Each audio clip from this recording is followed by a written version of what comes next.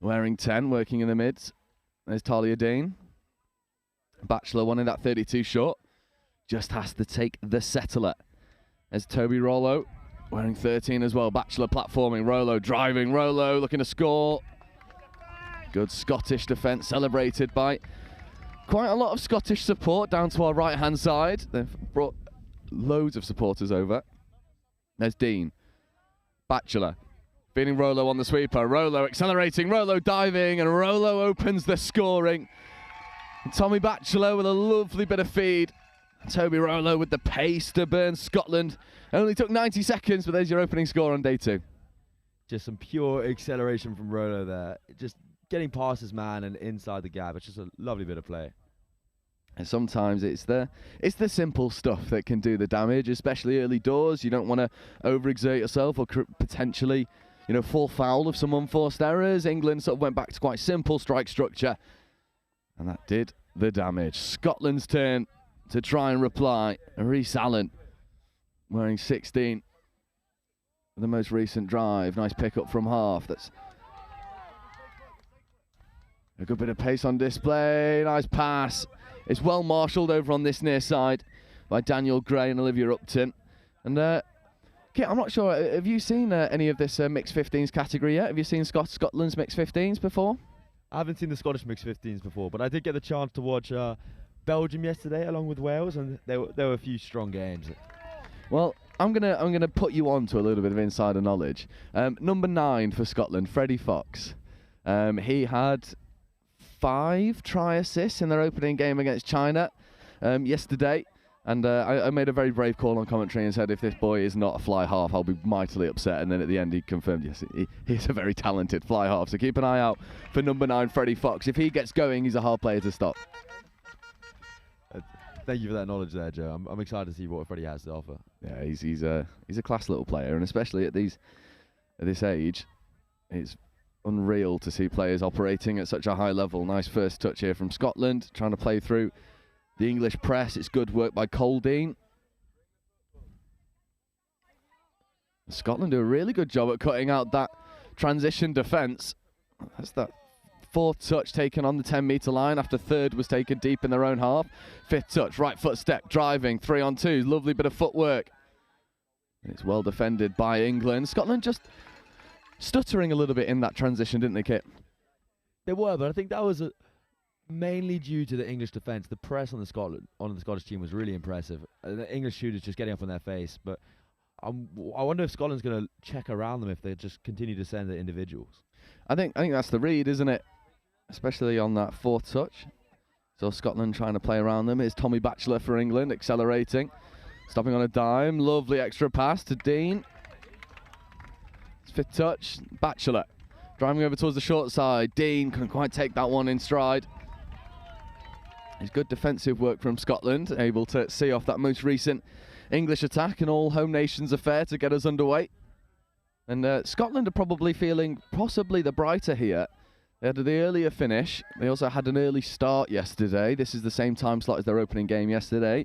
So these conditions probably feel a little bit more familiar to Scotland. It'll be interesting to see if that comes into account as we go through the latter stages of the game. And this English press is causing Scotland all sorts of problems as of right now. And Scotland able to play around it effectively. 5th touch taken in a much better area. Long ball over to that far side wing. It was a marauding run coming from Ailís Hobson. Well turned over. England's transition defence looks pretty good so far. They're looking strong, and if they keep it up, and they're definitely just going to have the pressure on Scotland there. Yeah, I think they're looking to force some early turnovers and give themselves nice field position. Much better. That one is quite plainly forward, but referees not quite seeing that one. We play through. The left foot, right foot step. And still the players alive. 2 on 1 over on the far side, coming back against the grain. It feels like the right decision was eventually made, because England may be benefiting from some more early morning sleep in the eyes, because, yeah, that one was a little bit forward. It's one of those classic instances as well, where they had the 4-on-3 overlap on the right-hand side, but they just didn't have the space to execute. Yeah, some good crowding defence from Scotland. 2 on 1 opportunity for the Scottish transition, not quite taken. There's Isabel Gare Failed intercept there from number 12 England, but it was a good opportunity. And you've got to go for these opportunities. I had the pleasure of doing a little interview with Rob Emery, the boys 15s coach from England, and he was saying that one of the things that he tries to do, especially for players at this age, is just encourage these mistakes and be in the right position, make good decisions. If the execution isn't there, that's fine, because we can train that. It's for Freddie Fox, accelerating through, showing the dummy, trying to create scoring opportunities. He was matched stride for stride by Frankie Wheeler. There's a good defensive work from the number 11. Well, there's your first real opportunity to see what Freddie Fox has on offer in line attack. Dangerous player. When he starts to find his groove, he unpicks the Chinese defense at will yesterday on live stream. A much better transition. Lovely fly option as well. 2-on-1, ball back on the inside. Extra pass wanted to go, but that's fourth touch, fifth coming. Plenty of touches left in the chamber for Gray and co. As McDade platforming, lovely sweeping. Oh, lovely ball. And what a brilliant score that is. Made so much more impressive. A sweeping play coming round. Fionn Wheatley picking lovely options. I mean, if you've watched any of the NTS, you've seen Fionn Wheatley absolutely pick teams apart playing for Wigan Warriors. And, she's showing up out here at the European Championships.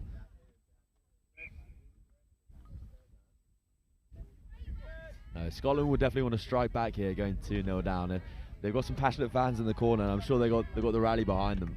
Yeah, well, it was a nice atmosphere, wasn't it, when we were doing our little intro to camera, as we see Scotland flying around, 2-on-1 opportunity, stepping back against the grain, diving at the line. It was a low dive, and he goes over. And that's the reply that Ewan Lewis wanted to deliver for his country. Scotland cut the deficit back down to 1. That was a lovely score from Lewis. No, great dive, and honestly, the confidence to step back against the grain and go inside. It was a lovely play from the young man.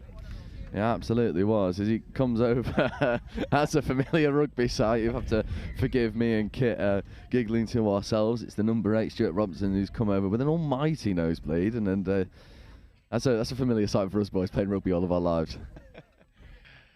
No, I love to see the heart of a young man just playing on with a smile on his face. Absolutely. It's that moment where the magic sponge is doing God's work, and then there's not a chance he'll be coming off the field, is it? Good turnover here for Scotland. England's first opportunity to reply goes begging. Scottish defence staying really tight and well marshalled. I've been really impressed with how Scotland weathered the early storm from England. 7 minutes in, England really had it all. Whereas Scotland have just problem solved well, and it's Freddie Fox finding himself in a little bit of space. Late check around the back to Rhys Allen. Allen driving, escaping through the initial press, dummying, stepping. What lovely yards on offer from Allen. Here's Fox. Now working with Cartledge. Calls from the Scottish sub-box to go forward. Freddie Fox with the right foot step. Cartledge, Allen, not quite taken. It was a little stumble from Cartledge. There was a 3-on-2 over on that far side. Didn't quite have the space to execute, but the Scottish fans are happy with it. No, it was a great drive and a lovely hard touch to get that ball back. That is the effort you want to see from the young man, just putting in the miles. And then forcing the turnover as well. Scottish ball. Freddie Fox, Cartledge. Here is Fox. This is his bread and butter stuff, Freddie Fox. Line attack sets, bang on the 7-metre line. What can the young man create? Open side quickie for Freddie Fox. Right foot step, QB option, looking to play phase. Freddie Fox ripping long, connecting with the wing. And that is Freddie Fox doing what Freddie Fox does best. Pulling defences left and right, carving holes, delivering pills. Ailís Hobson with a finish in the corner. There's a lot to like about that Freddie Fox interplay. Oh, I absolutely love the short play. Just had it on the ground and picked it up straight away. All the confidence in the world to send it straight to the wing. That was a lovely play from Scotland there. How ridiculous that under-15s are playing quickie phase play close to the line 3 metres in. It's ridiculous. This Scottish team really blew me away. Exceeded all my expectations yesterday in their game against China, running double doggies tap-off moves. And it seems day 2 is being played in a similar vein. Sweeper platform here for England. Batchelor opting not to feed the sweeper, checking back open side towards Toby Rollo. Rolo now in motion. Batchelor feeding Rolo with the right foot step, looking to feed back towards Batchelor. Scottish defence stays tight, and the volume level has crept up, isn't it? We're right next to the Scottish sub box, and those 2 scores without reply for Scotland have really kicked everyone into life below us. No, it's obviously always unlucky there as the half gets caught out and England have another opportunity. But if those Scottish fans stay loud, I have no doubt that the Scottish team are going to rally behind them. Yeah, it makes such a difference, doesn't it, when you've got a good bit of atmosphere coming behind you. Batchelor, Braden, Rolo, driving, Rolo, diving. It feels like the exact same score that got us underway 90 seconds into this game. It's 11.5 minutes into this one. 3-2, Toby Rolo has a brace. He's rapid, isn't he?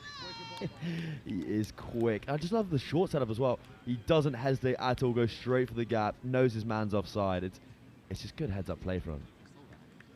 It absolutely is, and it feels like Toby Rolo and Freddie Fox are just going, you know, bar for bar with each other at the moment. Anything you can do, I can do better. The 2 young boys out here playing great touch, executing when they need to for their country. There's a nice disguised sweeper set up, exposing potential 2-on-1 opportunities. Great touch from the link though. England's defence staying staunch. That was Magnus Ferguson wearing 13. Here is Magnus Ferguson. Doggies play here for Scotland, diving at the line, well defended. That's the industry that Scotland want to strike with.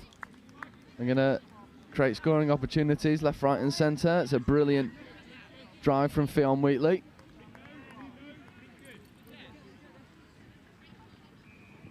England just slowing the play down ever so slightly. And the referee's just seen an illegal play of the ball as well, not putting his foot over the ball. So turnover there for Scotland. The sting of that English transition just didn't quite land, did it? It was a little bit stop-start. It didn't really give them anything going into that 5th touch platform.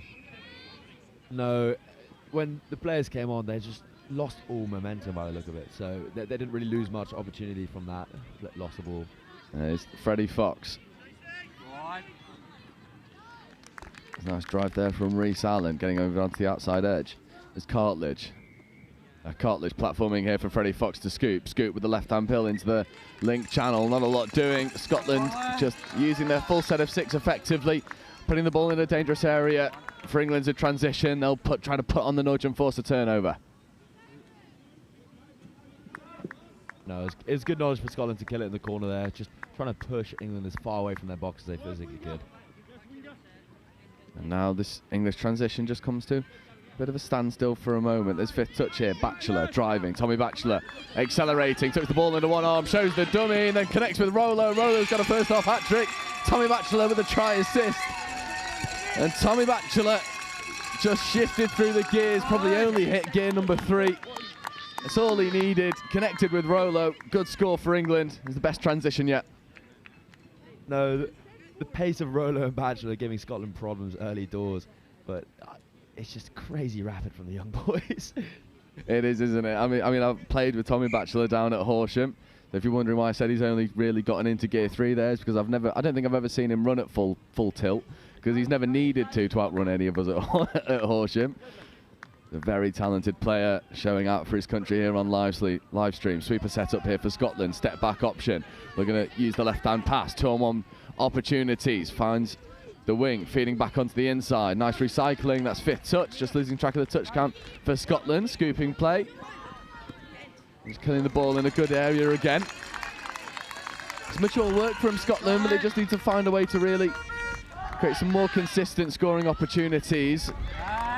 Ooh, we hope that that's nothing too serious. That seems to be a really painful one for Ollie McDade. Holding his right hip.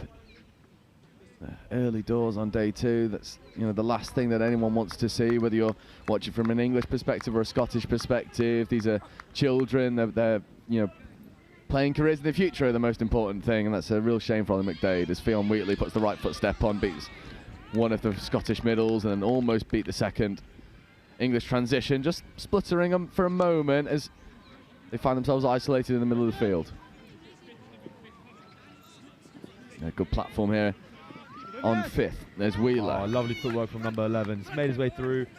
Yeah, lovely draw and pass. Frankie Wheeler connecting with Olivia Upton. Easy money. It was a bit of something from nothing there. It was individual brilliance by Frankie Wheeler and just did very well to beat his man there. Absolutely. Upton hugging the width, making sure there were scoring opportunities. 5-2 now for England. A game that certainly felt quite close to begin with has kind of run away from Scotland at the back end of this first half. England have found ways to create scoring opportunities more often than not. I think Scotland have just got a little bit of problem solving to do, haven't they? They do, and the biggest thing for me is the transition in the midfield. Scotland have been given a gift of their talent being able to run around the outside, but they need to drive up the pitch with more intensity, otherwise they're going to struggle against this hard English press. Yeah, sometimes you just need that punch up, that go forward. It's the traditional player who just is the workhorse, is the grinder in the midfield, just keeps going through his work, looking to move forward. I think England have found a good balance of that so far in this first half.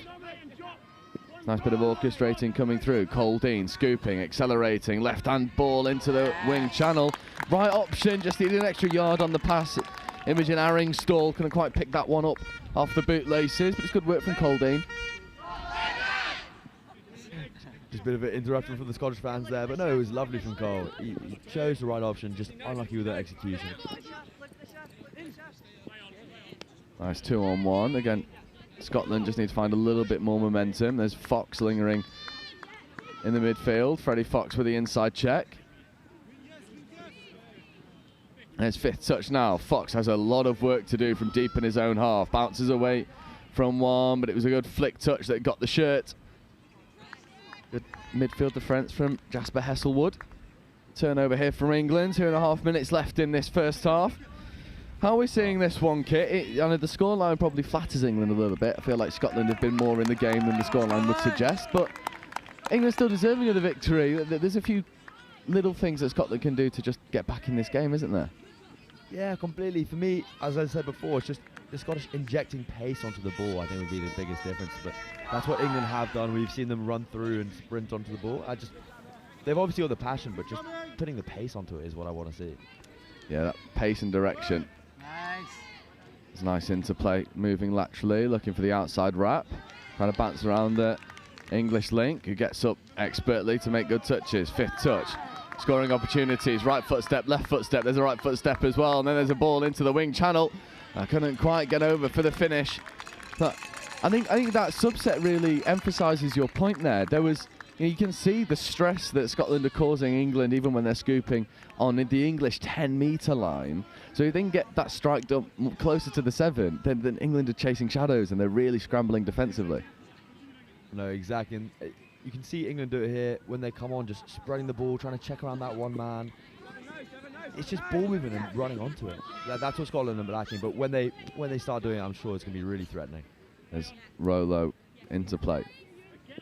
Driving forward, fifth touch platform. Rolo open side quickie, feeding left foot step, 2-on-1. Extra ball goes into the wing. It was a great covering touch.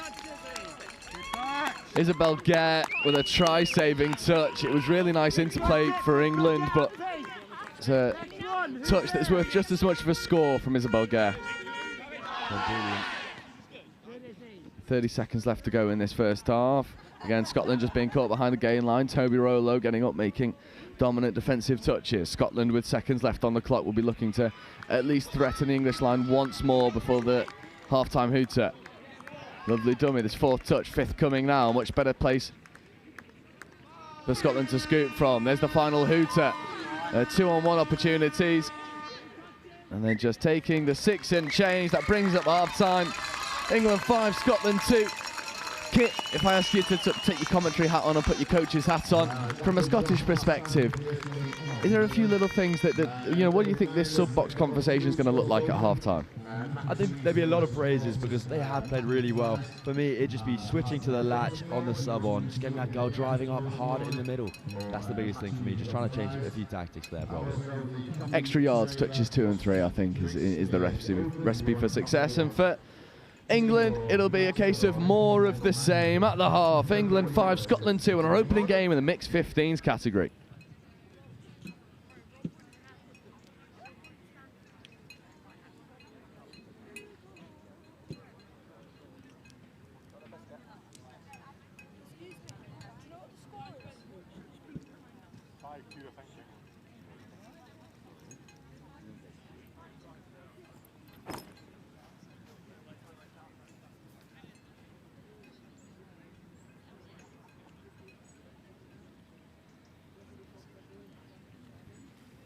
So just in case anybody's listening out there in social media land, Scotland have got England exactly where they want them. Second half is Scotland's. Let's go.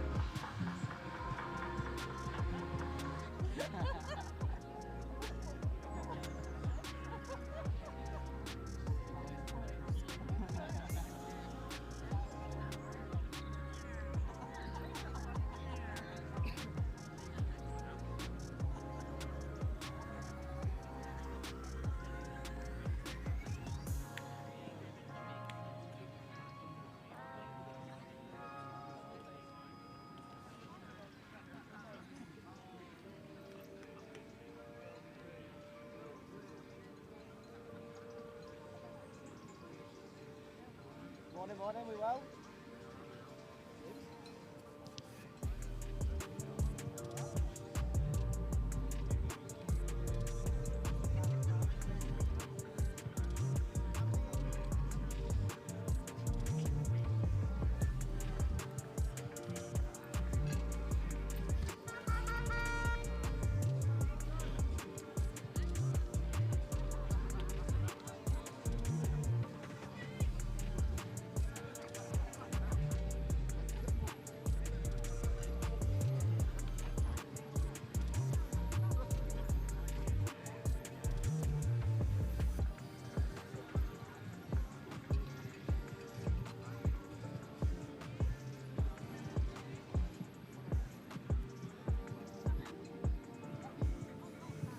Ladies and officials, this is your 2-minute warning. Ladies and officials, 2-minute warning.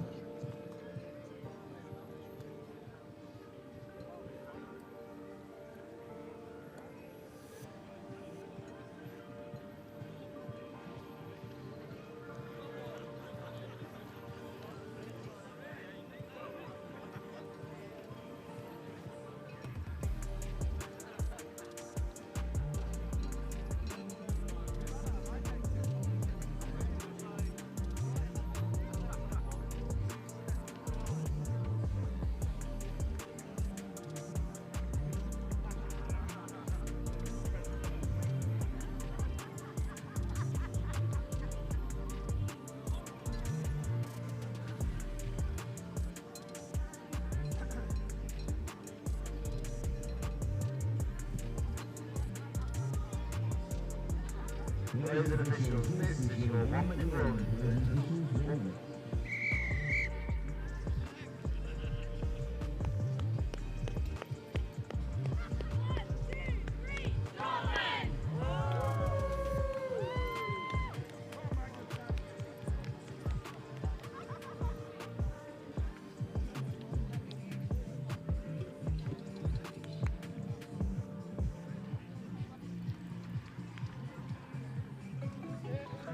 Ladies and officials, this is your first and second warning. Please take to the field, ready to play.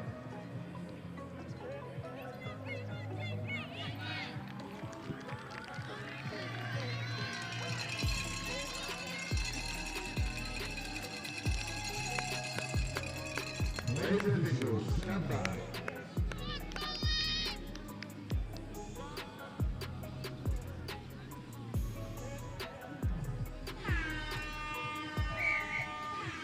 And welcome back. Second half underway. England with the tap. Batchelor and Rollo, the two players who've really done a lot of damage to this Scottish defensive line. With ball in hand, Scotland with a fair bit of work to do in this second half, I think it's fair to say, but it's also work that they're more than capable of completing. 32 short for Toby Rollo. Yeah, a bit of miscommunication there as the link 22 looked to go for a sweep before going and picking up at half. Batchelor, Rollo throwing the extra pass. That's 6 more. Brand new set of touches in the chamber. Now, this is the danger pod as well, isn't it, Joe? We've seen the pace of these two boys already. Yeah, this is Pom squad. Hammer play here for Tommy Batchelor. Batchelor accelerates around the outside, diving at the line. Good defensive touch. Freddie Fox finds himself in defence. He'll be working alongside Rhys Allen and Douglas Cartledge. I think it was Cartledge making a good touch there. There's Batchelor platforming. 32 short for Rollo. Instead coming Over onto the short side for Batchelor, just taking a settler for a moment. Talia Dean driving, hammer play for Talia Dean. Going hard at the line, good defensive touch. In fact, ball down and turnover. Freddie Fox and co doing enough defensively to see out the English on that line attack set. And opening 90 seconds in this second half, they'll take a lot of confidence, won't they? But we were talking at the half-time break, and it's this transition that has been a problem area, and we think we know why. Yeah, completely. Just unlucky there. Scotland have run out on the play, but in the first half, Scotland was sending their far link and far middle on first and feeding the ball on the second touch instead of sending it to that classic latch we're used to. So that just allowed England on their heavy press to really cut out the momentum they had. I was hoping to see them put it on the latch and just drive a bit more direct in the subbing on platter.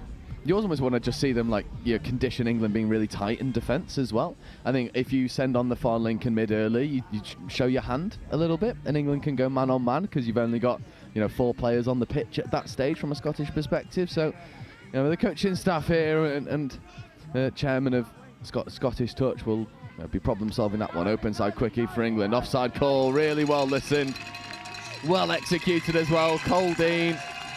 It's a young family affair, isn't it, with the Dean family? Cole and Talia showing out here in the mixed 15s. Cole Dean with the score.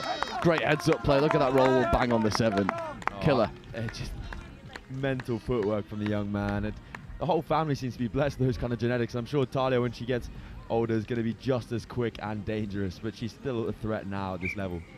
I mean, he's ridiculous, isn't he? Nottingham Touch being such a hub for talent and siblings as well. It's, terrifying stuff, but enough said about the Simons. They've had enough airtime for 1 year. Scotland looking to drive through. Noah Johnson was conditioning this defence. The referee wasn't happy with the onside line. It's a big pod here. Alex Little, Johnson, and Magnus Ferguson, which is very hotly contested for my favourite name of the day. There is Ferguson, platforming, sweeper set up. Flick touch was only just made. I think the actual loss of footing from Noah Johnson might have squirreled his way over. I like the platform that Scotland to run the doggy. Was it a doggies play? Yeah, it was kind of in the middle of the link and mid, kind of 6 of one, half dozen of the other. Bit of a skew whiff sweeper platform. There's a more textbook sweeper platform. Left foot step for Johnson. I think that final pass before the sweeper to the ball was just a bit too far. The half's going too slow for Scotland. I think as well you'd like that sweeper runner to be a little bit more square to the try line, wouldn't you, when he's receiving that ball? That's a better option. Lovely check back. The exact right thing to do. Magnus Ferguson had found himself in acres of space, and the far side wing was lingering in a dangerous area as well. Isabel Gett. Again, right read, right endeavour. Maybe if this game's played 2 hours later in the day, those passes connect, but it's positive work from Scotland. No, it's great work and great conditioning as well. Sending the sweeper the same way twice and picking up from half. It was definitely the right play, but it's always in those first games the silly mistakes are made. It is. There's some dew on the floor, that's for certain. I mean, believe it or not, we had a bit of rain last night, which has made these pitches look just a little bit greener in our eyes. So there was a little bit of dew on the floor this morning. There was probably sleep in the eyes as well. It's a very hot, very humid temperature. So you'll be forgiven for a couple early mistakes on day 2 here. Freddie Fox working with Cartledge and Allen. There is Cartledge platforming for Freddie Fox, trying to go around the outside of Tommy Batchelor, although that's easier said than done. Almost escaping her way through was Layla Melville. It's good defensive work, and actually a crossing penalty being given. That's the second of the tournament that I've seen being given, and probably the second of the year as well. One of the more rarer calls that you see on a touch pitch. No, our referees hold the players to the highest standards here, but it was a right call and unlucky from England, and Scotland get another chance at the line. If Scotland can, punish here and really start to get scores on the board and assert some dominance, then it's dangerous opportunities. Maybe fortunate to avoid a 7 on or a 4 boys on penalty there, but the referee's happy just to let this one go. No, lucky there from Scotland. There would have been an unfortunate mistake, but here they are pushing the line. I think they'll probably go for the sweeper platform again. Yeah, I'd like to see them go. In fact, I would like to see them just go back to this hammer play that they've got. Yeah, completely. Oh, lovely fire up option, accelerating. There's offside links. There's a fizz pass into the hands of the wing. great hands-on offer by Eilish Hobson. And England doing enough. Yes. No touches remaining. 6 and change. Good defence from England. I think Scotland might rue sort of subbing in that set. You know, you're using 3 of the 5 touches to get the fresh legs on the field. It's a tricky one, and maybe they'll look back on that as a missed opportunity. Yeah, but on the other, you just have to see that if you don't sub, you have those tired legs on, and it's not just this game. When we're not in the knockout stages, sometimes just conserving your fitness is the most important thing. But you know, they've got to back themselves at the end of the day. Yeah, tournament management, isn't it? You know, making sure that no injuries, you let players. Great Scottish midfield defence there, stopping the England 6 within their own 10. That's exactly what the coaches would have wanted to see after the pace England put in the ball in the first half. Scotland as well, just improving their subbing transition. Just the checks from the link to the wing, 1 to 12, were really good, and that's just what I wanted to see, because England have only been sending that individual shooter. And if they're not coming up as a team, Scotland are well within their rights to just pass around them. Absolutely, it's a good read and a scooping opportunity. 2-on-1 in this outside edge, feeding over towards the wing. There's a lot of encouragement coming from the box side, but at the moment they're not quite able to carve through this English defence as consistently as we saw them doing this in the first half. I think defensively, England in this second have just become they're a much more tighter outfit. Good call there from the referee to see over the mark, and just a few back-to-back errors on the drives have let Scotland really hit at England, and here they want to capitalise on those. But Scotland again are looking for the subbing pod. 13's just looked to the sideline, and I wonder if you were right earlier and they're just going to waste their touches on the line. Yeah, I'd love to see.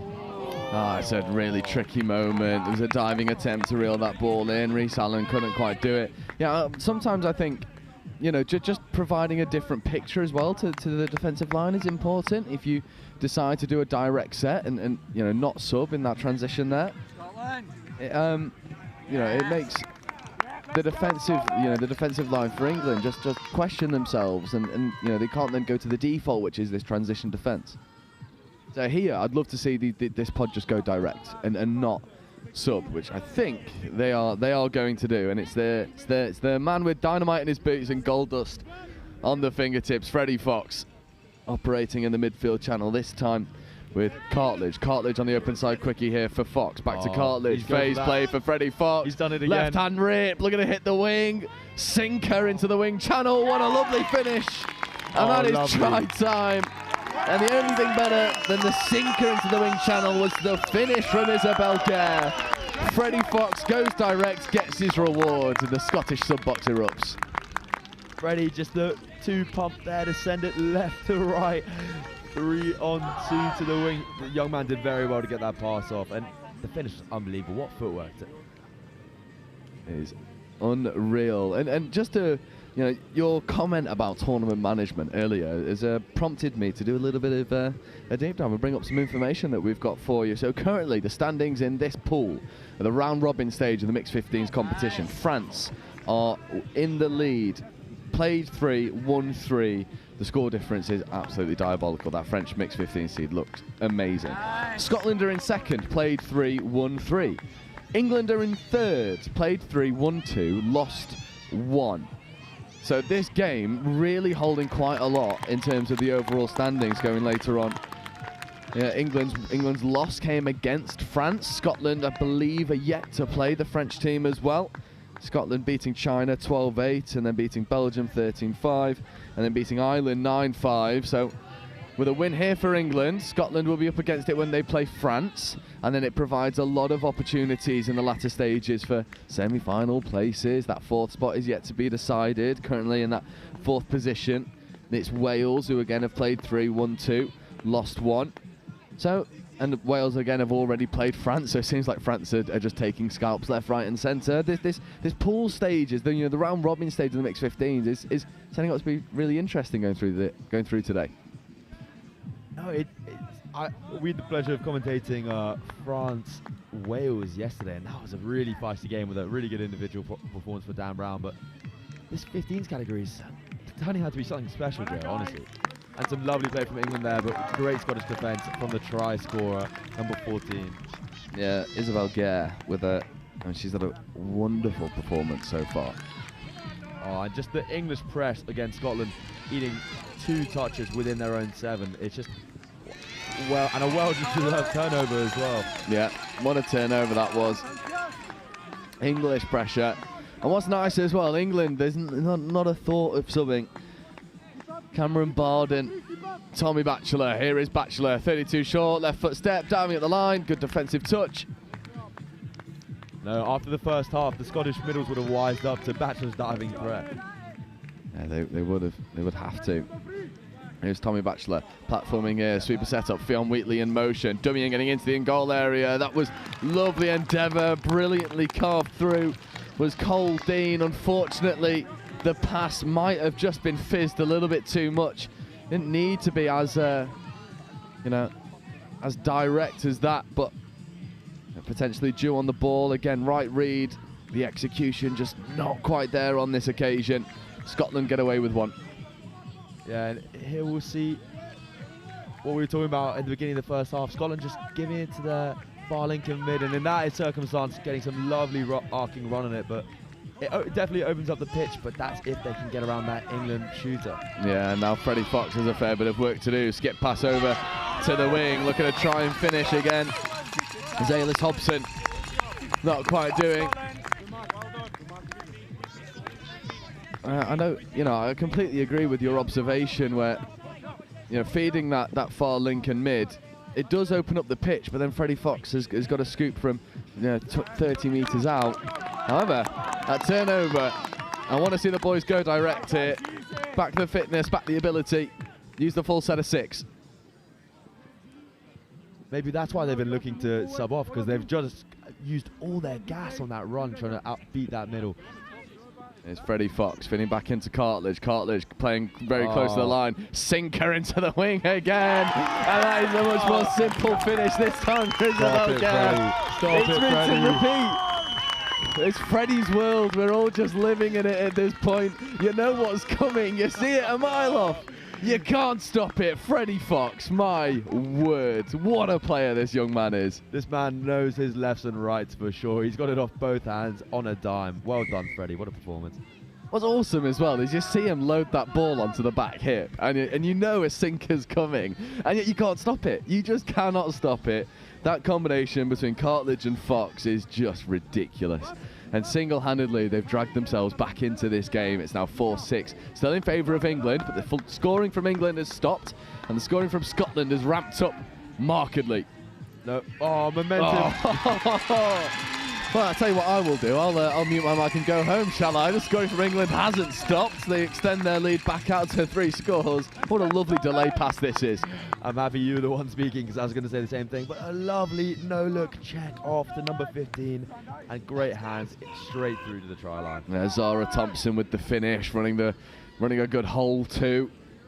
That into outline, just fading away from the covering defence. 7-4 now in favour of England. There's good hands, left foot step, 2-on-1 over on this outside edge. It's shovel pass into the wing channel. Really good defensive touch. Alyssa Close. No, Scotland needs to be careful not to get complacent on the momentum. It swung back in their favour, but England have shown that, hey, we want our lead and we're going to do everything we can to keep it. Yeah, sweeper set up here, stepping back against the grain. Acceleration here for Magnus Ferguson. Ferguson driving at the line. Ferguson scoring. Sweeper variations. We like that one a lot, Kit. Yeah, they tried to run that earlier on in the game and just a drop ball, but this time no drops, no mistakes, just pure pace from Ferguson to get on the outside. You see the stride leg. He sees the space in front of him, hairs away into the corner. Magnus Ferguson again brings us back to a 2-score game, and this is getting very interesting going into the latter stages. This mixed 15s competition has delivered some absolute classics, and yeah, this Scottish team is fast becoming one of my favourites to watch. However, they've got a fair bit of defensive work to do now. Lovely super setup, Tobarolo feeding back to Dean. Great defensive touch. However, offside penalty, fresh set of 6 coming. I believe it was Freddie Fox that hadn't hit the line. No one's perfect, and Freddie's had a game so far, but good defensive touch from him there. Just slowing it down from England. They didn't get both mids up, so they wouldn't be happy with that shape. Again, the sweeper set up here. Lovely feed. Talia Dean on this occasion. The door is shut. No, Freddie Fox is working really hard defensively, and he's just not letting his other middle come up. Yeah, it's really impressive work, isn't it? We knew that one was coming. You could hear the referees. No, as much as Freddie's up and pressing, he doesn't want to compromise and shift over. I don't think the Scottish middles are running that switch play in defence. No, I think they're just backing Freddie Fox to do a fair bit of work, and then Fox is asking his supporting cast to help him out. However, there's your 3-on-2 execution. Lovely dish into the link channel, and then the dummy to fix the wing and finish. Dean won't be denied this time. Some fancy footwork from the young man off the platform, and just beats Freddie Fox, who I think was maybe working too hard that last set. Yeah, Toby Rollo was lingering in a dangerous area, and it's telling, isn't it, of a stressed-out defence when Link and Mid both crash in on the same player. It's difficult things. 3 tries the deficit now. 3 minutes to go. And 4 tries for Toby Rollo, I think, now. Indeed, you would be absolutely correct. Yeah, 4 tries for Toby Rollo, 4 try assists for Freddie Fox. I mean, again, just setting them up with the 2v2 quickie sets between the two of them. That'd be a very entertaining prospect, wouldn't it? Yeah, just do Cartledge and Fox versus Batchelor and Rollo, and we'll just do 2v2 quickie sets for the remaining minutes, and that would be a phenomenal sight. There's 4 boys playing way beyond their years. Oh, unlucky then. Scotland will be looking for a quick try here. Their fans will be letting the players know that there's not a lot of time left. Yeah, and also if the game finishes as it is, England and Scotland will be level in terms of points. They would have had the same amount of losses, so then points difference comes into play as well with Wales hot on the heels. So try difference is really important, getting as many scores on the board as possible. Scotland have put themselves in a really good position going into the final day tomorrow. However, they'll still be needing more scores on the board. Open side fire up, sinking into the link channel. There's a hat trick now. Gare with a hattie in the opening game of day 2. And she deserves it because her defensive work in the first half was superb, and the attacking work in the second is it's just matched it, hasn't it? No, we've talked about the middles and the Freddie Foxes and the Cole Deans, but the unsung heroes are usually the wingers, just the safe hands and the ability just to be there under the pressure. Well done, Gare. You've had yourself a game. It's really impressive as well, the width on offer. It was uncompromising. She stood out there almost demanding that middle to do the perfect pass, because she will then just go and finish. And I think it just sets great expectations for the rest of the team. There's Talia Dean putting the brakes on, feeding back over towards Batchelor, Rollo, and working with Braden. Braden driving hard at the line, trying to get around the link. Great defensive touch. Been really impressed with the defensive work of the female links for Scotland. It was Lola Orr on this occasion. There's Toby Rollo, Tommy Batchelor looking to rip long. There's a right-hand sinker into the wing channel. Just requires a fair bit of finishing. With Gare with a defensive touch. 40 seconds left on the clock. The result of this one will be a foregone conclusion. Unfortunately, there's not enough time for Scotland to mount an almighty comeback, although they will do their absolute best to try and do so. There's a lot to like from the Scottish performance, but the English performance has probably just been a little bit more put together in the first game of day 2.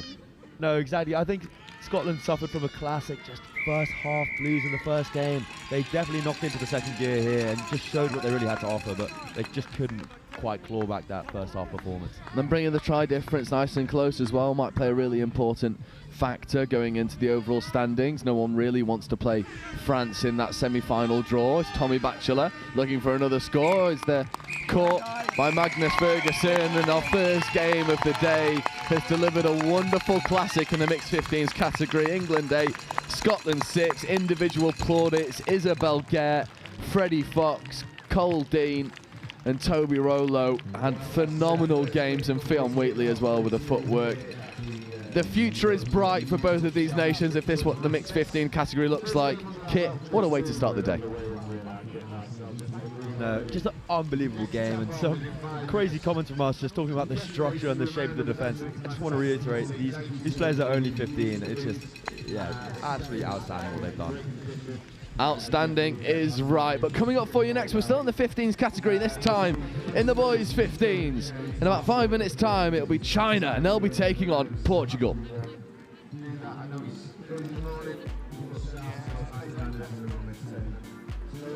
this is important today.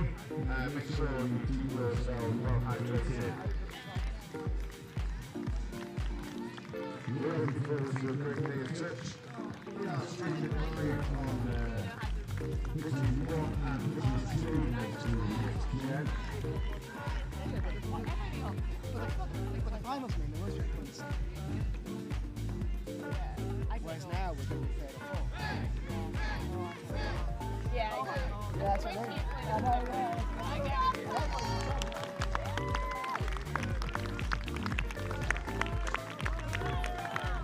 Next round of games, tap off at 9:20. Group 1, we've got boys 15, China versus Portugal. Group 2, the boys 18s versus men's 20s, France versus Wales. Group 3, mixed 20s, England versus Scotland. Group 5, mixed 15s, Wales versus China. Group 6, Wales 18, France versus Ireland. And Group 7, boys 18s, men's 20, England versus Portugal.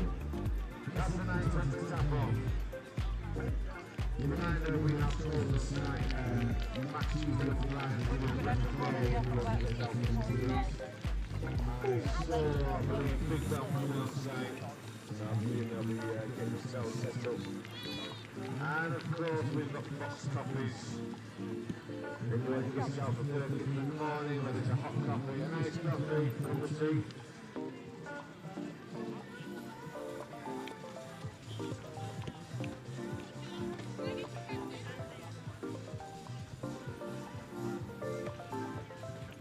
Ladies and officials, this is your 2-minute warning.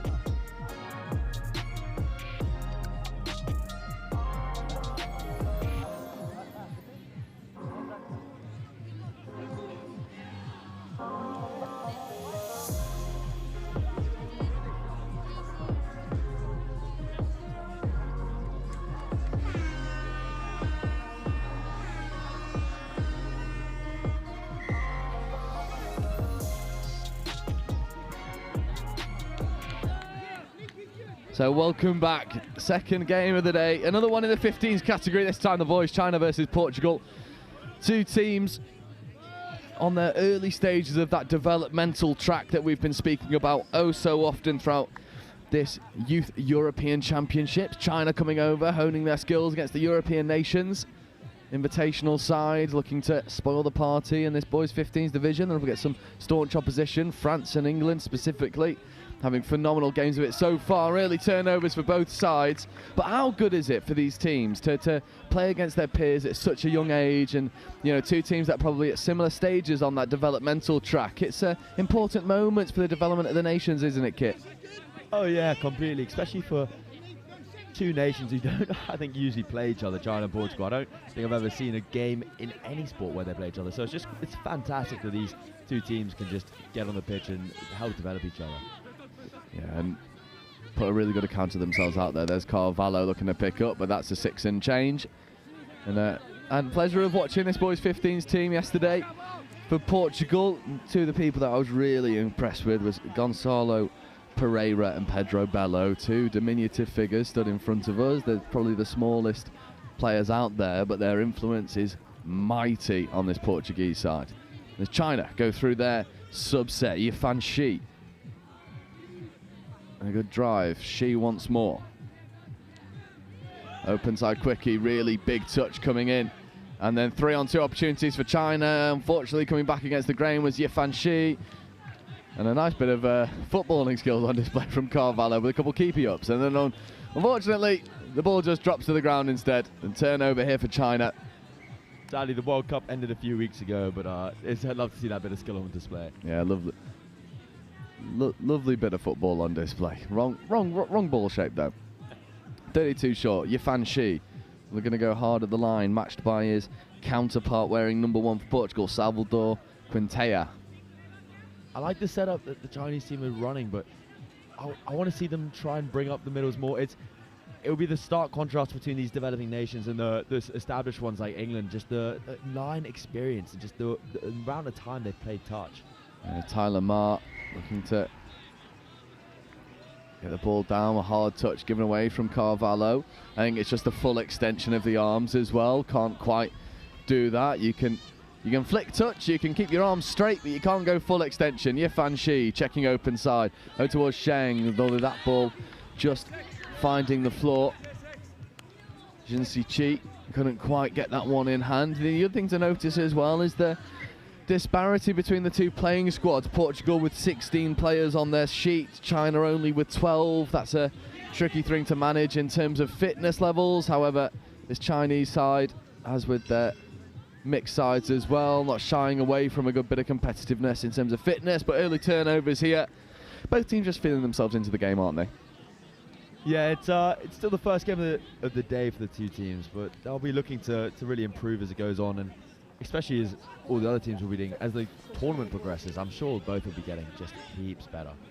Yeah, lots of opportunities for learning, making sure that these nations develop, get lots of reps in as well, find yourself in familiar positions. Yifan Shi with a couple of really good touches. Portuguese player going back for his hat, style over substance for Augustin Boyce.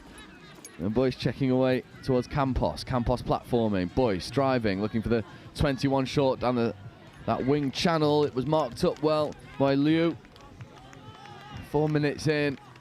Both teams establishing themselves in this game, neither really finding that cutting edge as of yet.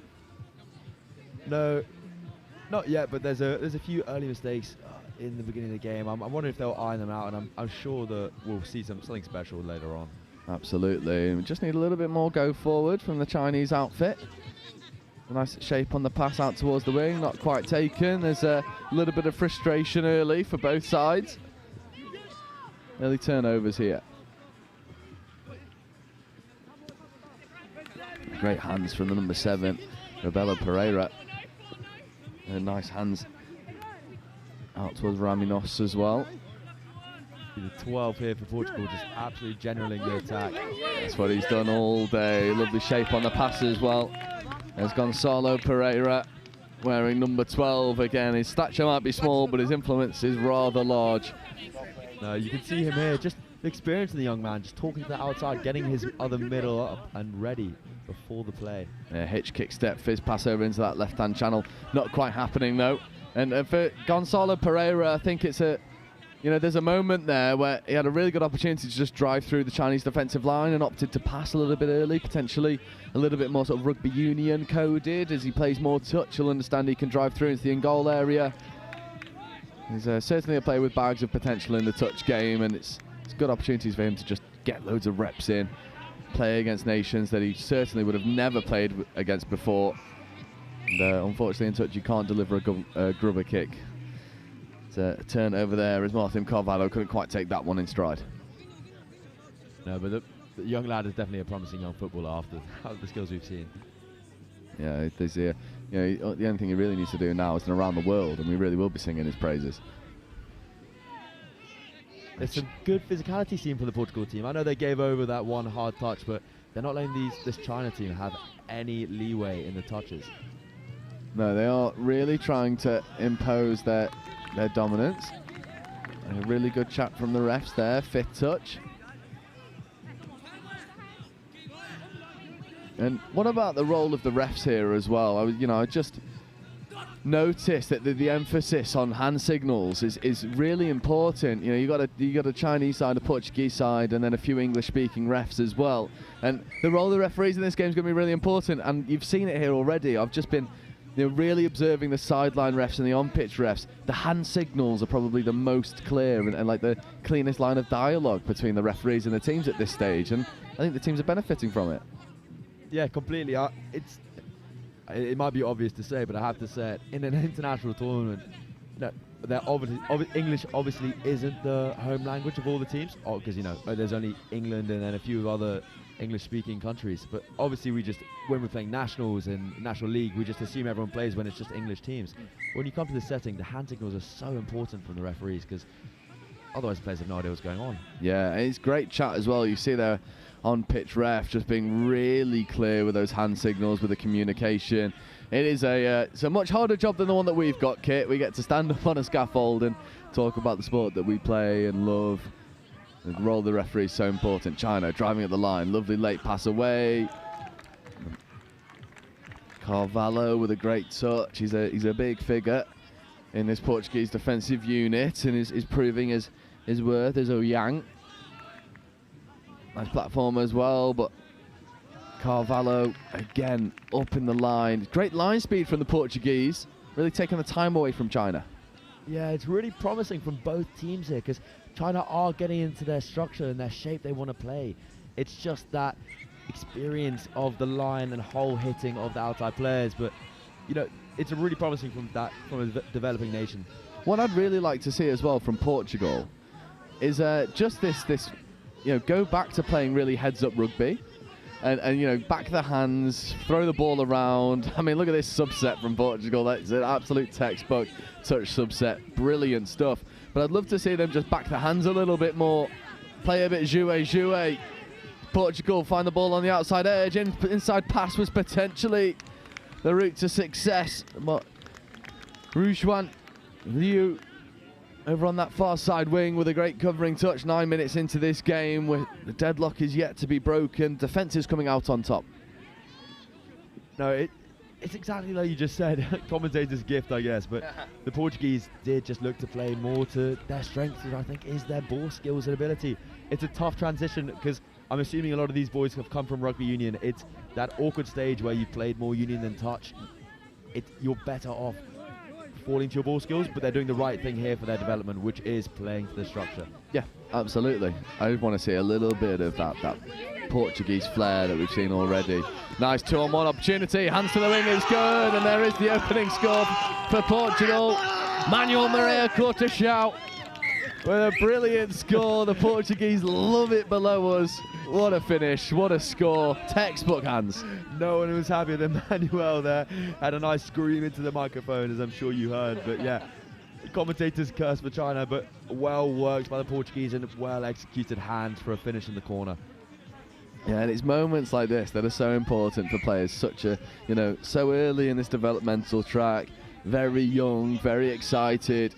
There's a lot of exuberance coming through. It's an important moment for all involved. Francisco Mercado was celebrating. It was a brilliant finish. And Portugal take a lot of confidence going into the latter stages of this half. We're at halfway now. 10 minutes gone, 10 minutes remaining in the first half. Splitter play for China. Just steadying the ship for a moment. A little bit more depth is needed. Ouyang wearing 11, getting in an acting half. Sweeping round was Key. Key, unfortunately, couldn't take the ball with him. You can see China looking to go back to this structure, but the athleticism from Portugal is just causing China all sorts of issues. It is, but I'm really liking the discipline of this China pod on the attacking line. They're slowing it down. They're getting their structure set. I'm sure that as this game carries on, as this tournament carries on, it's gonna start clicking for them. Is his fifth touch now, nothing remaining. Good pace injected. Right hand pass over onto this short side. However, that one's going to be given late, I believe. Touch and pass given. Again, really clear hand signals from the referees. Clear hand signals, but maybe not clear ball placement. Yeah, I think China just wanted to get going. They did not want to hang around, although they did themselves out of a 10-metre advantage. Good chat from there from the referees, and Portugal subbing wings in defence, taking the opportunity to do so while the ball's over on the far side. 11.5 minutes gone. China needs to find just a little bit more momentum. It's a physical touch, just knocking the Chinese defender, the Chinese attacker off balance for a moment. China, late pass option. Carvalho, he's been very impressive in defence actually. Martin Carvalho sort of set good expectations for his pod and the rest of his team, living up to the hype really. No, completely. He's just been a wall in defence. He's had a really good game so far. And look at him driving hard here. That's exactly what you want from someone subbing off the pitch and just gaining his team extra metres. Oh, great roll ball as well from Martin Carvalho. Second touch being taken almost on halfway. Portugal just slowing down for a moment. Third touch forthcoming. More touches left in the chamber. There is the fourth touch. Fifth coming now. Looking for a platform potentially for Bello. Oh, is it wing scoop up here? 21 on the wing, playing through. 6 in change. I think Portugal were just asking questions at the offside line. Referees were happy.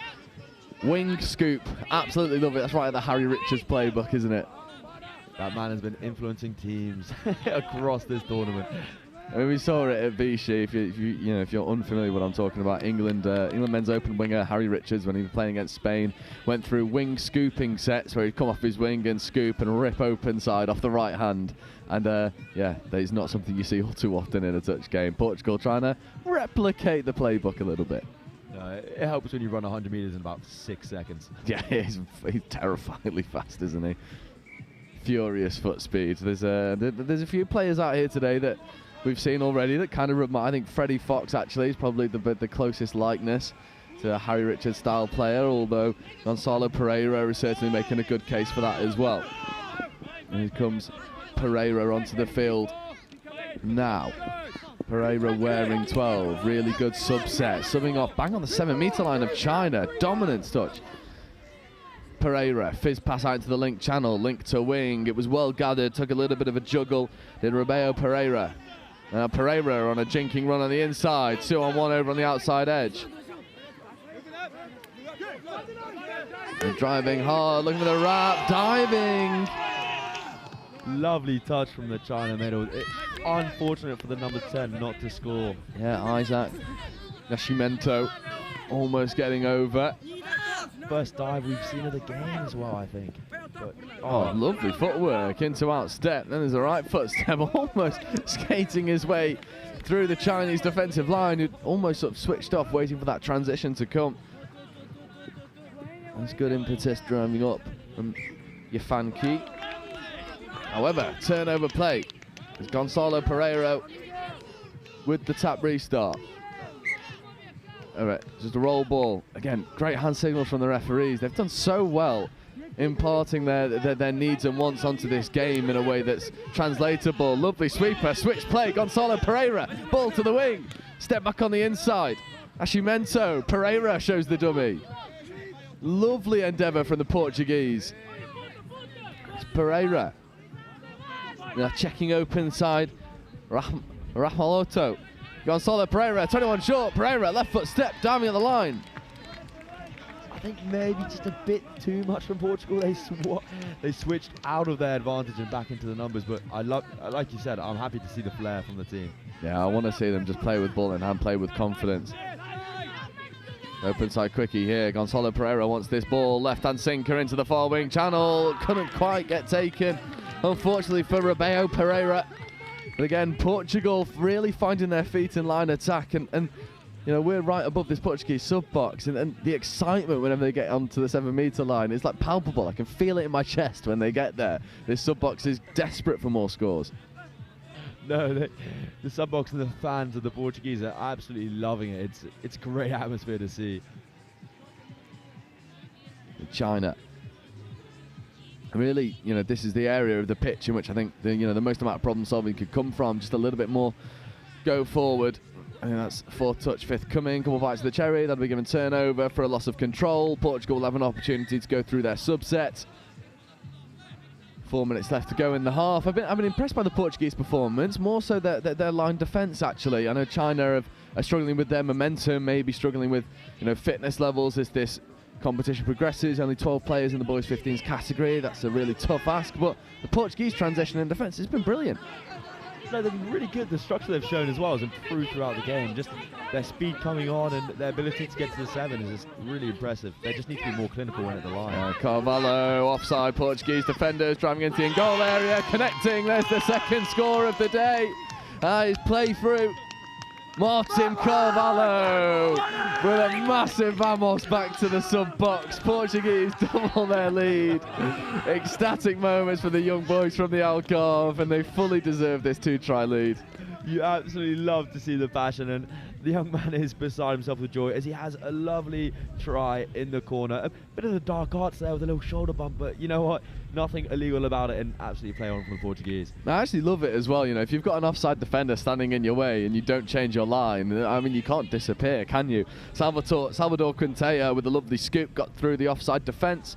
Martin Carvalho found himself in space. 3 minutes left to go in the first half. Portugal with a 2-try lead over China. And I imagine if Portugal end up coming away with a victory here, we might have to put some earplugs in because this sub-box is going to erupt into rapturous noise. No, they are definitely letting us know it as they score. But I'd like to see from China here, they're really well disciplined in their structure. Just a bit more intensity, but it's a hard thing to ask from a team who's only got 12 players. Yeah, it is really tricky. I've been in this situation as well when you're playing a 2 or 3 day tournament. You're light on numbers. It's all heart at this point, and China certainly won't stop running until the final whistle. They'll do as much as they possibly can, but as things stand, the tide is going against them. Zhongwen Ouyang wearing 11, diminutive figure, but certainly with a nice ball-playing ability. Yifan Qi as well. There is Qi getting in an acting half, picking up against the grain, left-handed ball into the link channel. One more wanted to go. It's picked up by Portugal, and he almost didn't know what to do with himself.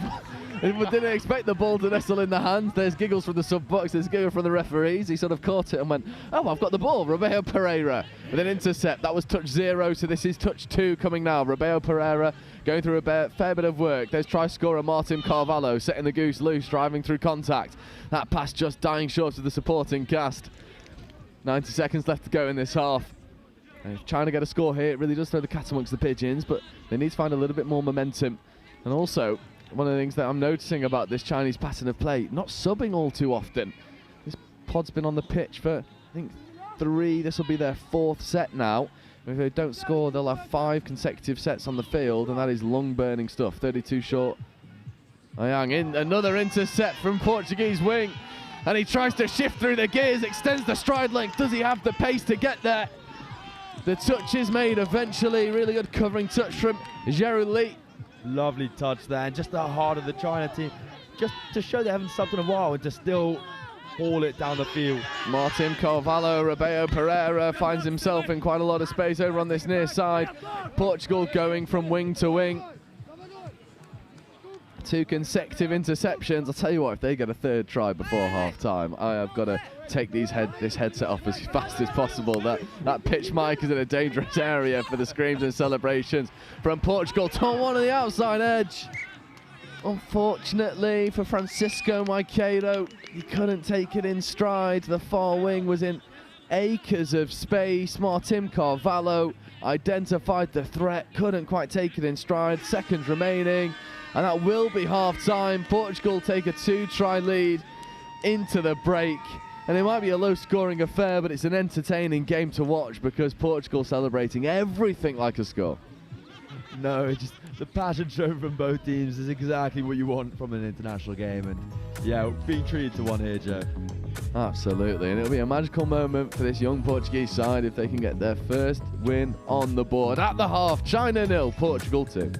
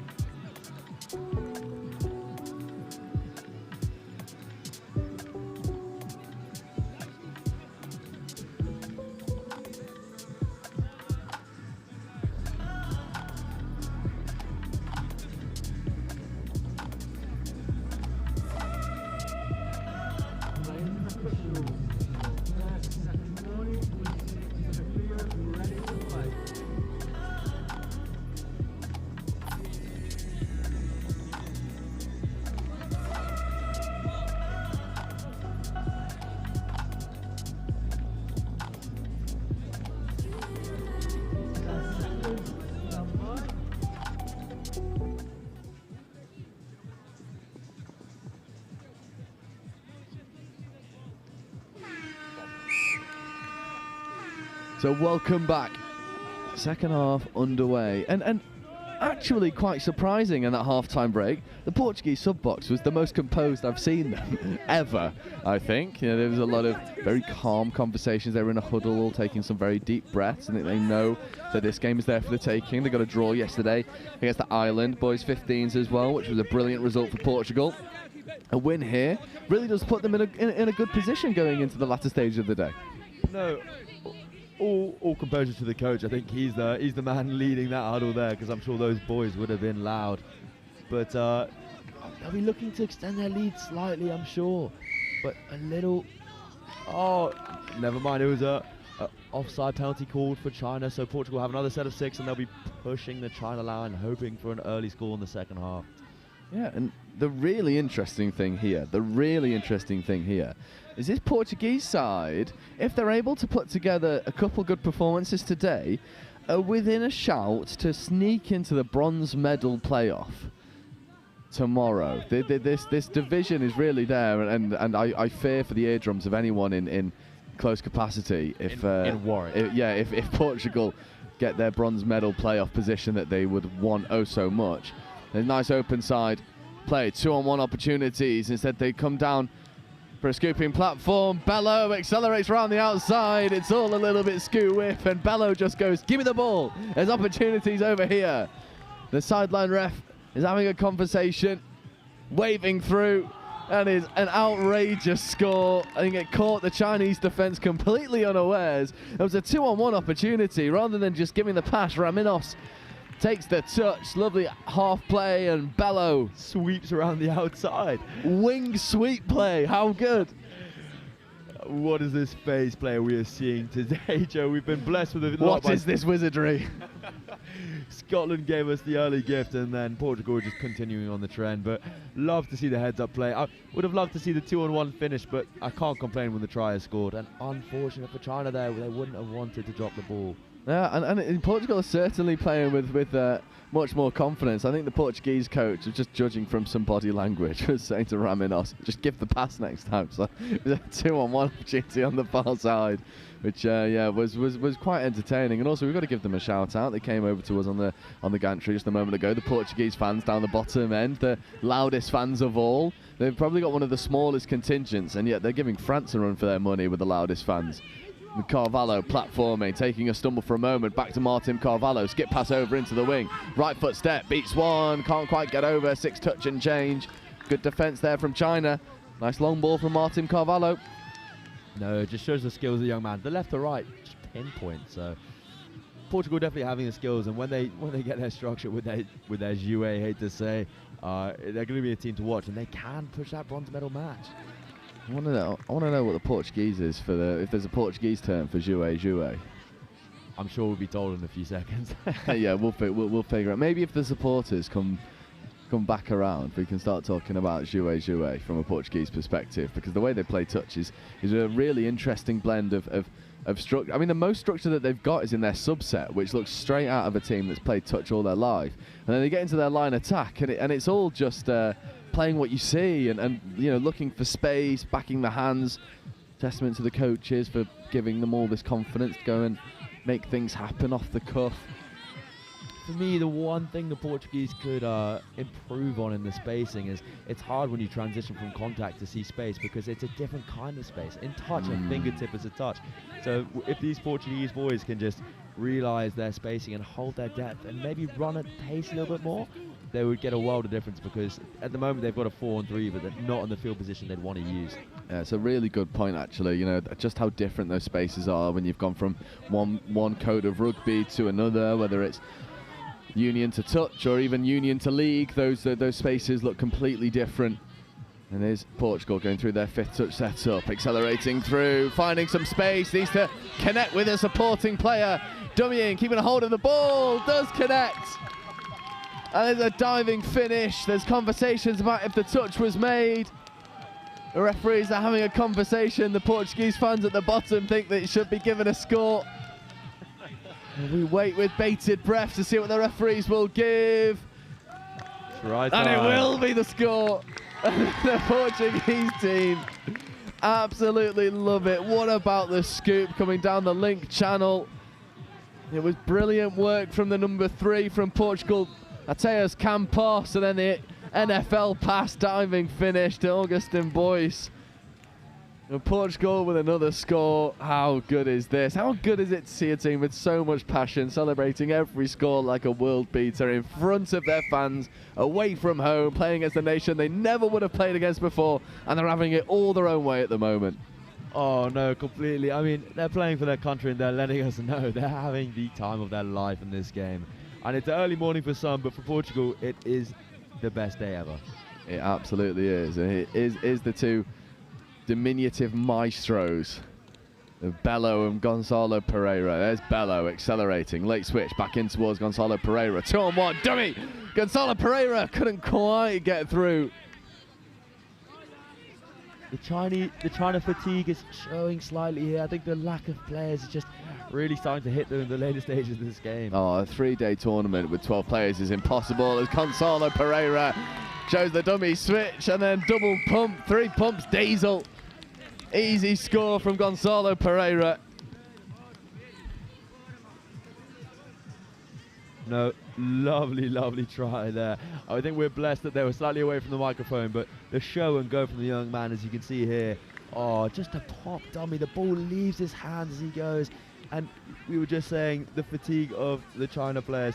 They have been playing unbelievable, but it's a tough, tough game to play. Hard touch from Portugal there, but China pushing through and really looking to get to the Portuguese line and be threatening. They do deserve a try because their structure on the line has been unbelievable, but so far they've been unlucky and haven't been able to capitalize on their structure. It's just struggling with the momentum, isn't it? You know, it's managing the tournament a little bit. It's you know, touch is a momentum game. We had a nice conversation yesterday in the last stages. There's a lovely drive and dive. Really good defensive touch. Yifan Ki was trying to get over, unable to on that occasion. One of these players that is really impressive for this Chinese boys 15 side. Running a sweeper here.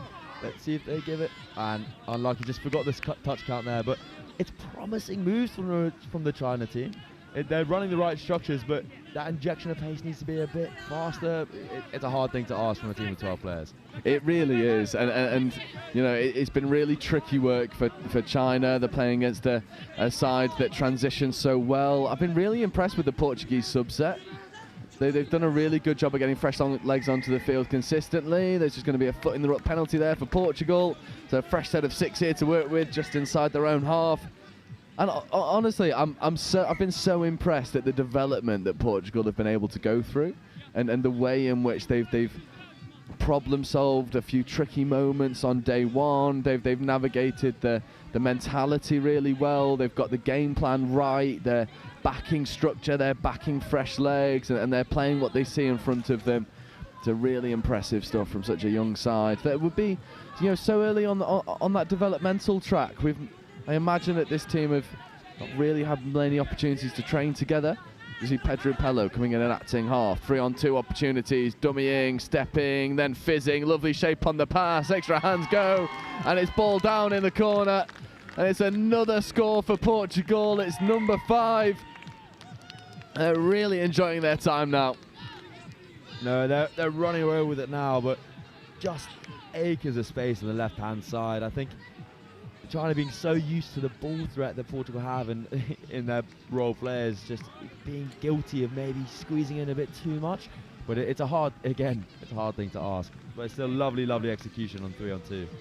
Yeah, absolutely. It's all about these micro moments from a Portuguese perspective. The draw and pass. I thought the time on the release from Augustin Boyce was really important as well. He was just waiting for the Chinese link to square his hips and deal with the threat of Boyce, and a nice pass and simple hands in the corner. It's a symptom of the stress and strain that this Portuguese side has been able to impart onto China. Is that the Chinese defence looks quite leggy. Their ability to get fresh legs onto the field after that score was a little bit slow, and it looked quite lethargic. I think Portugal they've got their game plan right, and it's really coming to the forefront now. Let's see what China can do here as they're setting up for 32 short. Oh no, sweeper, sorry. That's a good pace of the ball. Hold their width slightly, and just unlucky there, but it's promising stuff. And I just want to say how nice that China kit is, especially the red cap. So honestly, fanboying over every little bit. Is that an attempt to get a little bit of China stash? I mean, yes. I've secured myself a little bit of stash from the Irish team, which is I'm absolutely buzzing with.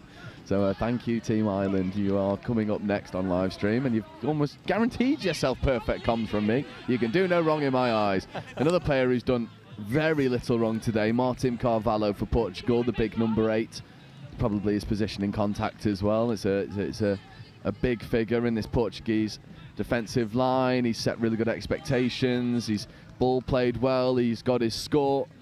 I don't know if he's the captain of this side, but again, it's one of these like leadership performances that you see. Someone who's always going to move forward, set really good standards for the rest of the team, and expects his team to follow, and they've done exactly that.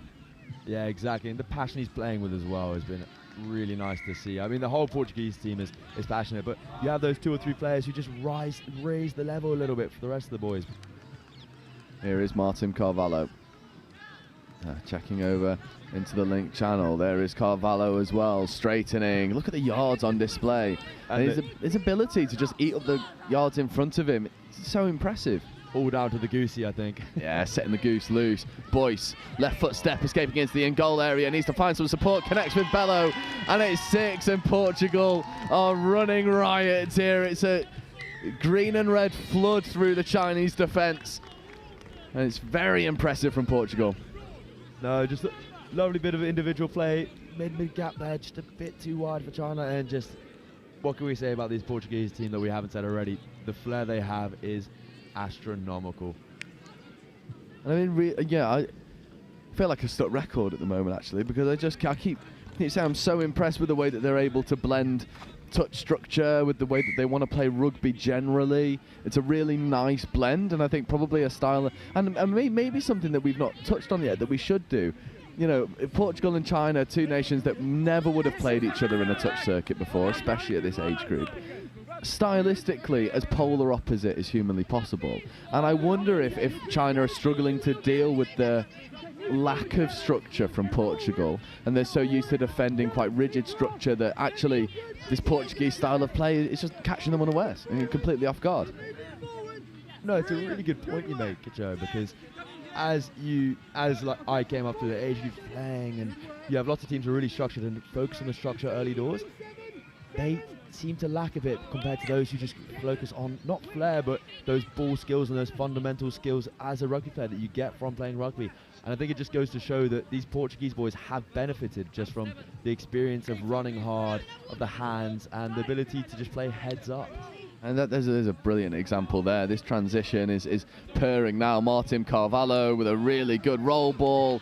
As unfortunate, and a little bit of frustration creeping in for Salvador Quintea. Another player who's really stood out in this game, wanted to go for that link scoop. That's a big touch from Quintea. I think the referees are somewhat happy with the physicality level. It's one of the things about junior rugby, whatever code, that everyone develops at different stages physically.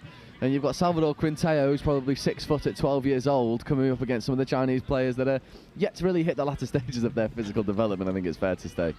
Yeah, and to be fair to the China players, they look like touch players compared to this Portuguese team, who I think a few of them do play rugby. So it is just the difference. Here we have a nice well-worked move. I want to see them. Oh, unlucky not to get the ball away there. But they go for the right options. We were saying earlier, and it might be a little bit crass, but I think it's also fair to say that the Portuguese side, if this was a sevens tournament, would probably have an absolute field day, because there's a lot of union-coded behaviours out there on display, and I think we're seeing it quite plainly that their ability to then transition that into a touch perspective is really impressive and a quite hard thing to do. Oh, you can tell through the footwork and the way that they run at the defenders, trying to square the hips. It's a subconscious thing, just trying to off-foot your defence and just get them thinking in two lines, as we see there. Just a perfect example of that, and a lovely touch, I think, made in the corner. I was having a noisy conversation with you this morning about what my degree looked like, and peripheral decision makings, and these subconscious moments that small micro decisions that you make that don't really come with any sort of cognitive loads, that are second nature to you. And I think what you're seeing, and the player that from Portugal that really encapsulates it is Martin Carvalho. There's this innate desire to run at people, not spaces, and in touch it's actually a really valuable thing. You need players who are just going to get their head down and provide the onside line and bring the rest of his players in, and that's what we're seeing from Portugal. No, exactly, and I think Martin running at people is really just going to benefit him in the later stages of his touch career, because you need those links chopping the hole, because if you don't have those people running at people, you're not going to have people running into the open spaces. So it's just something the young man's going to benefit from. I'm stealing that, by the way. I'm absolutely thieving that. If you hear me bring that up in NTS next year, you're not getting cited as a source, by the way. Hopefully I'll be playing, but I don't mind. That's a great bit of charge. So you can't have people running at people, you can't have people running at spaces. I like that a lot. That's getting plagiarised. No, please do. Hopefully I'll be the one running the people. I will save it for one of the Nottingham games, and we can see. I mean, we saw you show out in the men's final, 2 disgusting ball playing assists from yourself. I mean, if you're wondering who Kit Sorgo actually is, he's a magic man with a ball in hand, and for someone as big, and there's really no right to have the offloads that you possess. So, our chat about ball playing and manipulating space, it's not coming from me, because I didn't have the ability. It's coming from someone to my right-hand side who certainly does. Joe's being humble, but I think he just likes talking too much to play. Yeah, that's very true. That is very true. I like the sound of my own voice too much. I mean, you're paid to do it, so people obviously like it as well, mate. But just showing their ball playing here, but again, I can only see this team getting better strength to strength, because they have the structure. I do think the structure is the hardest thing to learn, and the ball playing just comes from repetition. So over the next few tournaments, next few years, I think they're just going to grow from strength to strength, as I'm sure there's a lot of development and a lot of people out in Asia who would love to see this team grow. Absolutely, and I've just done a count of the team sheet. China, in fact, only having 11 players here. 11 players for a 3-day tournament is an incredibly tall task, and you can't help but feel like if this China side had a squad of 16, these games look completely different. Oh yeah, completely. One of the, not criticisms, but one of the comments was the pace of on the ball, but hey, we're standing in the corporate box talking about pace of these players. It's a really easy thing for us to say. Yeah, absolutely, and I think it's also a symptom of the standard of this division as well. Historically, the 15s division is an opportunity for people to hone their craft and sort of go through quite simple structures in terms of touch coded skills. You're focusing on things like 32 shorts and 2-man quickie plays, and whereas what we've seen this year has absolutely blown us away with the ability of these young boys. And actually, the really what feels quite nitpicky is just the standard that's been set out here at this youth European competition, and it's a testament to everyone out here representing their countries, because I mean, you should have seen my face when I saw the first game of the day yesterday, Scotland versus China in the mixed 15s. I could not believe what I was seeing from a mixed 15s category. Scotland having players as young as 12, playing at the peak of their age range against their peers. Yeah, if you think we're being harsh, well, I mean, these boys are spectacular, and that's why we're doing it. Yeah, it sounds harsh sometimes, but it is purely just the respect we have for these players. And thinking on it now, we talked about this in the break, but maybe the structure that China have comes from the experience they would have gained in the last week at that tri-sports camp. Yeah, absolutely. Learning from the likes of, I hate to say it, the Simons, Sam Dixon, and obviously Dom Tripp and the Opens players. Mr. Touch himself. Mr. Touch himself. So I think that definitely would have helped this team here. And honestly, it has shown just with the structure they've played that we've talked so far. But no, I'm very impressed with this team and with the overall level of the 15s category. Yeah, and one of the things that I think is really impressive, especially from this China perspective, is the roll ball skills are really good. You know, getting that ball stopping on a dime. There's been only a few roll ball errors, which are going to happen over a 40-minute game. You know, Australia Men's Open make roll ball errors in a 40-minute game, so it's only natural that it's going to happen. But the actual core skills on display from both sides of the ball from China have been really impressive. I do just think they're just lacking a little bit of legs, aren't they? A deeper squad allows more rest, allows more momentum, more speed, and more intensity. So yeah, in another world where China have come with 16 players rather than 11, these games look completely different for them. Yeah, completely. But then, I mean, it's a hard ask sending 16 players from China to Warwick, Coventry for an invitational tournament. So, you know, I think in the next few years there's something we can maybe ask for them, but it's a tough ask today. Absolutely, and Portugal celebrate their first win in this under-15s category at a European competition.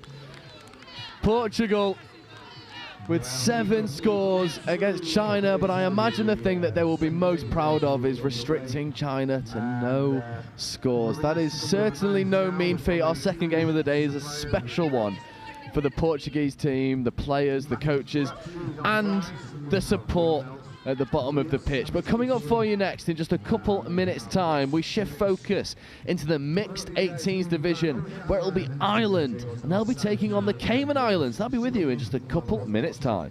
So we're all on site together today.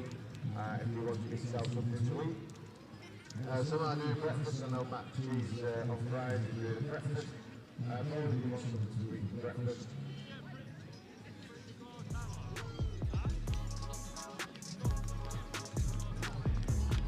So we'll take that photo of you sitting there next to the merchants and you want to kind of something yesterday and you want to copy whether it's a team, whether it's a solo.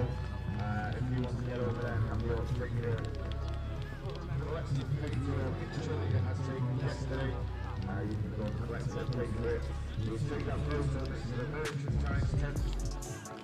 Talking about merchandise tents, if you want to get it from the merchandise tent, we sold out yesterday, and there are some more to sell out today. If you haven't got your merchandise and you want some, obviously first come, first served. If you want some, you'll have to get over there and collect it.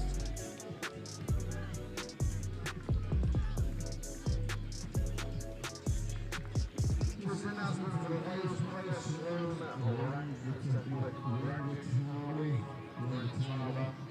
Wales to Sloan over the child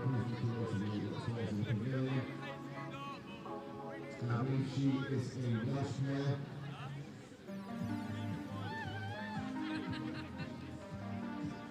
This game, 10:10 this morning, first tap off mixed 18s. Ireland versus Cayman Islands of Group 1. After the first 15, Wales versus France. Group 3, mixed 18s, Lebanon versus Scotland.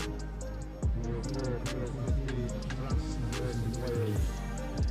Group 5, boys 18, men's 20, England versus Italy versus France men's 20. And Field 7, mixed 20s, England Lions versus Ireland. That's the next tap off. Where's the officials? This is your 2-minute warning.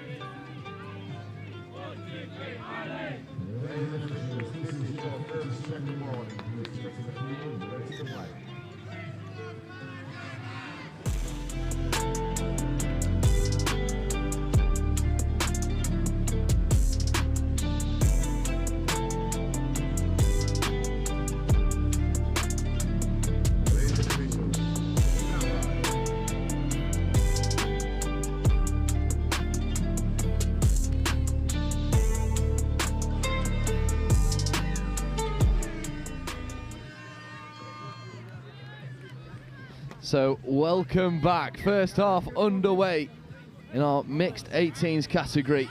Ireland versus the Cayman Islands, and you've got to keep an eye out for a few of these Cayman Islands players. I mean, namely number 1, Louis Shakespeare, who was representing the Cayman Islands in the mixed open at Vichy just a couple weeks ago. Magnificent player when he gets going. Unfortunately, that pass delivered behind the back of Louis Shakespeare.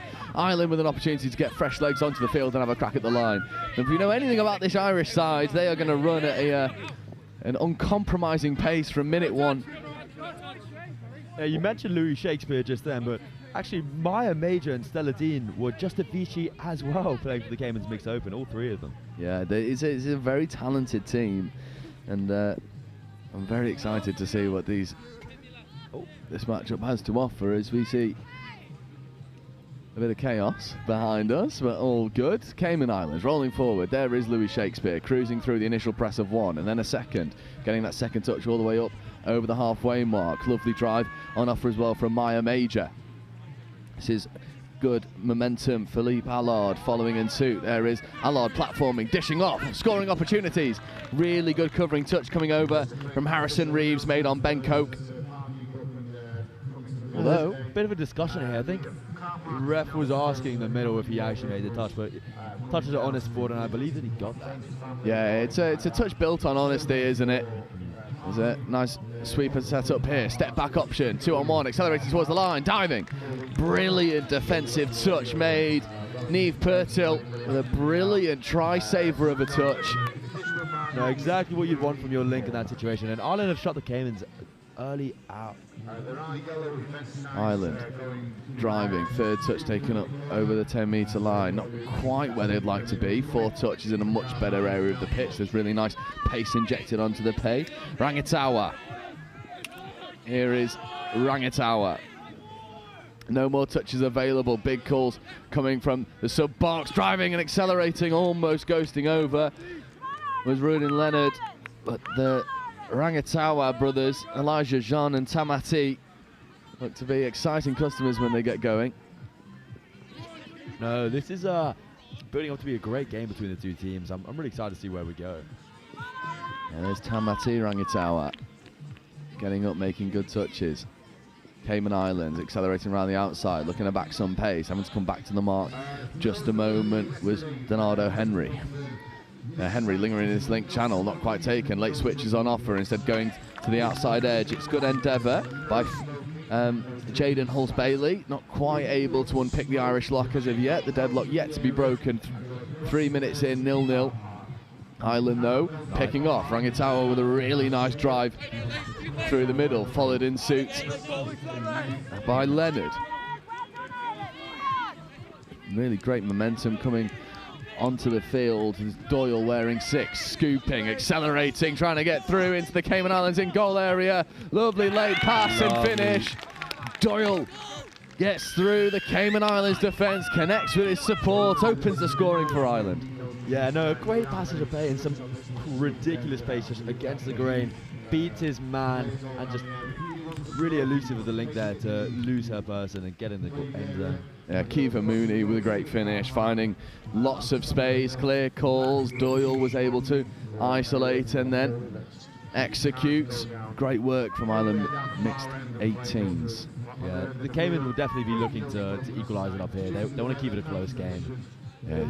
Reese and Shakespeare, open side quickie here for Louis Shakespeare, driving left foot step, now coming back onto the right, using some nice footwork. 4th touch, 5th coming. Louis Shakespeare working with Theodore Shakespeare.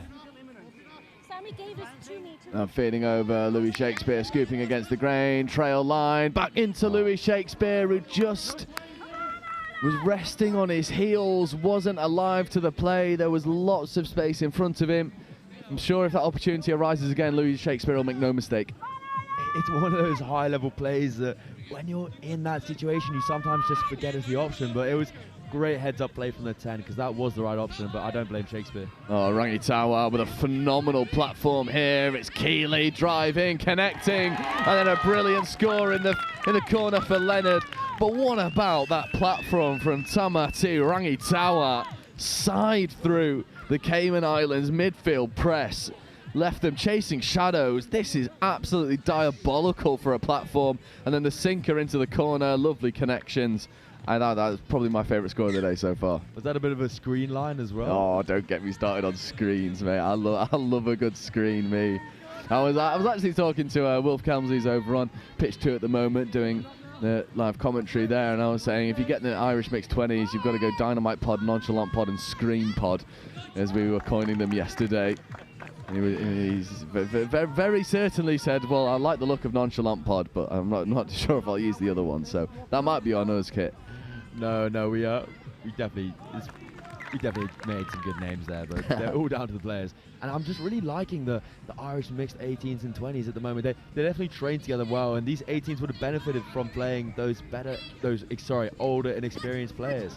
Yeah, just, you know, it's remarkable what 2 years more development can do to a person, whether it's physically or psychologically or even just, you know, building, you know, good habits and behaviours on a pitch. And I think, you know, a lot of these nations have had the benefit of playing with one another and making sure that they're establishing themselves and honing their craft. You know, steel sharpens steel is the old adage.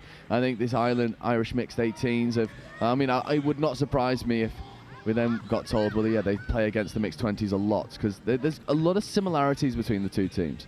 No, I completely agree. And as we get to the Cayman attack here, I'd like to see them move away from trying to punish the goal link side, because the Irish defence has that number completely.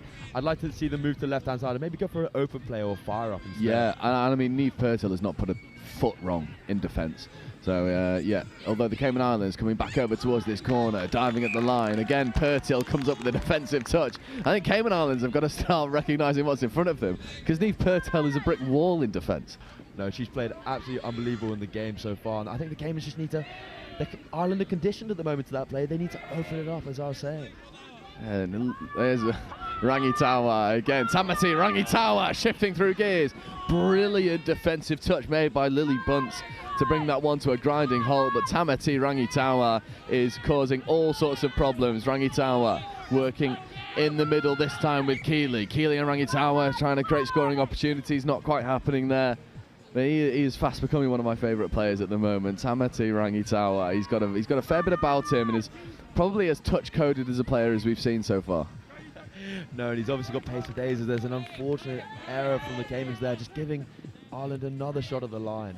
I'd love to see them go direct here as well. The confidence of these boys, I don't see them subbing.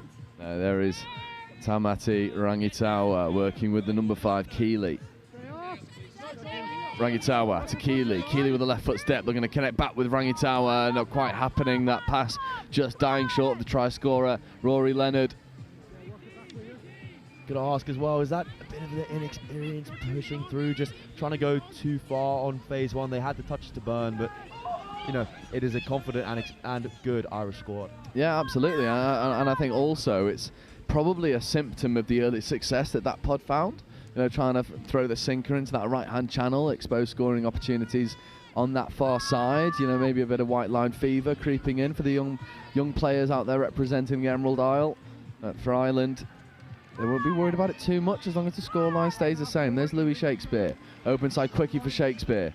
Just taking the settler. There is Shakespeare. Step back option. Lovely dummy. Ripping long. Lovely connecting ball into the corner. It's going to take a little bit of finishing and it's intercepted. Touch was made on the 7-metre line from a Cayman Islands perspective.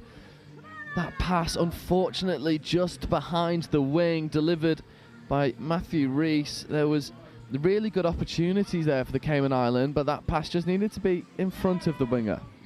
No, a bit of a hesitation in the pass as well. Just let the Irish defence drift out, but you know, it is a long 4-on-3 ball to give. It's a nice drive, good acceleration. Louis Shakespeare with a diving touch to bring that one to a grinding halt. Very well worked. Cayman Islands working incredibly hard to create scoring opportunities and try and pen Ireland in. However, they've exposed an opportunity for Rhys Tanner to fly through, and Tanner accelerates all the way. Coach killer from Louis Shakespeare there, Sally, but great awareness from the young Irish bloke to get through and not put the ball down. Rhys Tanner just accelerating through, as you said. It looked dominant, and then no touch made. Louis Shakespeare tried to force that turnover, and Rhys Tanner They said, no thank you, sir. Not buying that one. Skating through for the third score. Shakespeare there, just trying to lean on the experience he got from playing mixed open. He'll be a confident young man here, but you know he's got to give the respect to the Irish team as well. Yeah, it was a great drive in there from Cosabella Windsor. Cayman Islands again coming back to this short side opportunity. 32 short, picking up against the grain, scooping into the in-goal area, needing to connect. Windsor was trying to shake free of her player. Lovely try there. Instead, it goes straight to the wing, and a great finish. Well, have a look at this one on the replay. It's great work from Allard, who escapes into the in-goal area. And then I believe it was Lily Bunce or Reagan Jacques over in that far corner. In fact, it is Lily Bunce with the finish, wearing number 15. Oh, a lovely little touch on the back there from the Caymans to get the over the mark call. That's always a tough one. You've got a defender in front of you. Yeah, it's a really crucial play as well, because this Irish pod has had a lot of success with Shay Delaney making things happen offensively for Ireland. There's a nice check back on the inside from Cosabella Windsor. There's Shakespeare. We'll be looking to rectify his unfortunate error that allowed Ireland to go 3 to the good. Shakespeare, again, open side quickie, stepping back against the grain, now left foot. Well, once again, Death taxes and Niamh Purtill shutting out short side quickies. Purtill just has the keys to the left-hand side Irish defence. They need to go the other way because that's where they had success early doors. And what was I saying there? They got to play the open side because Ireland are just locking down the link, the girl link. It might be a game plan from the Cayman Islands to condition this short side defence to be really narrow and then rip open side. There's a brace in the corner now for Lily Bunce. Great finish from the Cayman Islands winger, taking us to 3 scores to 2. The scoring from Ireland has slowed down ever so slightly, but then they bring on the bomb squad. Tamati Rangitawa, wearing 10, getting involved, open side quickie. There is Tamati Rangitawa, but that pass just falling to the floor, unfortunately, coming off the back of Finn Keeley. Shakespeare there with a good strong dump and a nice drive from the Caymans here as they get the Irish defence rolling, and this is the tempo they would want for their subs coming on. That pass was well taken up in the air. It asked a lot of the number 8 for the Cayman Islands, Jaden Hulse-Bailey. There's Hulse-Bailey scooping, trying to get through Keeley. Keeley eating up the ground. He's absolutely rapid, but Hulse-Bailey had another opportunity to run quick on phase, but that left-handed pass was a tricky one to deliver for Hulse-Bailey. Ireland go through their subset, good touch, and forces the off-the-mark turnover. Great work by Donardo Henry. There's a few notable athletes from this Cayman team, along with touch rugby. They also have a track and field athlete in Donardo Henry in the 100 meters and Reagan Jacques in the high jump. Yeah, well, do you know what? If you would have put Donardo Henry in front of me and said, what sport does this guy play? I would have gone, he's track and field. He's track and field. That is a sprinter from what I see. We've also got football, roller hockey from Cami Allard. This is again, it feels really good because we were talking earlier about late specification and early diversification. Cayman Islands taking that to the absolute T. 6 touch and change here for Ireland. Need to get out of dodge. It's a really good foot speed. And half just a little bit slow, allowing the Cayman Islands to get up early, but that's a really nice roll ball on offer then as well from Kiva Mooney. Oh, sneaky Redlands play, lovely feet on offer. There's Niamh Purtill trying to create scoring opportunities back down the short side. Really like this sneaky Redlands play from Harrison Reeves, sneaking on up the box side. It was well marshalled by try scorer and Lily Bunce. That's unfortunate. Fresh set of 6 here for Ireland. No, I mean, it's the danger of just trying to go to the box too quick. That's why some teams favour to strike up in the middle. It lets you set your runner just a bit easier without that pressure pushing on for the Irish defence. Open side quickie, try time, what a dive that was. Charlie Mosley Scoggins with a brilliant dive, brushes off the elbows, open side quickie from the middle of the pitch. Great dive, gets underneath the covering defence. There's a lot to like about this Irish performance. That was a lovely dive, and it's just, he gets the benefit there because Caymans have their links high, but they just failed to drop on that setback, and it just exposed that hole there. It's lovely, lovely awareness from the man. Absolutely, it was. Cayman Islands now looking to get another scoring opportunity. There's Philippe Allard. Allard can't quite take that one in stride, and I wonder if the coaches from the Cayman Islands will be saying, look, we're unintentionally making the pitch quite small by attacking down this short side consistently. I think if they want to attack down the short side, you've got to do something over on the open side in your setup, so you drag the defence one way, come back the other. But what's happening at the moment is Ireland are feeling a bit comfortable in their line defence, so they're just stacking the short side really early. I think it'd be a nice and very interesting read for the Cayman Islands to make if they start engaging that far middle first and then coming back to the short side. Yeah, completely. And you brought up a great point that they could be conditioning this short side here, but they did get their 2 tries from just punishing a pick up and give to wing, and a pick up and a scoop through. So I would like to see the Caymans, like you said, just utilising that a little bit more. And unlucky there with a ball to ground. Ireland have a good opportunity here to push up the pitch. Yeah, Donaldo Henry just was asked to pick that ball up off the boost laces. Purcell with a really good roll ball. Unfortunately, it's slightly off the mark. There was also a tumble. I've been really impressed with the work of Niamh Purcell, who just has furious foot speed, is super athletic, defensively has been superb so far. I think the referees were calling offside, so that's first touch there. However, that ball just falling to floor. It's a tricky one for Maya Major, who sets herself some really high standards. We'll be looking to rectify that small error that just crept in as the car alarm joins us.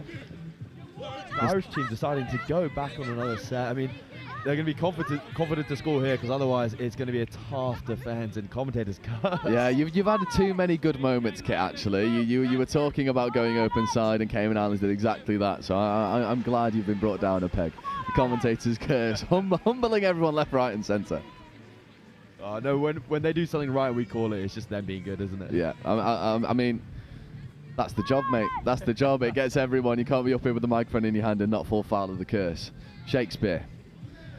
It's a brother connection at Lincoln mid for the Shakespeares is Louis. Just the confidence of the mixed open player here, just allowing the Irish defence to come up, but another one. Unfortunately couldn't quite connect with Shakespeare. Again, I would really like to see just a little bit of variation coming into the play from Cayman Islands. They've certainly got the players to do so. That fresh set of 6 will give them an opportunity to do this. What I'd love to see is you're seeing already Ireland stacking this short side. You know, Tangati Rangitawa has now positioned himself literally bang in the middle of the pitch, but closer to this right-hand side. I'd love to see the Shakespeares just fizz this into that far link channel and just make this defence move laterally a little bit more. I think it's a little bit too straightforward. Coke platforming, Louis Shakespeare coming back against the grain, just losing his footing, unfortunately, and Tamati Rangitawa wasting no time to get over.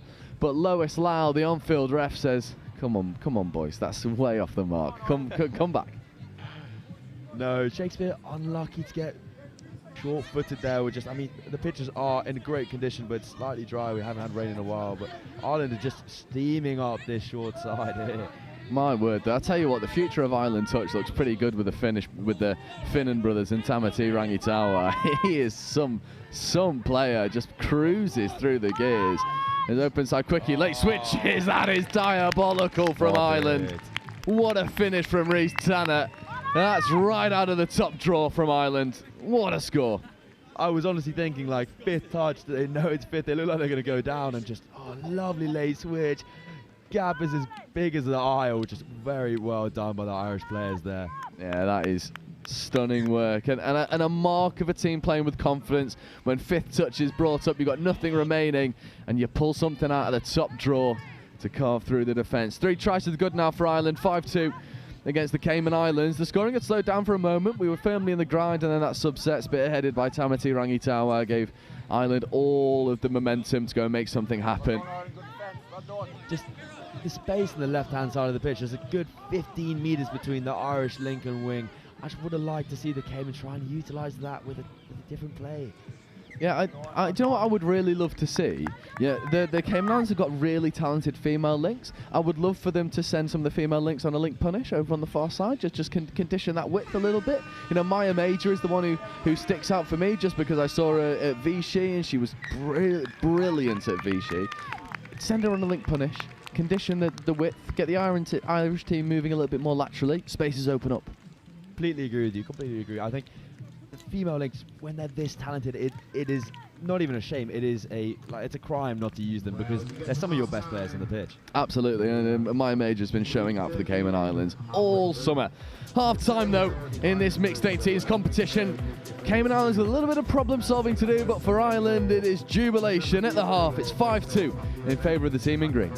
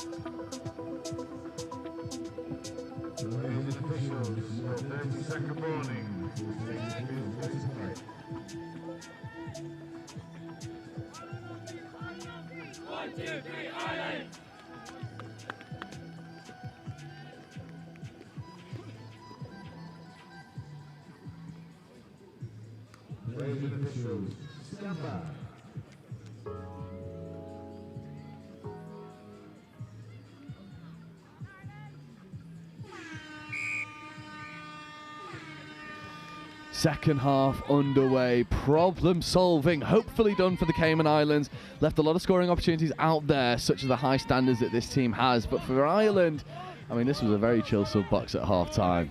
Open side quickie, and using a little bit more of the space available to them, trying to skate his way through was Philippe Allard, not quite happening on that occasion.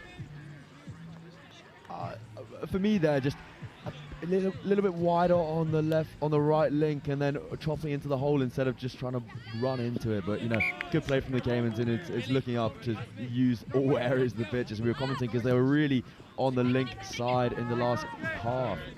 Yeah, I think it's that's a really big contact coming in. And she walks it off like it was absolutely nothing. It's a touch that I absolutely love to see. Cosabella Windsor was trying to put a red touch in to just steady the flow of the transition, unfortunately giving away the penalty. But they won't really mind that all too much. It's quite a good one to give away on one. It's also really nice sportsmanship from Doyle to go over and say, no worries, Windsor. However, Ireland wasting no time and punishing.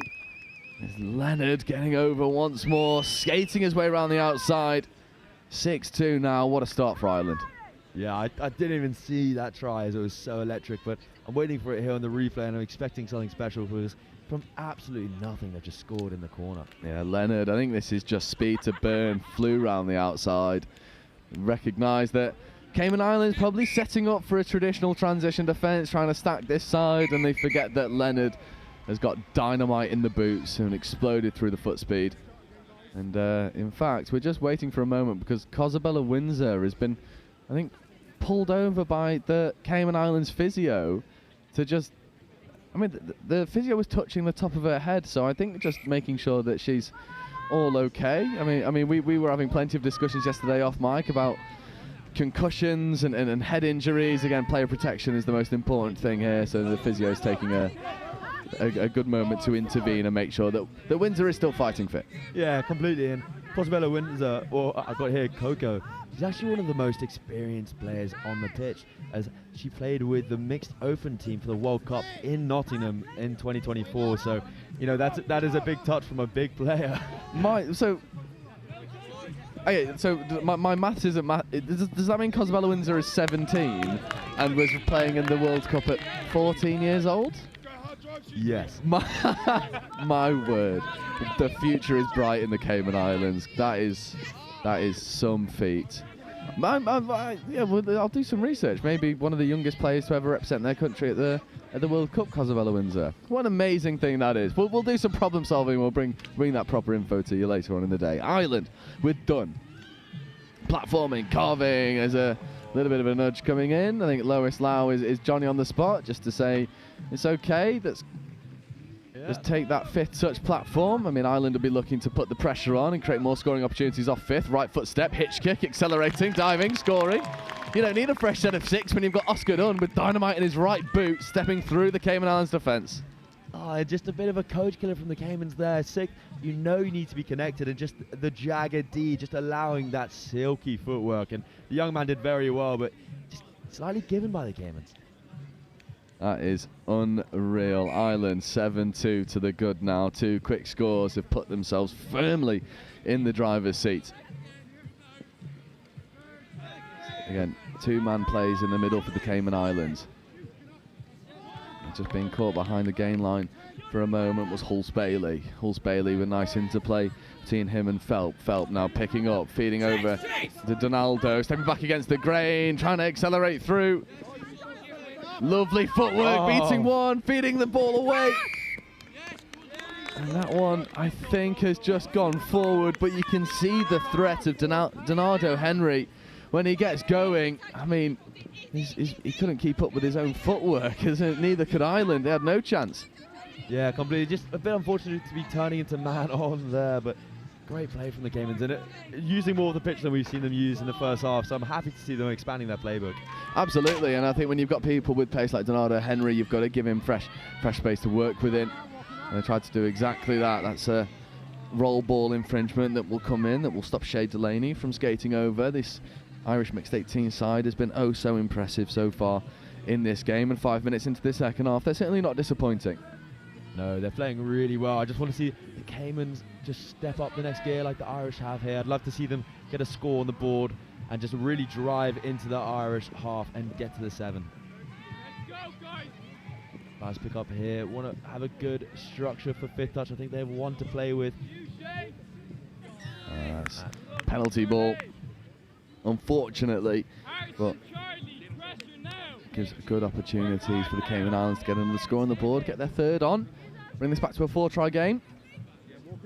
Heavy pressure from the Irish D on the line, really sending that one middle up aggressively. You can see what they want to do here, just to have absolute separation between their middles and Ds. So just really shooting one, and the other just waltzes up, so he's set nice and early for that Cayman pickup. Lovely fire-up option, but again, I mean, I can't stop singing her praises. Neve Pertil with a defensive intervention. She was one-on-one with Ethan Cancel, who has loads of pace, and Pertil just shut it out with ease in the end. Lovely interplay between the two boys as well. There's nice work from Mosley Scoggins. Good D here from the Caymans. Yeah, certainly trying to put the press on. Nice dummy. Opportunities to get a dominant platform in here. Instead wanted to give the extra pass. But this Irish mixed 18 side is currently sitting pretty in second in this round robin stage. Played 3, won 2, lost 1. That only loss coming, I mean, against England, and the England mixed 18s team is it's a very dominant outfit. Sort of already shaping that Ireland-England in the final. Probably be a safe bet. Is a nice fizz pass into the link channel, but again, these female links from Ireland, they're just not letting anything in this time. It's Kiva Mooney. The defensive spacing perfect, although great footwork and a great finish. Unbecoming of the Irish female links. They've had excellent defence all day, and this is the first time they've been wrong-footed. Absolutely. Possibly need more support needed from Mooney, but Cosabella Windsor gets over for her score. And it's good to see the young, experienced player back on the pitch after that, interesting collision earlier on. Yeah, absolutely, yeah. I could not agree more. However, Cayman Islands have got a pretty tall task in front of them. You've got to stop Tamati Rangitawa just from scything through your defensive line. Finn Keeley getting involved as well. There's Keeley and Rangitawa. Open tight quickie for Tamati Rangitawa, looking for the left foot step. Instead, diving at the line, conditioning the defence. That's 4th touch. 5th coming. Keeley. Rangitawa, back to Keeley. Nice interplay between the two. Check back in towards Rangitawa. Flick touch brings up the 5th. There is Keeley looking for the late switches with Tamati Rangitawa, escaping into the in-goal area, connecting with the support, and a diving finish. It is extraordinary from this Irish mixed 18 side, playing with bags of confidence. They know that points difference might be important, but Keeley with a left foot step escapes into the in-goal area, connecting, diving finish. Stunning work from Leonard, who's got a couple to his name now. How unreal is that pod? Shovel pass, casual as you like, nonchalant. Well, I mean, unbelievable. It's just the silky play from the young man. They're just oozing confidence. No pressure at all on the 5th touch. As we see the Caymans trying to sneak past here again on the goal link side. I would absolutely love to see them just go to the right and use the space, because the Irish are well conditioned to that. Yeah, and Neve Pertil has not let anything through her channel throughout the entire game. We are approaching 30 minutes in, and for half an hour, Pertil has had arguably the most perfect defensive game of anyone on the pitch. Completely. She has been a brick wall for Ireland. And it's not like the Caymans haven't been shooting balls at that wall. She has just stopped every single one. I also think if you're an opposing team watching this Irish team, you've probably picked up on what we're putting down, which is, if you are wise, you look at that link channel, and if Neve Pertil is stood in it, you go the other end. you stay as far away from Neve Pertil's defensive line as humanly possible, because she is not letting anything through. And you've got to see as well, against this Irish team, you have to send more than one, because they have the flair and the ability to just check around your shooter. You can't let boys like this, you can't let players like this just get away with one defender, because they will take advantage of it. Yeah, absolutely. I mean, some of the really interesting ball playing has come from Kiva Mooney, who's currently in this link channel. He's nice. 32 short, diving at the line. The referee's happy with the onside. And Cayman Islands currently finding themselves sat in fourth spot. Losses against Lebanon, victories against Scotland put them in a very good position coming into the day 2. Unlucky with a forward off the ground there, but it was a lovely piece of play. And for me, the big difference on the line between the two teams is Ireland's maturity to get the middles up, because the Irish defence are just shooting their middle straight away, getting that separation, and the Caymans just aren't benefiting from the separation early on, so it's just letting the rest of the defence be more relaxed on the Irish side. What did we say yesterday? Fast is only fast with slow. If it's fast all the time, it's just normal. Godfather of Dutch. Yeah, Peter Bell, eat your heart out. Ireland playing with a really nice tempo about them. Just ebbing and flowing, lovely. Naidu with a great carry is Tamati Rangitawa. Rangitawa feeding over towards Keeley. Tamati Rangitawa getting out to half, feeding back to Keeley. Left foot step, trying to hop over the diving defender. Nothing doing. Fifth touch. I mean, Cayman Islands can't switch off because 3 of the Irish scores have come from fifth. Rangitawa, Keeley. Flick pass over the top to Leonard. Leonard driving, inside check potentially. Instead, Leonard just skates his way through. There's a handful now for Leonard.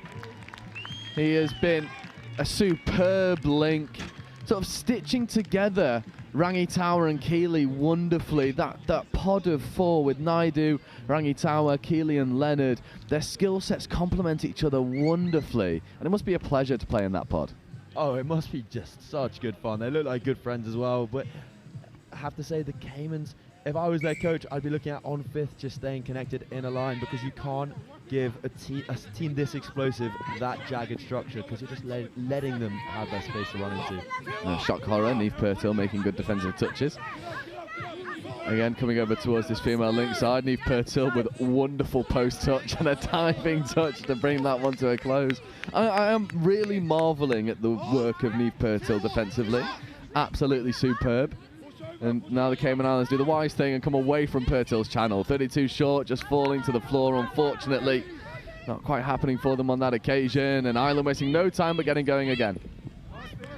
No, it's I'd like to see the variation, but they get another chance on the line, and I would love to see them get out of Niamh Purtill's channel and onto the right-hand side of this pitch. I think this Cayman Islands pod are probably very thankful that Niamh Purtill has taken a sub, because some of these will be waking up in cold sweat seeing an Irish number 11 blocking their path. As Shakespeare flies through. Shakespeare trying to get the ball down. Lovely touch from the number 9 of Ireland, I think. There's number 8, Oscar Dunn, who just never let up. Matt Shakespeare stride for stride. Again, Shakespeare coming into this link channel, trying to get on the link punish, but again, Ireland defending it well. Fast turnover, Shakespeare letting the ball go loose, and Dunn wasting no time, setting off to the races.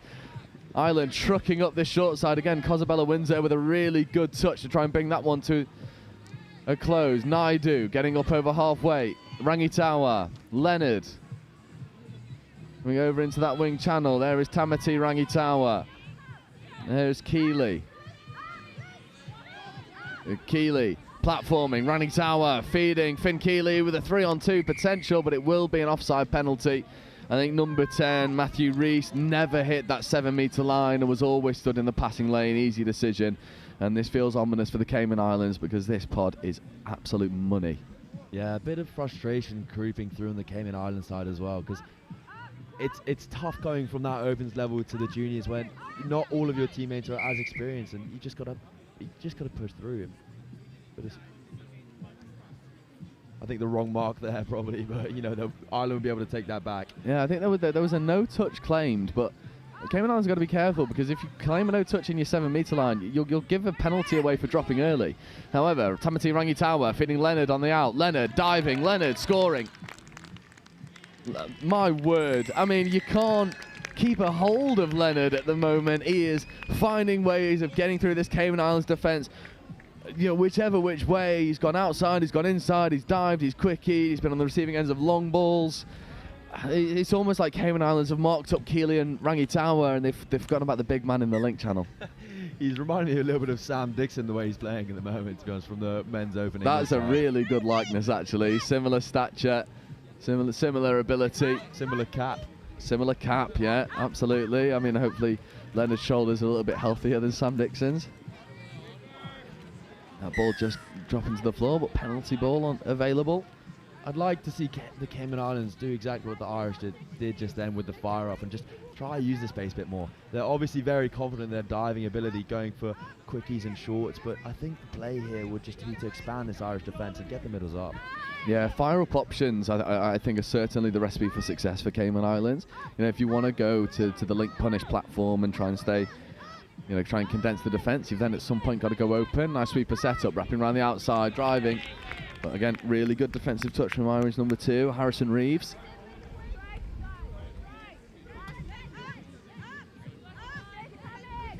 better here of the Caymans to get both middles up, but again, I think they need to run. If they're going to run that short, they need to look at the quick release opens. And I've eaten my words completely. Offside call, great score. Number 8, Hulse Bailey. A good score for the Cayman Islands. Well recognised that, unfortunately, Reeves had never quite hit that onside line. And I think the referee pointed at Neve Purtill and said, "Did you make the touch?" Probably almost on instinct, because she's not missed a single one. And I think Purtill just said, "No, sir, I didn't." Great honesty from the young link. And we roll through. Cayman Islands with their 4th score on the board, 5 the difference, 4 minutes left to go in this game. Open side quickie here for Ireland. Right foot step, trying to dive through Shakespeare. Shakespeare with a great diving touch. It's good combinations between Oscar Dunn and Killian Doyle. Here is Doyle. Ireland getting... Cayman Islands falling into a saver shape here with one middle hanging back and the link coming high. It's an interesting shape, but it's obviously worked for them because they're just wary of the Irish diving threat. Absolutely, but then if Ireland make that read and start to visit open side and try and get through the compressed defence, then things look a little bit different. That's a nice swipe touch coming in there from Oscar Dunn. Bit of miscommunication there, slowed down the momentum, but Shakespeare's got to get rid of that ball. Unfortunate there for just a drop ball, but gives the Irish another chance in the halfway. It absolutely does. I wonder if this team is going to go direct. I think there's calls of subs, and they are. And they'll try and save as many touches, probably only go through 2. That feels like the shooter went slightly early, although the referee's happy with the intensity. There is Rangitawa, Leonard. Back in towards Tamati Rangitawa, who just seems to manufacture extra yards of space for himself and avoiding swipe touches. Rangitawa, Keeley, back to Leonard. Leonard with the extra pass. No, Leonard diving, Leonard scoring. I actually think that's 6 scores now for Leonard, which is ridiculous. Last time I hold him, he's got a nice big kick to the sideline, but I saw him hold up his 5. You are right for the 6, and I was just thinking there, just trays, Dixon, back to the trays. Yeah, it really does feel like it. I mean, you remember pods. There's some pods that just linger in the memory, and you've got the names down. And I'll tell you what, if we see this Irish mixed 18s team again, I won't need a team sheet. These names have been so impressive. That pod, I mean, Purtill as well.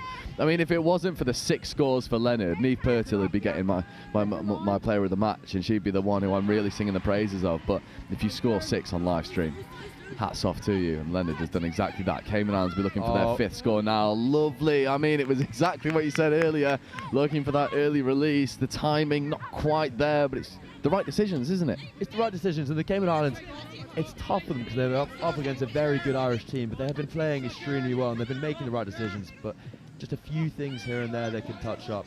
But honestly, throughout the tournament, I'm expecting them to grow strength to strength. Absolutely, and they will, and they'll keep working. There's Reese Tanner. Tanner just taking a bit of a tumble. I think referee's happy with the contact of the touch, just takes him back for the roll ball. There's Dunn. Oscar Dunn. Oh, lovely scoop and acceleration, but he's matched stride for stride by Hulse Bailey. A bit more facts about the Cayman Islands. There's 6 returning players to this mixed 18 team, and 8 that have actually moved up together from the mixed 15s. With 2 rookies playing in their first ever touch tournament, that is. My Ethan word. Cancel and Theo Shakespeare. Theo Shakespeare's played really well as well. It's an impressive feat, and again, just the youth of this team. There's Louis Shakespeare with a right foot step, accelerating, does it not once but twice, and then stops on a dime and avoids the covering touch of the Irish wing. There's really good defensive positioning from Killian Doyle, who's just stood in the passing lanes, saying no thank you. Open side quickie, dummy, fire up option for Shakespeare. Shakespeare diving at the line, and there we go. That's the variation that was needed. Not quite sure what's happened there, but the Irish winger looks to be in a bit of discomfort, so hopefully she's all right. Yeah, I think it was just contact, unfortunately. It will be play through and try time, and that will be all she wrote. It is wrapped up nice and neatly. 5 tries the difference. Ireland in the mixed 18s division with an absolutely wonderful performance. Shout out to Leonard with his 6 tries. Also, Neve Purtill, defensively astute, and Tamati Rangitawa with some of the best platforming I've seen in a juniors category for a long old time. That's our 3rd game of the day, wrapped up nice and neatly. Coming up for you in just a few moments' time, we're back in the 15s division. This time it's the girls, and it's an all-home nations affair as England will be taking on Wales.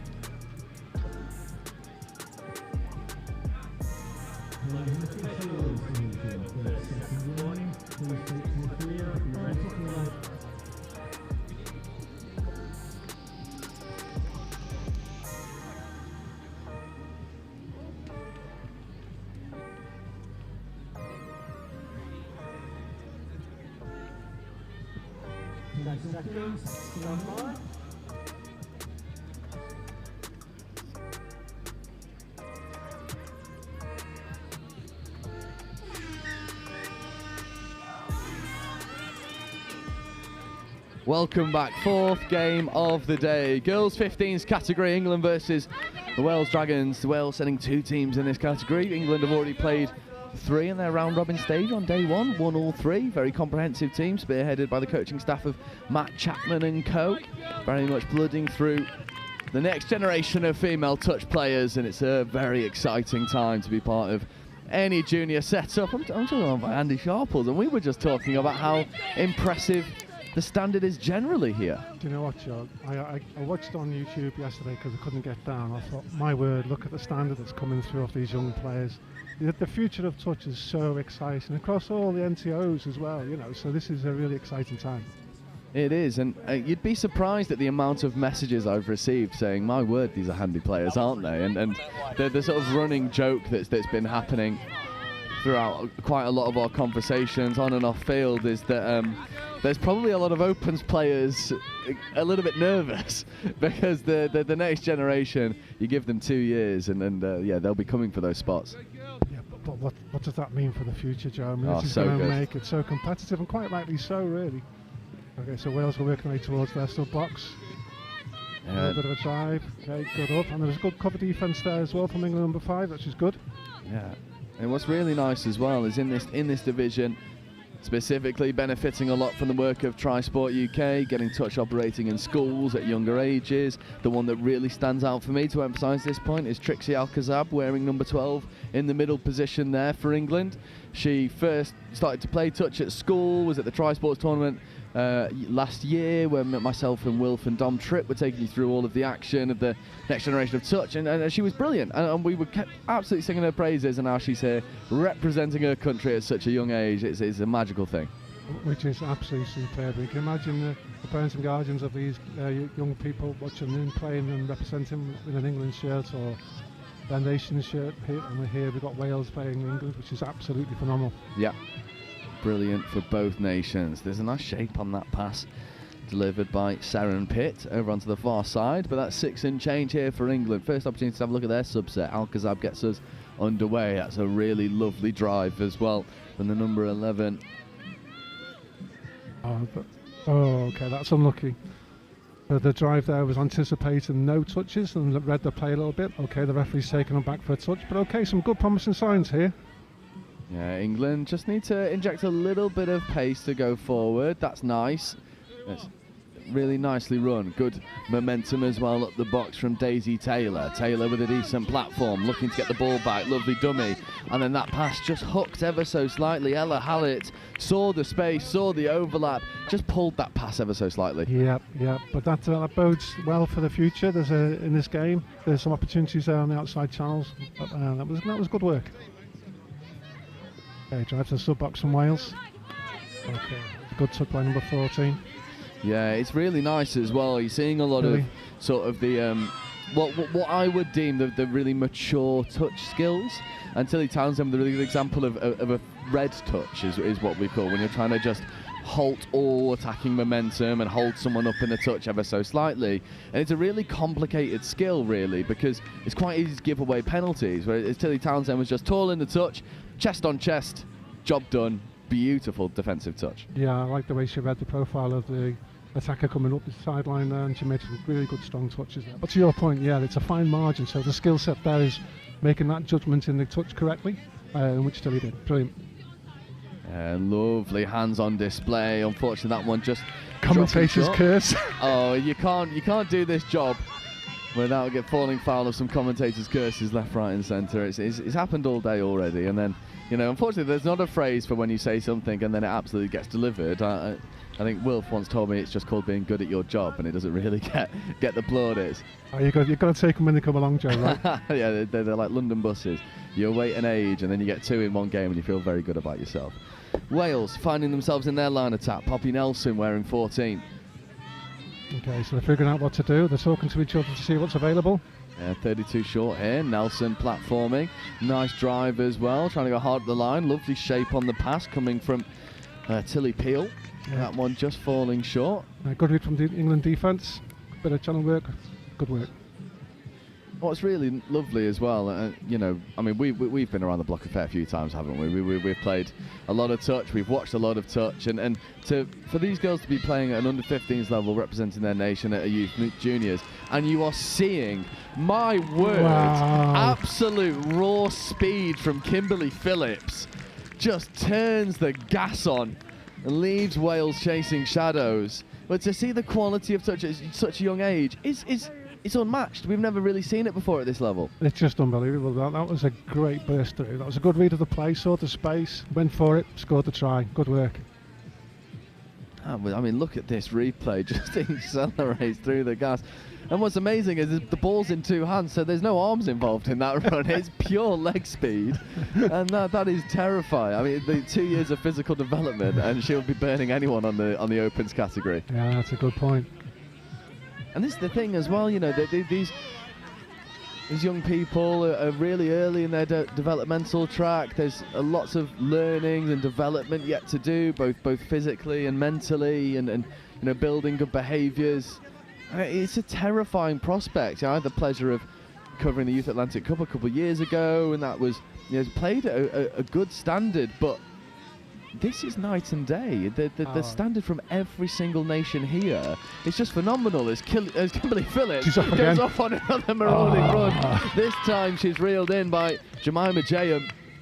But yeah, Phillips is the gas man on the outside edge. She's got wheels to burn, and Wales have got to stay alive to the threat. Here is Trixie Alcazab, wearing 11, operating in the midfield with the number 5, Megan Wright. There's Alcazab, Wright, just steadying the ship for a moment. Are they going sweeper?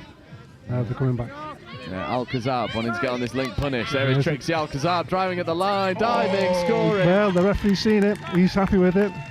We've got acknowledgement from the sideline ref as well. That's a great try. Good Lovely dive. finish. Trixie Alcazab doubles England's lead. 2 scores on the board for the girls' 15s. And what's amazing as well, I'm watching Matt Chapman over on the far side, pointing towards the 10-metre line, saying, well, now go defend it. The expectations and standards are high for this girls' 15s team. You know, it's good that they set the standards high at this stage, isn't it? Because then that sets a precedent for the future, which is not a bad thing. I was also, you know, I had Mimi Taylor-Dean on co-commentary with me yesterday. Obviously, London Scorpions player, England Women's Opens player, just, you know, one of the best female players that the nation has to offer right now. And she was saying that there's a really interesting thing happening with the women's categories across all age groups, whether it's Open, seniors or juniors, where they're all training in the same way. The game plan is the same for the 15s, for the 18s, for the under 20s, for the Opens, and then some of the seniors. They're all trying to play the same way, so that when these 15s age out into the 18s, everything's really familiar, and they're having to learn new tactics and new styles of play. And I think you're seeing it here because the pace is ferocious. Yeah, that's a very good point in terms of a strategy for that continuation in the pathways. As you know, Joe, I coach the more senior age end of the England setup. Sorry to cut you off there, because Ella Hallett, well done, with a draw and pass, although I think the referees have spotted a forward pass involved there. But yeah, as you say, the genius way to just spot the space, go and execute. Instinctive. This is great heads-up touch rugby. And well done for the development of this. This is just superb. Yeah, but you know, I think from going back to your point about the coach's perspective, it's really interesting the shift in focus, isn't it? About, as you say, the continuation. Yeah. So even in the Masters age group that myself and Clive, who's refereeing on today's pitch in front, is we've developed the strategy very much in the same way that the youth are doing. As players age into the next age group, they can continue with the strategy that's been developed in the lower age ranks. And that provides them that consistency in performance, we think. So, yeah, I'm chuffed that the youth are really taking that through and taking it on board. Yeah, absolutely. I think it was made really evident as well at Vichy, where you had. I mean, he is here today. I've not called him yet, but I'm sure I will do at some point. Where, you know, Ethan Gallagher was probably my pick of the bunch in that men's Opens team. I thought he was unplayable at times. Again, coming through from the youth setup, you know, benefiting from playing at Nottingham, and again, there's this similar, you know, talent pathway, and people get to play the same style of touch no matter where they're playing, and it just means that transition is oh so easy. As we see another link punish coming through from England, but the hips aren't square. Oh dear. Elizabeth Hutchings almost getting on the outside edge, if not for the referee's whistle. Yeah, that's a shame, really. It was a great pick-up by Ella Hatley there. Hallett, beg your pardon. So it's a shame that hips weren't squared on the dunk. Yeah, it's a tricky skill, but I mean, I've been absolutely stunned by the quality and the expectations as well. Great just touch. the standards that are set. You know, hips not square. historically in the junior categories are something that wouldn't quite get called as consistently unless it was extremely obvious, whereas the refs are matching the standards set on the pitch, and those standards are world class. Yeah, and Clevering's pulled him back there for being offside, I think it was. Given a new set of 6 for the Wales to attack. Yeah, Well, good done. Okay. it's Roxy Smith, unfortunately, who was That's control. guilty, and then Seren Pitt, that pass was just over the head, couldn't quite reel that one in. 10 minutes into this game, 2-0 in favour of England. They started really bright, but Wales have showed up defensively, haven't they? Yeah, I think they've switched on to the threats that are on the outside channels, and that they've really started to control a bit of the pace, if you like, around England's attack. So yeah, it's going to second half. I bet second half is going to be a real ding dong. Absolutely. Trixie Alcazar platforming. Lovely scooping opportunity here for England. Late pass away, but it's well dealt with. Good touch. Wales again just closing those defensive spacing as you were saying. Yeah, so they acknowledged that the breakthrough was there. They caught the half, so half court, turnover ball. Yeah, now Wales want to go through their subset effectively. Lovely Pistons defence in the midfield from England. Wales trying to play around the outside of them. Lost control in the dump there, so it's a turnover ball for England. Oh, hang on a sec. No, referee's seen something they didn't quite agree with there, so it's a penalty. And here we go. He's put in the ruck. He's called put in the ruck. So that was the signal.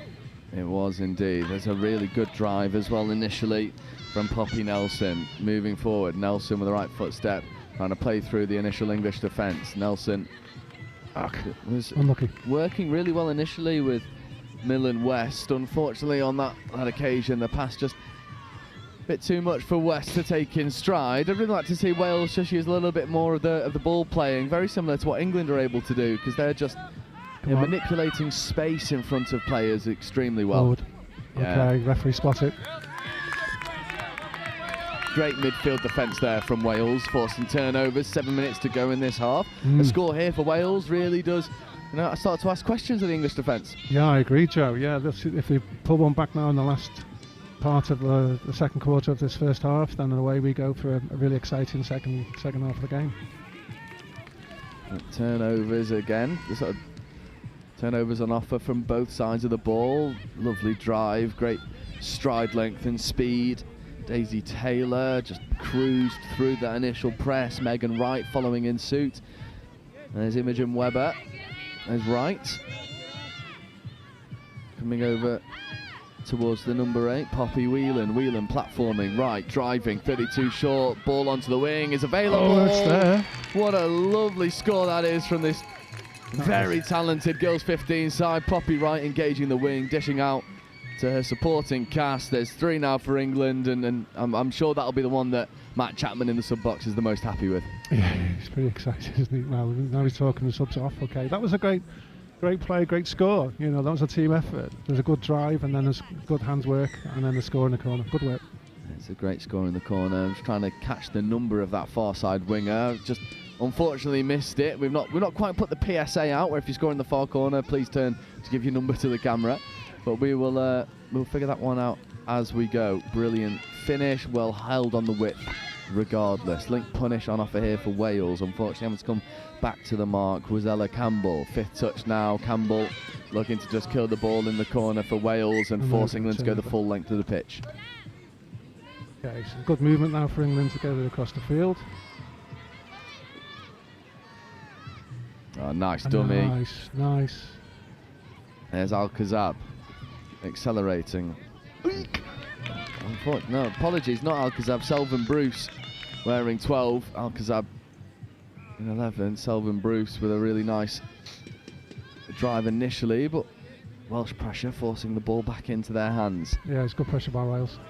What's really nice here as well is it seems like they're going to go for a direct set rather than looking to sub, which I'm a really big fan of at such a young age. You know, giving these children, which is what they are, confidence to go and play and back up the ability that we know that they've got with scoring opportunities. Yeah, learning under fatigue as well, right? Yeah, is the most important part of it all. Nice dive at the line, not quite taken. Right, ask the question. And you've got to. And I think as well from Wales, we sort of saw it from the Cayman Islands earlier, potentially the recipe for success is trying to condense this defence as much as possible and then look to then put the ball through the hands open side 5 minutes to go in this half. 3 scores down. They'd quite like to keep it there. And Selvin Bruce with a really nice drive and check away. Very impressed with the quality of this subset. That was very good. It was flowing, that.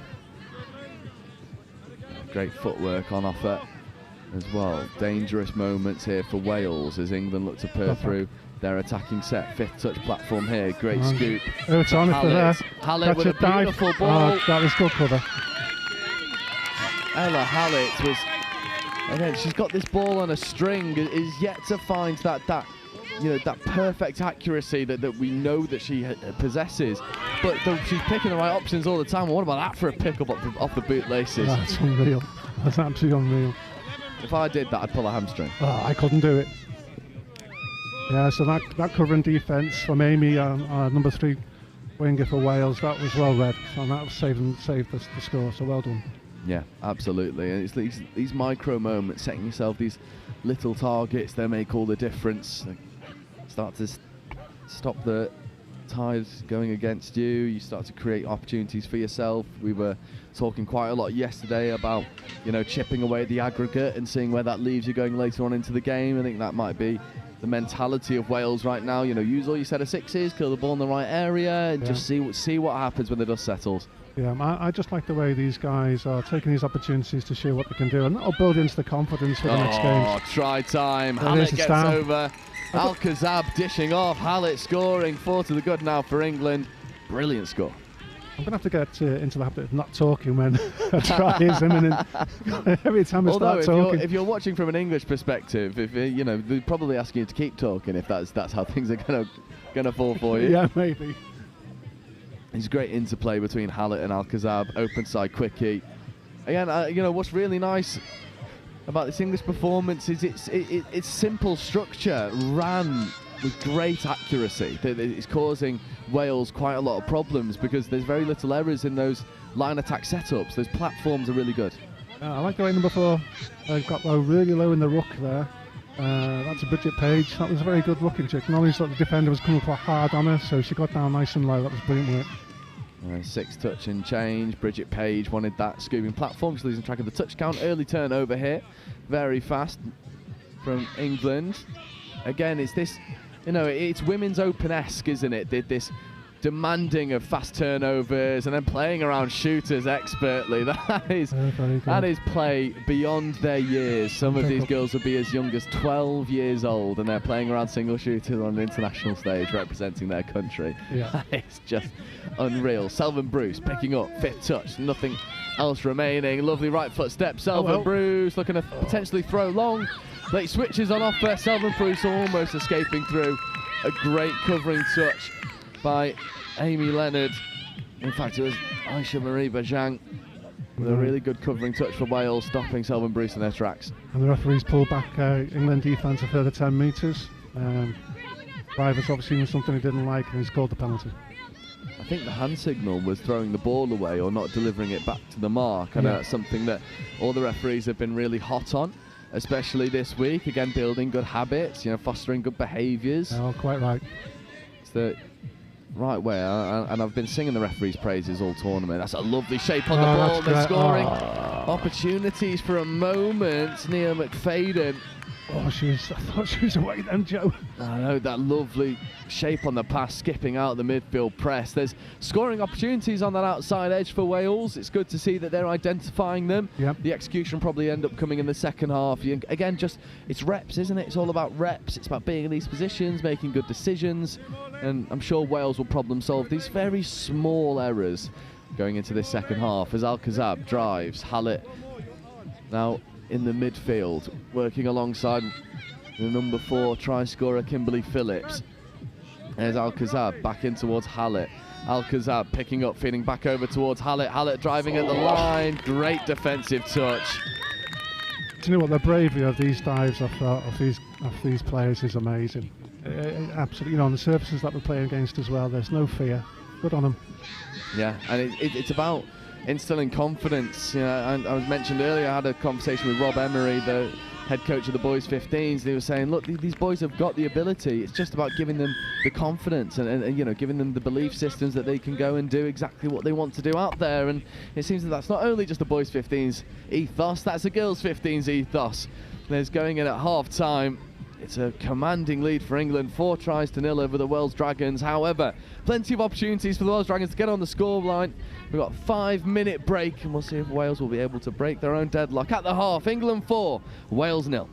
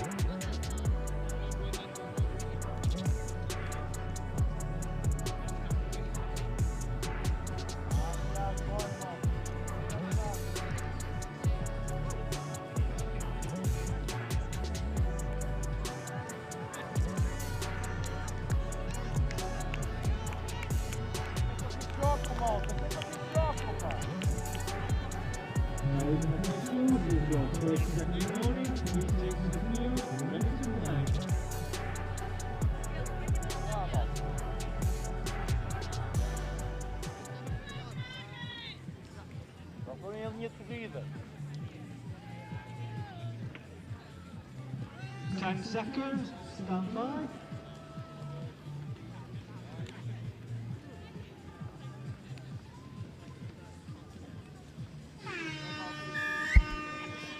So the second half underway. England 4, Welsh Dragons 0. England with firmly in the driving seat as of right now, finding lots of success in their line attack. Wales with a couple areas to do a little bit of problem solving, but so much to like about that first half Welsh performance. I totally agree. I think the second half is going to be proper exciting. Let's get a couple of scores on the board from Wales, and away we go. Yeah, and we were discussing how, historically touch was, they dominated in the middle of the pitch, and now we're seeing a shift into those outside channels, and actually I think what's happening now is threatening in every area of the pitch and focusing on attacking space and not people, which I think is a really interesting change as we see England scoop through. Can she connect with the winger? She can indeed. What a wonderful bit of work from Hutchings to connect with Abby Kirkman. Brilliant finish in the corner. That was a great breakthrough from Elizabeth Hutchins. That was a good read of the space that was in front of her, exploited it really well and got the pass away. Good try. Great score indeed. Just saw that middle spacing a little bit too wide from a Welsh perspective and connects with the spare winger. Good score in the end.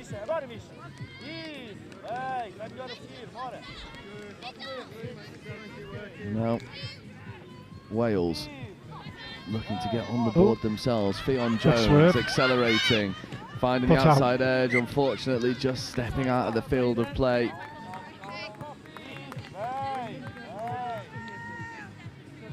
If you're picking up a little bit of chat, it's Team Portugal warming up for the game next here on live stream. It's the mixed 18s category. They're a big team. We saw their mixed 15s get their first ever victory in a European competition earlier on against China, which is, I think, stylistically caught China on the back foot a little bit. Portugal playing a very, free-flowing style of rugby, sort of more akin to the rugby union style of things, and that's the beauty of tournaments like this, isn't it? You get stylistic matchups, and Portugal and China are probably two nations that have never played each other at a youth setup before, and Portugal end up getting their first ever victory in the 15s category. And this is what I liked about this sport, Joe. It's true. I tell you, every time I start talking, what did I say earlier? Oh my word! What about that? That is a score to love. Ruby Smith with a beautiful sort of cheat line running up the side of the winger. Great heads-up play, pass on a dime from Tilly Townsend. Yeah, England have started fit and firing in this second half. I'm going to start talking and give Wales a chance. Every time I talk. Yeah, we're saying about the number of different teams that are coming across into Europe to start playing. We saw that in Vichy with Chile and so on coming across. Yeah. And that, I just love it when you see other NTOs coming in. Yeah, and you got the Tang Lin Trust School as well coming here as the invitational team out of Singapore, representing their school and country, and coming really doing some very commendable work in that women's category. Play. Fifth touch now, not a lot of space afforded to Wales. The Welsh line attack is really quite potent, but the English line defence is perfect. Yeah, they've got a good drift policy going, haven't they? They can recognise that Wales are coming down the short side, so they're compressing over. It's a good read. Oh, we've got a breakaway, nice tip off. Down, dummy halves in. That's great work. Oh, we're through. Oh, she's gone. Owen Bruce will go all the way. Oh, there we go. Selvan Bruce with a brilliant score, just spotting space and executing. This will be a really nice replay to have a look at. Picks it up on halfway, shows the dummy. Shows and goes, yeah, very good. And just extends the stride length. Puts it down. Saffron Selvan Bruce with a brilliant score. Brilliant. Right in front of those English supporters down that bottom end. And very quickly, 4 has turned into 7. 4 minutes into this game, England are establishing themselves in this category, aren't they? Yeah, they've come back up, haven't they? They've really put the pressure back on. Come on, Wales. That's good. Oh, I'm looking. Okay. An extra couple yards on that pass, things start to look a little bit different, but England doing a good job at marshalling space. I'll tell you what, one of the aspects of this game I've been really impressed with is the work of Daisy Taylor in this transition. Just, sees the space, eats up the yards in front of her, no roll ball errors either, provides platform for the rest of her team. There's a lot to like about the performance. That was good work. There was tip-offs around the advancing player and then chopped back in towards the dummy half, so the speed of the ball off the ground was quicker. Good work. Yeah, good scoop on offer here as well from Webber. Webber connecting in the link channel, looking to go quickly, but the half isn't quite there. Webber holds, give him go. One more. Pass. Unfortunately, on this occasion, Ruby Smith couldn't quite get those hands free. And the referee's called it up. Turned it over, penalty for the pass. I tell you why they didn't score there is because you weren't talking. Because they I were in their line wasn't attack. talking, Joe. Yeah, we've found the good luck charm for England. Yeah, here we go. Wales transition. That's really nice foot speed from Bojang. Good driving, touch and pass. Hang on. He's called the offside. Fresh set of 6 here for Wales. It'd be great for them to get on the board. 6 minutes gone in this second half. Yep. Again, little things like, it goes back just, focusing on the aggregate, the controllable things that will start to turn the tide in your favour, using your set of 6, no roll ball errors, no hands errors, and just see where it leaves you, see what position you find yourself in. I think it's a really important aspect from a mental perspective for a lot of young players. Nice 32 short here, attacking down the short side, hands go into the wing and not quite taken cleanly. I thought the opportunity was coming there, Joe. Yeah, it was a really nice variation as well, short side attack, you look to go 32, England retreating very square and straight back to the line, so there's certainly opportunities there. Down. That's good work, a good tip off around there, Benson pair again. That's something that England girls have been doing quite well, spotting that there's a single shooter, tipping the ball on. Playing with loads of confidence. Here's Trixie Alcazab. Lovely late release, and the extra hands go. It's well taken in the corner. Feeds back into the inside for Trixie Alcazab. Platforming here for touch. Fifth coming now. There's Hallett and Alcazab. This middle pairing has been so dangerous all game. Positioning over for a 32 short. There is Hallett, in fact, on the long 2-on-1. Extra hands want to go. It's finished in the corner. Abby Kirkman has a brace. I think the sideline ref, though, is going to come and say that pass was forward, but an offside penalty first. So fresh set of 6 here. Okay, so the offside was earlier on in the movement, and they brought the players back for a set of 6. Yeah, Hallett, Alcazab, sweeper platform here, really well run. Late release back on the inside to Ella Hallett, but matched by a really good defensive touch from Millen West. And fair play to the referee, he was right on point to spot the touch first. Fair play. I wonder if they'll go back to this sweeper platform. Yeah. In fact, it's the 32 short for Alcazab. Kazab instead fades away on the outline. Lovely late release. That's in. That's try. Brilliant finish. Elizabeth Hutchings. I'm loving this sort of fading open line off the back of the 32 short. Trixie Alcazab gets on the outside edge. Hutchings in acres of space. Great score. Blown away by the structure from this team, honestly. Patient build-up as well there, Joe, right? So the reset after that penalty brought them back to start again, and then he started all over and reset. Good work. Okay, come on, Wales. Let's drive this ball up the field. Let's get a point on the board. Yeah. It'd be great to see Wales get a score on the board.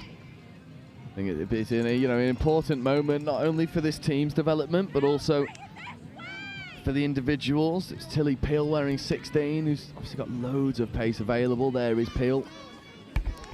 You just need a slight bit of go forward and just losing control of the touch count ever so slightly. There's Peel. And I'll bring it over to you. There you go, ball down.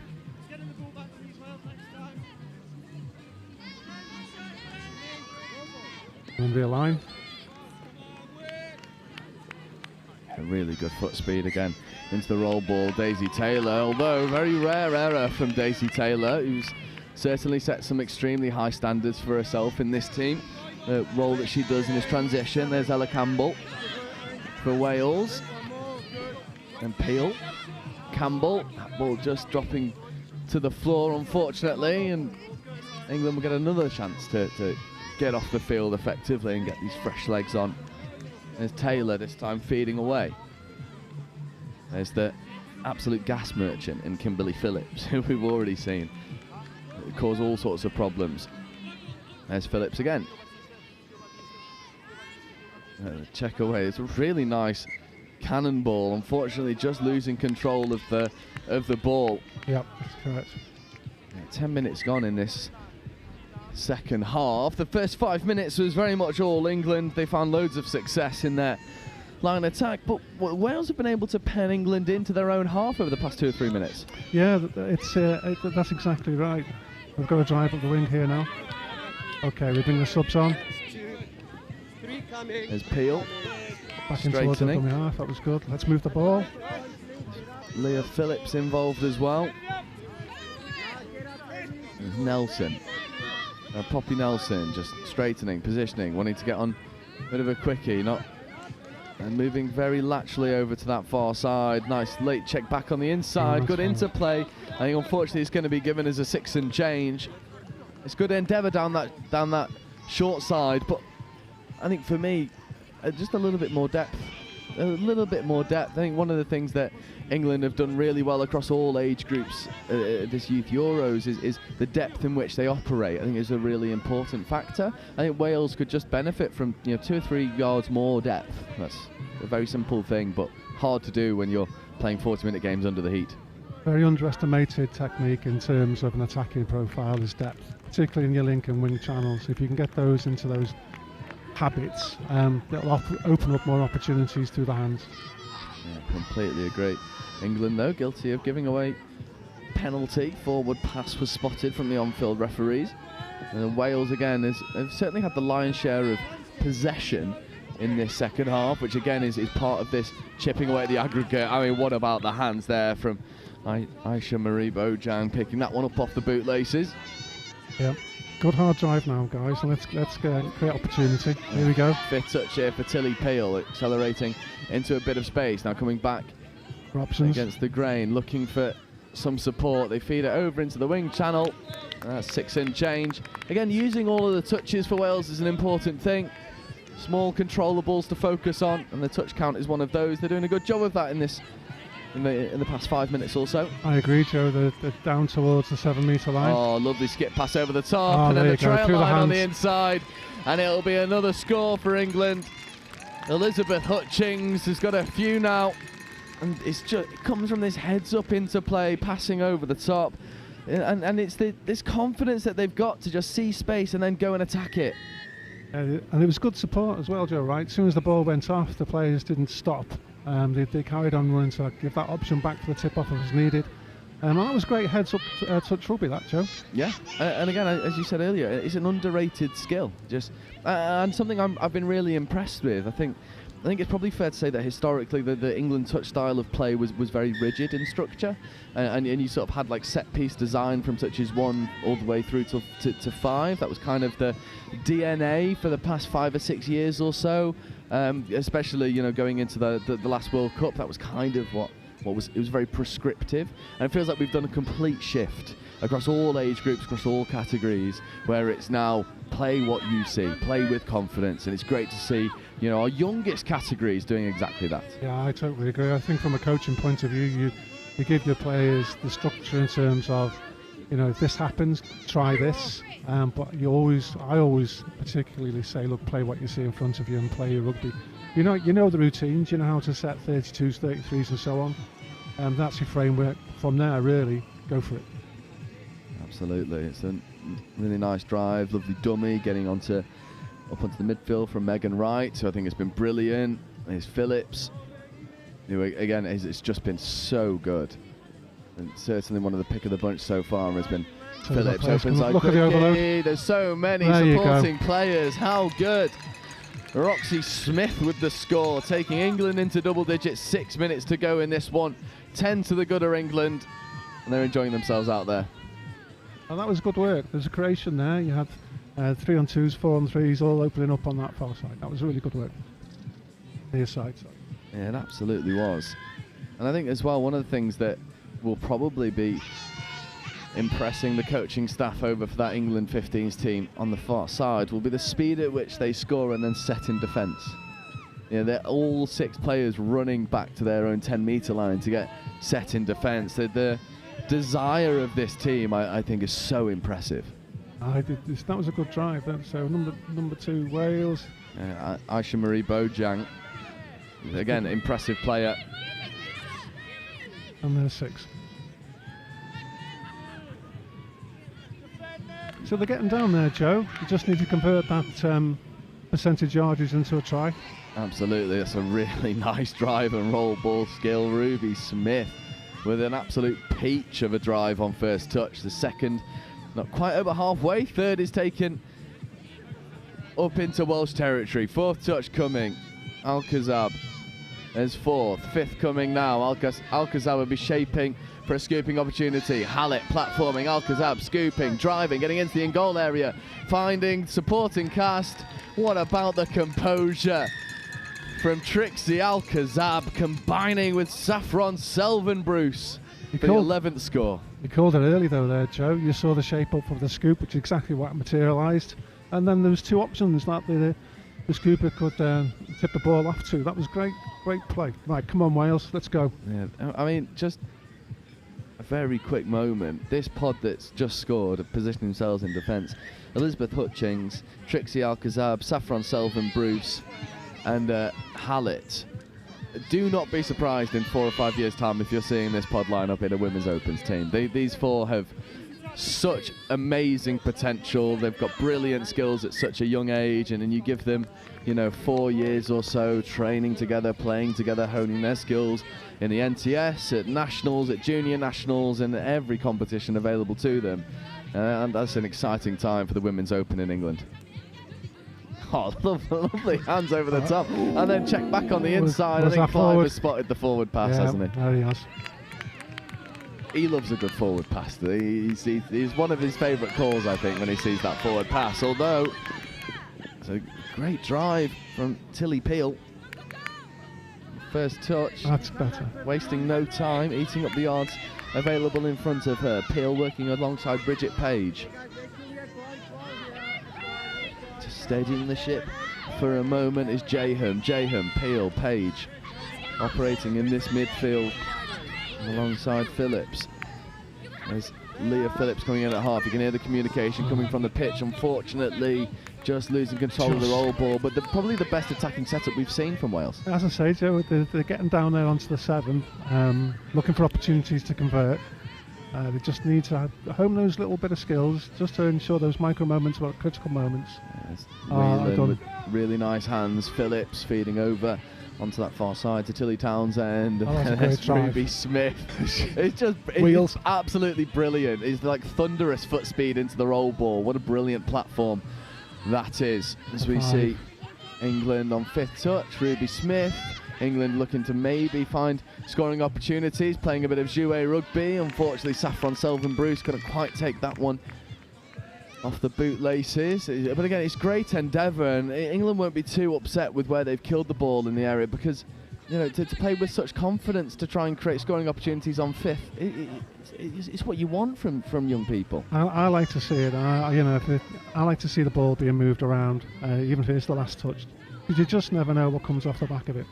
Little cheeky little switch in there, just create spaces. Never give up, never die. That's what I like to see. Yeah, fluid movement. There's nice hands there from Wales. Better. Opportunities on the far side. It does get there. It was great covering pressure from Tilly Townsend. It was just lingering in the eye line of Nia McFadden. Yeah, referee's called forward pass. That's a shame, because that was starting to develop really well. Wasn't. About a minute left to go in this game. That's gone quick. It absolutely has. I mean, it's my first look at the England 15 girls, and I've got to say, as I have been with every single game, I have been blown away by the quality, the structure, the composure, the confidence. This is if you're watching touch for the first time, you've got to understand that what you're watching is just the next generation of players operating at such a high level, a level in which we've never seen before from a junior perspective.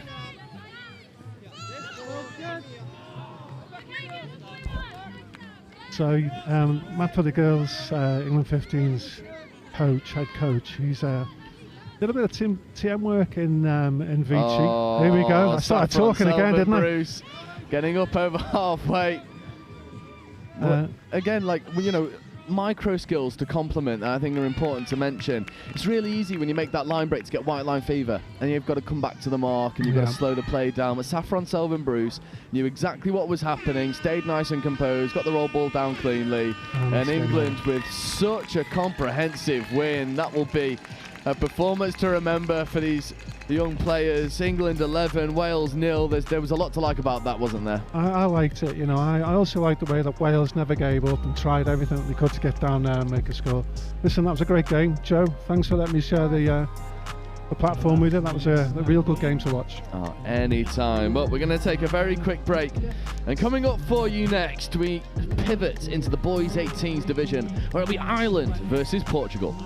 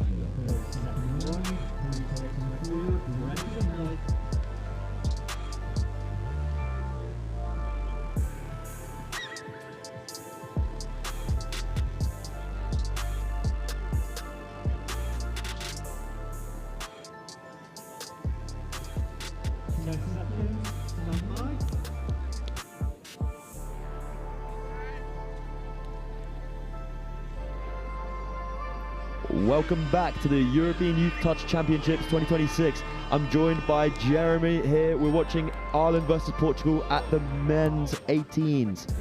Good morning, followers at home. Great game set up for us to watch this morning. Yeah, Portugal got the tap off.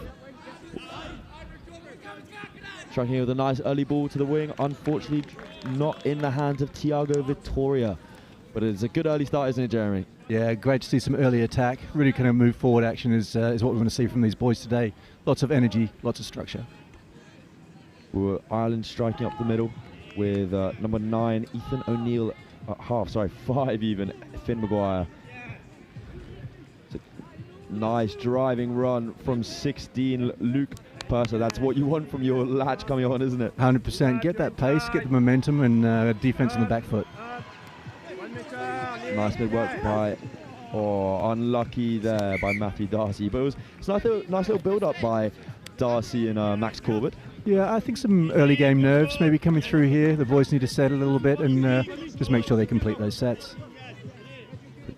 Definitely winged by Thiago Vittoria, doing some good half work there. Great to see some physicality here, all within the rules, of course. Oh, lovely little spin by the 10, Eduardo Soto, and a bit of Portuguese flair coming out. They had it in the 15s. I'm wondering if the 18s have the same. I'm pretty sure they do. Having seen the older age grades, I think it's something that absolutely runs through their veins. No, it's the best part of touch for me, just the jouet, I hate to say it. Oh, 100%. The Latin flair, mate, can be absolutely fantastic to watch. A little bit harder to defend. Another good run there by Luke Purser. He seems to be a good driving link. Good drive again by Patrick Casey at 11. Dean Phillips.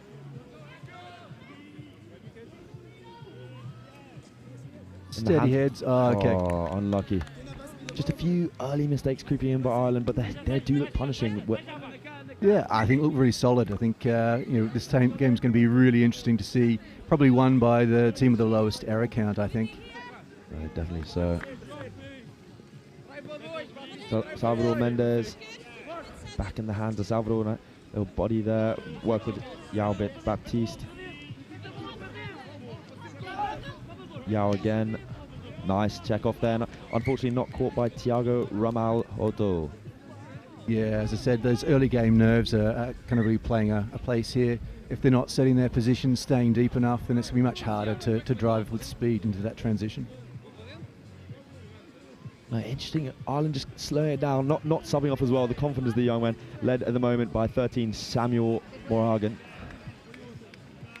Looks to be a good mid-pairing, Samuel and Henry Pratt. Great little score there. Yeah, great score by the man, Samuel Morgan. And I just think Irish showing just some good structure. There's a 32 short off there, and just the patience by the young boys. Yeah, it's a nice little work between the two mids. They seem to be comfortable together, might be working together at the junior levels in the clubs, and I think Portugal won't be too happy with themselves. They would look better than that, really. Yeah, a little disconnected. I think some comms to pick up with the Portuguese, make sure they stay connected indeed there. Thomas Bois at the moment. Sweeper play to Vascal Cardona. Yep. Irish defence really strong there, holding position. Spaces, not faces, is always the winner. Eduardo again.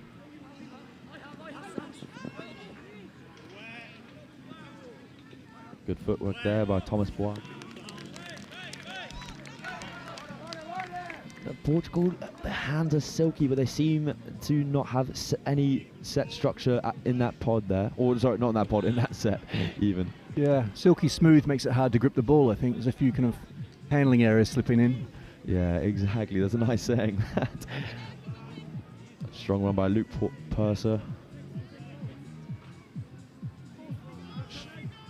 Patrick Carey picks up from half. Oh, lovely covering touch there by the number 6, Duarte Paiva from Portugal. Yeah, 18's such a great age grade to watch. You know, there's pace, there's a lot of talent, and also confidence often, just to show some really good performance, good skill. So I think we're in for a bit of a treat here. Yeah, some of these boys will be playing in the men's open setup, or at least trying to be pushing through. But it's nice for them to play the age group where, you know, it's their peers and they can actually have that confidence shine through, where they wouldn't really have that striking opportunities, right? 100%, 100%. So, yeah. Ooh. Not a big touch on that, but the referee says play on, nothing there. And Portugal is checking the ball around. Yeah, certainly Ireland seem to have some more go-forward momentum at the moment. Portuguese have the ability, but they're getting held up midfield. Nice strong run by Luke Purser again. It seems to be one of the driving players for Ireland. In the hands of Samuel Morgan, the try scorer. A lot of ball movement, but not enough go forward for my liking. 100%, 100%. It's all about moving forward, isn't it? Yeah. Dean Phillips with the ball. Morgan, Pratt. Short setup again. I think he might have been. Oh, great vision. Great vision. To the sweeper off the 32 short. The number 7, Louis Chambers. It was lovely play. I think that's it. You know, actually, the Portuguese, I think they're not staying perhaps connected as well as they could be, and that's where you're going to see those little holes open up. Irish is taking advantage of that, and great outcome. Completely right, but Portugal looking to strike back and get the deficit back down to 1 in the hands now of Vasco Contes into number 4, João Baptiste. Oh. That was number 3, I believe. Yeah, number 3, Francisco Sevivas, and I would have liked to see him attack hole 1 actually in that mid instead of push out. Yeah, again, back to basics really, isn't it? Just always challenging on the outside, or the short side, should I say. Good rolling drive from Ireland here, half worked by Alex Birrell. Finn Maguire in the hands of Luke Purser again. Another fantastic see. A lovely little bit of individual skill from the young man. Yeah, and I think the vision from the Irish is pretty good. They can see where the gaps. The Irish is pretty good. They can see where the gaps are opening up, and they're just making the most of that. This certainly could give them advantage for the rest of the game if Portugal don't respond. Advantage for the rest of the game if Portugal don't respond. Yeah, 3 32 shorts and 3 scores for Ireland. The basics of bread and butter are working so far. Let's see if Portugal can respond in the hands of number 5, Thomas Bois at the moment.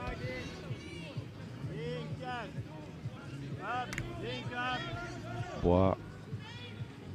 There's some steadying play there. Nice, 32. Yeah, lovely. Easy, great score. Thomas Bois, lovely little setup there, going short side off the 32 short, and he just seems.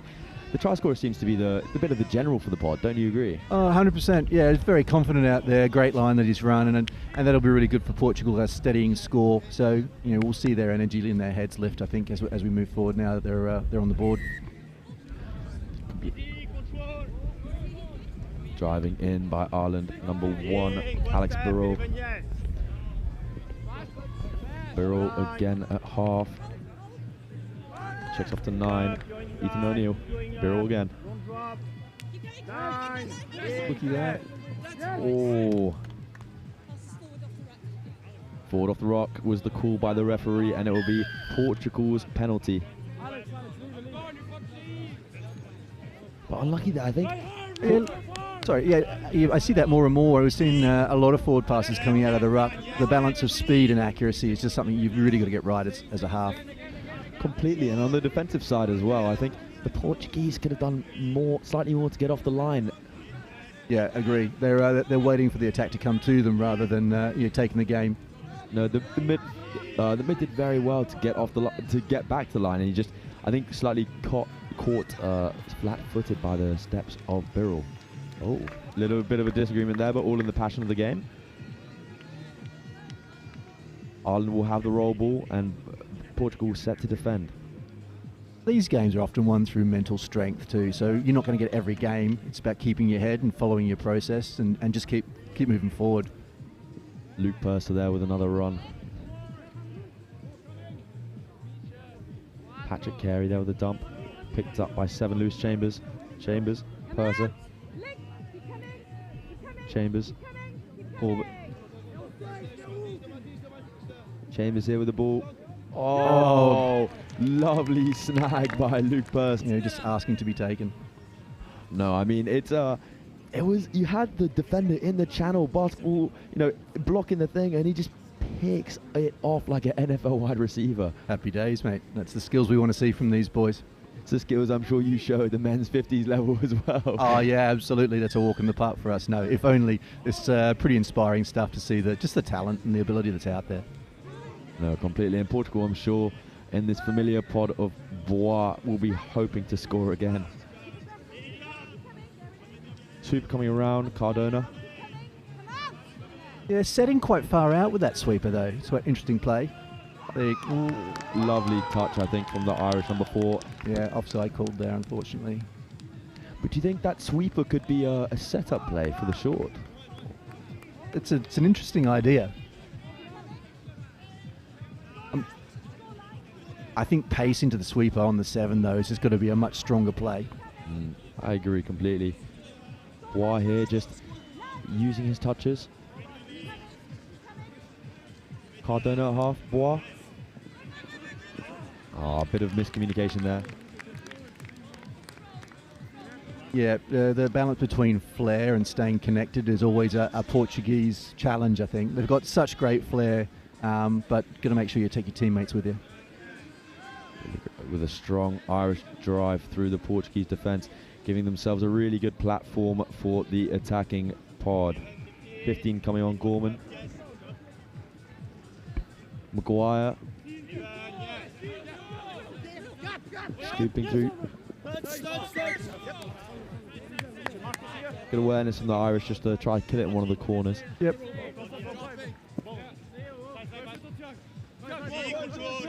They're all with a strong touch. Knight. Yeah, good yards. Good yards, but unfortunately for Ireland, shooter offside. They're all there. Another strong touch.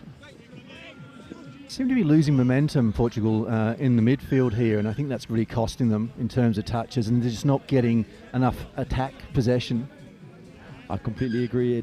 I think also the Irish shooters just trying to use their footwork to beat the shooters instead of just checking around the pass. Yeah, I think that's a level of maturity on that too. When you see it once or twice, you got to adapt accordingly.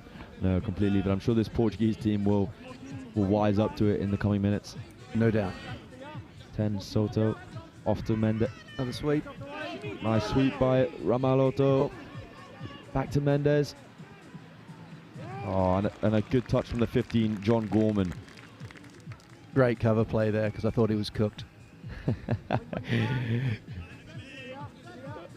Ramalhoto dumps for Mendes. 14 was called offside by the sideline referee, so Portugal will have a penalty and another set of 6 on the Irish line. Yeah, with a fresh set of 6, it'd be interesting to see what they actually do. What is their go-to attack in this situation? Ball in the hand of Soto. Setting up for 32 long, but no, unlucky.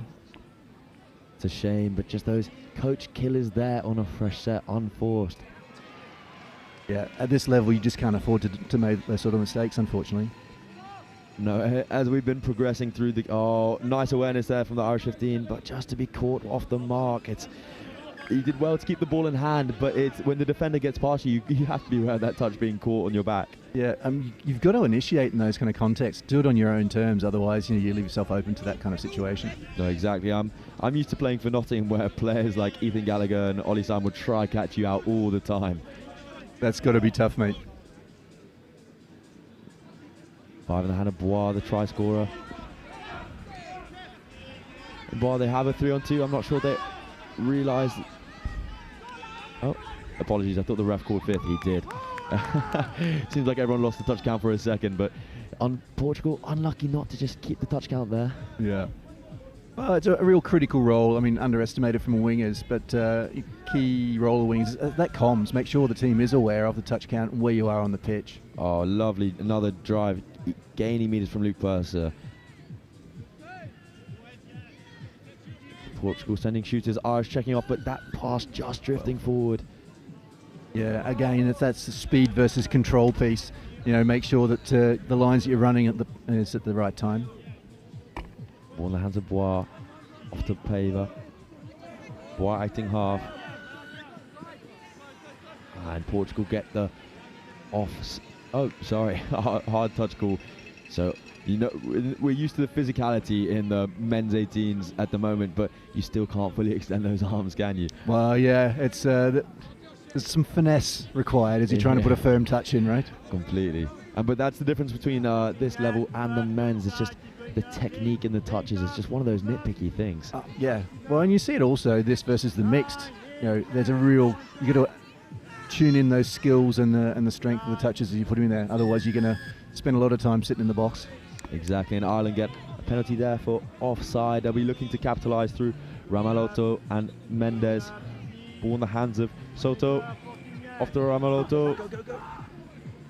Good touch there from the 13, Samuel Morgan. Release was on. It's a real shame because he could have just walked that in. Maybe a bit of white line fever creeping through. It happens to the best of us, mate. It happens to all of us, sadly. As Cueros has the ball and checks it off to Mendes on the link. 21 short, and a lovely play from Portugal. Put Rodrigo Cueros in for his first of the game. And was that a 21 short we just saw? Mate, it's not the first 21 short I've seen from Portugal. I think it's something there it's firm in the Portuguese playbook, but that was just lovely to see. Great dive to finish there. I mean, George, the teams aren't expecting it, but I just commentated the boys' 15s a few games ago, and they were running them and then scoring them against China. Honestly, it needs to be brought back. Well, exactly. It's not just a move for old people. Luke Purser here again. I'd love to see what he's got to offer on the line. Obviously, he was a try scorer, but I wonder if he's used as a striker at all. Birrell trying to catch his Portuguese counterpart offside, but referee thinks there's nothing on there, so just a touch. Required to Birrell. Oh, I think a touch pass will be the call there, so Portugal have a penalty on their 7.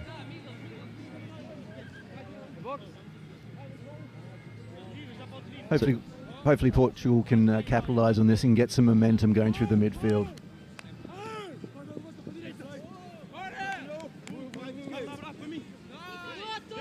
Nice driving there from the Portuguese.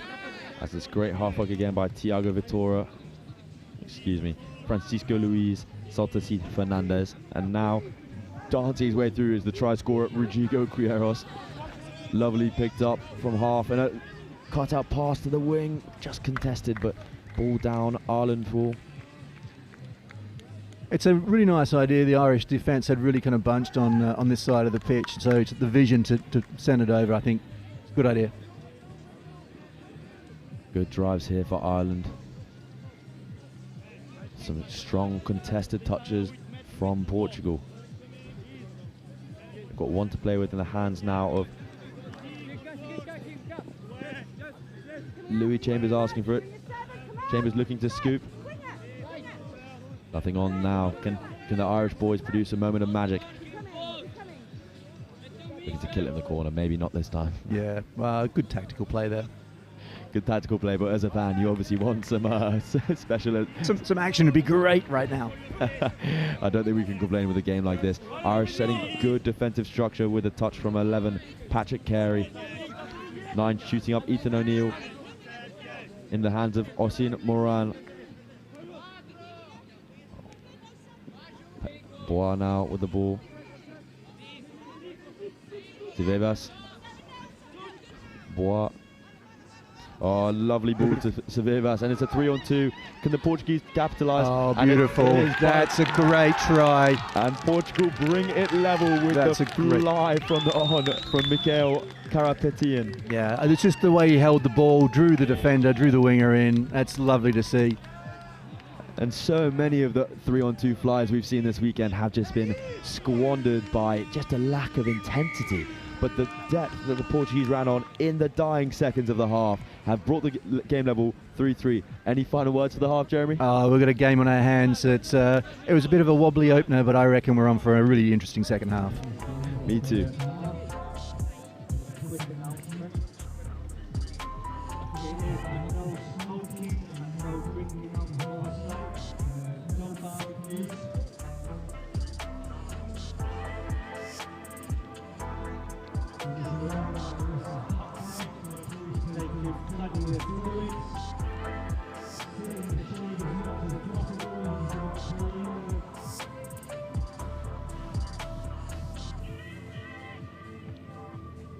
smoking area is in half across the way.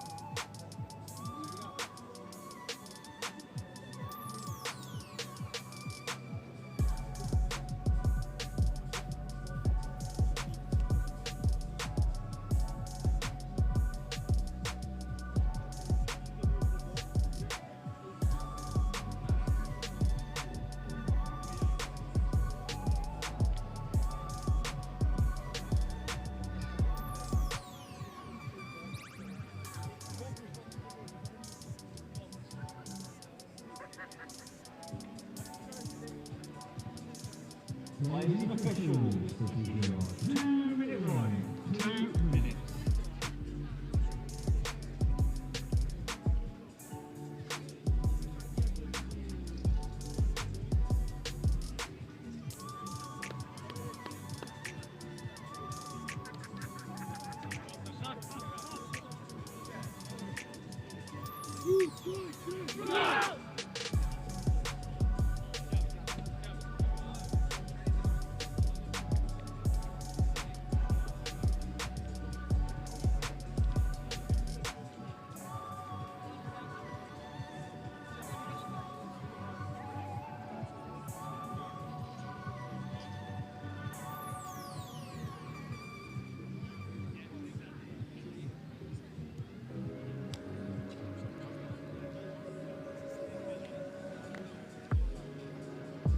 Ladies and officials, 1-minute run, 1 minute.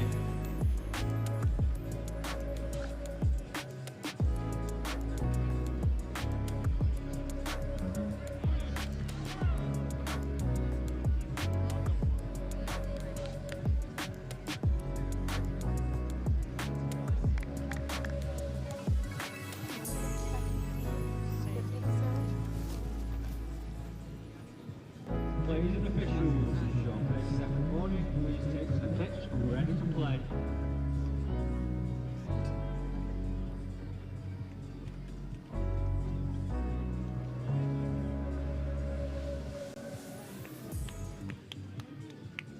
Welcome back to the second half of this exciting Ireland-Portugal game. What are your thoughts so far, Jeremy? Oh, look, really interesting first half. You know, there's clearly development areas on both sides of the pitch, and I think 3-3 is a pretty fair reflection of the game that we saw. Second half set for a really exciting game, I think. No, I completely agree with you, and I'm just excited for what these teams are going to show us, because honestly, nothing would surprise me at this point. Well, that's it. I suspect the coaches have been very clear about what they want to see and things we have to stop. Oh, hips not square, the call there. So Portugal have an early chance to go ahead against Ireland to finally, for the first time in this match, try push in the lead. Nice drive there by the yards. Portuguese middle, checked off, and just a 6 more call will be the one for this familiar pod of Bois and Pava. Yeah, this was really their strike prod in the first half. You can see some good yards there. So let's see where they go from an attack perspective. Bois with the ball to Baptista. Baptista to Ceballos, trying to get the better of his outside man. Baptista again to Bois. Bois telling him just to go in. Yeah, they've got plenty of touches in hand. It's time to kind of manipulate the D's a little bit, I think. Bois looking for the overlap. And did he sneak Oh, through? he's giving it. He's giving it. Snuck through there. Bois with the pace on his opposite number, and kind of shocked me there. I was surprised. I was expecting a touch there. So whether he was offside and he allowed play through, I'm not sure. I couldn't hear what the ref said, unfortunately. From the replay, no, Birrell didn't even call the touch. I think it was just outran him. Yeah, pure speed.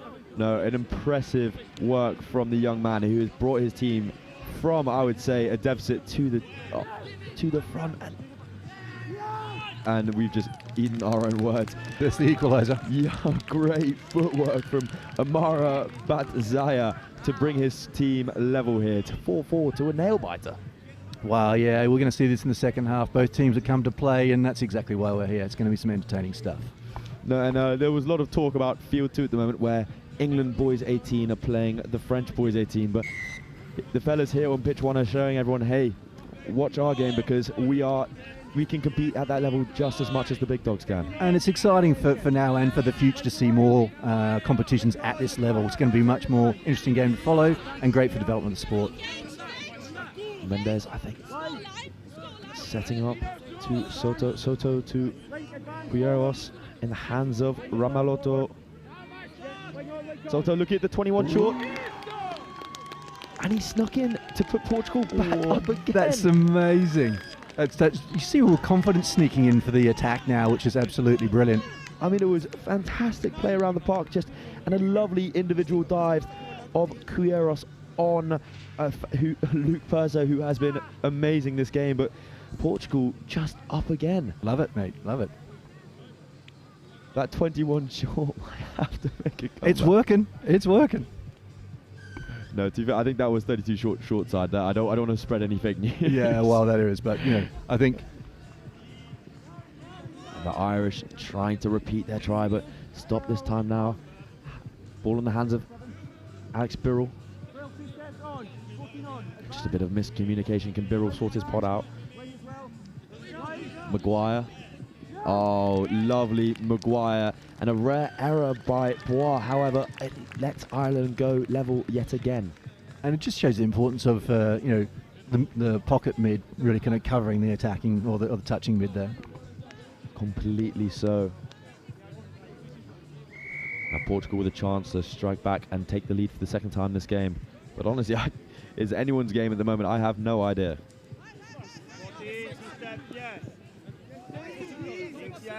Quiros. Soto, Quiros. Ramalotto looking for another short. 21 short here. Short side. Good touch by the 15, Thiago Vittoria. Yeah, just running out of road there. Late switch could have worked well, but not to be. No, not to be. And Ireland are rewarded with a touch pass. Just looking for a check that didn't quite come off. Prize scorer, Amara Badzaya. Dean Phillips. Louis Chambers. O'Neill scoops. Tries to check off to the wing, but just over the top of Dean Phillips there. Yeah, just forcing it a little bit there. I think if he held the ball slightly longer, maybe he could have drawn the defender over a bit more. Now the Portuguese pod will be looking to put on the familiar faces of Bois and co.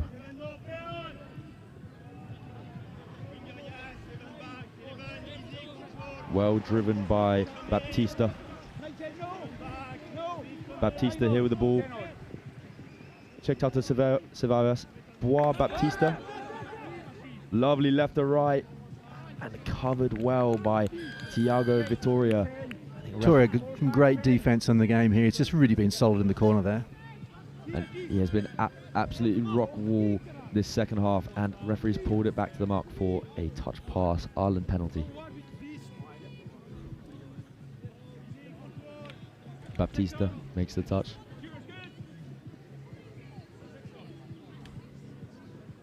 Luke Purser acting half. Birrell scoops. Oh, they have the overlap here, Portugal. Luke Purser for the corner. We know he has pace. Can he finish? Good cover by Bois. The man is everywhere. Oh, great. He's having a great game, Bois. Birrell here. Just looking to kill in the corner and try force Portugal in their own half.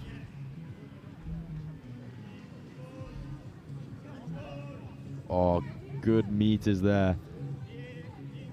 Bois. Just good read on the defense. Baptista half. Mendes with the ball. Soto now. Ramalto. Soto scoops. Goes short side. Numbers are on, but he's on.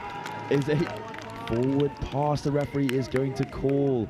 That's unfortunate because there was a lovely finish in the corner. Yeah, I thought that was on, so yeah, unfortunate there. Maybe a bit of wind.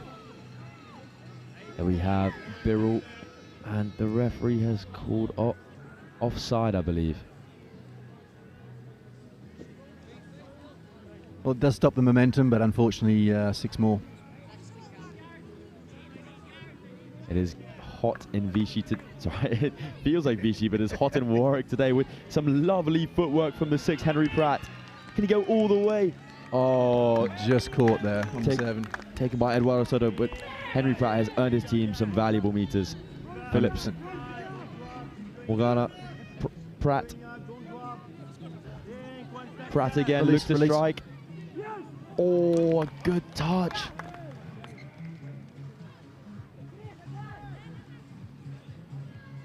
Thiago Vittoria has come off his wing into the link there to try and get a dive between the opposite mid and leg. That little hesitation of putting the ball down, otherwise that would have been a score. Pratt here, marshalling his attack. Sweeper play. Oh, good touch by the Portuguese, but maybe an inside ball was the option. Yeah, I just sense a bit of hesitation in the Irish team in the start of the second half. No, it seems to be the Portuguese defence has just improved as well. But we do know this Irish team can score almost at will at times, so they'll be looking to... Ooh!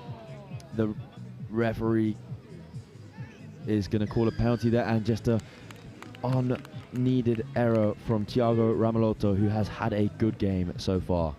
Yeah, I think just a lapse of concentration there. And at the boys 18 level, there can be some size and physicality, and I think that might have just been one of the instances at the park. Indeed.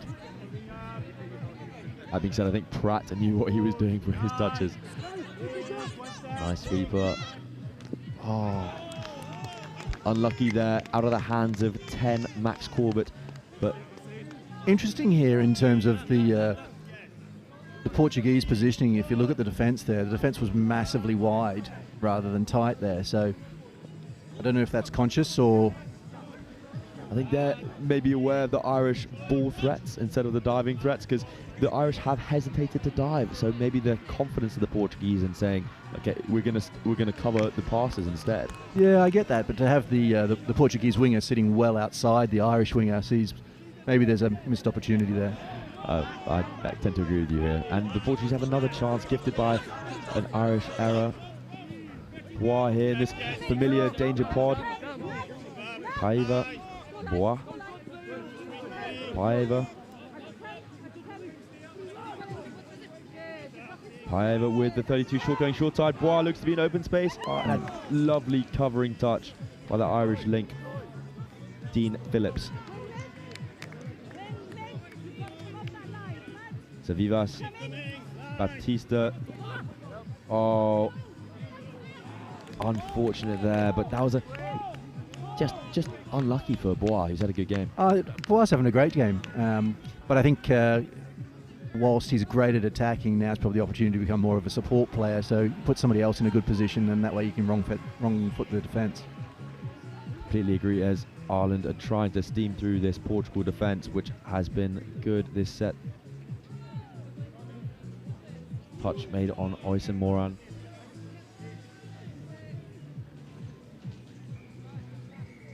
Killed in the corner there by Moran. A great, again, good finishing position from the Irish team. Oh, here we go. Oh, stop it, Paeva, stop it. Some lovely footwork there. So Vivas, and they are just steaming on now. Paeva again with another good run and checked off to Soto. Touch from behind, just loses the momentum slightly, but they have touches on the line now, Portugal. In the hands of Soto. Mendes. Ramolto, Soto again. Oh, couldn't quite find the space, which was on the wrap, I would say. I 100% agree there, mate. The rapper kind of just stopped. He didn't follow through to his hole. Otherwise, again, he could have walked it in.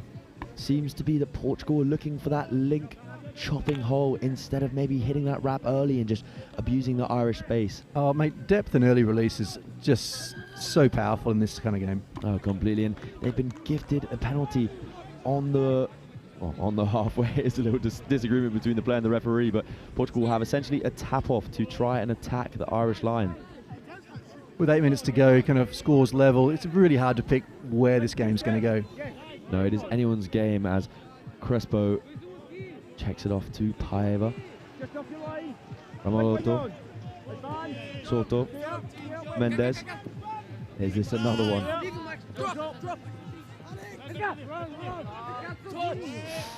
See Portugal yet again looking for that link pass. I think they need to just keep the ball slightly tighter to home. Yeah, exactly. I think 4-on-3, tough call at that point. Unless you got an absolute bullet pass. Now Ireland steaming up the pitch through Pratt. Moran at half.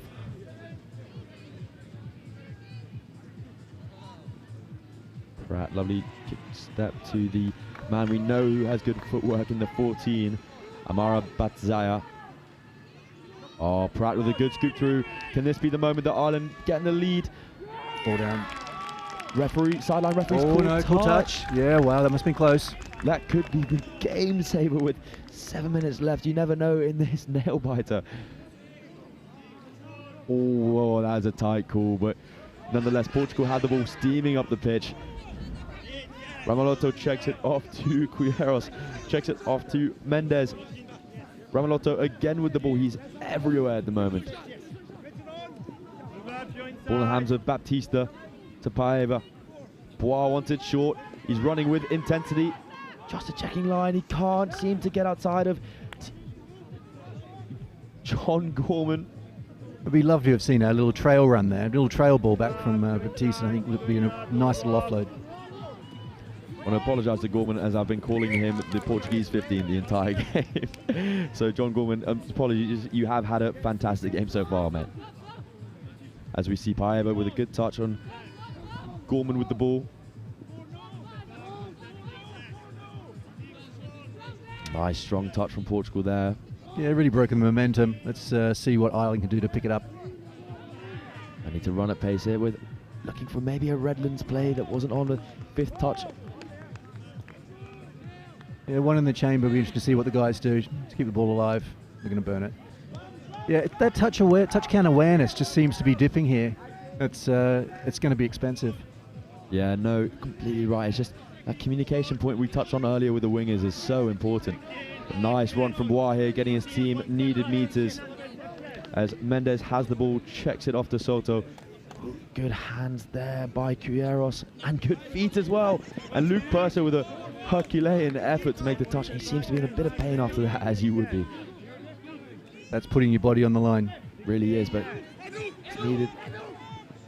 And a forward pass will be given, but could have been a risky mistake. I don't know if there was a collision there or what, but it's kind of odd. His arms went back, but the ball went forward. So not really sure what happened there. No, I don't think anyone really is, but the 10 for Portugal, Eduardo Soto, seems to be holding his side. I hope the young man's okay.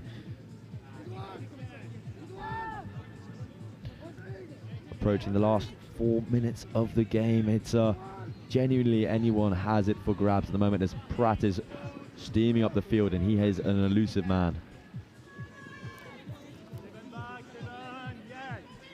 Birrell and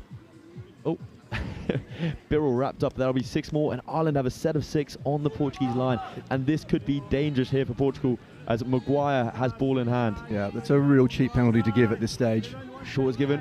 Tyrrell. More. Back to Maguire. He just resets his attack. Checks off to his partner, Tyrrell. Asks for a quickie from Maguire. Tyrrell, ball in hand. Looking for the hole. Oh, Maguire. Tyrrell just asked Maguire to straighten up a little bit. And release. That little release, he would have walked it in. But Ireland have another set of 6 on the line, and this pod have looked dangerous. Tyrrell with the ball. Maguire. Tyrrell looking for a short maybe. Pratt. Maguire. Good touch. There was no space between the two middles. No, but the wrap was on. Wrap was on. Will Ireland give the quick release next time? I guess we'll see what they have to offer. Tyrrell with ball in hand. Maybe some conditioning going on. And there's space on the left.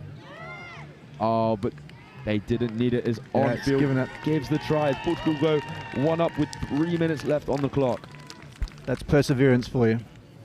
And just hacking at that line over 3 sets. You would expect this young Irish team to score one, wouldn't you? Absolutely, absolutely. But I feel like the Irish are really making this hard. There's opportunities that they, if they lifted their heads a little bit, they might be able to exploit a little easier. No, but that's at this level, the boys 18. We expect so much of them. Oh, Baptista knowing he got away with a little bobble there. The 21 short is called for Bois, and lovely, beautiful to equalise in the corner. Francisco Sevillus from Thomas Bois, who has had an absolute game. This pod has been dangerous, and just equalising with 2 minutes left. Oh, Bois just seems like a real clutch player in this kind of situation. Portugal have gone level with Ireland, and with what I assume can only really be the last full set of 6 that Irish will have on the Portuguese line. It is an absolute nail biter on pitch 1 at the moment. What a great game to watch. 21 short. I mean, they're back. They are back. There you go. Lovely driving here from number 9, Ethan O'Neill. Just under 2 minutes to go. Let's see what they've got in their toolkit. Oh, I think the referee's going to call forward off the ruck, and that might be the last shot of the game Ireland will have, unless Portugal bobble here. Never know the commentator's curse. But they're steaming up the pitch at the moment. These Portuguese boys do not look like they want to give anything away. In the hands of Baptista again, this danger pod is on. Baptista. And I'm not sure if you get, but the fans behind us are going crazy for Portugal. I know what they want. Baptista, this is 5th. Is there any moment of magic? Or have they lost the touch count here? Switch. Touch is called by Amara Badzaya. And that is a great touch to keep Portugal out. Hang in there, boys. Last minute. Let's go. Some Irish support from the sidelines. Great to hear. That lone voice trying to drown out the Portuguese. No, and they might have managed to do so. And they have a penalty, but they need to take it quick here, Ireland, if they want to go up in this game. 35 seconds. Maguire here with the ball. Morgan, another try scorer in this game, as there have been so many. Pratt here, just slowing it down, but Purser injecting some pace, but he's the half, and the referee hasn't realised, and he's got away with one there. The dying moment of the game as Pratt has the ball, just looking to gas Bois, but we know that won't happen as the young man is rapid. And that is all they have to offer. Wow. What a great game. I mean, that was certainly unexpected. I think, if you look at the pedigree of these teams, it really has been a great show from both of those teams. Obviously, both had strengths and weaknesses, but super entertaining to watch. No, completely, no comment on the entertainment value of that game, but just the talent we've seen from these age groups is astounding, and I'm honestly surprised I'm still getting shocked. Well, but I mean, it's great for the future of the sport. These guys will be interesting. They'll get stronger as they go through the rest of the tournament, and certainly as they move through their touch careers. Really exciting times ahead. No, completely. So, Ireland 6, Portugal 6 for the boys 18.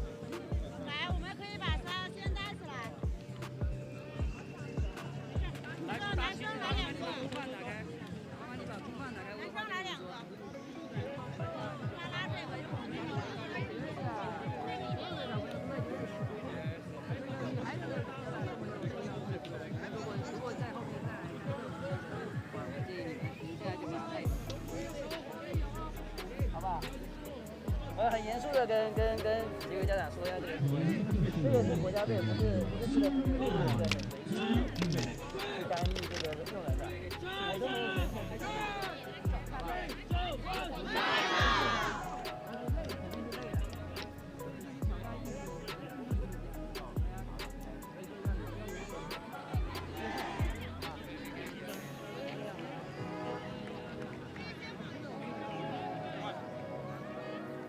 哦喂。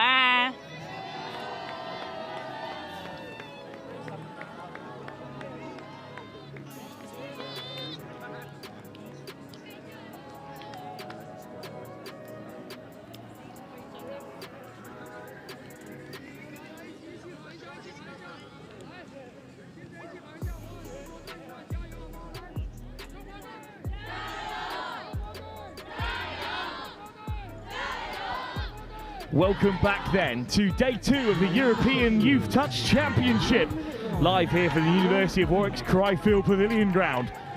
Thanks to Kit and Joe this morning. Joe Wright will be back with you later on. For now, it's myself, Will Kemsley, alongside Lexi Johnson. Lexi, welcome back. Bit of mixed 15s action for us. Lebanon, who have got 1 win, which they registered against Belgium in round 3 yesterday, against China, still looking for their first. I think this is set to be a really exciting matchup. Will China will definitely be hungry for their first win here, and I think they'll come out fighting.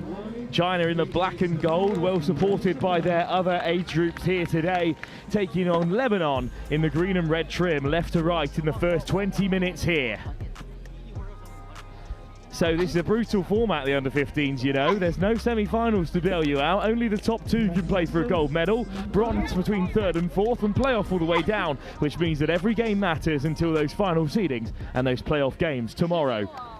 That's always going to be really tough for them there, because as every game matters, they can't really be making any mistakes, so they've got to put it all on the line. Classic European fixture between China and Lebanon gets underway here. Of course, in jest, it's great to see these nations come across and test their mettle, even at under 15s level, which is so remarkable, against sides they meet often in the Youth Atlantic Cup and now the Youth Euros as well. Bit like Eurovision. Why not have them along? We're like Australia, although this lot playing Australia wouldn't be very productive, tends to be the end result. It's about growing the game of touch in China. And as Chris Simon said yesterday, with everything going on in Lebanon's part of the world, it is just fantastic to have them here. And talking about something else other than that part of the region, talking about their touch rugby, as they keep out China again. This is a really beautiful start from China, actually. They're putting on a lot of force here and really encouraging Lebanon to make tough decisions. So their structure is looking really good, and we have a scoop through. Yin Zhulin scoops through and finds the pass, and China take an early lead. It's that early dominance that China are definitely going to want to set here, and they are only going to get a boost from that. That was a really, really lovely play from them. Lovely scoop from Yin Zhulin, and then dotted down by Zheng Baoshen. Good start for China. Lebanon, though, with a chance to respond. And it's Mark Corey. Corey again with a pick-off. He's got Alex El Corey alongside him. Corey, El Corey, Corey again. And then taken straight to the line. Across comes Caden Anderson in the red cap in the centre of the park. Alex El Corey, Mark Corey, Alex El Corey again. It's on here for Lebanon to the right-hand side. Oh, almost a brilliant take by Yuma Bulfara, but just put down. That's really unfortunate for Lebanon there. That was a really clever play. They stuck with the buddy drive there, so they only stayed in the middles, which made China think they were just going to stay there, and then they got that dish out to Link. So very clever idea, and I'm sure they'll be able to execute that as this game goes on. Tough opening few games for China. Both these teams have played England, sorry. Lebanon lost 12-1, China 12-3. So expecting an even fixture here as China look to scoop through again through their try scorer, Zheng Baoshen. Around the corner comes Yin Zhulin. Zheng Baoshen. Zhao again, over he goes to Wang Yihan, who's crashing over, and it's a score for China. This is a really hot start to the game for China. That is absolutely fab to see. They have so much speed when they get on that ball, and there's just no stopping them. We'll see if Lebanon can actually put a barrier on this Chinese side, who looks so strong. Lebanon lost to France this morning. China beaten by Wales. They've been in some tough fixtures against very strong, experienced sides. But China at the moment looking for their first win of the competition. It'll be a huge result against a country like Lebanon, which of course has such a great history with rugby league. And of course that touch, it's only a hop, skip and a jump to get across the touch rugby from there. And beautiful handling skills on display here from China. Pretty much faultless by the looks of it so far. Every player has got that ball at some point. Here goes China then through Huang Boyu. And then Zhang Jimei all the way to the edge where Lam Kai-ku forced to turn it over. A clever place to burn the ball as well from China there. They left it on the far side of Lebanon's box, which makes their life very, very difficult. Caden Anderson goes for the intercept, but it's back with Lebanon, who could accelerate away through Matteo Alam. And then a good little run from Maria Kassadajin-Dit-Kassad. Made some great width there, Lebanon. They managed to get that ball over to their sub-box in very few touches. But unfortunately have gifted China back possession. This under-15s mixed division was of course in action 2 years ago, but now you've got mixed boys and girls as well. An explosion of touch being played at this age group this year at the biggest ever youth Euros here in Warwick. Here's Anderson. Pinning back his ears, a little goosey from Anderson, but he's well caught. Now they head towards the box. Here's Zhang Pengji. Little scoop again from Zheng Baoshen. Yin Zhulin, Wang Bushen. It's again on here for China, but the pass from Yin Zhulin just a touch undercooked, and Yihan was left wanting on the wing. That was the perfect idea from China there, but just shut down by that really strong Lebanese defence. They saw where they were going with it, and they were not going to let them have another one here. So Lebanon head to the box, looking to create a bit of momentum here. Around the corner come the changes. Nice dummy, and that's the start they're after. Alex El Corey out there again with Mark Corey. Great combination between the two. El Corey steps off the right boot and scoots through himself. China missed the touch. Corey over the top, basketball pass for Mark Corey, but a touch is made. Good defense from China. Yeah, that was a really crucial touch there that could have put Lebanon on the board, which China are going to really try not to do because they're going to build some momentum and get a boost from that. So they're going to try and hold them back as long as they can here. There's the Chinese supporters to their boys 15 side on the touchline, trying to lend their support. The mixed team still pushing forward here. Anderson loves that little shake of the hips. Zhang Jumei, her last pass, just a bit off target. They're looking so in control, China here. Their ball handling skills are just crystal clean.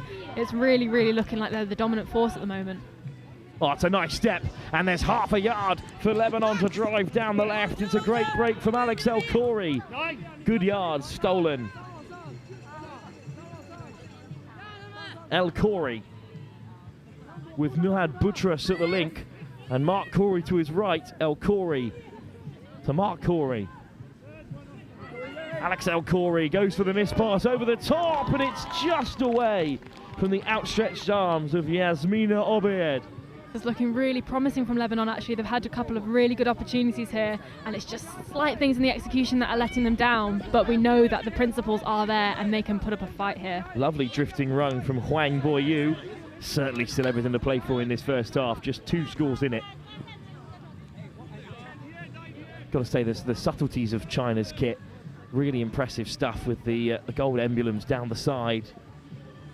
Lebanon in their classic colours, they're unique across all of their age groups, which is not something you see every day. Still on here for China, Huang Sheng with a long ball. Good acceleration from Chen Yinji, but Lebanon defend well.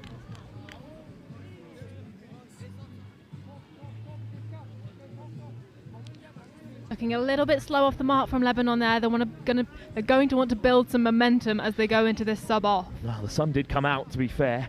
It's drifted away now.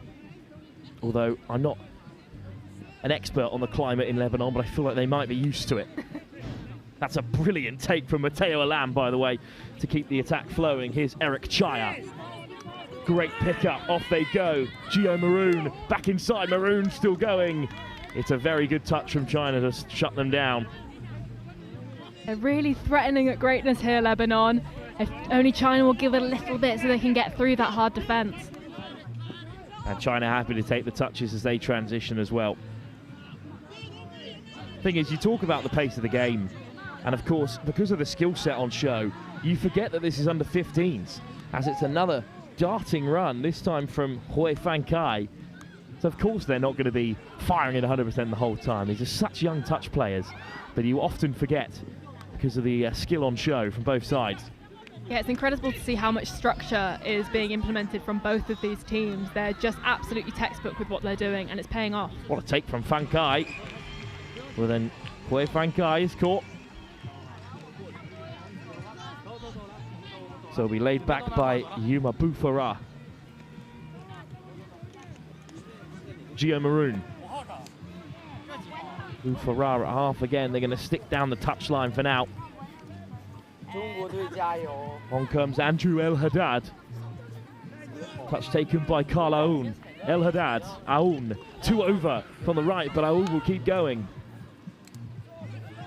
El Haddad, Aoun again. They're up to the 7 here. China got to creep forward, and now they retreat. Aoun, again, patient from Lebanon. They know they've got the touches. Eventually taken, but a slight miscount from Lebanon. That's a shame.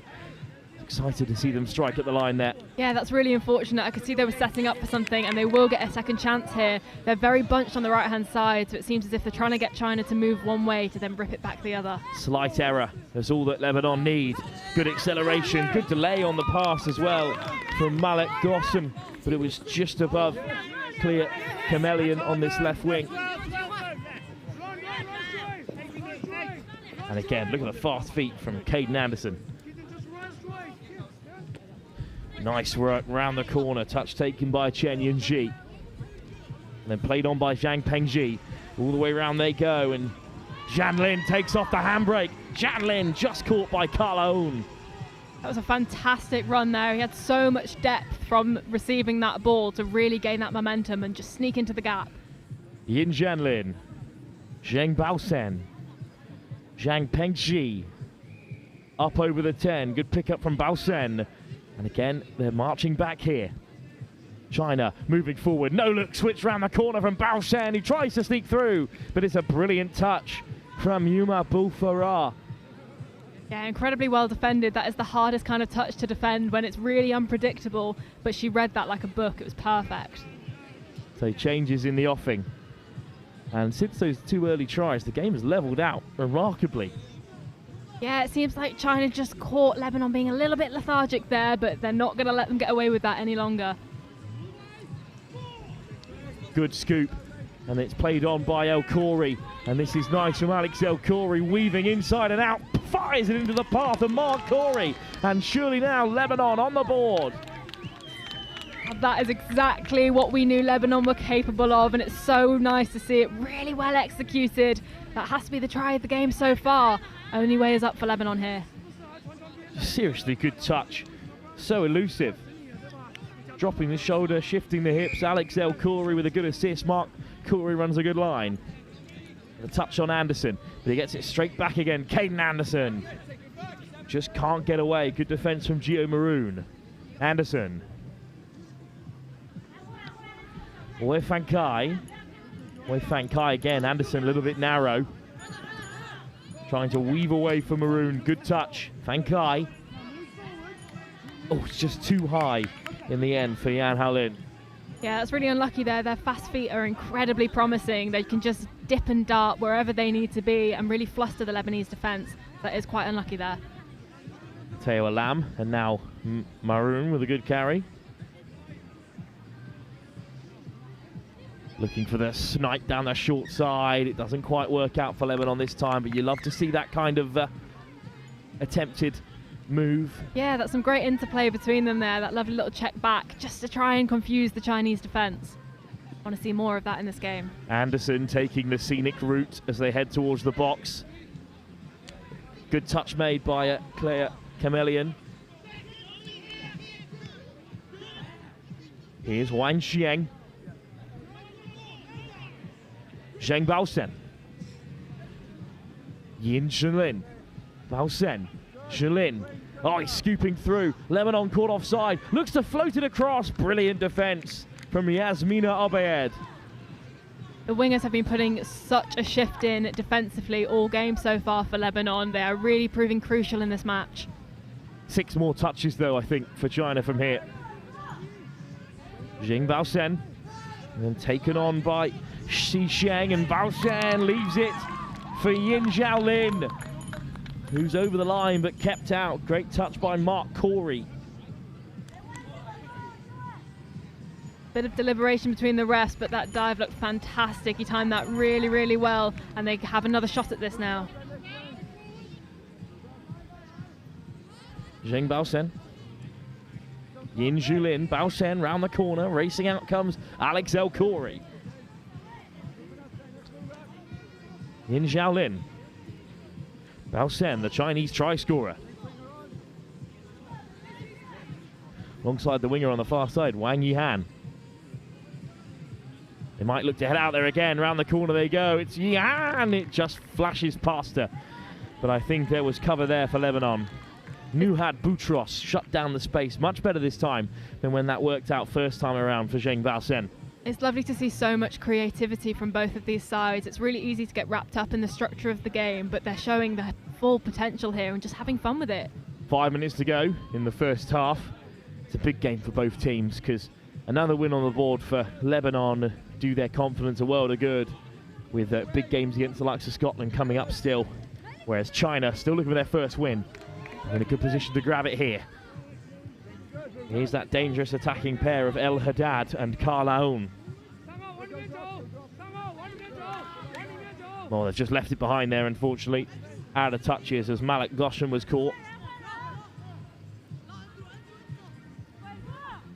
So China, long way from home, head towards the box. Chen Yunji. Yin Jianlin. touch taken by Zheng Jimei. And now the changes are there. Yan Haolin, really good scoop from Huang Boyu, but the ball inside, looking for Haolin, only finds the dusty turf here in Warwick. There's some beautiful fundamentals on display from both squads here, actually. A really strong dump, great initiating of the touches. This is fantastic play from them both. Lebanon with a bit of field possession from their first couple of touches. Can they carve out a strike as the changes are made? Off goes the likes of Andrew El Haddad. Don't mind that footwork out there either. Mark El Khoury, the try scorer. El Khoury goes straight through, but the touch is made. The half is caught. It's a great turnover.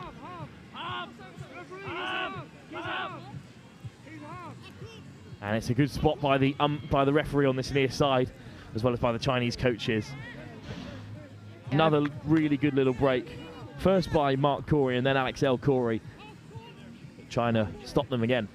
Definitely starting to look a bit dangerous here, but the Chinese defence was just too strong there. They really tightened up and crowded in on them, so they had no option but to go for that long ball after the scoop, but just a bit too late.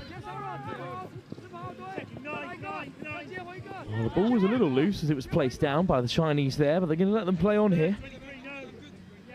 Seen some tough refereeing across this under-15s category, of course. We've talked already about how they don't let the standard slip for anyone, showing the players the full respect, as you said, Lexi, earlier today. Taken on by Zheng Baoshen. And then out of touches as Yin Xiaolin was caught. It's a great opportunity for Lebanon here because they're not far from their halfway. So China didn't quite make as much ground as they would have hoped for on that sub. And now Lebanon are threatening their own line. Commentator's curse strikes again. It's time for poor Lebanon as it's turned over.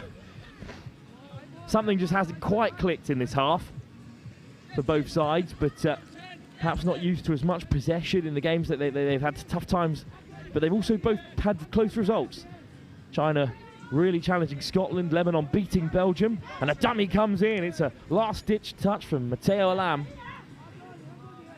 I wonder if they'll just warm up to this game into the second half, perhaps. Yeah, I think that's been quite a recurring theme among all the matches here. You actually see the players learning as they're going, and the quality is improving as we go through the match. So I'm sure the second half will be the same. Exactly what they're here for, too.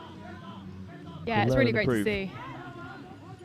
Zhang Pengji, good pick-up. It's these two in danger again. Zhang Baoshen and Yin Zhulin looking to go wide, but that's a tough ball for Wang Yihan to take. So instead, Matteo Alam will drive towards the near side. In recent years, the Lebanon Men's Open against England was one of the most memorable games of the World Cup a few years ago. A fiery affair when Lebanon looked fantastic. And China as well. Of course, there's a seniors competition out in Japan in October, and I know Chris Simon's been over in Japan recently with some exciting developments, but for now it's a scoop through from El Haddad and then dotted down, and have Lebanon scored? Well, China were racing to get across there, and two players have come together, unfortunately. Thankfully, the Lebanese winger is able to sit up and hopefully back to her feet in a moment. I think she just caught a knee on the way through. It happens when you're a winger. You've got to put your body on the line, and the Chinese were racing across. Yeah, that's the main issue there, and Blasic wasn't even rewarded with the score after all that hard work, but that is unfortunately something that does happen. You're being absolutely gunned down from both the ball and your opposition. Well, nothing malicious about it.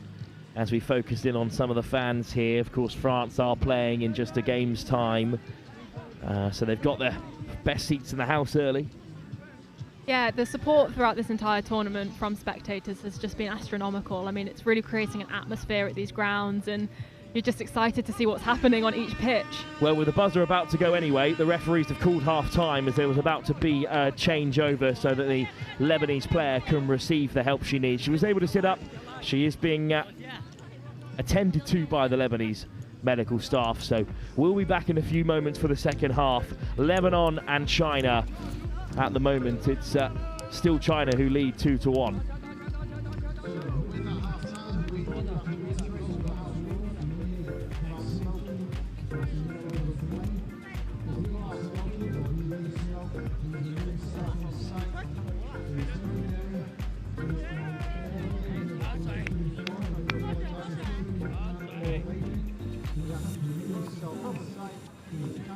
on the far side, near the entrance on the far side of the road there.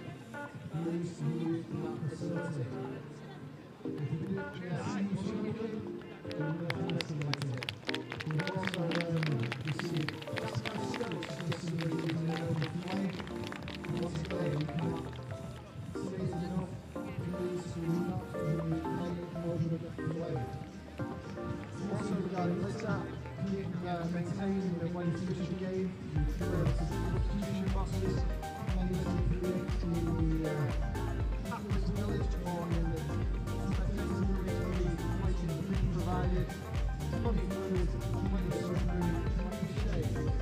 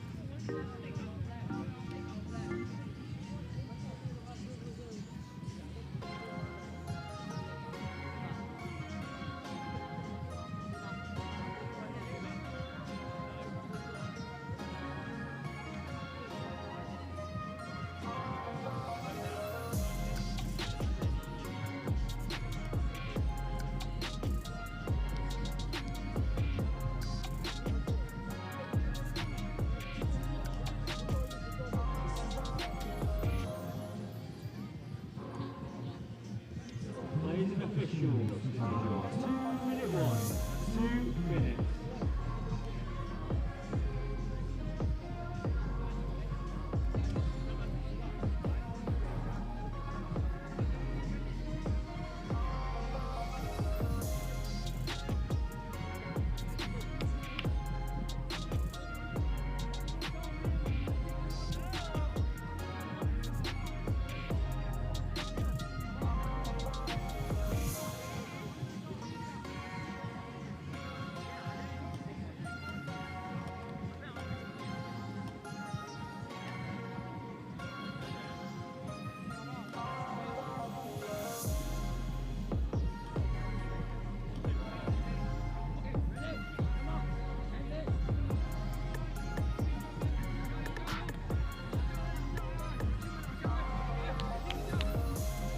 Ladies and officials,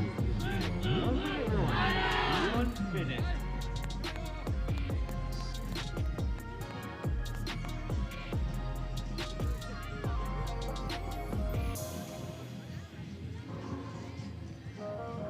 Welcome back to our tie between Lebanon and China, which ended a few seconds early because of an injury to a Lebanese winger who's back to her feet, I'm happy to report. It is 2-1. It wasn't given as a score in the end to Lebanon, despite the great effort diving down out wide. Lexi, you spotted the call from the umpire. Yeah, I think that was a really tough call. I think she could have possibly been in there, but it's a marginal thing. So touch was given, and unfortunately Lebanon are down a score, but they'll come out fighting in the second half, I would imagine. So 2-1. Lebanon, who have already picked up their first win of the tournament, are still a try behind to China.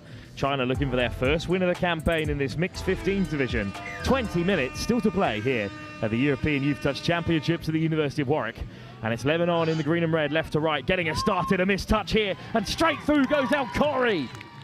I mean, what do you say about that? That is exactly how Lebanon will have wanted to start this half, showing us what they're actually made of here and spotting a fantastic opportunity, and with the pace to back it up. This is beautiful. Why do we even bother fixing the score? I know. Alex El Khoury, try and an assist now for the dangerous Lebanese middle. It's almost looking like he was looking to avenge his fallen winger there, but now she's back on her feet and ready to perform. Yes, very dramatic from Lebanon, as they have been at times in the Touch World Cup and beyond.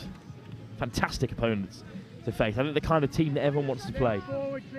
Yeah, absolutely. I mean, they're just so unpredictable, which is really lovely to see, and you never really know what you're going to get with them. You just know you're going to get a fantastic standard, as with China here. Oh, lovely hands. Did she not it down in time? Chen Yuji.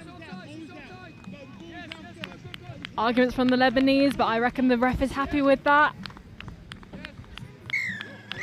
And the score is given. So China return the favour there, and they're showing that they do quite like sitting one ahead, and they're going to stay there as long as they can. Lovely hands from those two most important Chinese players, Zheng Bosen and Yin Jiaolin, putting in Chen Yunji for the score. China up by 1, 3-2 in their favour now. Lebanon looking to equalise again. Got some real pace on display here by Lebanon. They have not come to play. They're here to show China what they're made of. Lebanon on the 7. A lovely 32 set up for Lebanon there. China make the touch. No touches left. Let's see what they can do. If they can get creative, we know they can. Fortunately, just a miscount on the touches there, so it will be a China ball, and they'll be looking for a strong subset here. Well, what a start to the second half. Just like the first half, the tries came thick and fast and then slowed right down. So here come China as they approach the halfway line through Wang Xizheng, Yin Jiaolin, Zheng Bosen, just creeping forward. And then the press triggered by Lebanon, and that might open the space. It's incredible graft from Gio Maroon to get back there. That was a beautiful sweeper platform they set up there, but well read by the Lebanese defenders. And a fantastic dish, not quite executed, but this is looking really threatening from China. Good defence from Gio Maroon. And the Lincoln Wink who have come over as well there. And now it's a long way back to the sideline for Yuma Bufara, but they do work their way towards the box. It look easy, in fact. This is a really nice sub off with the little dummy there. Maroon with a dummy, but he is caught in the end by Yin Jiaolin. I think there's tired legs out there for China now in this set. Yeah, I'm not surprised, but Lebanon are in a fantastic position as they come into the third touch there. Those two again, El Khoury and Khoury, causing all the problems. El Khoury with a dummy, and a very important touch just at the very last from Zheng Bosen. Such fine margins in this match at the minute, and it's really nice to see. Neither one wants to let up at all. China head towards the box now. It's become a bit of a chess match, this game. And beautiful structure on that sub off and on the sub back on. They've gained so much speed, and that was a very safe latch there. Really nice to see. Good hands from Anderson. Took a bit of a pasting by his coach at half-time for some of his antics, but I like to see a player with flair. Again, it's a learning opportunity for everyone at this level. Yeah. I think he was just encouraged to use his teammates a touch more. Yeah, 100%. I mean, it is one of those things where you've got to take risks and you've got to back yourself, but at the end of the day, it is a team sport and they're all fantastic here, so it's really great to see all the potential on offer. China win it back. Final pass for Lebanon, just found the green grass on that far side, maybe the only green grass in Warwickshire at the moment. Anderson. A looping run towards the outside. It's good work from Yan Haolin. Oh, but the penalty reversed. Yeah, that's unfortunate. A bit of an overstep there. That comes with all the momentum they've gathered in those fantastic runs. As replicated by Lebanon here, they're spotting the great gaps and they're running into them at speed.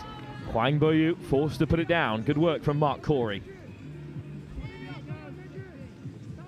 China still have Belgium to play. A Belgium side that Lebanon beat. Lebanon have Scotland, a team that China took close. There's still potential winning opportunities available for them. But with the playoffs then to come, these teams just try to climb as high as they can for the placement fixtures tomorrow. And there's a hand in there from China. So another penalty for Lebanon. Great chance for them to go level. Aoun and El Haddad, who have been good together, but have yet to inflict upon the scoreboard. Aoun, El Haddad misses out his middle partner. Did really well to keep control there. Could have easily got caught as half, and that would have put them in a bad position. El Haddad Mark Aoun, El Haddad flicks it on quickly. One more should do it, but instead, winding back inside goes Malik Goshen. But I think he's been touched. Good defense from China. One last strike here. A hint of a 3-on-2. Not a lot of space. Diving from range, Karl Aoun. And he gets the score. That is some really clever play there from Lebanon. They saw that there was a bit of a gap and the winger was just sitting slightly wide for China, and it just opened up as they targeted that link and had all the space in the world. Didn't look like there was much on here. No, they did really, really well. It was just spotting that slight distance and gunning it and just backing yourself, and really good to see. What a dive from Aoun as well. Karl Aoun with Sophie Aoun also in the side. But it's China looking for the instant response. 3-all again, but how much longer? Lebanon have drawn themselves level with that score, so they'll be looking to keep it that way. So another chance here for China to quickly go ahead again. Zheng Baosen hands it off for Zhang Pengji. Jolin sliding over, but the touch was made. Great work from the Lebanese defenders there. Matteo Alam. That was a sublime sweeper play, and the step back in was perfect. It was just really well read by the defence. Really nice play from Eric Chaya. Plenty of metres for Lebanon. They should have a chance here. Let's see if they stay composed. Yeah, they're already looking much stronger in this second half. I do wonder what was said at half-time to give them that boost that they needed, but they're looking very much in control here. It's probably something very passionate. They give really great speeches, the ones that I've seen from the Lebanese coaching staff in the past. And, you know, of course, they won't have as much support as your France's, your England's, but the support they do have will be vibrant and passionate as well.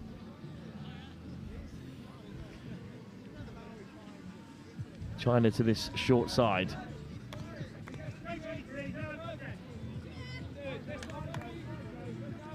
I've been so impressed with this Chinese subset. They've got it absolutely nailed, and there've hardly any faults in this, and they're doing so well to get a good platform to come back onto. He qualifies because obviously his families are Welsh. Nice little goosey there. Off he goes. Caden Anderson again, all the way to the edge. Eventually caught. Good read from El Khoury.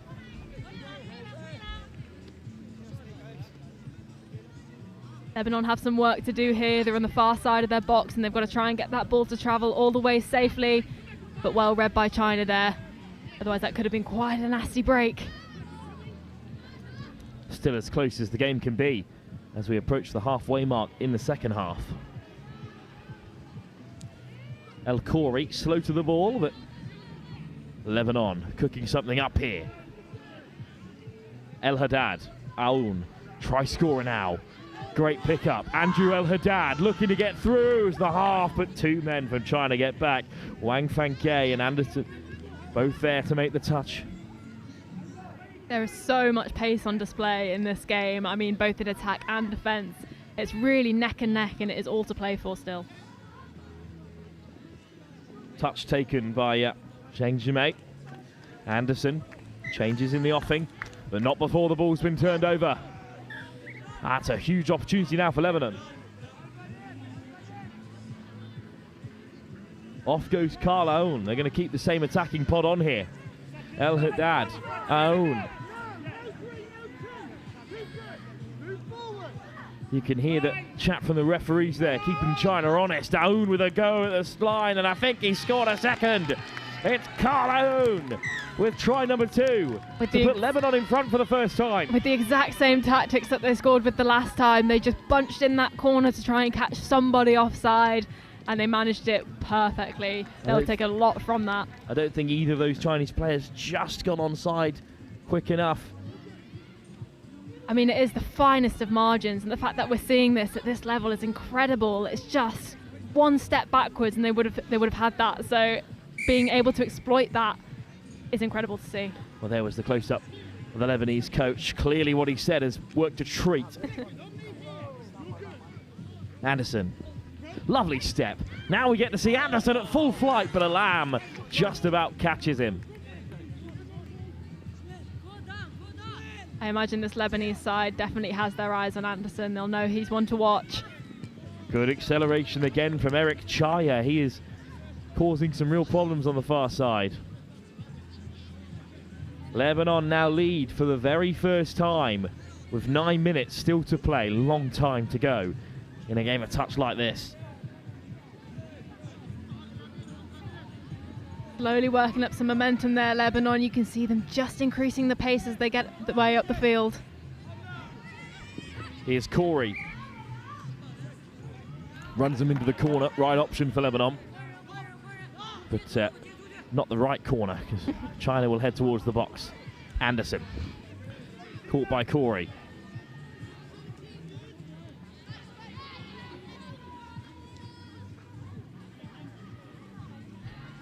They've reset really nicely here, China. They've got their width back and they found a gap. The hole opens up for Yin Xiaolin, who will race through. Brilliant chase from Nuhad Boutros, but Xiaolin had enough in the tank, freshly onto the field to put China level again. What a tremendous read from Xiaolin there. That was just, it all opened up for him. They regained their depth, but they saw that Lebanon hadn't quite recovered in their defence, and he definitely used it to his advantage. That was a tremendous run. Zheng Baosen returns the favour. Those two in action again for China. But let's not forget at the start of that highlight, Lam Kei-Ku working hard to get back to the mark instead of being lazy and letting it drop, as Alam is caught just about. Mahoon, Alam, Gio Maroon, Matteo Alam, up to the 7, Maroon, great pickup, 2-on-1 here, but instead over goes Derek Chaya. I think Chaya deserves the score. He's been really impressive in the brief glimpses that we've seen of him. He's always making meters. Alam also been strong. New middle partnership between them. Maroon and Alam with a missed pass, and it's a score for Lebanon. Yasmina Abed. I mean, you really couldn't predict where this is going, could you? This is such a whirlwind of a game. With only a few minutes left to play for, it is still anybody's game. I'm fairly certain that Abed was the winger down at half-time on the far side. She's got back into play again and has scored a great try. A really good take from Matteo Alam's long ball left to right. Yeah, what a valiant comeback. I mean, she could have easily had her confidence knocked a little bit there, but she was not going to let it stop her, and that score will really help. It's the danger men in the middle for China again, Xiaolin and Baosen. And they've made good meters already, with Wang Sisheng also out there, and Chen Yunji.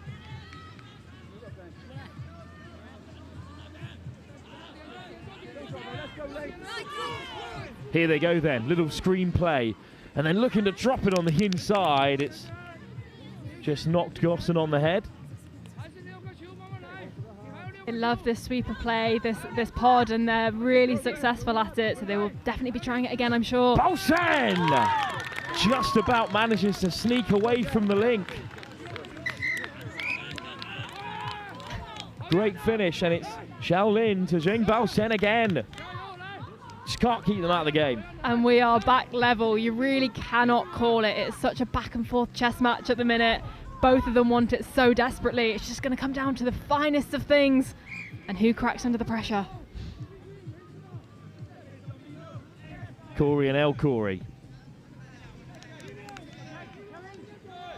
Know all about these two as well.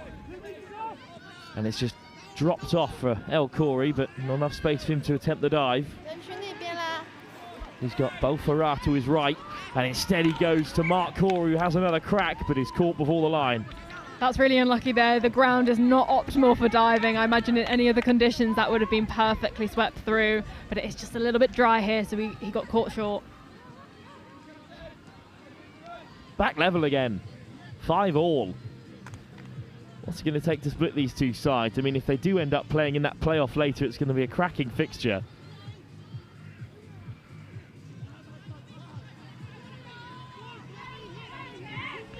It may well be Scotland playing in the playoff against whichever one of these two sides prevails here.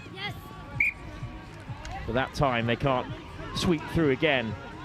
Yin Xiaolin. This Lebanese defence is looking pretty relentless at the minute. They're quite a solid brick wall, and China can't quite squeak through. And now they'll be turning defence into attack and hope they can get themselves ahead once more.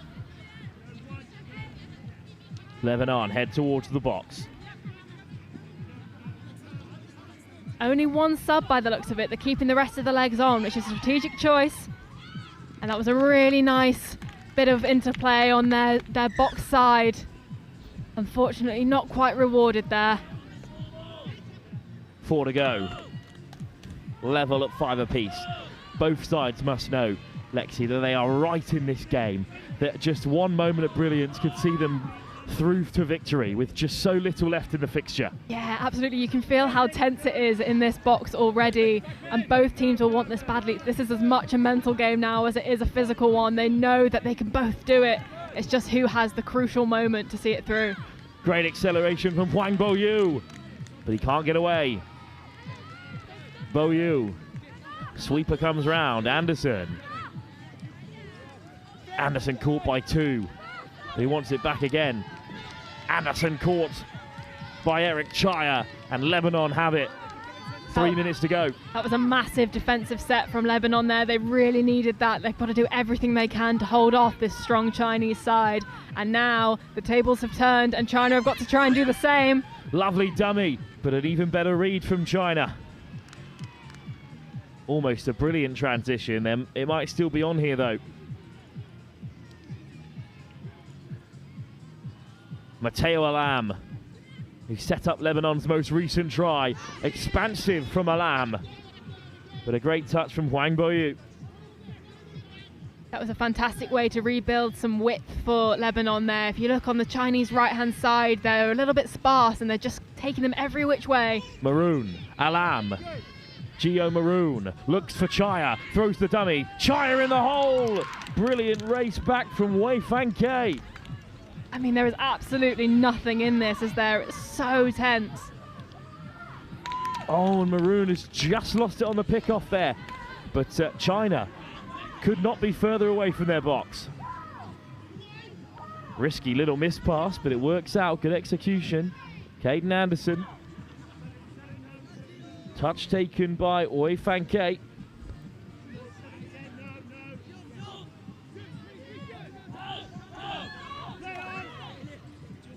They'll be hoping to find a gap somewhere here, China. It's always really difficult to defend off the sub. China have done brilliantly well to carve out an opportunity with 1 minute and 30 to go. Will anyone break the deadlock? It had to be these two, but it's a brilliant read by Chaya to deny Xiaolin. So much tension here in this mixed 15s tie. I don't feel like I've breathed for about 4 minutes. This age group is all about development. This fixture defines what the Euros is really about. Two sides from far afield who may never meet outside of a World Cup, competing here at under 15s level. And a slight error may have handed the game to China. It's floated across. It's a great read from Yuma Bufara. And China denied. Is this the moment for China to claim their first victory of the European Touch Youth Championships? Across they come. In goes the dummy. In comes the slide from Yin Xiaolin. Sent back to the 7. This is such a gritty battle.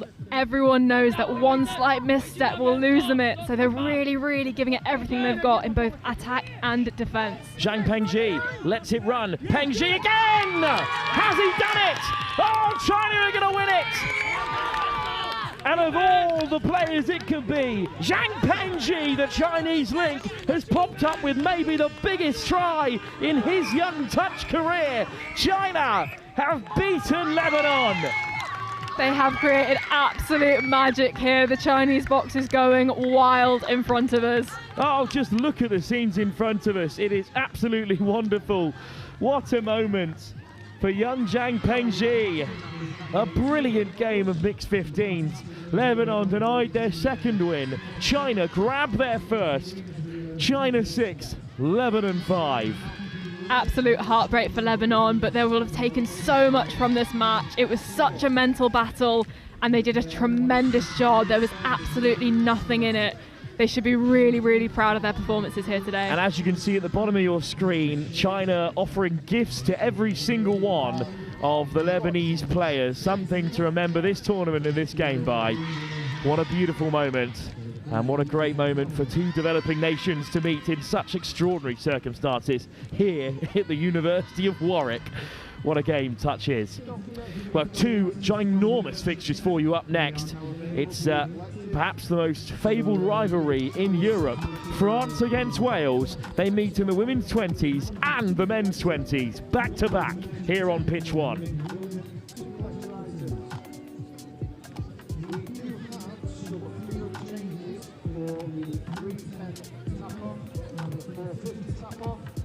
So if you are playing the 310 or 450, please whistle up.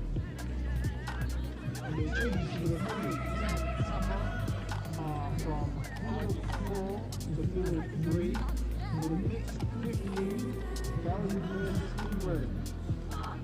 So this is the 310 tap-off, mixed 15, Belgium versus England. You will be moved from field 4 to field 3. I will see this again later, so keep this in mind. For the 450 tap-off, we have two changes. So for the 450 tap-off, the women's 20s, France versus Wales, you have been moved from field 4 to field 3.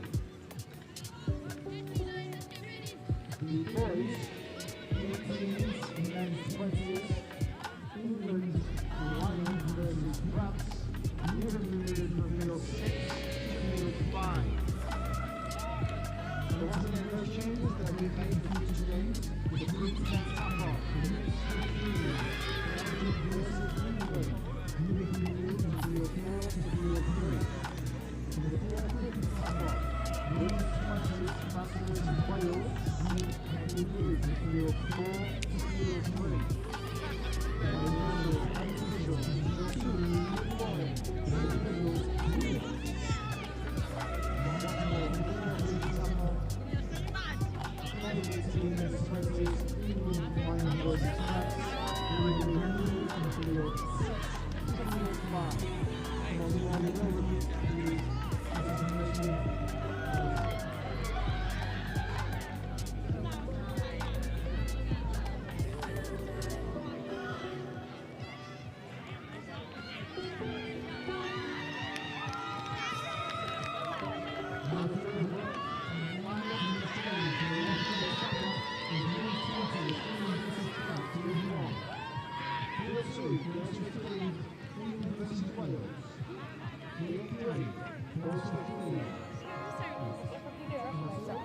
I was thinking Caden though.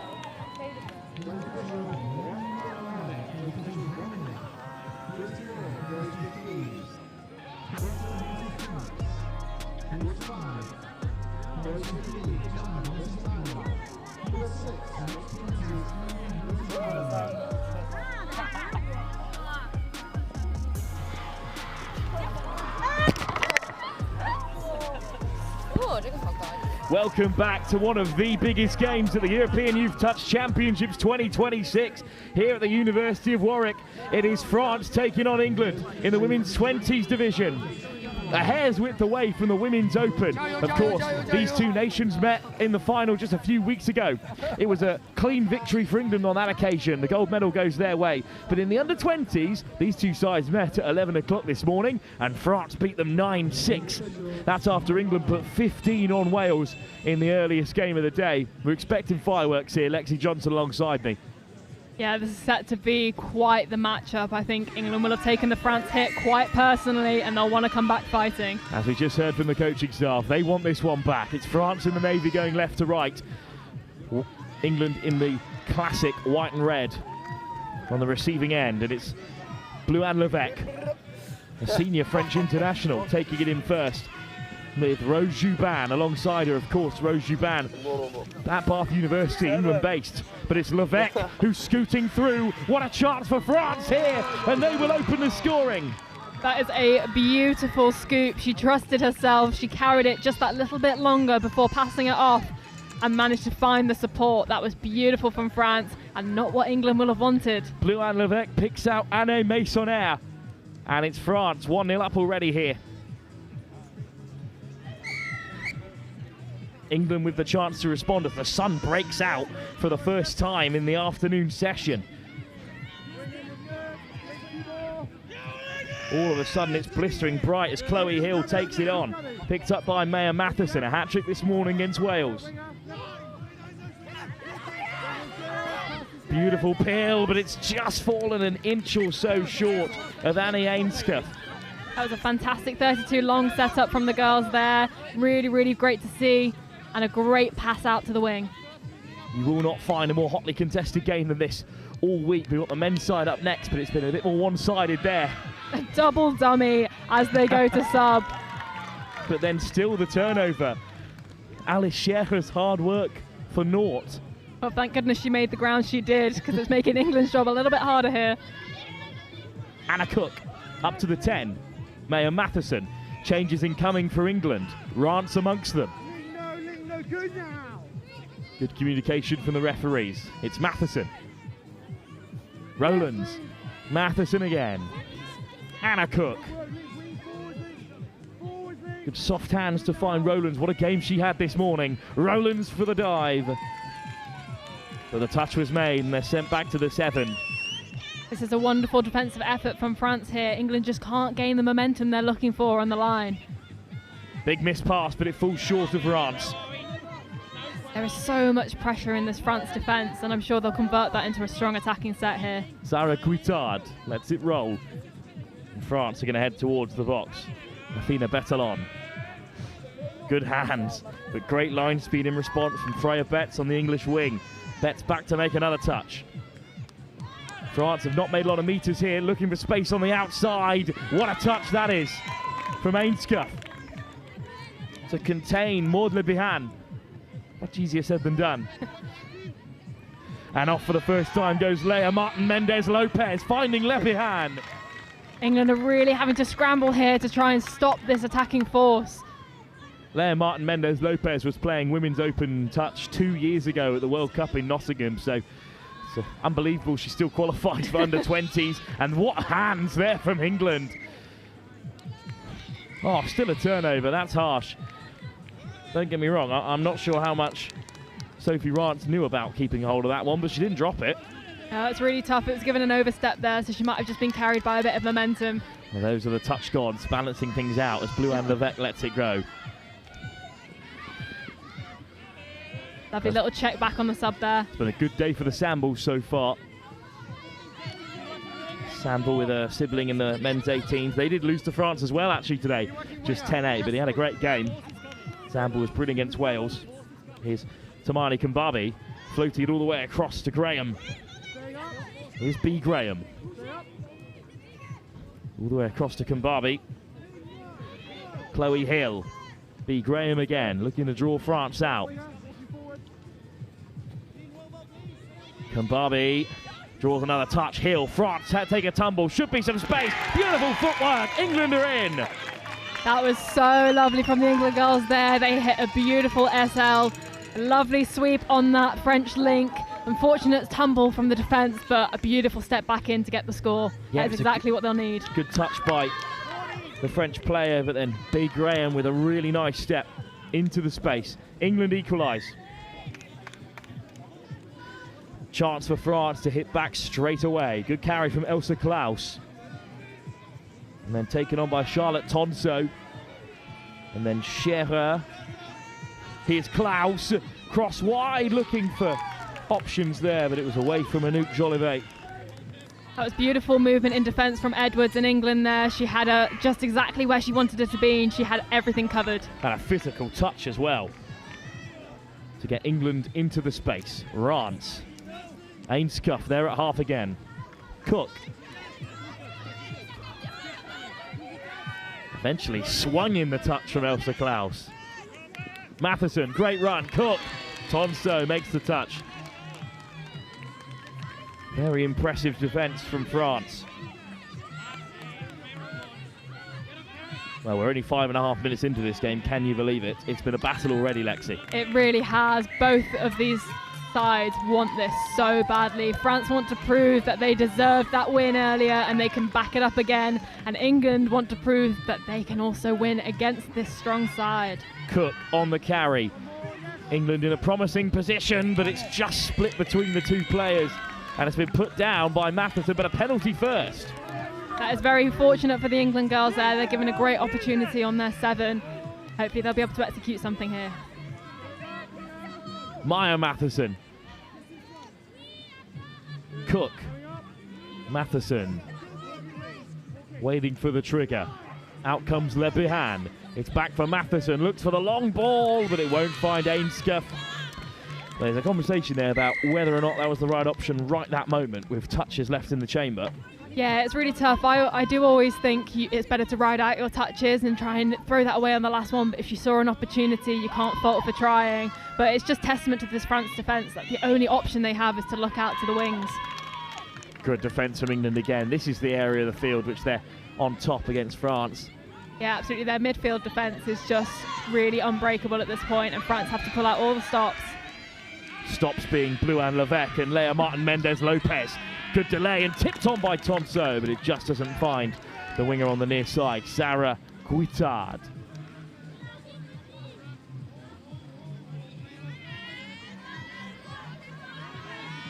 So England drive up the centre. Really good hands from Ainscuff to keep it alive. Samble off the deck. Samble again in a bit of space. That's a dangerous combination. B. Graham already a try in this huge fixture.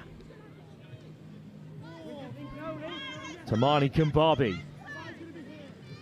Graham. Kumbabi again. Gets moving. Kumbabi scooting through, looking for that offside call, but as half, she is caught.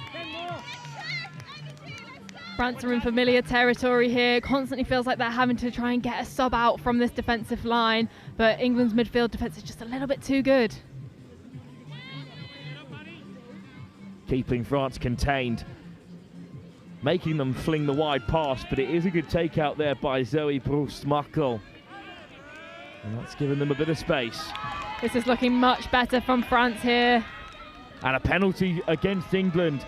Lexi, there's been few of those so far. That's a big one. Yeah, they really have. And I mean, it's just because this game is getting so heated and so physical. But it is quite nice to see that bit of physicality at times. Alice Scherer. Missed pass over the top. Great speed to shut down Maud Le Bihan. Scherer. Quick ball for France. Scherer again. We know she's got a great pass on her. Elsa Klaus is quick on her feet too. Klaus with the dive. And Elsa Klaus has scored for France, and they'll take the lead again. The speed of that roll ball was crucial for France there. They wasted absolutely no time getting that ball off the deck, and it paid off because they got those offside players and got another score on the board. This is looking really nice for France. Another assist for Alice Scherer. I feel like those stats should be recorded more frequently because she's will have racked up a fair few. Nice ball on the inside. A little space opens up for Edwards. It's a good response from England. Riddleston. Edwards. Naomi Trevelyan-Shipp. Edwards looks inside and out. Does France with the eyes. Ball back on the inside. Well read by Blouin Levesque. This is great adaptive defence from France here. They're seeing that England are targeting their link holes and they're shutting it down. And they win the turnover too. Big shutout from France. It's the easiest time to concede as soon as you go ahead. Leah Martin Mendez Lopez finds Tonso. But it's a turnover. This midfield defence from England is keeping them in it. Yeah, this is really promising for England. They're in their half now, so it's all to play for. And we know these girls have it in them to really get some speed up on the line. Riddleston. Edwards. Just drawing France up here, and then it comes back for Edwards, who slides in herself. But it's a big touch. Edwards to her feet a little gingerly. I mean, the ground is rock solid at this stage. Yeah, it's amazing to see so many of these players diving. It is definitely not prime conditions for it, so they'll definitely be feeling the hit there. I think she's just a little winded as she hit the deck. She'll be back to it in a moment. Maya Matheson takes her place and is caught by France in the midfield.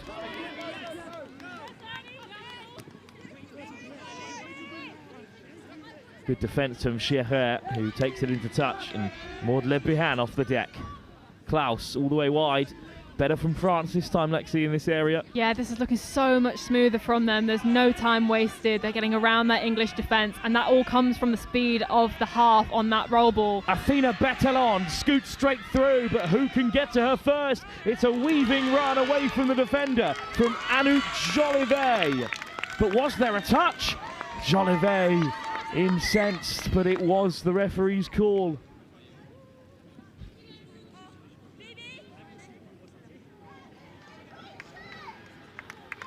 Bit of a chat from the refs there, just making sure everybody knows what's going on, and that the back chat will not be appreciated from any of the sides. I mean, what a touch, by the way, to deny Jolivet a certain score. That was a crucial touch from her. Well, the France are going to have it back on the 10.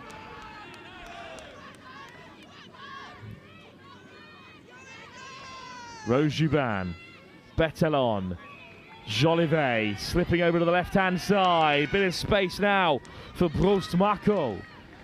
Well, they're short-handed at the moment. On comes Levesque. A dangerous sight to see. Maud Lebihan, Levesque, and Lea Martin Mendez Lopez all on at the same time. Lexi, that's pretty terrifying stuff. Yeah. All have senior caps for France. I would 100% be feeling fear if I was in the England squad right now. Oh, Lea Martin Mendez Lopez desperate for a call from the referee, but it comes to nothing in the end. Good shutout by England. Yeah, fantastic. They put just enough physical pressure on them to force that mistake. So, and a lovely dummy there, quickly converting defence into attack like we know they can. Penalty against England. Almost none in the game so far, and now two in quick succession. England under a bit of pressure. France just slowing it down as they approach the line. Blue and Levesque. Lea Martin Mendez Lopez. Levesque, Martin Mendez Lopez looks for the ball on the inside. Levesque goes tumbling over. France score a third. It's Blue and Levesque. That was a lovely shut-in touch there from the link, but fortunately she wasn't quite on side to make it to that, and the ball was down. That was fantastic. Lea Martin Mendez Lopez and Blue and Levesque, a combination that's been together for a number of years. Both part of France's Youth Atlantic Cup side from 2025, who was so impressive. And I mean, their experience is really showing here. They are an absolutely class act. Nice step off the left boot from Tilly Palmer-Denning. In action for the first time in this tie. Palmer-Denning, Kumbabi round the corner. And Tamani Kumbabi bites right back. Rose Jubin just called a little offside according to the referee. The winger went off to the far side. It was good movement across the English attacking line. It's almost a mirror image of what we've just seen with the French score there. She shut in and couldn't quite get there on time. Really, really nice returning try. Kumbabi on the score sheet. England back to one behind. 6 minutes to go in the first half. Now it's a brilliant game, but it's dragged on a lot, hasn't it? Exactly what I was thinking. So much has happened. Yeah. I can't believe it's only 3/4 of the way through the first half. I know, and if we're feeling that in the commentary box, how must they be feeling on the pitch? Edwards back amongst it. Hill. Riddleston floated over the top. Rowlands. Hill. England back to the 7. Chance to equalise here. Edwards. Good work from Martin Mendez Lopez, marking 2 players and forcing a penalty. I think I'd quite like to see a bit more variation in this English attack. We know they can do it. They're very much targeting their outsides. If they hit that middle channel a bit more, I don't think France will be prepared for it. Big touch from Keris Rowlands. Good on both sides of the ball, but then the space opens for Maud Lebihan. France looking dangerous again. Nina Goodman.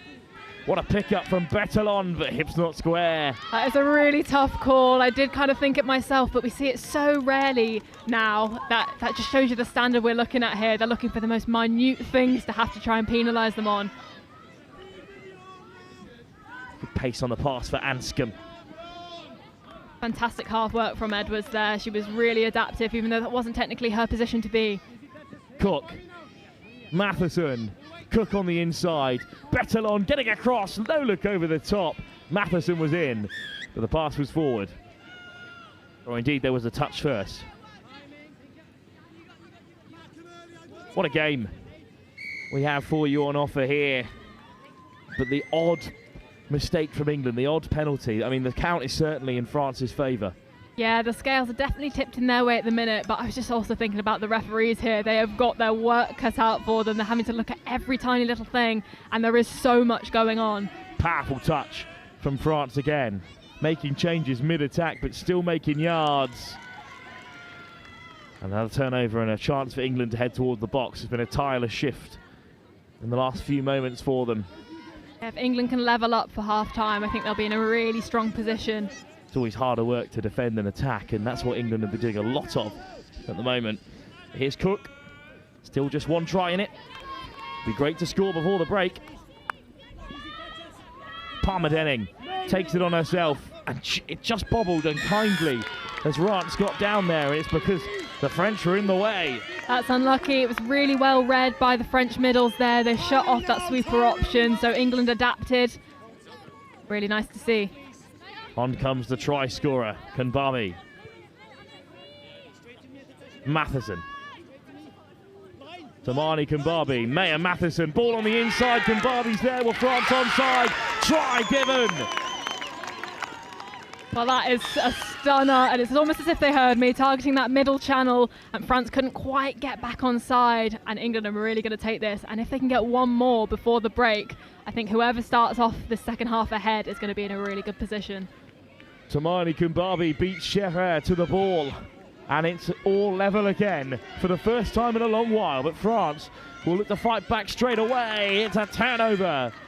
Martin Mendes-Lopez frustrated. France lose another 10 yards, Lexi. This is a huge moment in the tie. There's definitely an air of the momentum shifting towards England here. And Leah Martin Mendes-Lopez has just been ejected by the official. Interesting call. We'll leave it at that. It's a big opportunity for England regardless, as France race to replace her. Graham to the edge. Box in progress. 2 minutes to go at the end of this first half. Edwards.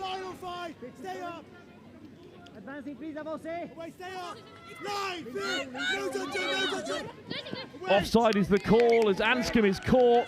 Well, it did well to listen to the referee there, France in defence. I was too busy listening in myself.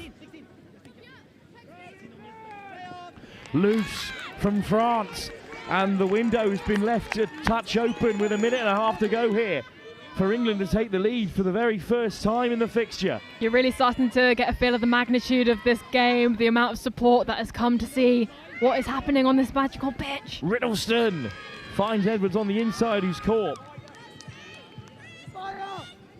Edwards, Poppy Riddleston. When's the right time to pull the trigger here for England? Edwards decides now. No, look, over the top. What a take! What a take from England! A brilliant grab from Freya Betts. As low as she could go and over the line to beat the trailing winger. What a score to put England ahead. Now that is as good as it gets as a winger, isn't it? She had the hardest of passes to try and catch there, and she was on the floor before she'd even thought about catching it. That was a beautiful finish. I mean, the pass didn't come out as cleanly as intended, but Betts did not mind. What a recovery, what a take. France with 30 seconds to level the score. Scherer. Elsa Klaus. Scherer again. Klaus going for another dive. Instead finds Jolivet. England shut them out with one last touch here for the French to play with. Scherer. Over the top, it's away from Tonso. That was definitely a good option from them there. They need to start taking risks in these last few seconds of this half if they're going to get something on the board here. England have turned it around, but a penalty might hand France a chance. The buzzer goes. They've got one touch to do it. Klaus. That's game. They've misread the situation, but they've still got time to change their fortunes. France against England. They meet for the second time in the tournament in this women's 20s division. It was 9-6 earlier this morning in France's favour, and after they took an early lead, you thought that was how the game might go, but no. England have fought back into the tie, and a late score, a brilliant finish from Freya Betts has put them in the lead with 20 minutes still to play. We'll be back in just a few moments in this monumental clash at the European Youth Touch Championships.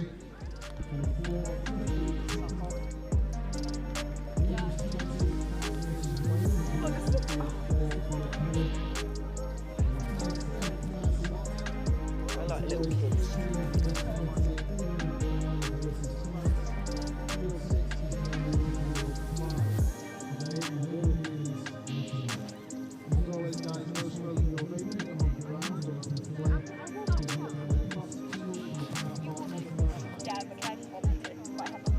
Yeah, but it's fine.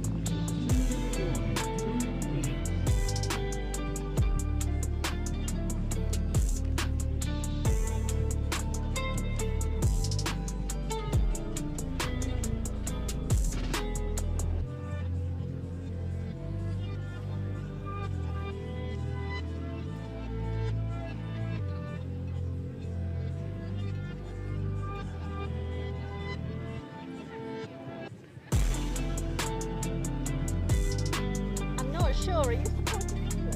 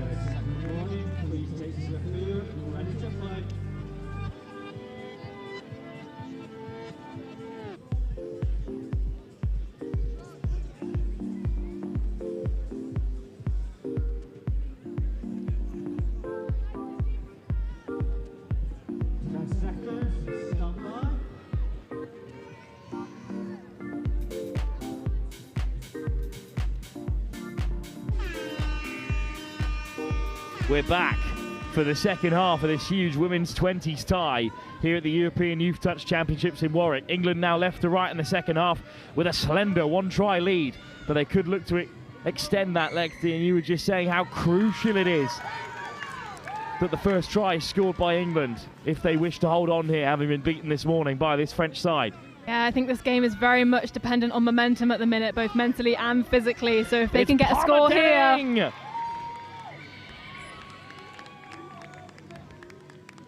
Went down a little hard there Tilly Palmer-Denning, and the ground is rock solid, so she takes her leave and is replaced by Chloe Hill. Fantastic sportsmanship from the French girls there as well, making sure she was okay. Hill just getting settled into the attack. They've still got 5 touches in the chamber here. Edwards. Edwards again. What a game she's having. Drops it off! Riddleston scores! England go further ahead. That was so important from this England squad. They really wanted to start this second half how they want it to finish, and that was a great way to do it. So much space for her to dive into there. Absolutely beautiful stuff. Great assist from Edwards here. Nice step off the left boot, forcing that last French player to bite in, and there was a lot of ground for Sarah Guittard to cover. Poppy Riddleston on the board. England have 5. France must respond. Scherer. Klaus. Elsa Klaus, so elusive. Tough touch, but she wears it well. Le Bihan up the deck for Scherer. Touch made. What a touch it was. Really important stuff. There's a lot of grit on this England defence at the moment. Klaus through the hands of Maud Le Bihan. I really feel like England are moving as a bit of a unit in defence, which is so important if they're going to stop this French side.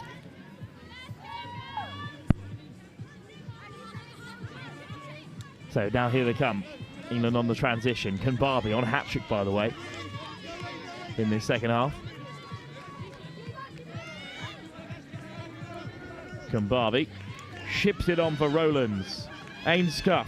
Matheson.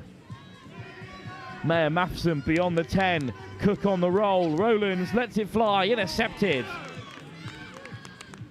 Really well positioned by that French winger there. England were looking very dangerous by that setup by Matheson on the sub. And it's a hard touch penalty, and the penalty count continues to rise in France's favour.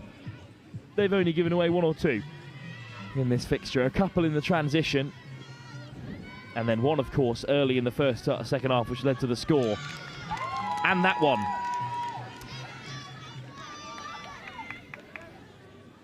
Another score for England, and a 3-point deficit opens up the scoreline by which France beat them earlier. 9-6 on that occasion.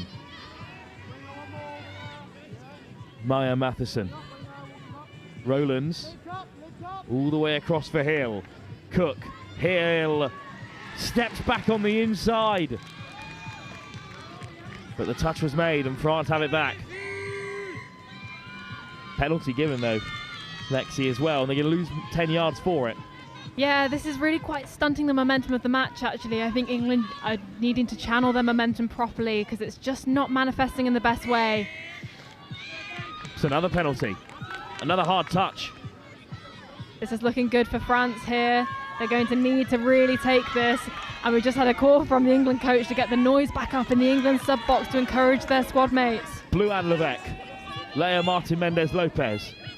Just 1 number apart. Great connection between the 2 of them.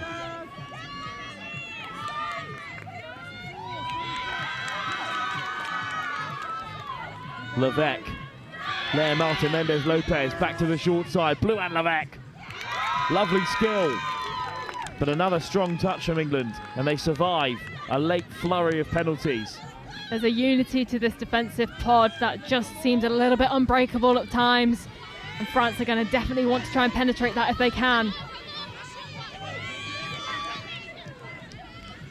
Around the corner they come. England on the transition. Ainscuff. Riddleston. Big try for her in this second half. Tilly Palmer-Denning. Edwards. Just looking to keep it alive. This puts France in quite a good position. They're not far from the halfway point. But if they can get a strong drive here, they'll be happy. Leah Martin Mendez-Lopez. Right off the toes. Levesque all the way across to Tomso.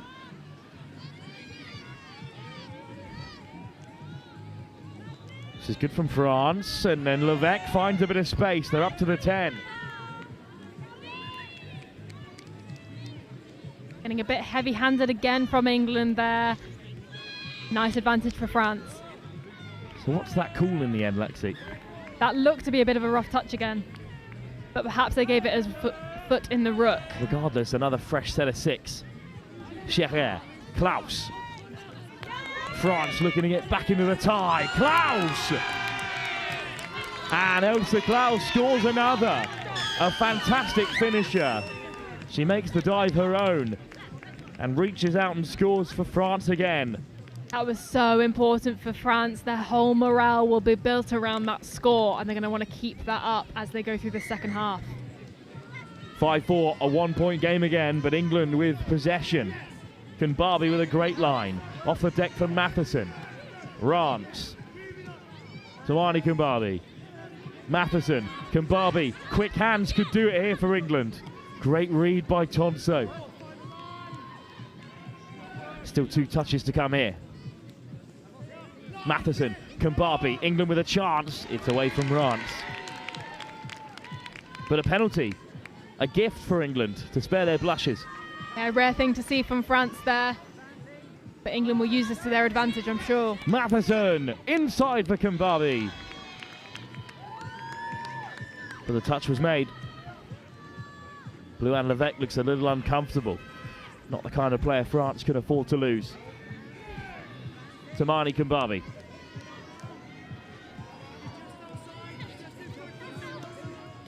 Matheson, changing direction, dancing through. Has Levesque got her? What a touch. Really nice defensive formation from France there. They've got one lead mid who's doing all the work so the others can get back on side. Now they shoot out in pairs. Lea Marta Mendes-Lopez up there as well with Rose Juban, and a flood of Navy shirts has forced the turnover.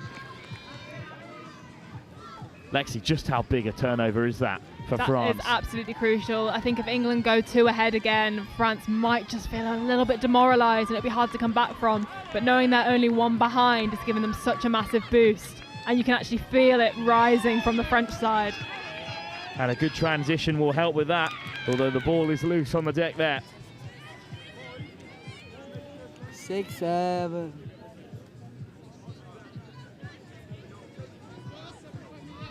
(5-4). France over halfway.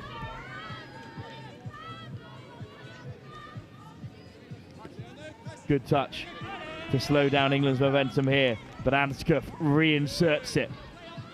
Off the deck from Samble, here's Hill. Chloe Hill still going. Edwards. Did she get the pass away before the touch? Will play on regardless, but it's away from Louisa Samble. Does feel to be getting a little bit flustered from both sides here. I think the momentum is definitely rising, so they just need to slow it down slightly and stick to what they know. France have given it away. Just a loose ball here, and Edwards is still rolling. Cara Edwards. Riddleston. What a moment this would be for England. Edwards to the open side. Brilliant miss ball. What a score. I mean, what can you say about that? Edwards just did a fantastic read of that France defence. Picked up the ball, scooped it the other way, and had that wonderful pass in her back pocket too. And a great diving finish as well by the England winger on the far side. It's another huge try for Freya Betts. Yeah, absolutely. I think that will have stunted France just a little bit, which is what England will have wanted from that. They've got that 2-point lead back, and France are going to have to work really hard to chip away at this. Rose Juban, great movement. Sheher. Alice Sheher looking for Klaus on a hat-trick. And I think it's going to be a penalty for France here.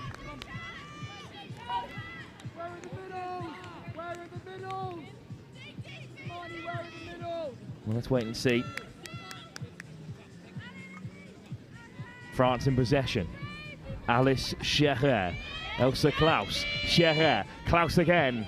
2 over on the right for France, but England swarm.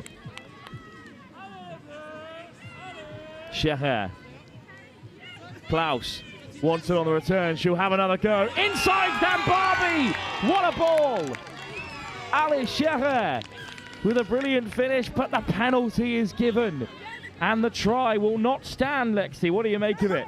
That is so unfortunate for France there. I mean, England are replicating the French defence. They ran mad dog there on the line. It seemed to pay off for them, but that is a really tough call.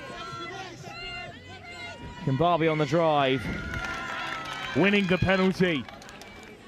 brilliant work. What a game Tamani Kambardi's having. Yeah, she's been something of a star for them. Put down. England won't dwell on mistakes like that, especially not while they still lead. The turnaround rate in this match has been truly thrilling. You have no idea who's going to have the ball at any point as France come on to their sub-box.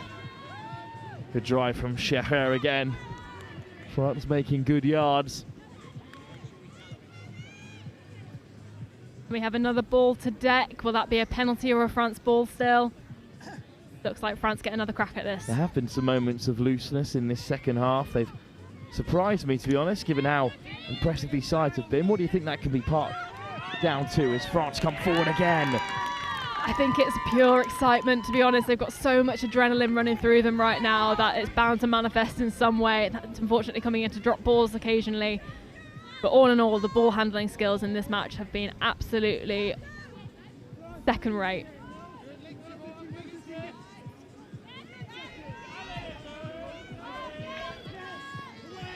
Nice work round the corner here. Hill on the edge. The French winger bites in. Sarah Goutard. Great acceleration as per from Sample. Now Riddleston. Sample. Tireless running. Leah Martin Mendez Lopez claims to make the touch, and the call is France's. Touch and pass, penalty France. Good platform for them to make their changes. That was fabulous mirror defence from France there. They really were not going to be stepped. How much longer is there really for France to get into this game? They've got 7.5 minutes on the clock, 2 tries just to bring it back to a draw. There will be a gold medal match in this competition as Betelon goes wide, but it's put down. So there is a gold medal match, which is contested between the 2 top sides in this division. It's very likely that that'll be France and England again. So this is just a precursor to the big game tomorrow. Yeah, and the fact that France have already beaten England earlier today proves that even if they weren't to clinch this match, it is all to play for in the final stages.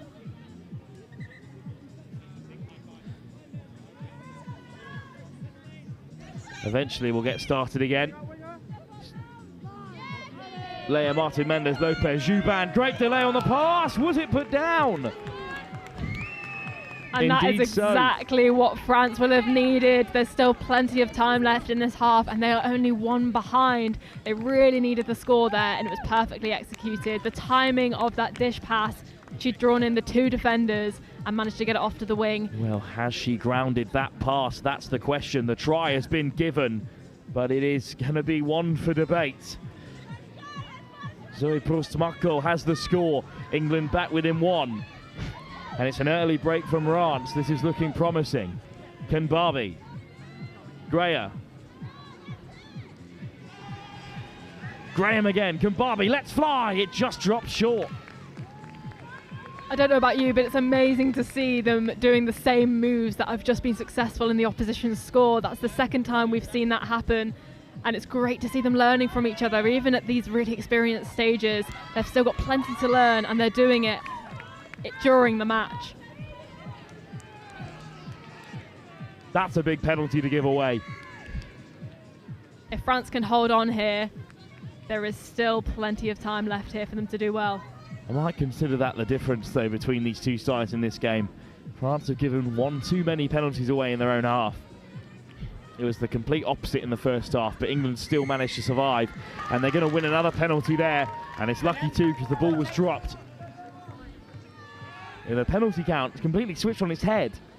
Yeah, it really has, and I wonder why that is. It's potentially just because tensions are rising and France are feeling they're running out of time, so they've got to put a bit more physicality in this. B. Graham caught, but with time to play. Kambabi, Graham, Rance. Off the deck from Graham, Rance again. Another penalty. That's 2 inside the 7 now. So 1 more and France down to 5, and England have a huge chance to wrap it up. Graham. Miss pass out to Hill. Round the corner comes Graham again. It's B. Graham floating it across. It's a stunning take. But the try will not be given. Freya Betts denied a hat-trick. Kumbabi on one as well. Fantastic touch from the winger there. Kumbabi! Looking for the offside call. It doesn't come yet. And they're happy to take their time here, Lexi. Why shouldn't they? Yeah, that's exactly what I was thinking. And all of these penalties are just giving them 6 more touches and running down that clock, which is so important. Lea Martin Mendez and Blue and Levesque working so hard. Another ball on the inside for Kumbabi. The hat-trick's theirs. The middle's offside. That was a spectacular crash line there, just chopping at the heels, executed with a flawless dive. I think this game is pretty much wrapped up there, but France will see for their pride whether they can get any more over the line. A hat-trick against France in the women's 20s division for Tamani Kumbabi, who may well have taken this one away from the French. Still 3 minutes to go. If they score here, it's anyone's game. Alice Scherer. Klaus caught down. Scherer. Lebihan. What a diving touch that is from Tilly Palmer-Denning. Alice Scherer looking for the switch, but they've run out of time. England have it with 2.5 minutes to go. They're a long way from the box though, Lexi. This is nervous moments for them. They've got the 2-try buffer, but they want to hold it. Yeah, absolutely. I think they can trust themselves though. Their handling has been pretty much flawless this entire match. Ainscough. Samble. It's a big touch from Maud Lebihan to win it back for France. Yeah, it's a perfect shut in there. Really important to show how threatening they can still be in defence. Lebihan, shoulder first. Alice Scherer. Changes in the offing. Nina Goodman.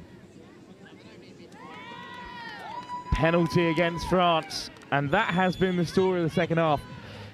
In that latter stage of the first half, England could not keep giving the ball away.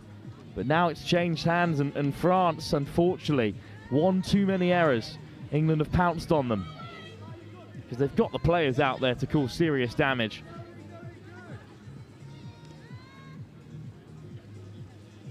Cook. This is the right way to play, Lexi, in the dying embers, isn't it? Yeah, I mean, go out with a bang, why not? They're more than capable to do so. An unlucky error there, but you might as well start taking risks at this point. There's only 1.5 minutes left of this game, so it's just showing what they're really made of. England beaten after a 15-0 victory over Wales. They were stunned by France 9-6 in a repeat of a year ago at the Youth Atlantic Cup in Limerick, where this game was classic after classic. It was 9-6 elsewhere, but on the main stage here in Warwick, England are moments away from a huge win. This will mean so much to them in so many ways, because they were beaten down by France in the last game, and they've proved that they can come back, and they can come back hard. Samble, Kumbabi. Cook, Kumbabi again. Samble! Oh, it slips through the net. But a great effort, and that would have wrapped it up good and proper. They still might not have time, France, to go the other end. That would have been the cherry on top. England will settle for the icing if they can hang on here. France getting a fresh set of 6 as an England hand was in the pass there. So it's basically starting from tap, and we know what they can do. They've only got 20 seconds to use it. Tonso. Alice Scherer. Elsa Klaus. What a game these two have had, threatening England's line. Klaus to the short side. Tonso lets it fly. Lebihan is caught. And that will wrap it up good and proper in the end, regardless. England pull off a huge win against France after defeat by 9-6 at 11 o'clock today. They've turned it on its head under the bright lights here at the University of Warwick. On the main stage, they've beaten 7-5. What a result. There's still so many more twists and turns in this story of the women's 20s, with a gold medal match pending. A gold medal match that will certainly be a repeat of this game, given results so far. 7-5, England victorious on home soil. But don't worry, French fans, you've got another chance to have a crack at the old enemy here. Because up next, it's Touch Le Crunch Part 2. It's the men's 20s in action against France yet again.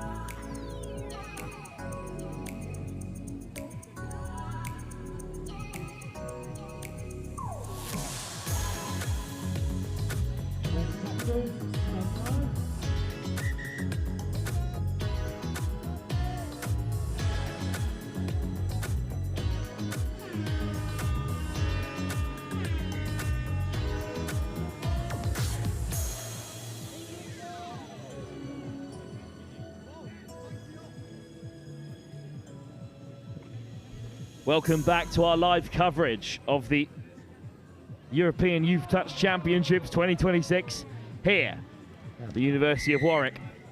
in this men's 20s division. It's the first of 3 official test matches between France and England under 20s. We've just seen England's women's pull off a win. There's a gold medal match in that category to come. But in this division, these are the 3 games to care about. They've already played 2 friendlies in which England were victorious twice, but there are 3 games that matter today and tomorrow, and this is the first. France in navy left to right, England in the red and white on defensive duties here, and England have given away an early penalty. They weren't that tight either. It was 11-5 in their first meeting. England have been on top so far, but those friendly matches are just that, friendlies.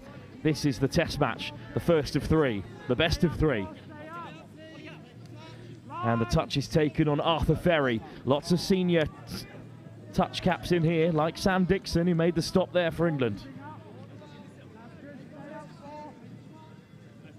Benjamin Brown, Ferry, Brown again! Slams it to turf, but he's caught by Dixon.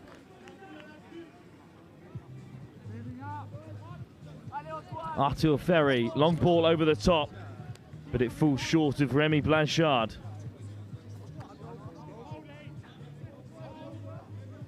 So England, buried in the corner, will try to break.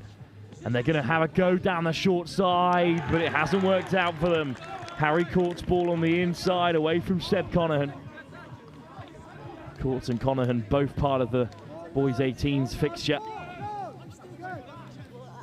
With brothers in the 20s here. Big chance for France, plenty of touches to play with in this area here. And some fresh legs too. Alois Nicole. Nicole throws the dummy.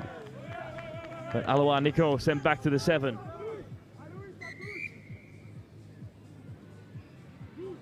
Alois Nicole lays it back.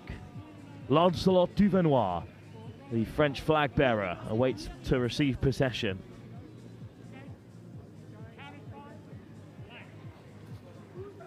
Nicole, good shape on the pass, but always away from Remy Blanchard. And England will reset.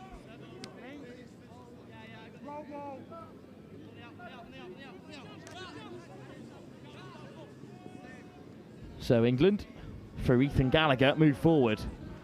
He's a men's open gold medalist. There's quite a few of them in this side. Gallagher amongst them.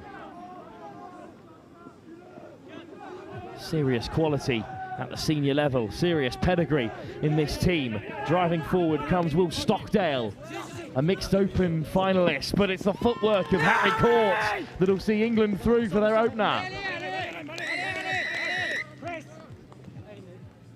Brilliant from Court. How about that for a pass to begin with, but then there's the stutter step to get away from Blanchard. Harry Court has England in front after a good early 3 minutes or so from France. Can they strike back? Arthur Ferry. Leo Match wins a penalty.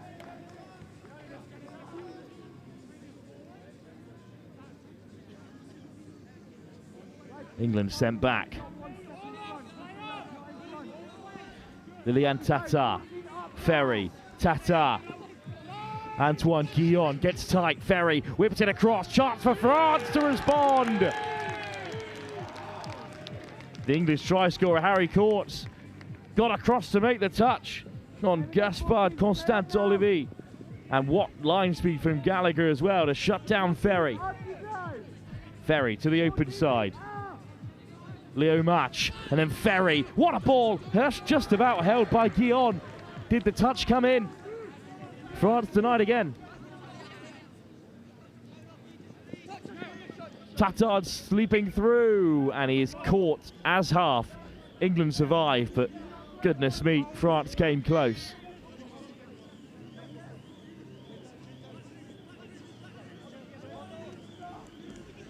Gallagher, nice shape on the pass. Good cover from March. And a winding run from England here, but shut down early. Strong from Ferry. Dixon, nice ball on the inside. Juggle, but well held by the try scorer Courts.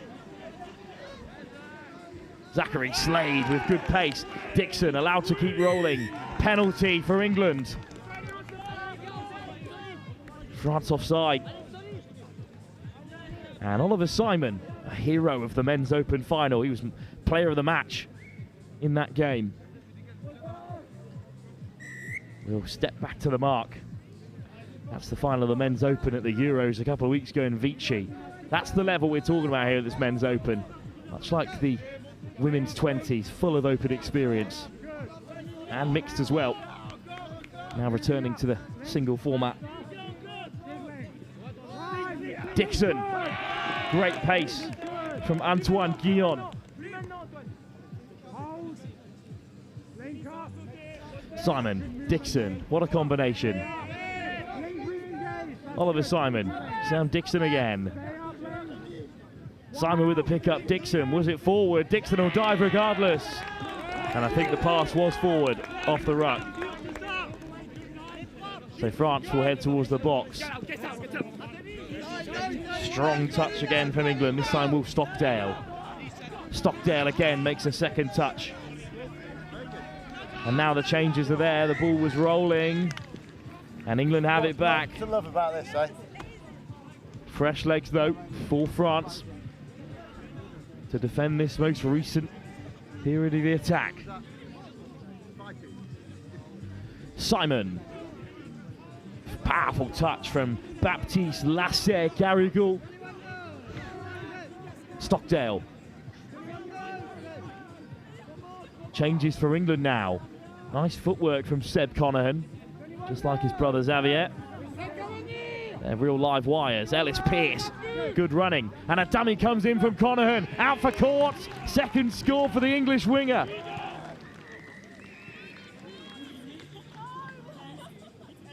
And the England under-20 side are up by 2 in this first of 3 test matches here in Warwick. Speaking of Simon, delighted to be joined by Chris Simon from the Federation of International Touch. Well, we've just seen England women's come back after being beaten earlier by France, and this is now France looking to reverse that effect. But great to have these test matches. They were here 2 years ago at the Youth Euros. We had them in the Youth Atlantic Cup, Chris, and now there's so much senior experience out there. It's a real spectacle. Yeah, it is absolutely well. Yeah, I saw nobody stood here with you. I thought I'd come and help out. Fantastic to see these 20s. I think England and France are setting the standards at this level across Europe and hopefully a little bit further afield as well. And I was saying yesterday, I'd love to see some of this lot play some of the Southern Hemisphere teams. Absolutely. I mean, chatting to the Tanglin Trust School, they were saying that playing against France and Ireland 18s was like playing against, there are other teams in Singapore, but playing against England, it was much more like playing against the Australian clubs they meet. So, there certainly is a rise to the level there. Slade with a good drive. England on here. Dixon scooting through, and he picks out Stockdale, who crashes over for a third. Well, Will Stockdale, cross-code athlete in the game of touch, played in the mixed open for England and now back in the men's category at under-20s level and amongst the scorers. Yeah, Stocky, as we know, back in Nottingham, just sort of stepped up massively this year, really creating a fantastic line there to support Dixon, and I think deservedly 3-0 up England. Yeah, strong start from England here. But France looking for a response. Touch comes in on Benjamin Brown, and they're going to be back to the 7. Brown. Ferry. Real one to watch, Arthur Ferry. Perhaps France's most senior experienced player in this team. But that pass is wayward.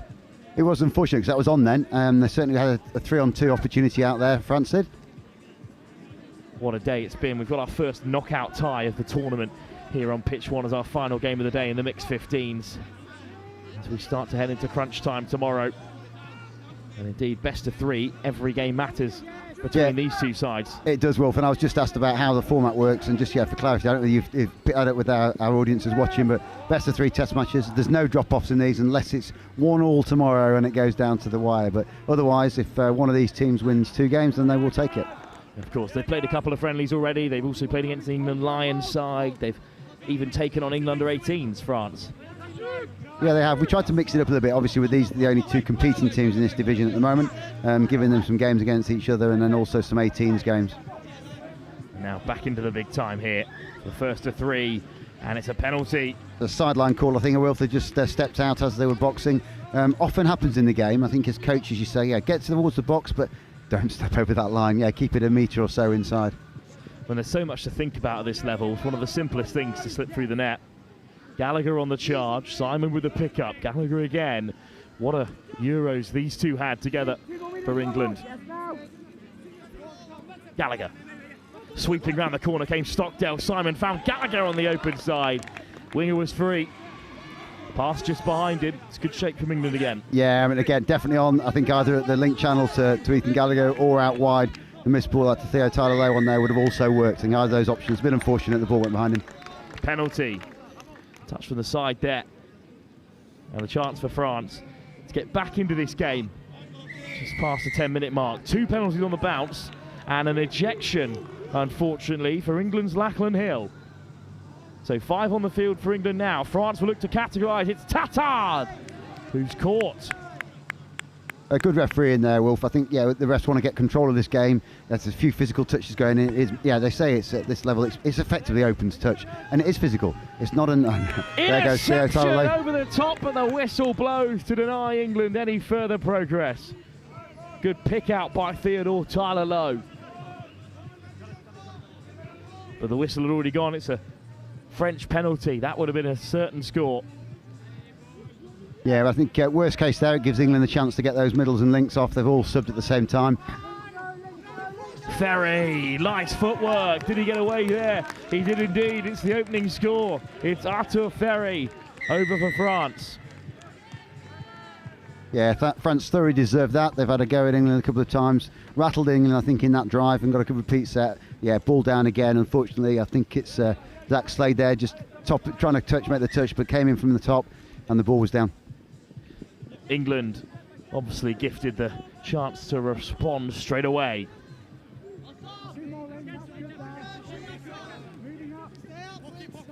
Well, here's Pearce up to the 7.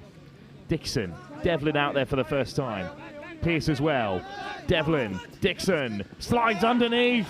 It's a brilliant finish, and he knew straight away, Sam Dixon, that he was free to dot down and score.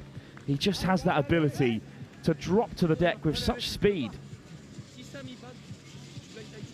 It's that wingspan, Wolf. He can do that from sort of 7 or 8 metres out. He's that long. And despite his height, it was a fly half as well when he was previously in the game of Union as a schoolboy, and you see that in his skill set too. Early England penalty though, given away, so France can drive on. Alois Nicole. Alois sent back to the 7 this time.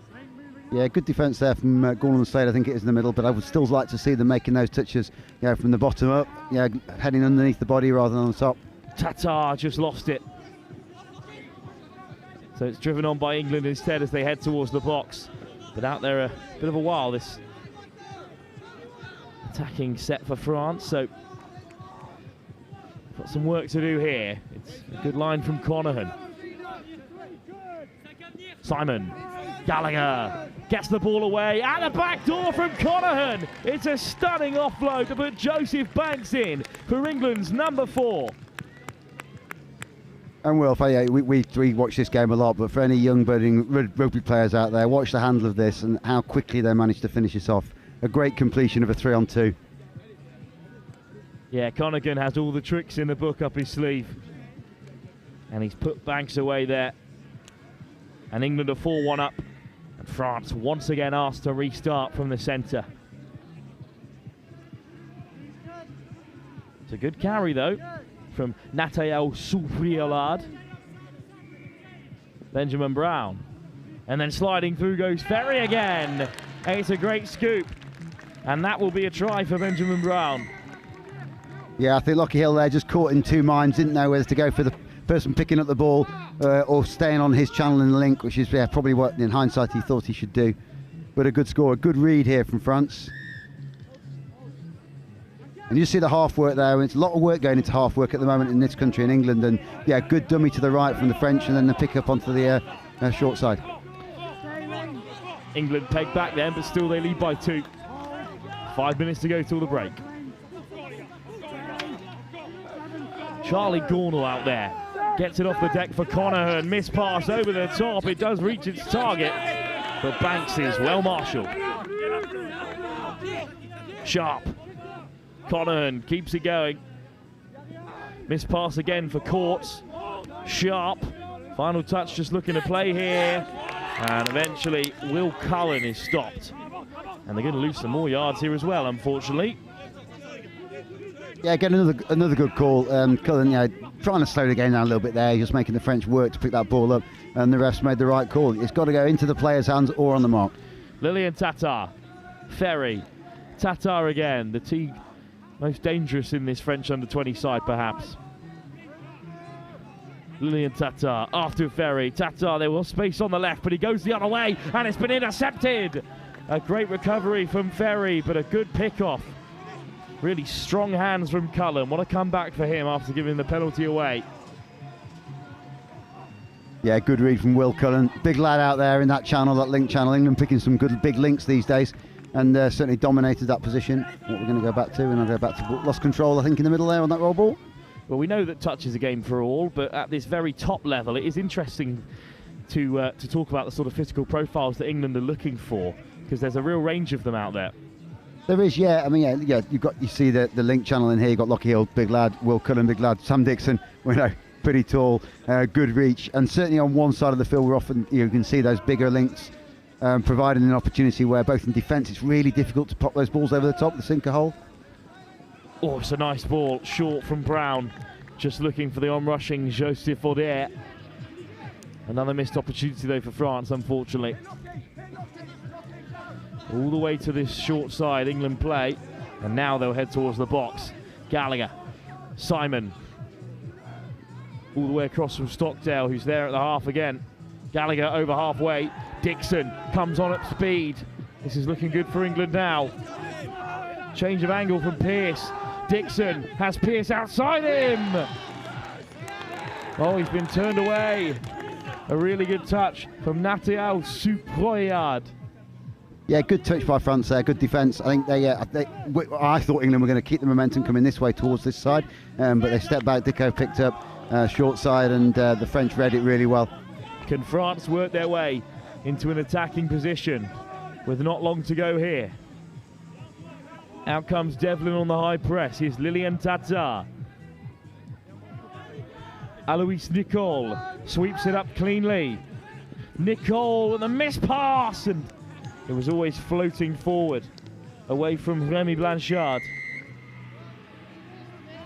Forward pass the call. Yeah, forward pass given. I think, slowing the ball down. The ball's gone down the hill. Go Banks off to get it. I think it'll just take a little bit of time to play this. A minute and a half to go, is it? Just about it. Look to burn these touches and take France out of range. Coughlin quickly to it. Pearce up to the 10. Takes the tumble but does well to keep it alive. Dixon throws the dummy, but what a recovery.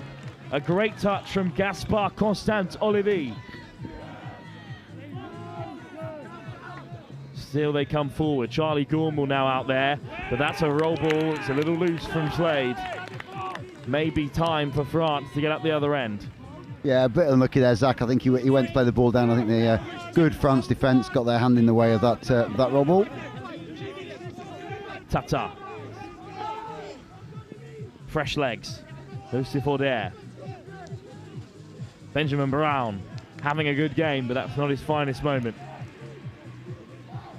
And that leaves us 45 seconds out. See whether England go direct here. They may well go direct with this last set. 40 seconds to go. Or are they boxing? We'll have a read in a minute. Looks like they are boxing. Well, looks like they're giving the ball away regardless. So maybe time. 30 seconds to go. Can France get forward? Ferry. Baptiste Lasser-Garrigou. Ferry again. Brown. Ferry. They've got to get moving here. They need to have a chance to strike. Ferry looking for Brown. Something's just not happening between those two at the moment. And England will head into half-time, leading by 4-2. Dixon, still England play here. Let's not bring an end to it just yet, because Harry Courts is caught. What a touch.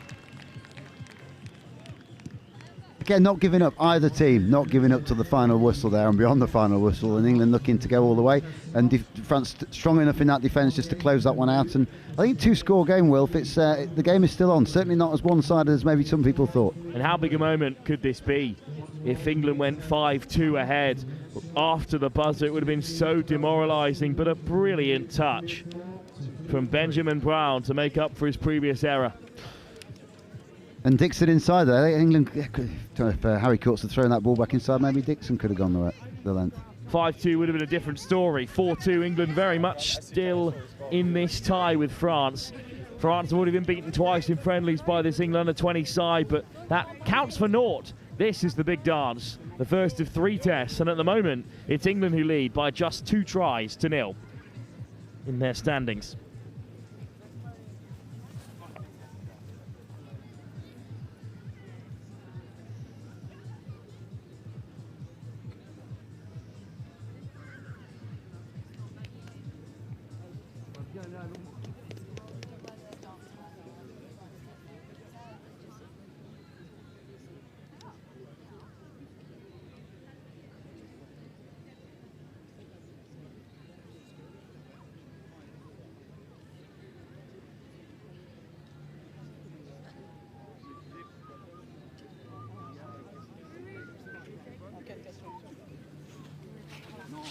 À la limite, il vaut même mieux avoir les petits trucs, tu sais, les petits papiers. Exactement. À la fois pour commenter ça encore plus. La seule bonne action. Oh my god.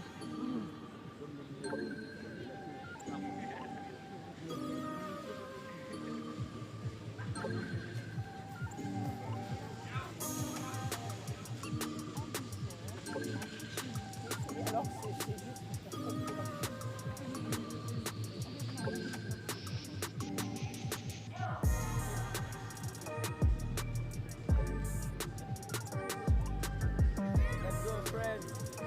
They are better than England.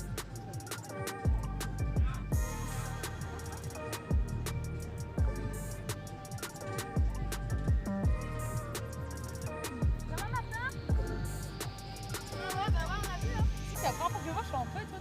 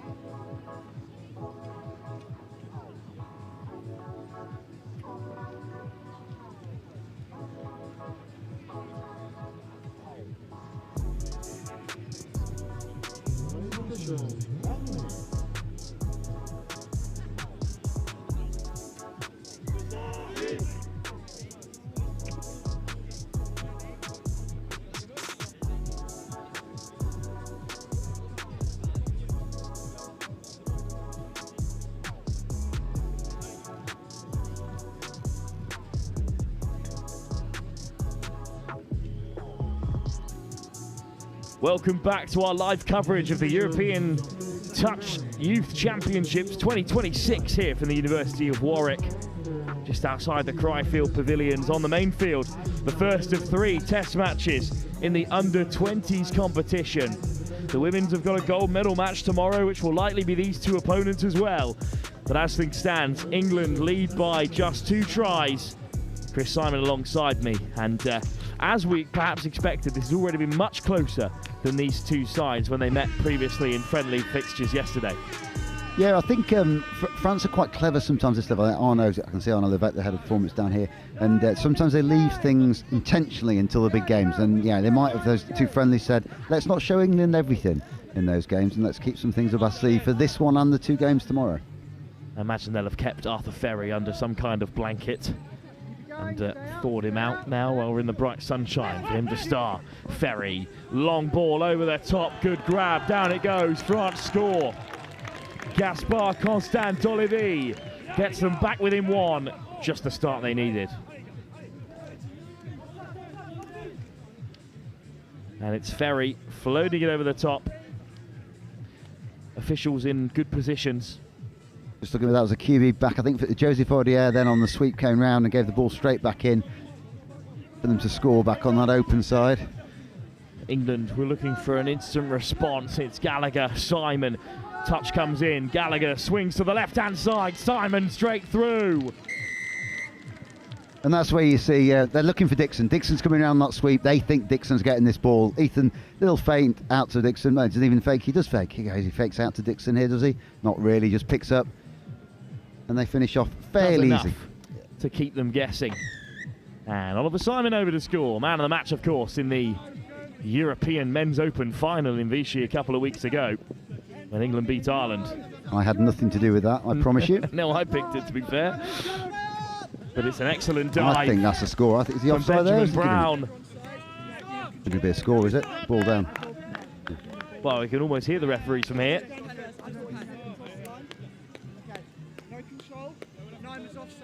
No control from Brown, but the 9 was offside for England. Stockdale caught out, so it's going to be a penalty. I can't say I'd like to see that one back. I thought it was a score because I could see the ref saying he was offside, and I think yes, Mike. I think it's Mike on the field. No, Mike Davis on the field. Ollie X on this side. Chris Wimpney on the far side. 3 fantastic officials. The ball back on the inside, and that feels like a missed opportunity there. They had 5 more touches left to play with. Absolutely, Wilf. And you look how narrow this short side was then, and they were trying to attack zero space really, France. I think they'll be disappointed not to give that a little bit more open, create a bit more space on this short side before attacking it. And England hit the box. Haven't seen too many transitions, but Coughlin with the softest of hands. Dixon leaves it behind.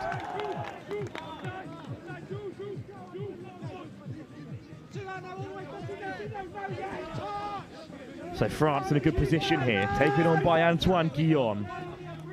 Here's Alois Nicole, Lilian Tatar, Nicole, Tatar again from long range.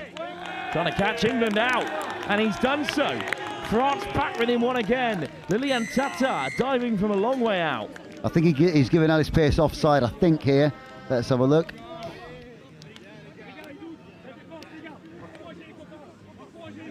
No, can't see that.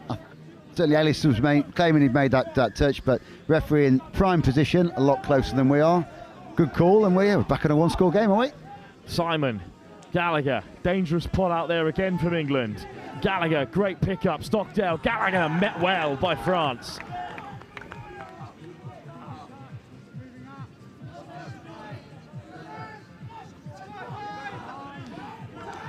Loose again. I'm just trying to work out whether this score of 5-4 is correct or not. I'm not. I've forgotten already.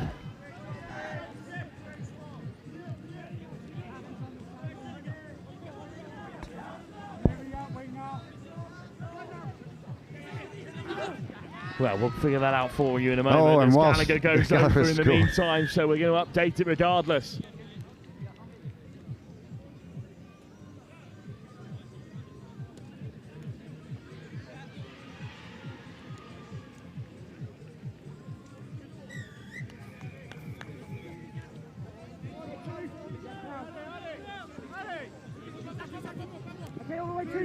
Right, confirmation from the officials. It's 7-4 for England, so a 3-point game it is. Tatar trying to close the gap.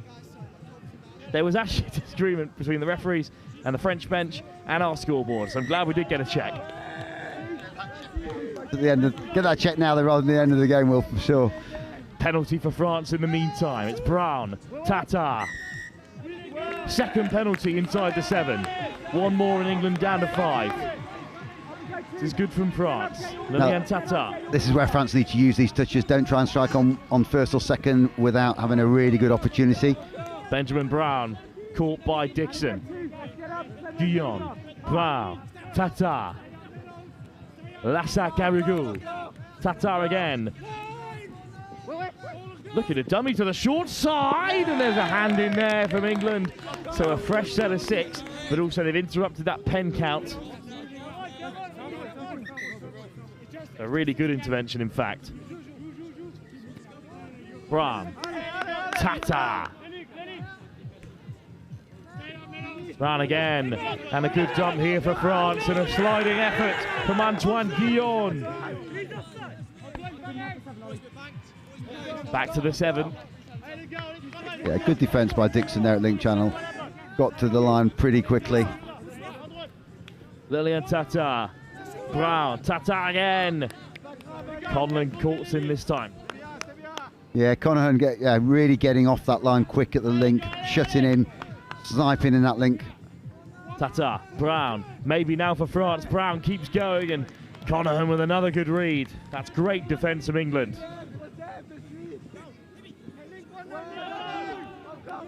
France won't be given that many opportunities.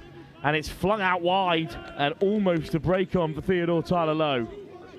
I love the way we're seeing both teams, but particularly England at the moment, are moving the ball onto those wing channels really quickly and gaining lots of yards. And that's, look at now, they've got a repeat set, effectively a tap off, and we'll put France under a bit of pressure here, I think.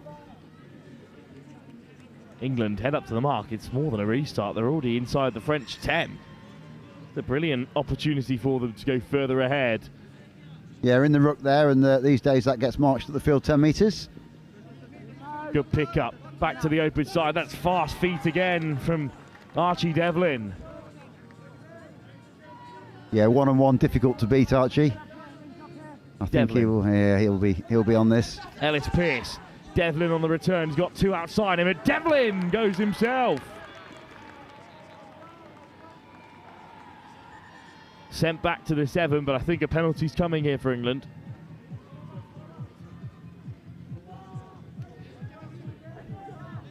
Yeah, I thought it was as well, but now just a roll ball. I think it's third. Is it third touch now? Fourth touch, and this is 5th now. Devlin, big dummy, wingers free.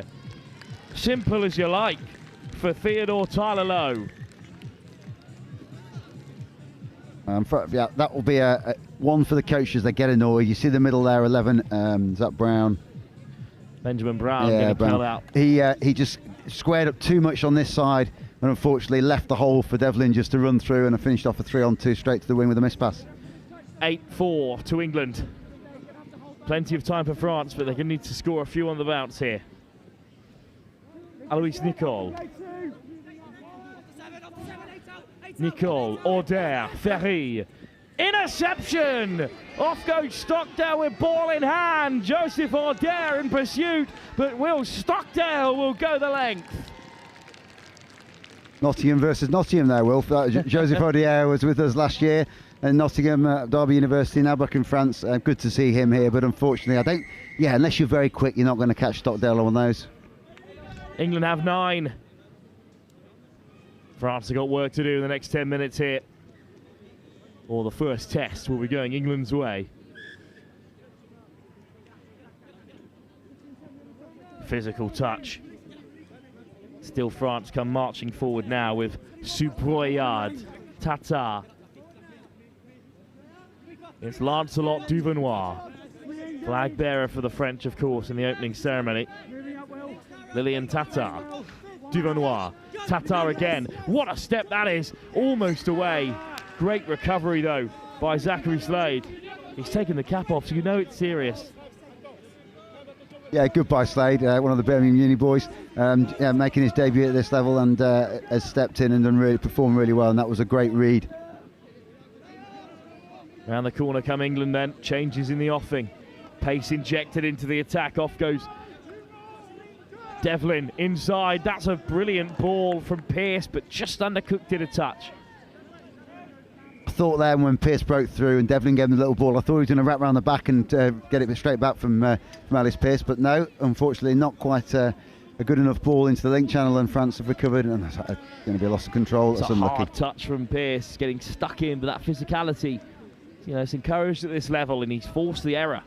That was Pearce's touch there was a result of the previous ball that went down. He wanted to win that ball back and have another go. Devlin, Dixon dancing his way through, eventually caught.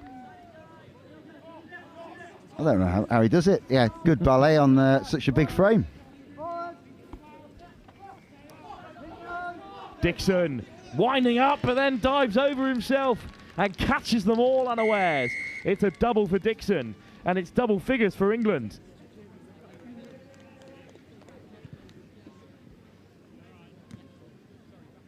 And you might be able to tell from just the vibes around us here, but Chris, it's pretty obvious that something's been knocked out of the French after that score. Yeah, it has. I think, this second half, what are we now? We're 6-2, aren't we, in this second half? And it's certainly all one-way traffic at the moment. Ferry, France will still kick on here. Brown lets it loose. Oh, stunning hands. What a score. Remy Blanchard goes over. Baptiste Lasser-Garrigou with a really good catch and pass. That's a lovely try. It's superb. I think, again, as we saw with the English, the hands here are phenomenal. They go to that link channel, who was that in the link channel? Was that Benjamin Brown? Baptiste Lasser-Garrigou. Superb hands, just a quick receive and give without even bringing the ball in. England, though, of course, with a chance to respond. Dixon. Softest have hands. They've done it again. It's rinse and repeat. It's Cullen out wide for Courts. Such an interesting thing to do from England, just to go, you know what, let's run exactly the same move the French did and see what happens. Yeah, it's good. Yes, that sort of anything you can do, we can do better. Not sure it was better. It was very good. But I think both teams, it's great to see such high level, what I say, rugby finishing, let's say, whether it's touch or contact. Actually, their ability of these people to move the ball so quickly, whether it's contact or non-contact there, it's just phenomenal handling. And it's 11-5. England have matched their previous result from yesterday morning as Tatar, unfortunately, has to concede a penalty. Yeah, well, from France need to cut these errors out. This second half, they've made more errors, and England have managed to convert those into try-scoring opportunities, and they've finished most of them. Devlin, good speed up the base, and away goes Hill. Of course, has 2 Hills in the under-20s across the England setup this weekend. Gallagher, Simon. Big step off the left, lovely switch, but just away from Will Cullen.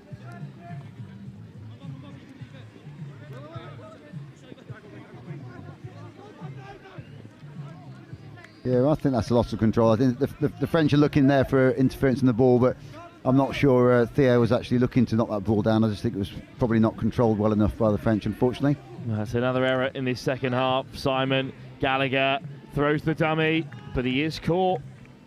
Good work from Baptiste Lasser-Garrigou. Can't see these boys subbing here. I think they're going to have a go, aren't they?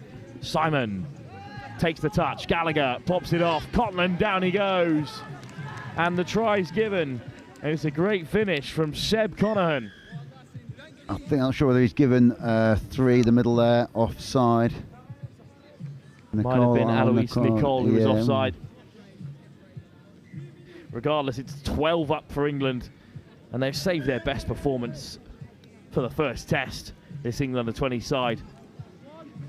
France looked great in the first half, Chris, but they just couldn't sustain it. Yeah, I thought, that try-saving touch at the end of the first half from the French winger on Courts, I thought would set the tone for the start of the second half, and actually France would come out firing. Unfortunately, it's been almost the other way around, and England are the ones that are coming out firing. And France have got a penalty here. They've got a repeat set on the line. They'll need to score off this. I think the game's probably beyond them, but if they can finish strongly, this is a 3-match test series. Finish this strongly, ask some questions of the English so that when they come back tomorrow and play the second test, England are actually thinking this French side have got something we've got to worry about. Le Pichon feeds it on.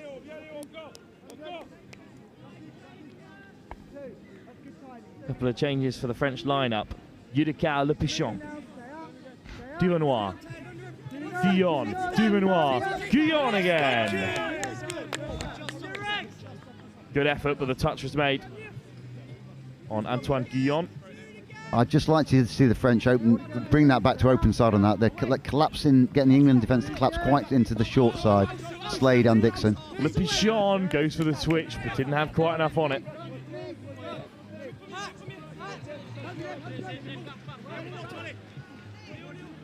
That's good hands out wide. Stockdale has been industrious today. Dixon gives that final ball, and Theodore pins back his ears, and he's finished it well. But he'll have to come all the way back. That's a tough one. Directly in line with us. The ref always gets it right. And that, it was one of those narrow decisions, but probably marginally forward. And I certainly think in the middle of the field, that's where they're probably going to give them most. Interesting discussion about Stockdale. He's playing so well in this fixture. You know, where do you think his future lies within the England setup, and what decides that really? Is it his decision? Is it sort of a, where is he going to serve England best, or is it about his preference, depending on mixed open or men's open? Well, I think it'd be part of the England coaching set. The England, now have got a fantastic opens programme. That's a good ball, great ball out. How on earth is that smuggled wide? France do have a score, and it's yet another one for Gaspard Constant Olivier. Speculative from Tatar. It's a great finish. Yeah, Joe Banks, I think he was the winger there, came in a little bit too narrow, realised and was flat-footed. He was out coming in rather than holding his space to be able to chase out. Gallagher. Simon. Down he goes. Oh, he's not happy there with the contact on his head region. And he has won the penalty for England. So plenty of touches here with 3 minutes to go. Simon, low to the ground. Gallagher, Stockdale, over he goes. Yeah, I think Ollie was just looking for the foul on that last one. Wilf, like a bit of a footballer out there. It's been an interesting discussion I've had actually off air, which we'll get on to in a moment, as Gallagher puts it back on the inside. Goes to test France. The idea that, as the physicality increases, at what point do you start letting the referees know you think the touch has been put too much power on it, or if you think the call might come your way? It might be something that comes up more and more as England tries to match up with Australia and New Zealand and match their levels of physicality. Yeah, I think it's coming into the game a little bit. I think it's still, it's a genuine, honest game. I think the large part, I think there are sometimes now where players are maybe looking for a bit more.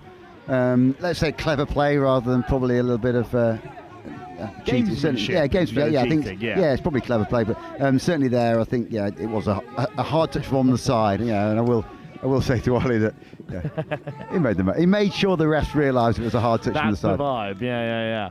Ball down from Tatar. England have it back. 2 minutes to go here. And again, Wilf, I think France there, reasonably good drive, but they've got to be looking to try and have more than one attack there, and that attack on the line wasn't good enough to test the English defence.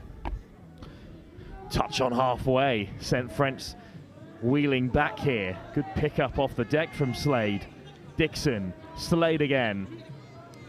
Sam Dixon still bouncing his way around. 2 minutes to go here. Zachary Slade. What a game for Seb Conahan. Slade, Dixon. Slade charged down by France. It's a good block by Leo March. England looking for that. You could see Dixon there, ran hard at the French, got them to commit. Little ball tucked into Zach Slade, and 6 again. And France will be disappointed to concede on 5th. Yeah, you just want to close that out, and England got a line attack. Dixon again. Caught again by March. Good defence from him.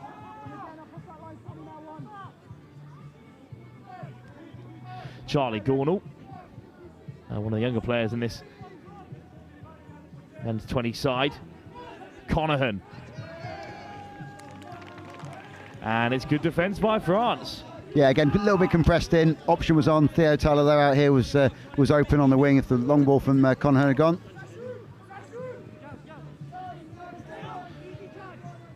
France hit the box. I haven't seen a lot of transitions, across this whole game.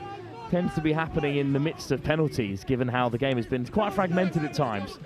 It has. That's a good. Lucky. That was it. France not quite setting the best platform, but they got over the England 10, I think, on their 5th, and have probably just given England a little bit too much respect. And England on 2nd, well over halfway already. Again, moving that ball, from Dixon I think it's out there, out to courts. It is on the wing, and that's 4th touch, is it, I think, now, Wilf? Yeah, France still bringing the noise with seconds remaining. Can England score on the buzzer? There it goes. Devlin gives the pass. Is it flung wide? But it's a good shutout from Gaspard Constant-Olivier to bring the tie to a close. So in this 3-match series, it's England who draw first blood. They've improved on their previous results to put 12 past France, 6 scores for the French. They're very much still in the tie, but they've got a long evening to think and reflect on how this game has gone. Chris, what do you think the French need to change to get close to this England side? Well, I think in that game for me, that 3rd quarter of the game was when England really dominated. So whatever happened at half-time, England came out firing, and they went 3 or 4 up very quickly in that first 10 minutes of the second half. That for me is when the French, 4-2 down. Had they been the team to score a couple and level that game up, that's then tight. And then England have got to force it. England have got to chase it a little bit more. At the moment, that England side, when they're up like that, they're just on top, and I think it would be too difficult to do. 4-2 in the first half, 8-4 in the second in England's favour. Now, Chris, thank you so much for joining me for that big game. We've got more action up next, and it's more action, I believe, from France and England. It's action from the girls' 18, which England will be competing in just a few moments' time.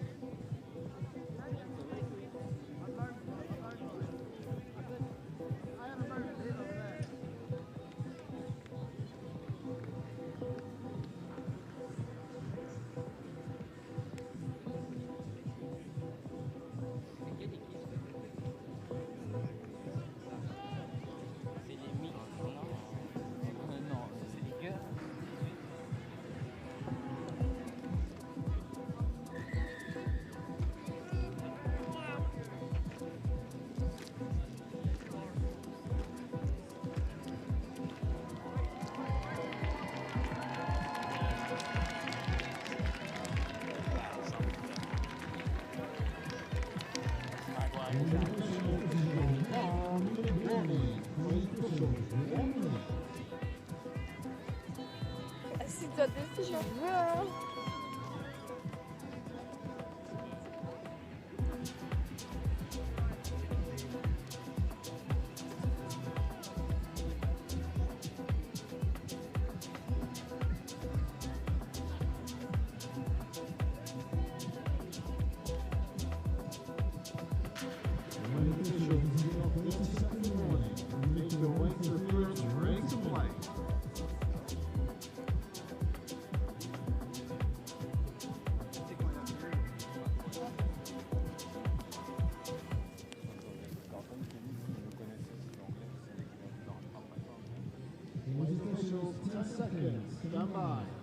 So welcome back.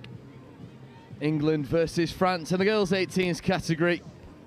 Thank you very much, Wilfred Kelmsley. Just a little bit of interchange between the two of us. Well-earned break for Wilf. This is a girls 18s category and a side that, for England, has all of the skills possible that you would possibly want to see from a girls 18 side. I'm joined alongside by Caitlin Cook, who's going to be joining me for this little bit of co-commentary as we see an early sweeper set up 3-on-2, potentially good shot by number 10, Naomi Audrey. Yeah, really fast start by England here, trying to attack the 7. Hopefully they can get a score on the board early. Yeah, Doggy's platform, wrapping round, 2-on-1. Hands wanted to go to the wing. Nice recycling of the play with that 6 and change. Good early defensive set from France, but potential missed opportunities there from England, although, I mean, the quality of player on display from an English perspective, they'll problem solve that relatively straightforward. Yeah, France looking to get off cleanly here and quickly. England defending it quite well at the minute. Pistons defence strong from England, trying to disrupt some roll balls, and that's a symptom of the pressure. Just a loose pass, unfortunately, from France. Surrendering field position back over towards England. And the dominant pod, Imogen Loveridge, getting involved as well. Matilda Tinker. Loveridge checking open side towards Ella Coyne. Coyne just steadying the ship. Doggy's platform here for Loveridge, stepping back. Early Doggy's 2 play, trying to go through a gap. It was Coyne, that's half court and turnover. Low. Refs just missed that one potentially. England get another chance at the line now. Fortunate for England, unfortunate from a French perspective. One more chance. This time the Doggy's platform for Loveridge should have gone. It does. Ball to the wing is an absolute dime. And the opening score for Ruby Abassian over on the far corner. It's a golden start for England. Yeah, great finish on the wing there. Good option as well to pass that. They've got away with one with that ref decision there, but they've come on top. Yeah, it's a really good opening score. This England girls 18s has gone from strength to strength in their categories, dominant performances. It's an exciting time to be a part of this girls 18s side. I mean, I was talking to Mimi Taylor-Dean. She was saying how excited she was that this girls 18s and the girls 15s all playing in a very similar way than the women's open, to just sort of make that progression as easy as humanly possible. And there's an early turnover as well from England. They get an opportunity to pick apart the subset for a moment. And that pass just leaving a little bit to be desired. Izzy Jones couldn't quite take that one in stride. More defensive work for England, and a first real opportunity for sustained pressure for France. Yeah, let's see what France can do here. Just a little drop ball from England. Lots of pressure there from France. Here's Langlois working with Pauli. Langlois just taking a settler, orchestrating. It's clearly the general in this midfield, platforming for sweeper option, driving at the line, having a dive, just losing control of the ball for a moment. Touch came in first. Lucy Rao come back to the mark for third touch. England played 5 already in this round robin stage, everyone playing each other twice. France, Tanglin Trust School in Ireland. England 5 played, 5 victories. France are looking to stem the tide in their own favour, but they're up against the most staunch of oppositions. Ruby O'Dell with a good touch. However, just an offside penalty there for France to have another go. Yeah, really good opportunities here for France, and they'll need to take these try-scoring opportunities when they present themselves. They will be coming at a premium, such as the standards that this English team sets themselves. Langlois feeding open side to Rao. Rao with the extra pass to the wing. Good covering touch.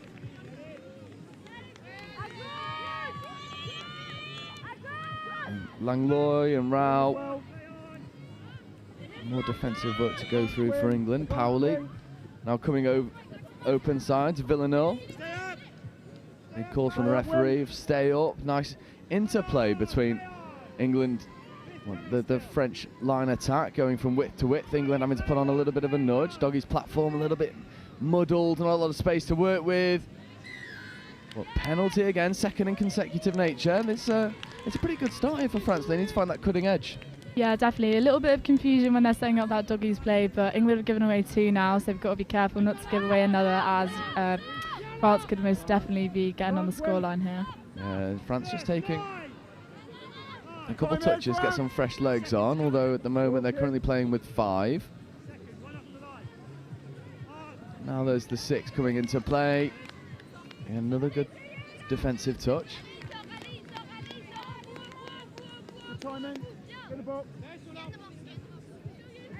And again, still more subsets. Open side quickie option, but playing 4v6. There's not a lot of space available. England marshal it well.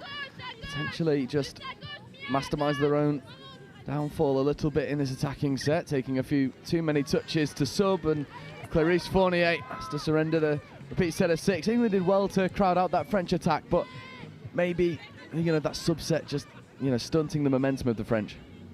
Yeah, definitely. I mean, they wanted to get some fresh legs on so they could defend the England subset, but just a little bit of confusion in their attack, and England dealt with that well, and now they're going to be looking to push to the 7. Indeed they will.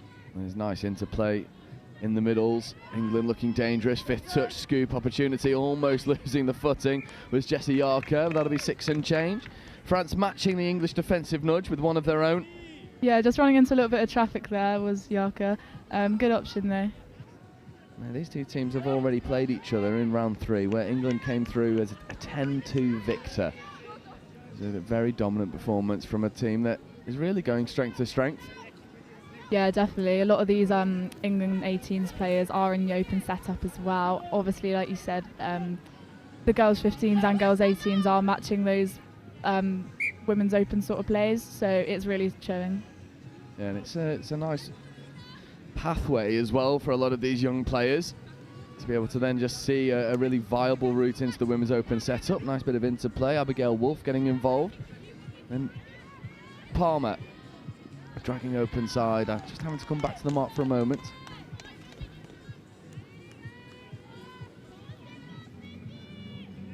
There's nice work from England, orchestrating this subset for a moment. His 5th touch, scooping opportunities, nice press, there's a 3-on-2, can they execute? Not a lot of space for Jones to work with, well shut out by the French winger. Yeah, great read from the French winger there. It was initially really well set up by Imogen Loveridge. Good hands, but winger read that completely. A really good defensive nudge, and now England looking to turn the screw in their transition defence as well, and that's an off-the-mark penalty, well spotted from the on-field ref.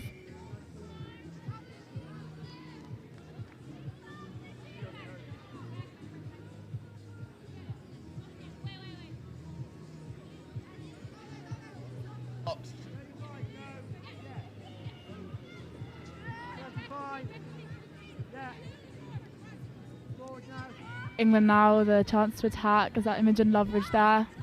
Great dive. I think that was touch first.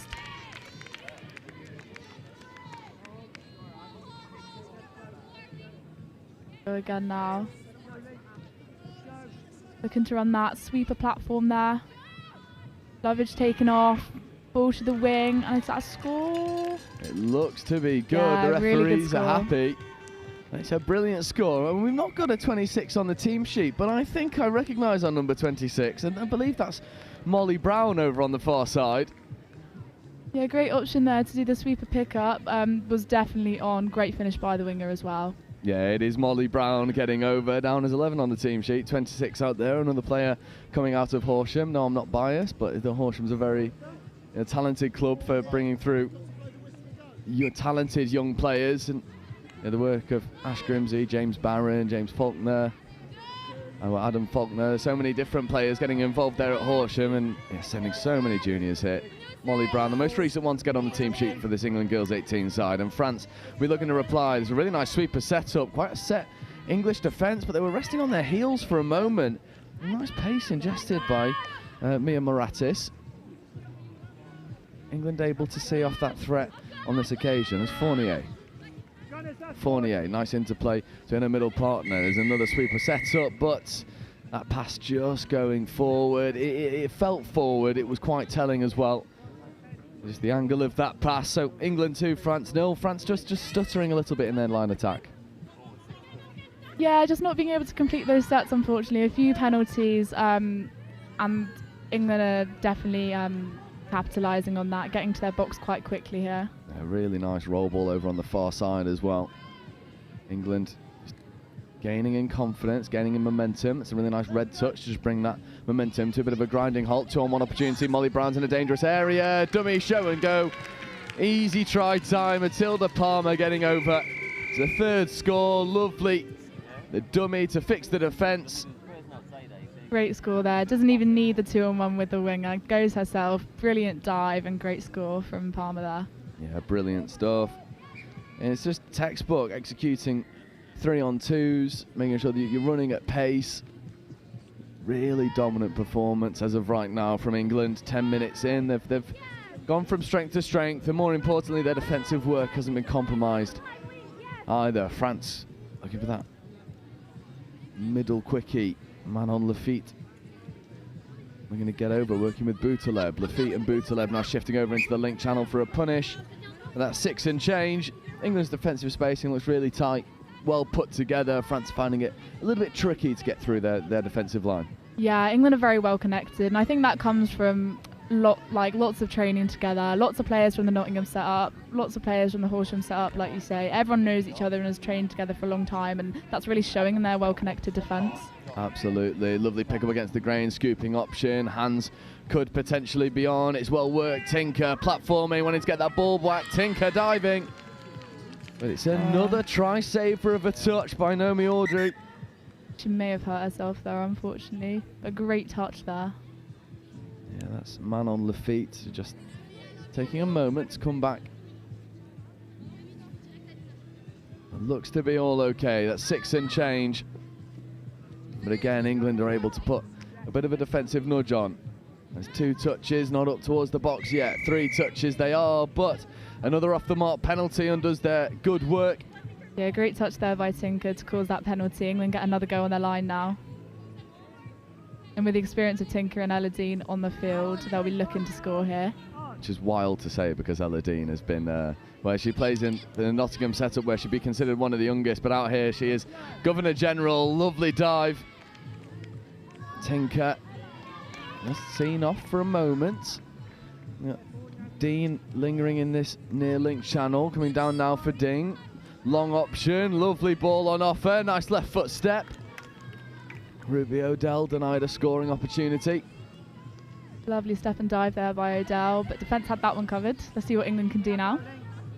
Tinker, Dean, that's 6 and change.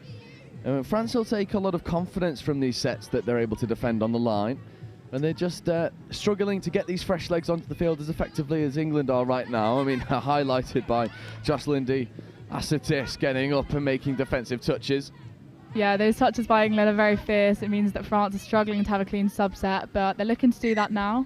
Yeah, getting another 6 here, which is good. Yeah, in at the side is the call, Moratis. The beneficiary of it, Mia Moratis, gets us back underway now in an acting half. Dummy shown and not bought by Alice Ferratten. There's a nice check back on the inside for Fournier. There's Fournier again. We're going to platform here. 4th, 5th touch coming now. One more striking opportunity for France. Just positioning, potentially losing the 7. Fournier, open side quickie. Lovely flat pass out to the wing. Not quite taken. I wonder if that was a set piece play designed for a link to be hitting that hole. It was a lovely shape on the pass. Just didn't quite have the legs to get where it needed to go. Yeah, link hole was definitely on there, and it was a beautiful pass. That was great hands as well by the English winger. There's an inside ball on offer, but instead they opt for an absolute dime of a roll ball. Yeah, great roll ball there. England really showing all sorts of core skills. Abigail Wolf involved as well. Lovely wrapping play here. Great hands there. Oh, lovely inside check. Referees are happy. The Assitis with a lovely inside ball.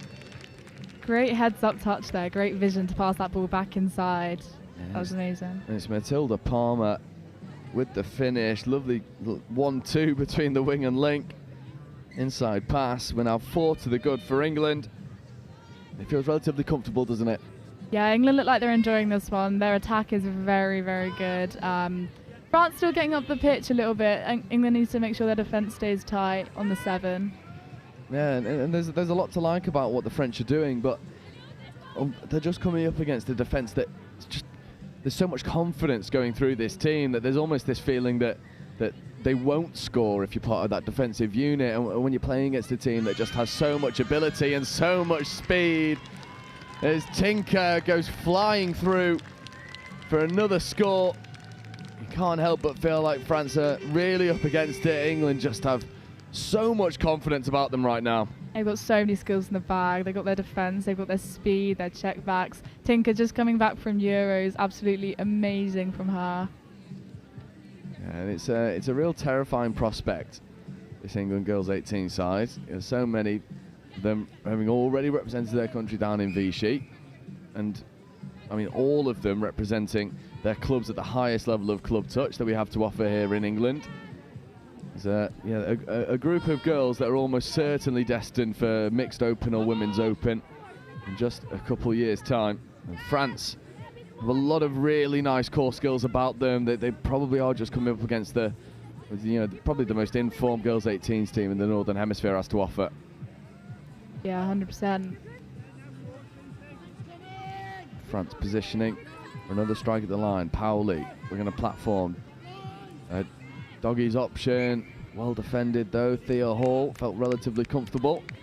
Yeah, just a little bit of a stunted attack there from France. I'm not sure they were particularly communicating well maybe in that. A few different moves ran, but England had that one covered.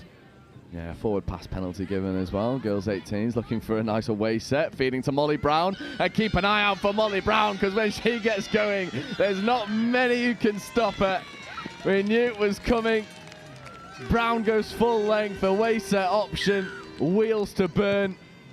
Oh, what a great option there. They saw the vision, away set was on, and they're not scared to try these things, these girls 18s. They're having fun. They've got many tries on the board, and that was beautiful. And lovely, smooth catch and pass to set Molly Brown free, and then as soon as there's clean space out in front of her, no one stopping her. Unfortunately, the back of Molly Brown's shirt is something I've seen quite a lot playing at Horsham, because as soon as she finds a hole to hit through, there's no stopping her. She's the fastest person down at Horsham by a country mile. She outpaced you a few times. Oh, easily, without she doesn't have to get out of third gear, and she quite easily outpaced me. There's certainly no shame in it. That's why I always try and put myself on her team. I don't want to spend 40 minutes chasing her around a field. Great tactics there. Abby Wolf on the ball now. Oh, just a little miss pass there, miscommunication. France will have a chance to go at the 7 now. Yeah, it's a little bit of a collector's item from Abby Wolf. Normally, no errors with the hands. Nice touch coming in, looking for this sort of disrupting red touch. There's Fournier taking the settler. Ferraton working as well. Sweeper set up here. Fournier platforming. Nice wrapping around for Moratis. Moratis diving at the line. Referee just having a look at the onside. Took a glance to either sideline ref. Indeed, an offside penalty. 2 minutes on the clock. France will be looking to get at least a score on the board. Although that's easier said than done when you're playing against this defensive line. No touch is being called. Referees are happy to just let this one play. There's Fournier. Getting an acting half, feeding over towards Ferratis. However, the defensive touch coming in. Defence not slipping for the moment for England. No, and what's really interesting is that the defensive spacings don't really change no matter where they are on the pitch. Literally like they're attached by a string. It's very impressive, really good touch.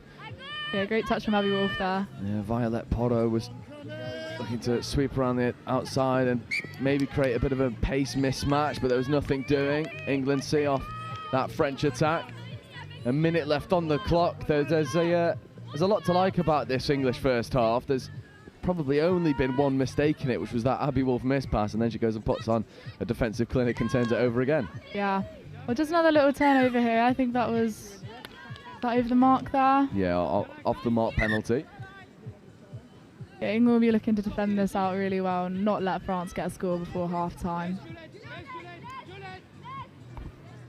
Yeah, I think at this stage, knowing the standards that have been set across the board for England teams, the focus will be on the French score, not the English score, trying to keep France to 0 if at all possible. There's a nice open side quickie and a really nice dive at the line. Great touch from number 12 there. Yeah, Lena Boutaleb was having a go at the line, trying to take Jessie Yarker out wide, but it's much easier said than done. Boutaleb platforming, sweeper set up, nice drive, diving. Another good touch this time. It's Abigail Wolf. And that's 6 and change. Again, really good defensive sets from England, working well together. And one of the things that's been the most impressive about all these English teams is just how much depth that they run with. And I think as a, from anyone who's played touch before, if you're, watching from a spectator's point of view, you want to improve your game ever so slightly, you just take a leaf out the England girls 18s and realign with such depth and back their hands. Yeah, they're running with so much confidence. That first half was all them. Their attack was smooth. They were looking at away sets. They were playing very, very well. And I think, like you said, their goal now will be to hopefully nil France rather than necessarily put more scores on the board. Absolutely. They are making a very good argument for possibly the best half of touch, the most comprehensive half of touch we've seen from any team here at the Youth European Championships. Half-time in this girls 18s clash. England 6, France 0.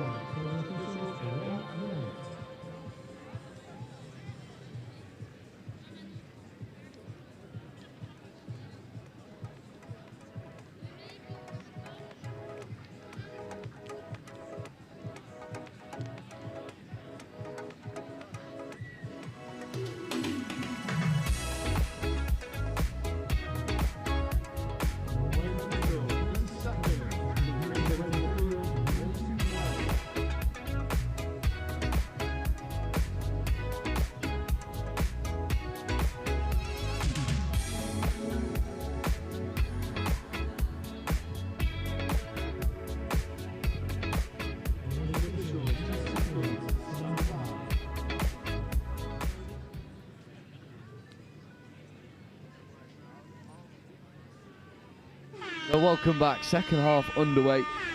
England firmly in the driver's seat. Most clinical first half performance. 6 tries to the good over France, who will be looking first and foremost just to get a couple scores on the board. Offside penalty. Early infringement here from England. Yeah, perfect start here for France. They want to get a score on the board here. Open side quickie, just driving against a very set defence was Manon Lafitte. Took a little bit of a tumble in the first half. Got up rather gingerly. It's great to see her back out there. Lafitte wrapping round, doggies play, diving. Solid defensive work from the English middle, staying nice and tight together. Lafitte. Boutaleb. Open side quickie here for Lena Boutaleb. And Lafitte's just having to check back on the inside. There's, you know, there's a lot to like about the French line attack. They're just lacking a little bit of depth, I feel. You know, that extra yard or so of depth does make such a difference when you're running against a set defence. Yeah, 100%. They're very flat on the line there. A little bit of depth. You know, that link hole could have been open. Yeah, England dealing with it very well and getting off very cleanly as well here. Yeah, oh, lovely evasion as well. How she got through that gap, no idea. Imogen Loveridge just evading French defenders at will. Here is Loveridge once more, feeding towards Coyne. Coyne platforming, Loveridge picking against the grain. There's Coyne, and she'll stroll through. Great score there, orchestrated by Imogen Loveridge, setting that play, looking for the space, and Coyne with a great finish there. And how on earth Imogen Loveridge escaped through the 2 middle press from France to get that move underway, I'll have no idea. England 7, France 0. That was the golden start for England. Not quite what France would have wanted, but you know, we've been speaking quite a lot today about these circumstances that you find yourself in when you're probably up against someone who is, you know, a nation who's just a little bit further down that developmental track than you, and it's, you know, little things like focus on the controllables, chip away at the aggregate, and see where that leaves you going into the latter stages of each game. I think France, it's just about using all of your touches, killing the ball in the right areas, threatening, to picking the right attacking options. Whether the hands go or not is a bit of a moot point. As long as you're doing the right thing, something might fall for you. And France will be looking to do exactly that, going into this 5th touch platform, scooping opportunity here. And again, France just killing the ball in a good area of the field, and we'll look to put on a bit of a defensive nudge, see if they can force an early turnover from England. Yeah, France completed their set there, which is, like you say, what they'd want to do. Great defensive press there, which has caused a turnover, and now France will look to complete the set again and hopefully get a score on the board. Yeah, that's exactly what France wanted. Early turnover, sustained pressure, 6 touches on the 7-metre line.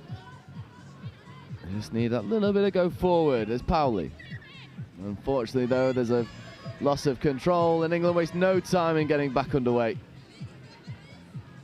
And although a couple unforced errors creeping in, this time Ruby O'Dell couldn't quite connect with Ella Dean.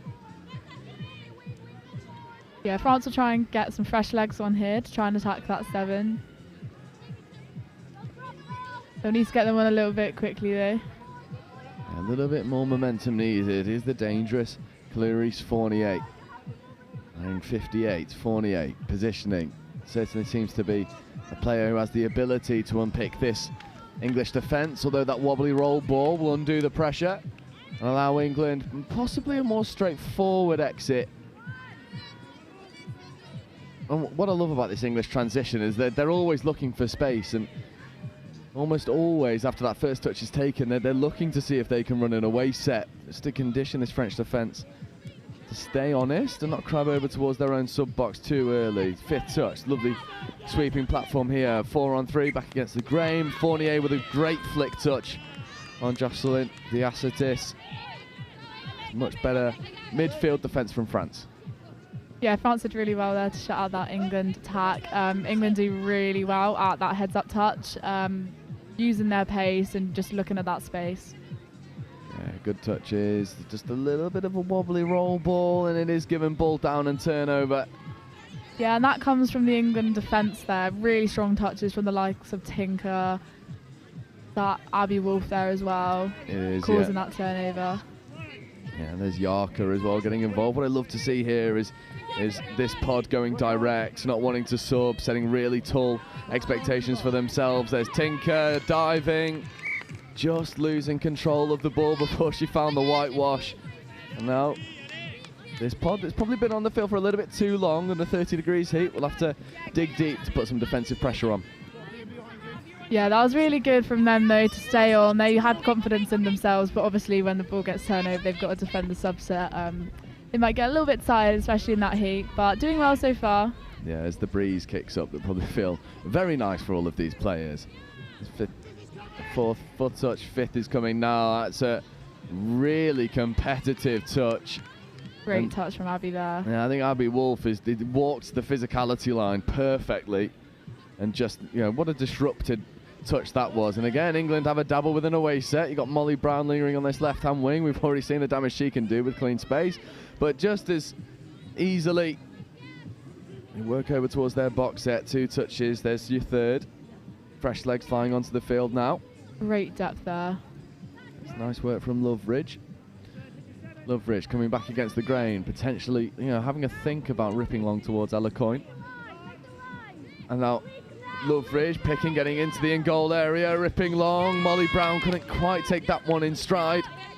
Great peel from Loveridge there over to that winger. Just couldn't quite find the connection with Molly Brown on this occasion. His first touch, it seems like a better subset already. Very nicely done, although stepping out of the field of play were France. You can hear the calls from up here. There's calls of come on from these middles. I think that was Loveridge saying, come on, we can go now, we can go direct, we can look to get scores on the board. That's exactly what they'll try and do. Isla Devlin just caught behind the gain line for a moment. Good defensive pressure. Loveridge toing and throwing, working with Coyne. Loveridge steadying the ship. There's Devlin. Open side quickie for Devlin. Nothing doing there. Loveridge again looking to rip long. Ends up connecting in the link hole with Matilda Palmer. Great score there. Looked at the Rory Fulton score from the Irish Men's Open at Vichy with a diving catch and ground. And says, well, I can do that as well. What a finish that is from Matilda Palmer. Yeah, great finish there. Great ball again from Loveridge. The 8th score is an absolute peach. What a finish from Matilda Palmer. Great pass from Loveridge. Probably was a little bit too high, actually, from what Loveridge was probably trying to do. She sets herself some very high standards. But no matter, because Matilda Palmer says, thank you very much. I'll just go and, you know, leap 6 foot in the air and ground that one for you. Doggy's platform here. Doggy's 2, stepping back and then cutting back against the grain. That one just falling to the floor. Nice endeavour from France. But matched by some really staunch defensive work from England.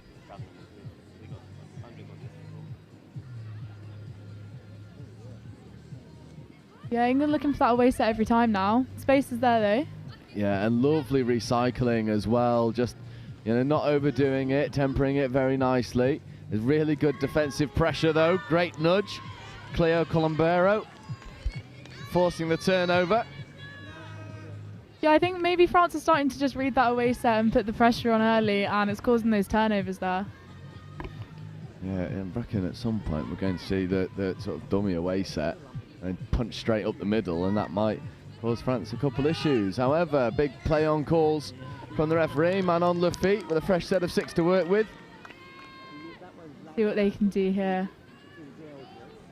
Yeah, Lafitte positioning. There's Boutaleb. Boutaleb diving at the line. Great defensive touch. There's Jones and O'Dell working together. Share a high five. Good defensive work from the midden link there. There's Boutaleb. Open side quickie. In fact, coming over towards the short side. Boutaleb and Jones with a good touch. Oh, wing was on there. If that ball had gone a little bit earlier. Yeah, Izzy Jones marshalling that link channel effectively. There's Lafitte, Boutaleb, Lafitte looking to find the wing. Not quite connecting with that pass on that occasion. England now having to work all the way from the France box though. 10 minutes into this second half. This try scoring has certainly slowed down. France have done a really good job at problem solving. There's a nice roll ball from Ruby O'Dell. Izzy Jones is skipped, and now there's a bit of a foot race, and there seems to be only one winner. Matilda Tinker flies through the French defence, gets the 9th score for England, and very quickly turning defence into attack. Second time she's done that in this game, just running straight through the defence, showing off her pace. Great work from Tinker there. Yeah, I mean, Tinker probably going to give Molly Brown a run for her money, and that is no mean feat, let me tell you. That's a terrifying prospect. This girls 18 side have such pace, such ball playing ability. I mean, I'd love to see them just. Do you know what I would love, actually? This is a sort of an England touch coded comment, but I'd love to see this girls 18s team play an NTS. Just like this team, go out, represent. I'd love that. I would absolutely love that. They'd put your Nottinghams and your Scorps under a bit of pressure there, I reckon. Well, exactly my point. I think it would be incredibly entertaining to see these juniors just, stay together and get a fair few series under the belt. Although I think Nottingham might struggle to field a team, though, considering it is half the Notts one's team. That's a very fair point. Yeah, Chris might have something to say to me about that. He'd be like, Joe, what a ridiculous suggestion. You want to gut my team? Here we go. Foot pit. Oh, unfortunately, this one's going to come all the way back, and Molly Brown is going to feel so sore because it is absolutely electric, and yet it's coming back for a forward pass. That was a stunning foot race as well. Lang Loy went stride for stride with Molly Brown. Well, yeah, he's coming back for forward. Yeah, great foot race there. I think the refs, one of the refs followed and thought it was going to be a score. The other ref had stopped. So great pace there again by Molly Brown, but we go back and France have a chance now to attack. Yeah, and I'm not surprised as well that Molly decides that she'll take a subset off the back of that. Yeah. That'll be quite tiring work, that one. England putting on the press and then forcing a really good turnover. It's a really great reaction from England there. Decision didn't quite go your way, gave away a forward pass penalty, and then you put the defensive nudge on. Yeah, dealt with that exactly how you'd wanted to deal with that. Didn't crack under pressure, just did their job and turned it over again. Palmer coming back to the mark. And this pod going direct, not subbing. I love the impetus of this team. Ella Dean getting involved, so is Wolf. Check back in towards Ella Dean. Sweeper step back. Wolf trying to escape into the in-goal area, but that'll be 6 and change. I really love the desire and just the showcase of their confidence, where they'll back themselves to go direct after doing a D set, and then they'll back themselves to defend the transition, and then they'll probably back themselves to give a really good first 3 touches to get off the field. This English performance is it's steeped with confidence. Yeah. And that's how you got to be. Go in with confidence, maintain that confidence. They're not mad. If they give away a penalty, they know they can go back and defend that and turn it over. It's great to see from these young girls. Yeah, it really is. Playing way beyond their years. There's maturity unparalleled in this girls 18s performance for England.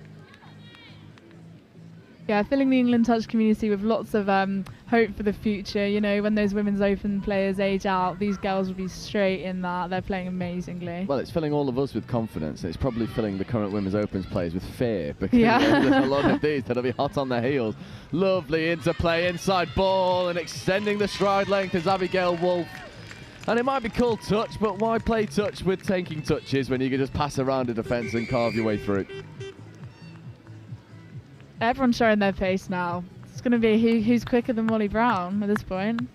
Honestly, not many. I'll be honest. That she is furiously quick, and she would also not forgive me if I didn't bring it up as well. So there you are, Molly. You've got to back her. Back your Horsham girls. Absolutely, brilliant setup down there, and great to see so many juniors from so many clubs and so many different NTS teams coming here, showing out, stepping into roles that they might not have in their clubs, some leadership roles, strike roles, whatever it may be. It's a wonderful opportunity to play against your peers here at the Youth European Championships as France doggies set up, trying to drive at the line. I imagine if there's a French score, this sub box below us will erupt in celebration.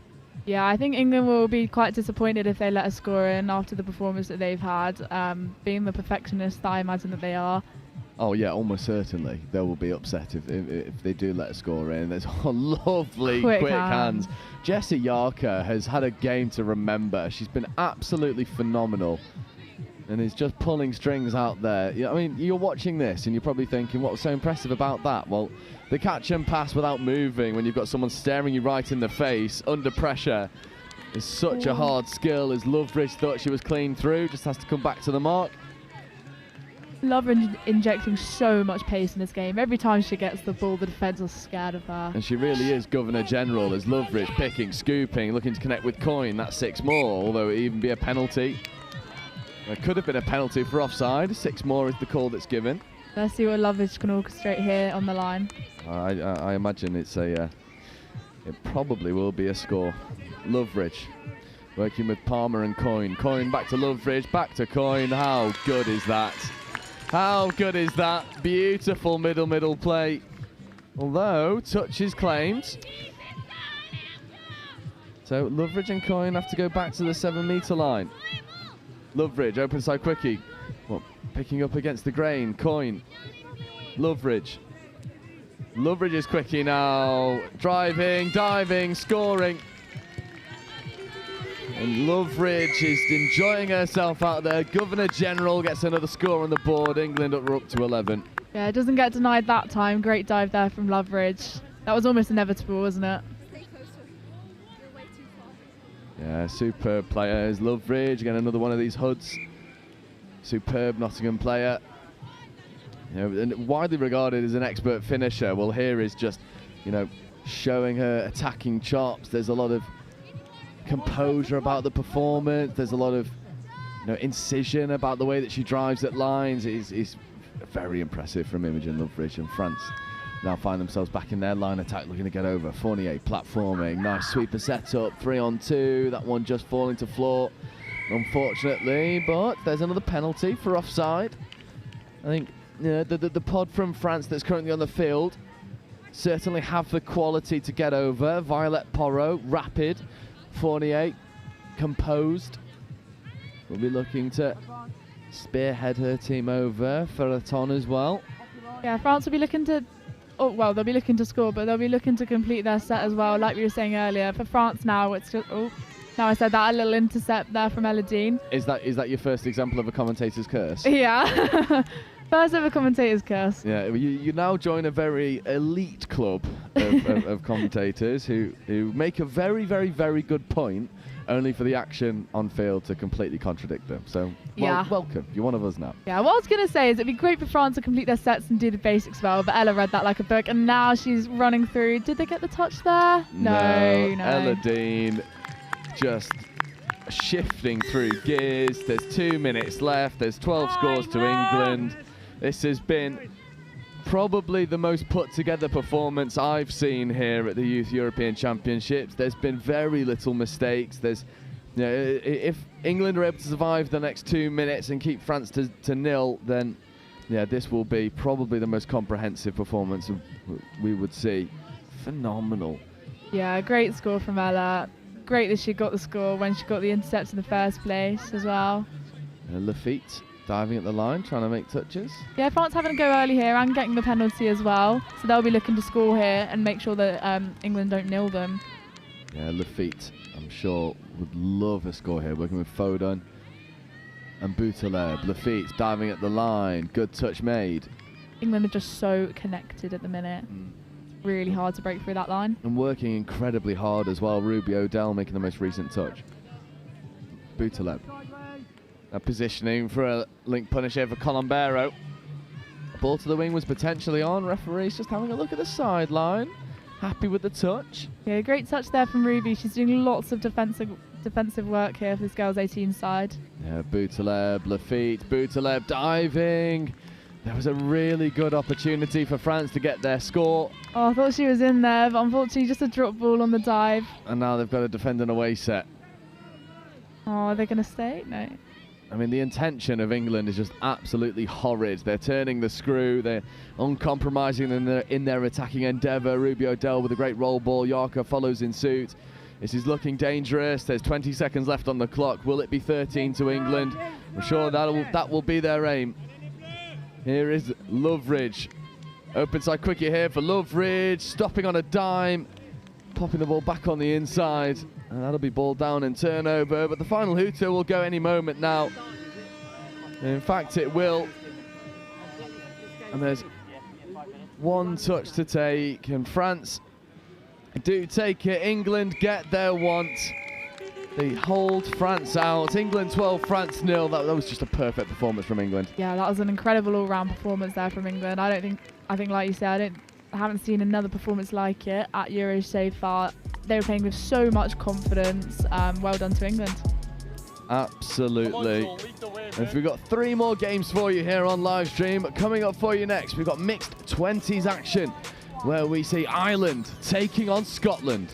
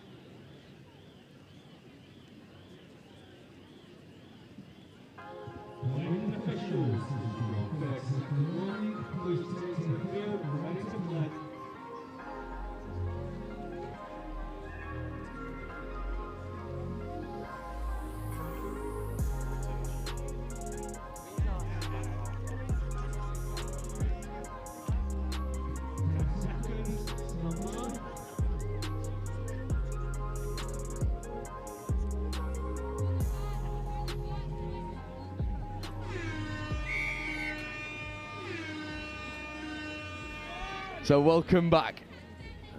Third to last game here in the mixed 20s division. Ireland versus Scotland. Scotland with the tap, Ireland in defence. It's great to see the Finnan brothers back fit and firing. John Finnan took a really nasty tumble in the last game of the day yesterday, but he's back out there.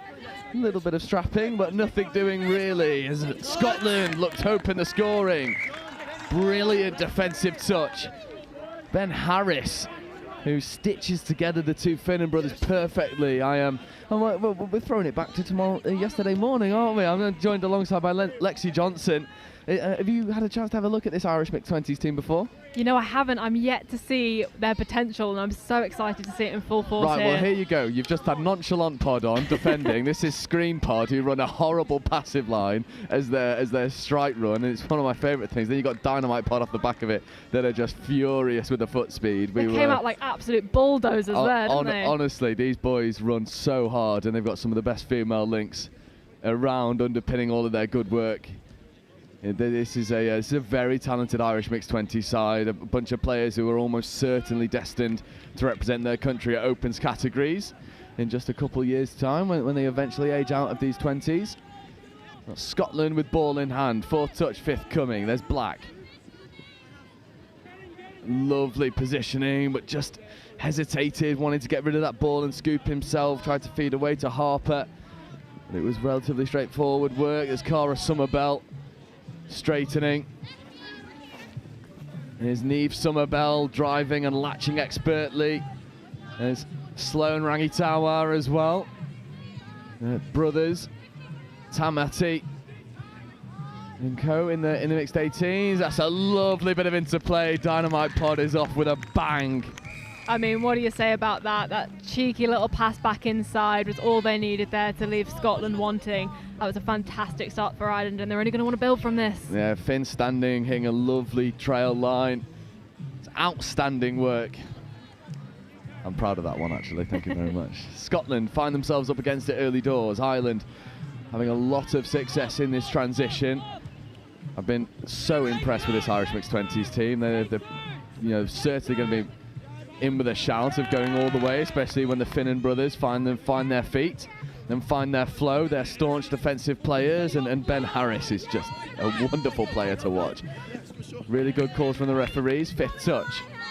It's unfortunate work for Scotland, who find themselves without any attacking platform, but they might not need it. Hitch kick step, almost finding his way through was Lewis Forge. But you've got to be a little bit faster than that to take Philip Finnan for a walk. Scotland will know they've got their work cut out for them in this match, so they're going to really try and throw everything they can at this stacked Ireland side. I think that will look like just getting the foundations right and stripping it back to basics and trying to beat Ireland at their own game here. Yeah, having a go at the aggregate and seeing what happens. The Finnans and Harris got off the field effectively. Screen Pod flying onto the field, lovely scooping option, left-handed rip into the wing, inside play, it's all away, referee's happy. Brilliant covering touch from the Scottish number 13, Rennie Guthrie-Dorber. It needed to be as well, because Ireland were having to go down this short side, and this is what we saw from them yesterday. They attacked short side, short side, short side, and then they started to rip open. And we'll see if that's going to happen here with this fresh set of six. Just feels as if Ireland pressured Scotland into moving quickly then. Oh, horrible footwork. Nasty footwork from Noah O'Neill with a stutter step fixing defenders, doubling Ireland's lead. They only needed one touch out of that fresh set to get over. Yeah, very impressive stuff from Ireland there. Scotland know this is going to be really tough, so they've just got to work together as one big unit and keep that communication going across the line and through the midfield.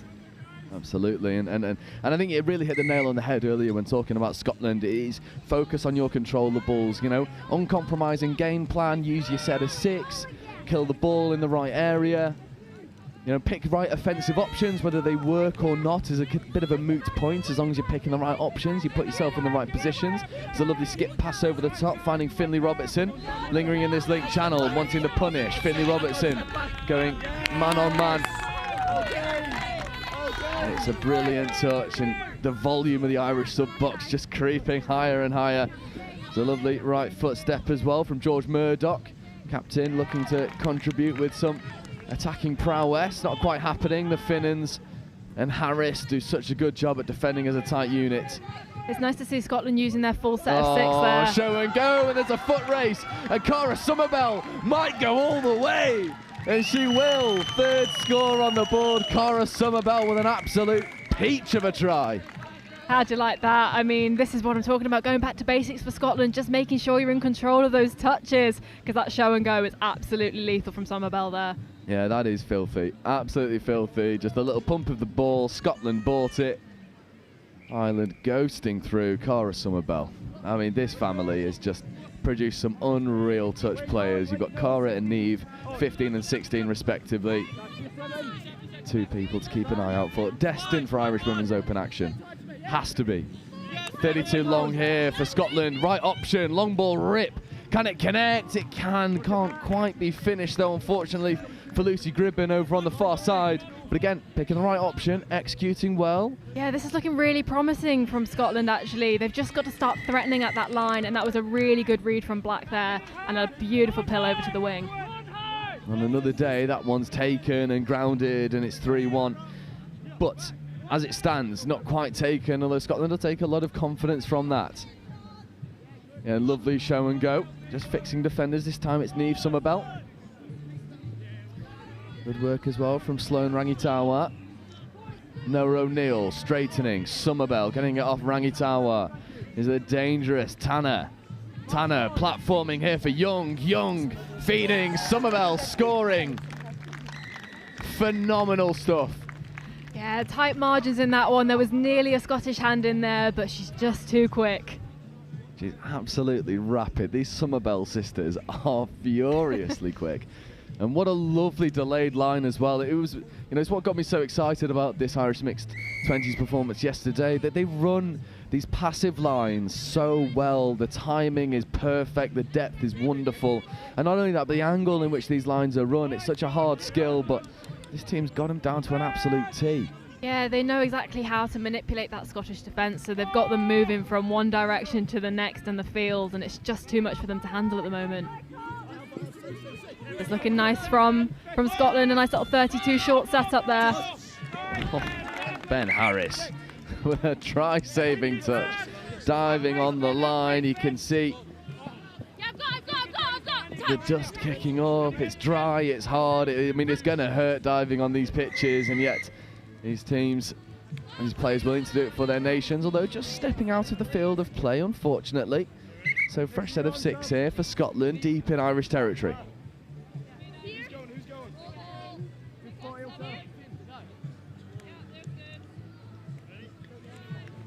Scottish ball, just a slight delay at the restart. Is Finlay Williamson. And Williamson working with Sheriff. Williamson now coming down to the 32 platform, wanting this punish. It was a nice setup, but Irish players just obstructing the half from being able to get there effectively. 32 short, potential early release option. Williamson was there. The ball just escaped the grasp again. These lovely attacking endeavours. Yet to see it finally click for the Scottish team. Yeah, I mean, we've seen a lot in this tournament that it takes some players a bit of time to find their feet, and Scotland are striking really hard. They're setting up these great platforms. It's just lacking a little bit in the execution at the moment, but I'm sure the intensity will come. As we can see from Ireland here, they will learn a thing or two. Oh, 5th touch coming. It was a speculative flick pass over into the far wing channel. Ireland just playing around with their attacking setup. It was a really nice disruptive roll ball from Scotland on 4th touch. Then the Ireland were attacking against a set defence. That's a great bit of footwork as well. Ciara Lascelles, left foot step, beating the Irish press. Brilliant roll ball opportunity as well. Finlay Robertson accelerating and scoring. And that's the best transition we've seen from Scotland, probably all tournament. Finlay Robertson flying through. But what about the platform from George Murdoch? He really set that one up there. Murdoch is such an explosive player. You know that everything he touches is going to be pretty much golden.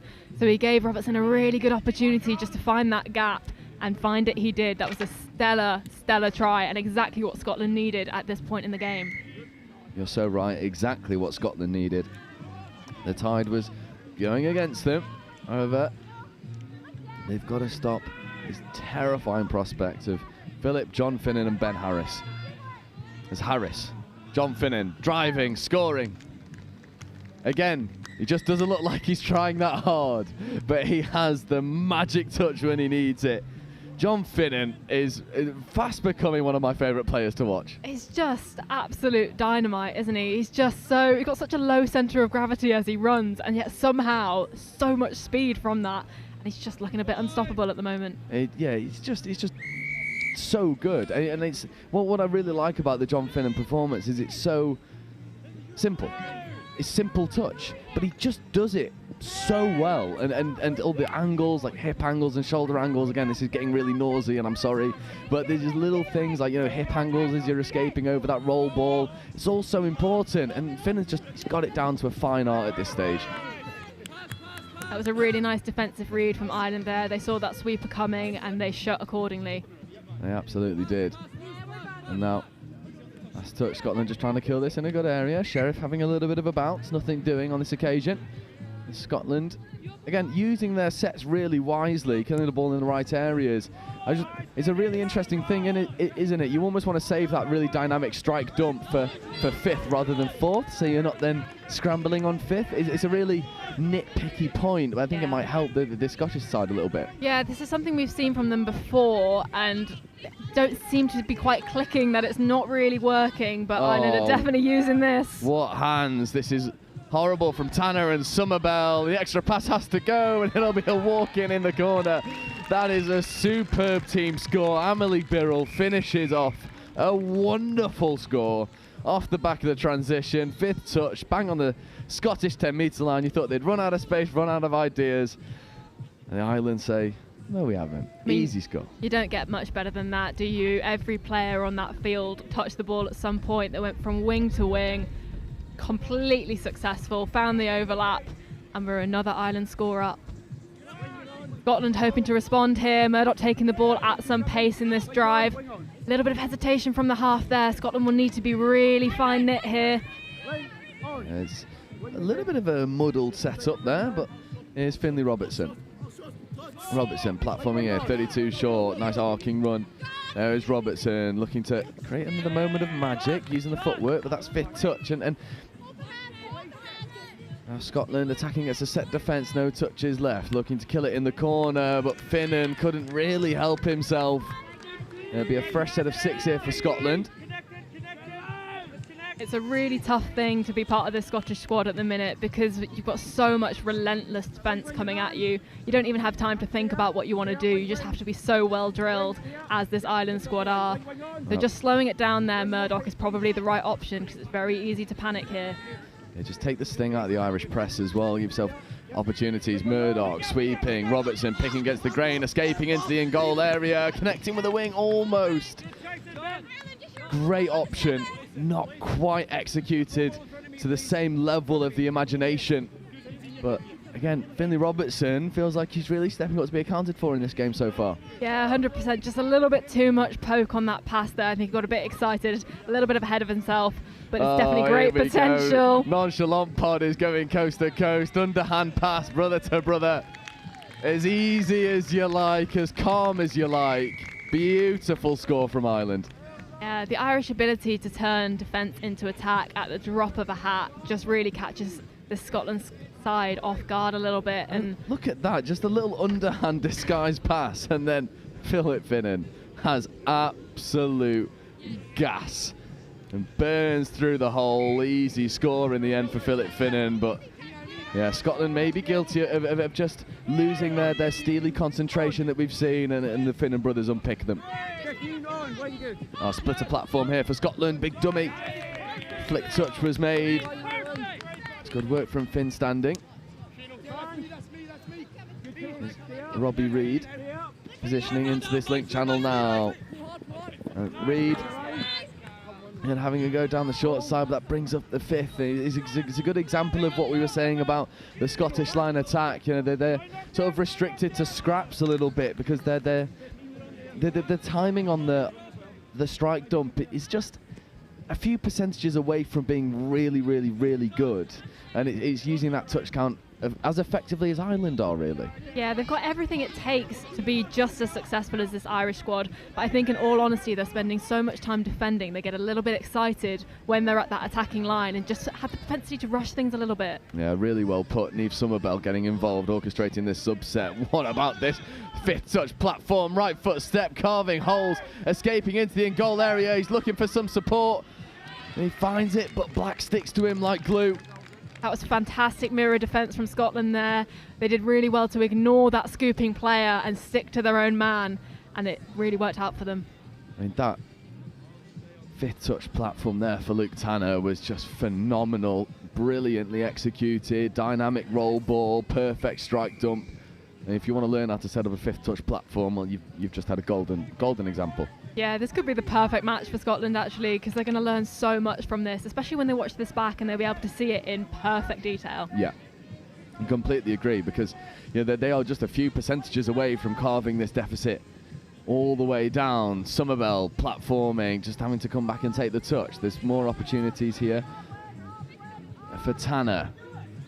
Tanner scooping, go on, screen pod, lovely passive, rip out the back, acceleration as well, lovely score.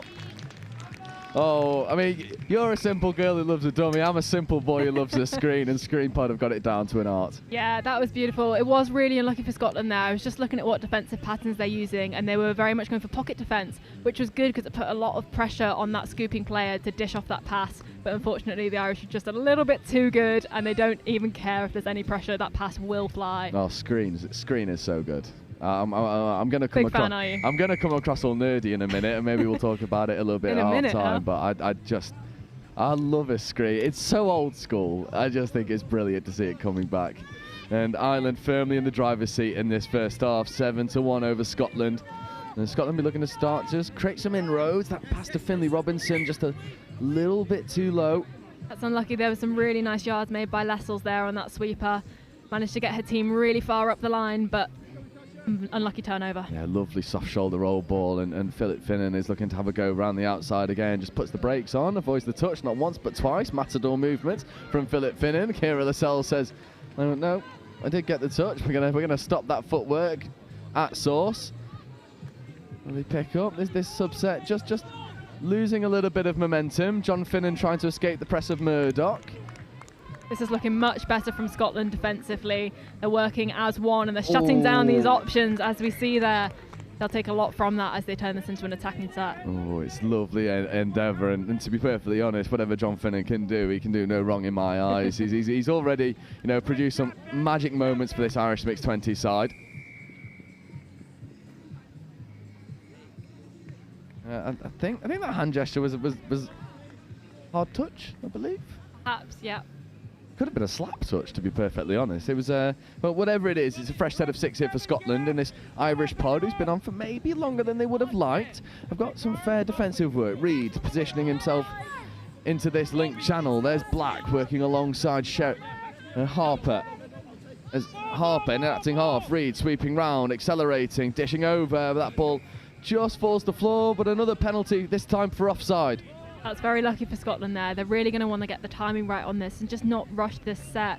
If they can get this to if they can score before the 6th, then fabulous. But if they can get this to the 6th touch, that is considered a win in my eyes. Yeah, Black trying to orchestrate this sweeper setup. Reid is wrapping round again, but Finnan with a really good touch, and Reid just taking a bit of a hobble. We hope that Reid is okay. We've seen a couple injuries already today.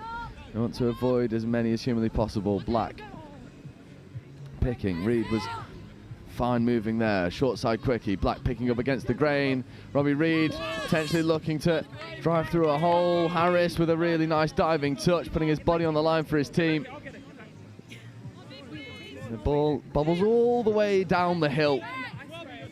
Yeah, again, unlucky there for Scotland. These girls have some absolute rockets being fired at them, and it is very hot out there again now. Not to sound like a broken record, you can tell that it is starting to bother them.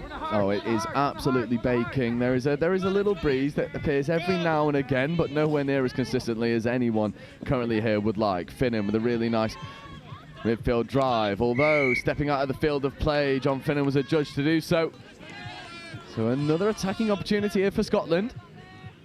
I'll be interested to see if they sub here, because they've been on for quite a while, this pod. I don't think they've got time to do so, but I wonder if the relevant information is coming onto the field. I think they should just be looking to go direct. So there's Reed and Harper and Black. I think they are going to stay. There's not a lot of time left. 10 seconds remaining in this half. Hooter is imminent. Black waiting for the ball. There is the halftime hooter. Black looking to create something bang on halftime. Isn't able to do so on this occasion.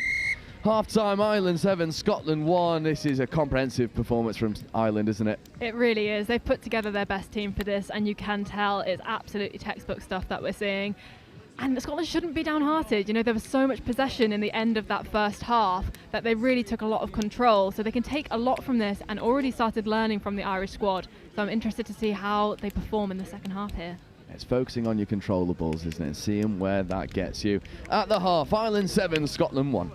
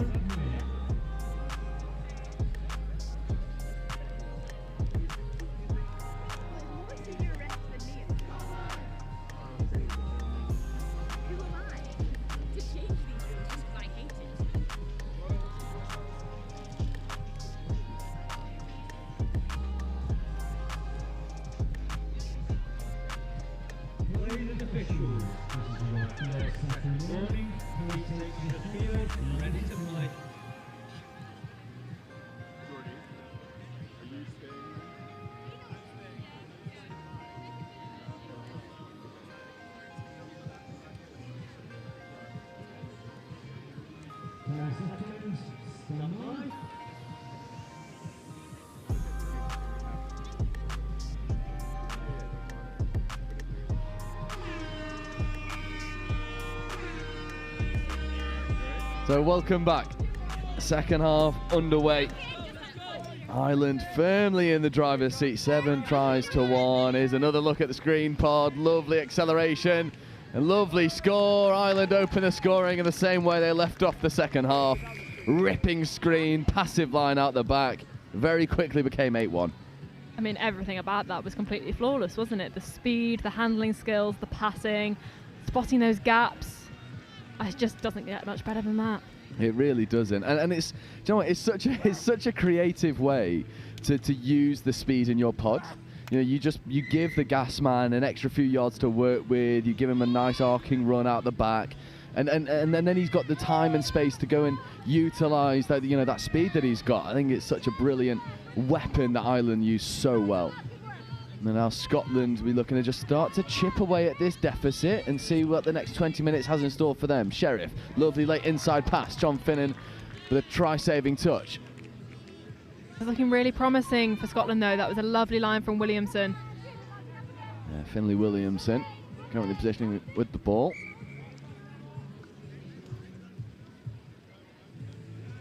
Finnan straightening, really good first touch. Harris checking open side. There is Harris once more. It's a lovely transition as well, and here comes Cara Summerbell. It is really dangerous stuff here. Finn standing. Lovely footwork and acceleration, almost ghosting through the gap. And for a moment, Rory Lever thought he was leaving Scotland behind. Not quite happening for him on this occasion. Good defensive touch in the end. Yeah, that was nicely shut down from Sheriff. That was looking very dangerous for Scotland, but they've done well here. Lovely checks and really good skills to get that ball down. You're always in danger of overcooking it. Lovely right foot step as well from Niamh Matheson. Just starting to become much more of the Scottish blueprint that we know and love. Robbie Reid looking at a platform. Black picking up. Fresh set of 6 on offer here for Scotland. I mean, they've just transitioned straight from the subset into a splitter there, and it was perfectly the right option, but the Irish defence were just too high up for them to get that pass away. But if they can keep this momentum up, they will be happy. Yeah, sweeper platform, although the referee has seen that. So just a little loss of control at the roll ball. Ireland want to go quickly. Here's Summerbell. Really good roll ball, unfortunately, though. I think it was a really smart move from Robbie Reid. Sort of went to engage the touch and then pulled out of it. And unfortunately, for Finn standing, that ball bobbles and falls away. There is Reid. And Harper, Black. Harper feeding to Reid. Reid accelerating, looking to rip long. Does, connects with the winger. Hands in the corner, just under a fair bit of defensive pressure. Irish winger come flying across.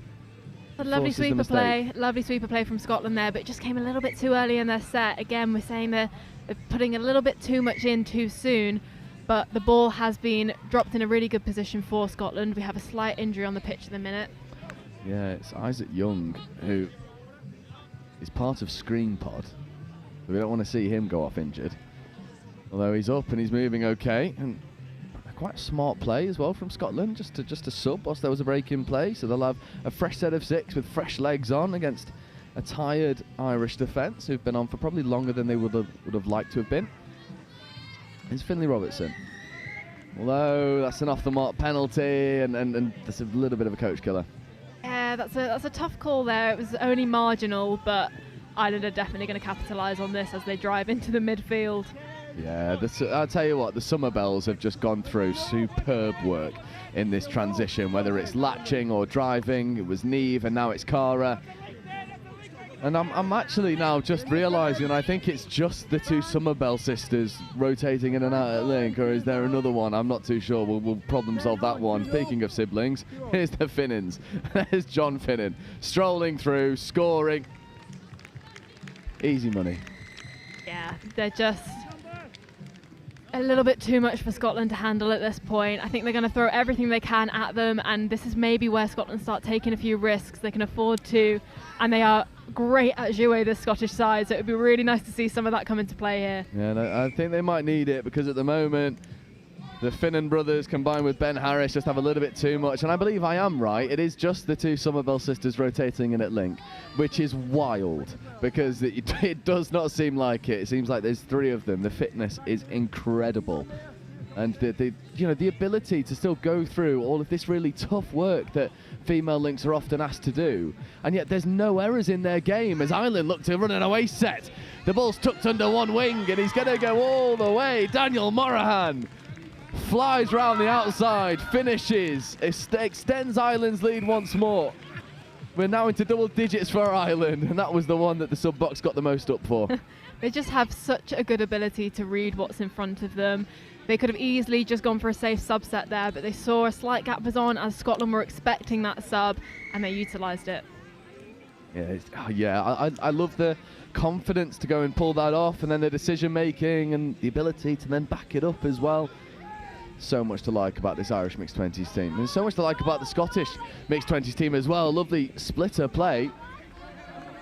Maybe it's time to stop feeding that half back and looking open instead. Sweeper platform. Almost looking for the step back. There was a few bobbles at the ball, couldn't quite take it cleanly. Ball down turnover.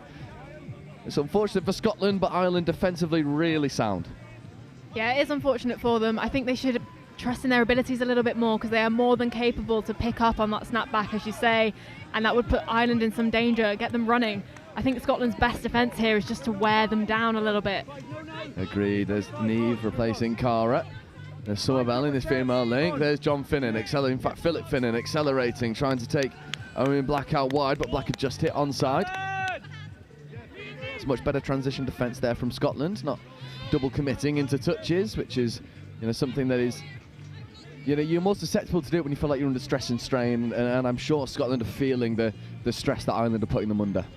Yeah, they definitely will be, and this is when it's important to just get the basics right, and then you can start getting creative from there. And this is a perfect example. Some great pace from Murdoch there. Fortunately, just came a little bit too late, but they've put themselves in a good position as Ireland are chasing into their own half. Yeah, Niamh Somerville driving, Harris getting an acting half. There's Finnan. There's Harris. 3 touches taken is Cara Somerville. I'm still mind blown that these 2 girls are just rotating in and out at near side link and going through all of this work superbly. And Cara Somerville will get a score on the board as well. There's no one, in my opinion, more deserving of that score than Cara Somerville. Gone through superb work in the transition, no mistakes at all, gets a reward. Lovely stuff. She's been an absolute powerhouse for this squad, and as you say, very well deserving of that score. She ran her lines perfectly. It wasn't an easy pass for her, it was just into the perfect space, and she was there. Beautiful stuff. And also Ireland for a moment defending with 5. Just a slight logistical error from Sloane Rangitawa. Ireland putting the ball down over on the far side, so Sloane will almost certainly be needed in this subset. Absolutely, but Scotland did well there to recognise that overlap. It wasn't quite executed, but they were definitely doing the right thing in attack. Yeah, Niamh Somerville this time with a dime of a roll ball, and then ball is taken in a dangerous area. Ireland looking to save touches, feeding Cara Somerville. It's all very calm and composed. There's Harris looking to come on and platform, just had to take a stumble. No touches remaining. There's John Finnan, backward step.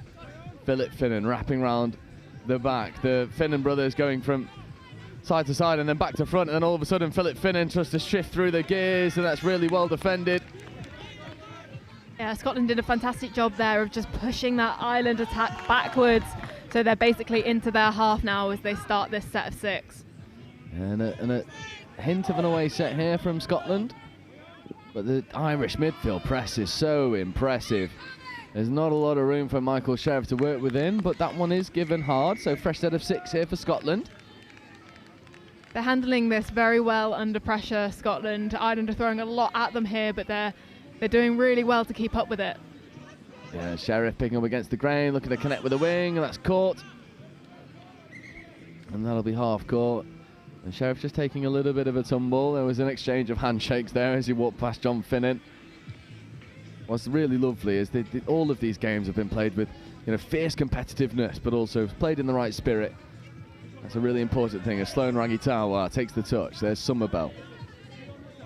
Rangitawa standing. Oh, danger time. Lovely. Extra hands want to go. Sloan Rangitawa was waiting. Somerville with a fast hands. Fresh set of 6. Really clear chat there from the referee. I think everyone heard that one. There's Lever wrapping round. Doggy's play here for Rory Lever. Lever stepping back against the grain. What a gorgeous hole that is from Morahan. There's just nothing you can do against that. They really drew that from one wing straight over to the other. No time at all. Just left Scotland completely clueless. Oh, this is going to be a really nice replay as well, because Morahan did some really good platforming work, split so hard out to his left-hand side, and then stays in that sort of grey area between middle and link. Beautiful stuff, well executed. Dynamite Pod's living up to its name. It's all coming down to timing for this Irish squad. Everything they're doing is perfection. They're doing really well at holding onto that ball just long enough before the offload to engage that defender.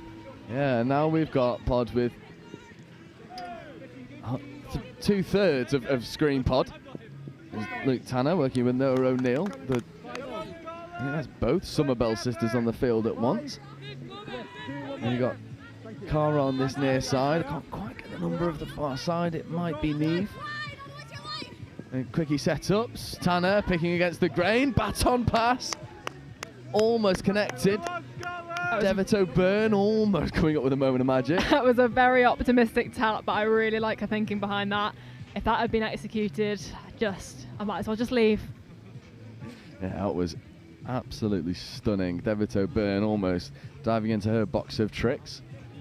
And what about the confidence here of Devitt O'Byrne? You know, I imagine what's happened here is there's an Irish player down on his knees. I think just taking an injury break, and Devitt O'Byrne put her hand up and said, I'll be that other link. I'll make sure that nothing goes through me. Devitt O'Byrne up in the passing lane, causing all sorts of havoc. It's really tricky to try and rearrange all of your pods whilst you're playing a match. So they've done well to reassess here, and it's not looking to be a problem for Ireland. And that was a nice opportunity from Scotland there with some good hands, and now they're having to look into this defensive pod. Oh, lovely hands as well. It was Somerville, and then it was Tanner, and then it was Rangitawa. There's just so much to like about this Irish performance. Lovely late check away. There's another one. Morahan has a hat-trick. It's just wonderful hands, wonderful depth. The timing's perfect. What's really telling as well is they're not breaking strides to receive passes. They're hitting it. They're injecting pace onto every ball, and it's just, you know, that pace then compounds and Morahan goes through.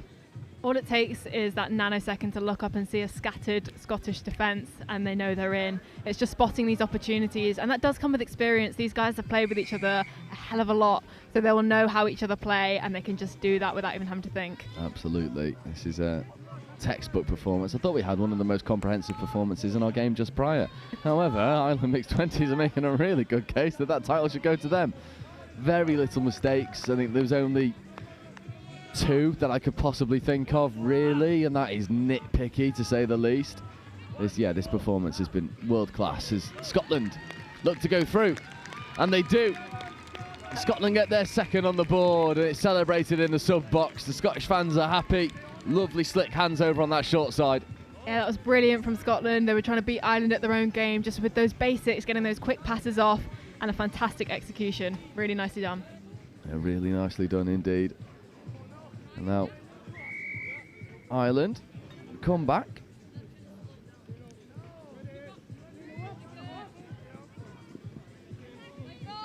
Devitt O'Byrne operating in the middles with O'Neill and Tanner.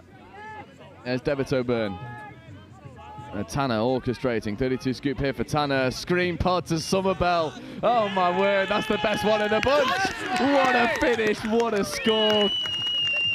Neve Somerville, passive line out the back. Absolute money from Ireland. A really good covering touch there from Robbie Reid. It just came a little bit too late, and there was absolutely no stopping these girls on this side. Yeah, that's my favourite one. I don't think that score's going to get topped. That is definitely my favourite one.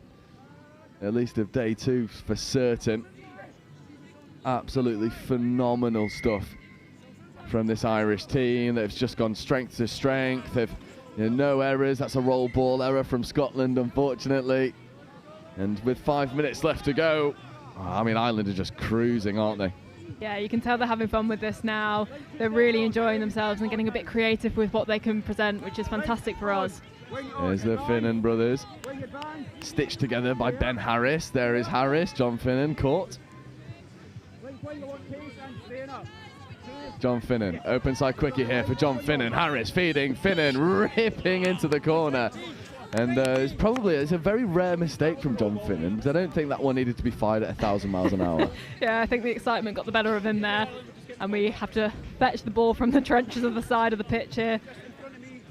Yeah, I mean, it's a collector's item, really, from John Finnan. He's been brilliant every time I've watched him. I've had the pleasure of commentating this team, I think, 3 times now. And I've been talking to a few people about just how good this Irish mixed 20s team is, and everyone looks at it and says, look, he's got all the core components to be really one of the very best teams in this division, and we're being proven right. I mean, any division, to be entirely honest. I think these guys could have such a fantastic run in the Opens and really be able to show some of them how it's done. Absolutely, I could not agree more, and you know, there's a really fair bit of chat talking about where the progression of this team lies. Is it mixed open? Is it men's open? Is it women's open for each player respectively? I imagine probably there's a shout for going straight into the mixed category, although the Summer Bells will have an eye on that women's open. All of these players have bright futures, very bright futures indeed. Ireland, open side quickie, is taking a settler. There's Lever. Open side quickie here for Rory Lever. Lever driving, Morahan on his right. Not quite taken. Really good defensive unit there from Scotland. Scotland again sticking with their pocket defence, which seems to be working quite well for them on the line. They've just got that sitting mid shooting up and able to make that next touch. Really nice stuff as they come into this next subset. Yeah, and great hands from Matheson there, by the way. Absolutely nasty stuff. You know, there's so much to like about the Scottish performance. On another day, the scoreline was completely different, but Ireland, they're just, you know, they've rolled the dice 10 times out of 10, and it's always come up 6s. They have just got it all their own way. And it's really demonstrated as well, just looking at the way that this pool is lining up. England have played 5-1-5. 2 of those games were against Ireland. So Ireland have already played England twice. So Ireland have played 5, won 3, lost 2, but those 2 losses have come against England. Those scorelines got progressively smaller as well. Scotland 3rd in the pool, the English Lions 4th in that pool as well. So the grand final is looking like it probably will be Ireland versus England, and I'll tell you what, I'm absolutely buzzing for that one. I think it's myself and Wilf Kemsley tomorrow taking you through that, and yeah, I am English. I'm sure my rough northern voice sort of gives that away, but I'll be slyly rooting for this Irish team. I mean, we can see why. They are absolute dynamite on this pitch, and looking for that really quick roll ball that they've got to get some momentum as they're subbing off. I think and just the standards they set as well. There's not been an intensity drop. They're in the driver's seat. They're looking really comfortable. There's no need to run at this pace, and yet it's pride and standards that are, you know, allowing them to continue moving forward as Philip Finnan drives down the short side, dummying, feeding. How good. How good. I genuinely have no words for what we're witnessing here. It is truly a stellar performance from Ireland. It looks like perhaps that ball wasn't given as a try. Yeah, I think it was given touch and pass in the end as a late pass, so there must have been a flick touch made on Finnan. Back to the action. A minute left to go. Remains 14-2. I'm very impressed by how fired up this Scottish side is remaining, because this is quite a devastating loss for them, but they are not dropping the intensity themselves, and they're really having a crack at the line every time. They could easily really slow this down, but they want to stay fired up until the very end, and that is truly commendable. Yeah, absolutely, and I think this pod, that's on the field at the moment, have set some really great standards. I really like the look of Finlay Robertson in this game. Murdoch as well, as Summerbell just takes a small tumble. And there's Ben Harris, lovely cannonball dump there from Harris. There's Finnan. And it's Scotland trying to just disrupt this roll ball and potentially force some turnovers, but Ireland are pretty wise to it. Murdoch with the extra flick pass into the wing. There's an inside option on. And Murdoch was running a trail line. And I think it is going to get a given crossing, and it's just a moment there of frustration creeping through from the Scottish players, and I think it's a very wise thing from that forward, just to temper these frustrations a little bit. Only seconds remain in this game. Yeah, I know Murdoch personally, and he carries the weight of the world on his shoulders, so he'll feel a personal loss to his team here. So it is good for Kira Lessels just to slow him down a little bit and tell him that it's okay, we were all in this together. Yeah, it's a marker of a good team, isn't it? Everyone's got each other's back. What a lovely wraparound that was. And Ireland, well, they have just marched through the Scottish wave completely unscathed, making a very good argument for one of the best performances on live stream we've had so far. There's so much to like about Ireland, but from a Scottish perspective, there's a lot of learning to be done. There's a lot of development ahead of this team. They just come up against an Irish Mixed 20s team that have stayed together for so long now, and those little connections between people really shone through, and that was really a difference maker. Yeah, 100%. It was a very convincing performance from Ireland, there's no doubt, but it is nice to see lots of smiles on these Scottish faces still. They will, as you say, have learnt so much from this match, and they can take that forward into the rest of the tournament. Absolutely. We've got our penultimate game of the day for you next. We shift focus from our oldest category to our youngest category. It's the mixed 15s. It's France leading the pools. They'll be taking on China. And then our last game of the day is our first look at knockout footy. Mixed 18s action to round us out. Scotland versus Lebanon. 2 games not to be missed.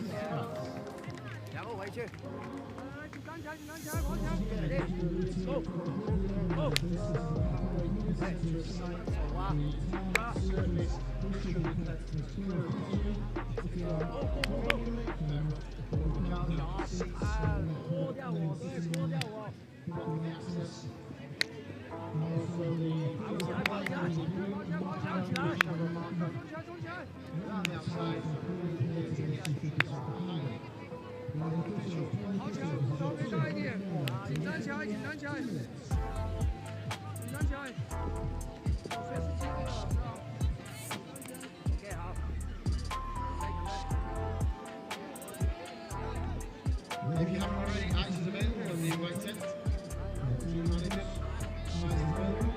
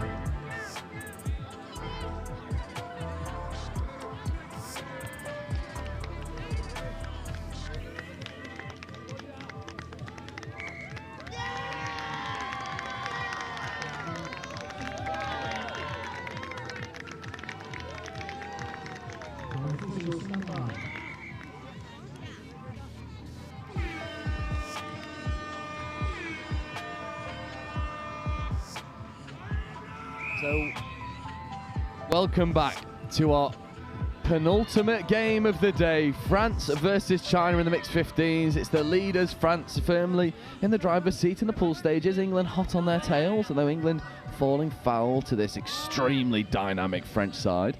Come up against China, who got their first win in this category against Lebanon, an absolute nail-biter by all accounts. And played in a beautiful spirit, although for China to do anything, they've got to shut down this man, Isaac Gibbs, wearing 22. Dangerous player.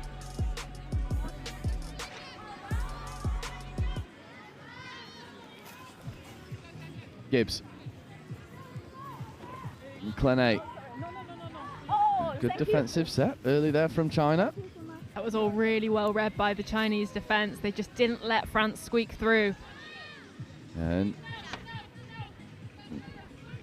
really good listening as well. China second touch going through their subset.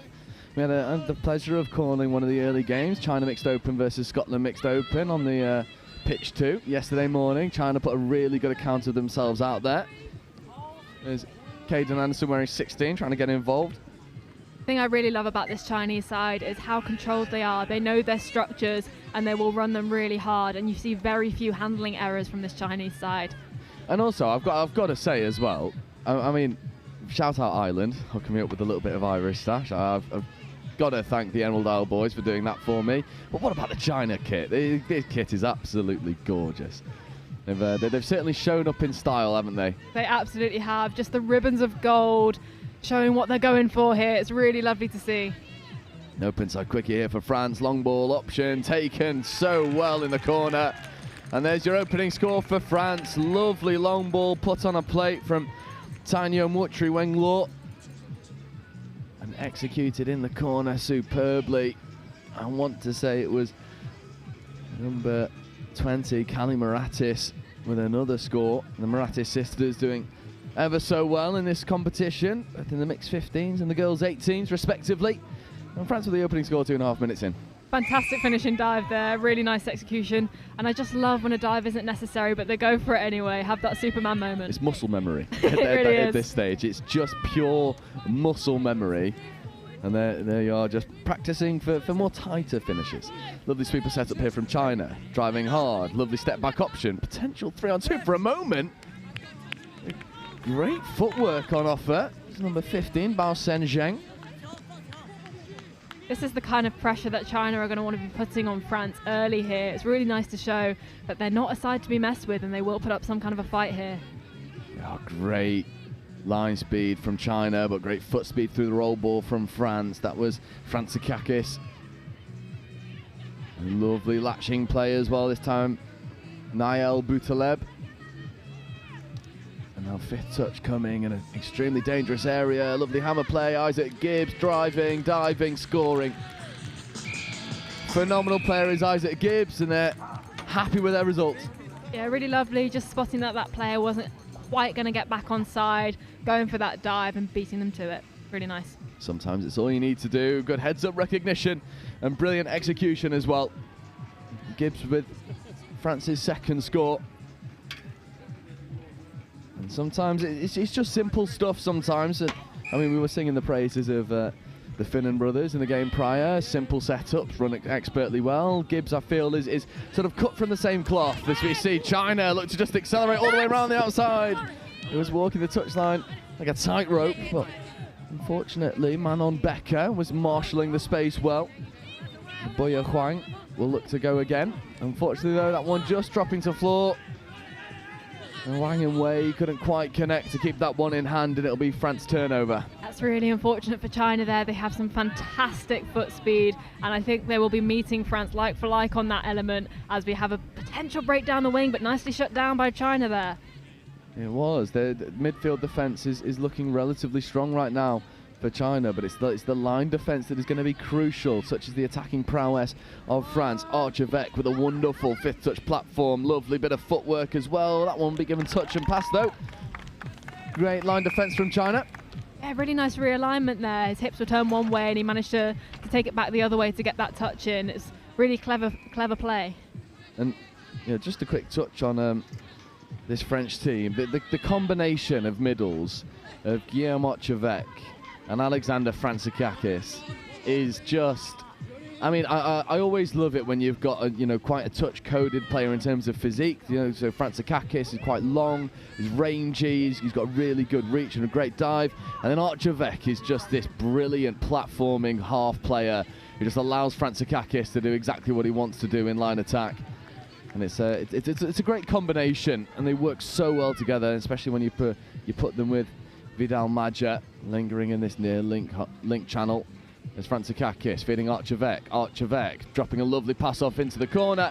And there's another score for Kali Maratis over there. This time it was Archevek putting it on a plate for her. Mirroring their previous score there. They've seen it's clearly working, and there's that gap over on that far side. Why not if it ain't broke? It's certainly the recipe for success, although one of the Chinese players, unfortunately, Bao Senjiang, has come off the field and has got quite a nasty graze on the shin and a nasty bruise on the back of the leg as well. It doesn't seem to be moving all too comfortably. I'm sure that was a symptom of getting their first victory over Lebanon in the game on live stream earlier on today.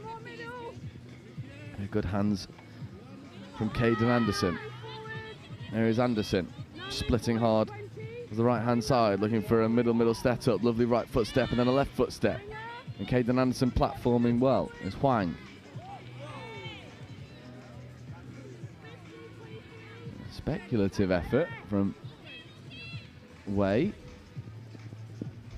There's Caden Anderson just positioning, and that'll be 6 and change. Getting a little bit physical there. I think France have seen that China could potentially be threatening what they want to do here, so they're just adding a little bit of physicality to try and shut them down. Yeah, I agree. I think sometimes it's just setting expectations and what you're willing to let the opposition do, and France just turned the screw a little bit in terms of physicality. Here's Gibbs. Now working alongside Clinet. Clinet driving, lovely left-handed pill, really well taken. Manon Becker just did not have the space to get over the try line on this occasion. There's Isaac Gibbs. Gibbs looking to platform on 5th, but Fan Kai Wei gets over, makes a really good touch. However, China just get that defensive spacing a little bit too wide, and France take the opportunity. We're up to 4 now in 7.5 minutes. That's really unlucky from China there. He just didn't get himself in the right position, was hoping to realign and left a little bit too much space, which France capitalised on. Yeah, France are in the driver's seat in this pool for a reason. Played 5, won 5. The try difference is something to be marvelled at as well. France have just 17-2 over Ireland in this category. Then 9-6 over England, which is probably their closest game. And outside of that, 10-6 against Wales, 16-1 against Lebanon, 15-2 against Belgium. I mean, their try difference is absolutely insane. And then following up in this pack, you've got England, Scotland and Wales accordingly. England played 6, won 4, lost 1, drawn 1. Scotland played 5, won 4, lost 1. And England's draw coming up against Ireland. So Ireland's 15s. They're really putting a show out there. So far, the top 4 looks like France, England, Scotland and Wales. So they might be going through to those semi-finals. But Ireland very hot behind each other. And we have a great break there. Really well shut down by that Chinese defence. I think as well, just stepping out of the field of play, was it? Yeah, I believe so. That's the risk you take by attacking that side closest to your box. You've really run out of space, and when you have someone gunning you down, it's hard not to step out. China will be looking to get at least a score on the board, just get their tally ticking over nicely. Certainly deserve it. There's Zhuan Linyin. There's Zimei Zhang. Anderson. Oh, lovely left-handed spear right into a dangerous area. There's a 2-on-1. I wonder if Fan Kai Wei could have just done the show and go and gone himself. It was selfless work. Yeah, my thoughts exactly. That's a bit of a shame there, but it's nice to see that he was including his winger.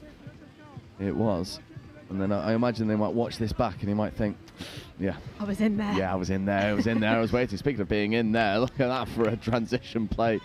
There's Mortuary Weng Law once more, just you know, it's a tricky thing to stand out in this French mixed 15 side because everyone is so good, but what Weng Law is doing his absolute hardest to do so. Another player doing his hardest to do so is Gibbs. It was a nice pass, just ever so slightly too high from Manon Becker to take in stride.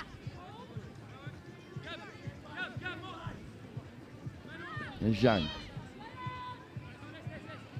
Anderson. France putting a lot of pressure on them as they're trying to sub off here. They're not making many yards. No, they're not. And China are just struggling with their transition momentum. There's a nice shape of the pass out there. 5th touch now. A lot of work to do for Bao Zheng. But they feed the ball over onto the far side, and it was taken for a moment. The winger looks, was in a really good area. Zhao He. Well, unfortunately not able to escape through a little gap. Yeah, she did really well there. I think it was the right idea from this Chinese team to get some width in as they weren't getting much depth.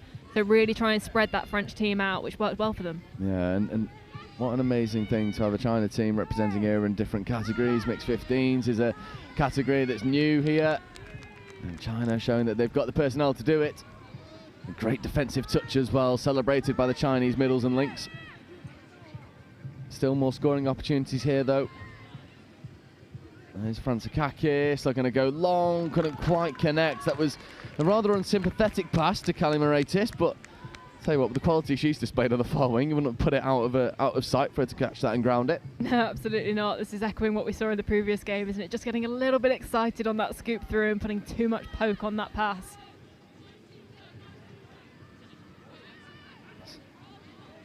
Archervec getting up, making good touches, trying to stunt the momentum of the Chinese transition. There's a nice latching play as well. Caden Anderson comes flying onto the field to inject a little bit of pace and potentially create an outside edge opportunity, but Frantzakakis able to track across and make a good defensive touch. Caden Anderson just rearranging the hat and then receiving the ball back again. There's Zhang. Zine Zhang just caught behind the gain line, turnover here for France. It's a good job though from China, using all of the touches that are available to them. As we know, it's harder to defend than it is to attack. So if you're constantly asking your opposition to defend a full set of 6, your aggregate is looking pretty good. Yeah, they did well there, and it's actually nice to see them adapting to what's working and realising that perhaps they're not getting that depth, so go for the width on the sub-on, and it's kind of drawing France a little thin there, so it's good they've acknowledged that. Absolutely, as France with Weng Law with a lovely ball into a dangerous area, but a great touch made by Zhao He. He chasing over into the wing, but this time Moretis makes no mistake. Another score for the far French winger. I think she's on for a hat-trick now, don't you? That's a pretty commanding performance she's put down. I mean, France will love this. They will.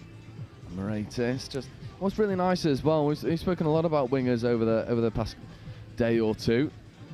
Well, it's always a really nice marker of a really talented winger. They just, they've got chalk on their boots. They're so far out wide. It's easier to cut back inside than it is to drift out. And Moretis has got her positioning down perfectly. Yeah, absolutely. She's definitely a class act. There's an offside penalty. I think it's Frantzakakis.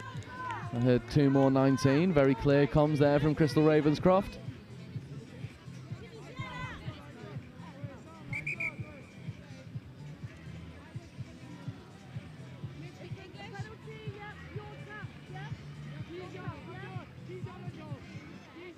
Bit of clear communication from the referees here, making sure everybody's in the know as to what's going on. Yeah, it's a great thing as well. We had it earlier where the referees have got such a big job just getting their communication across as effectively as possible. Nice sweeper sets up, step back option, it's dangerous, it's going into the corner, but he can't quite take that one in stride. It's a wonderful decision, wonderful ball, just needed an extra yard or two.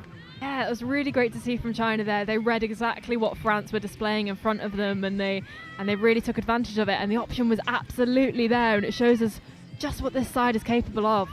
My word, what a roll ball that was from Archervec. That was stunning, flying through at pace, dropping the ball on a dime, dead still. Gibbs positioning in to scoop on 5th. Isaac Gibbs with a right-handed scoop. Lovely rip open side. It's well crowded out though.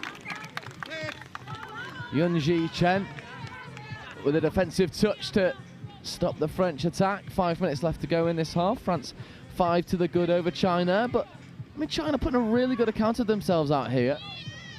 Particularly defensively, I'd say. I mean, this France side has the capability to put so many past some other squads, and China are more than happy just to fend them off and limit them to 5 at the moment. It's really impressive. Absolutely. I think as well, what an amazing opportunity for these young people out here, just being able to hone their skills against their peers, players that they never would have met before, probably even know of, styles that they've never seen before, different plays, different ways of playing the sport that we know and love. It's a great thing. It's a great tournament, and probably memories that will last a lifetime for these players. China doing a really admirable job at representing their country and showing what touch is like down in China. Here's Gibbs. And straightening, working with Klenet. Klenet now finding himself in the left middle. County step back for Isaac Gibbs. Klenet was in a nice hole, but matched defensively by Bo Yi Huang. Gibbs checks to Brugier. Again, county step back for Isaac Gibbs. Link hole is on. It finds the link. It finds the try line. Lovely decision. Lovely execution. Number 35 for France goes ghosting over. Nael Boutaleb.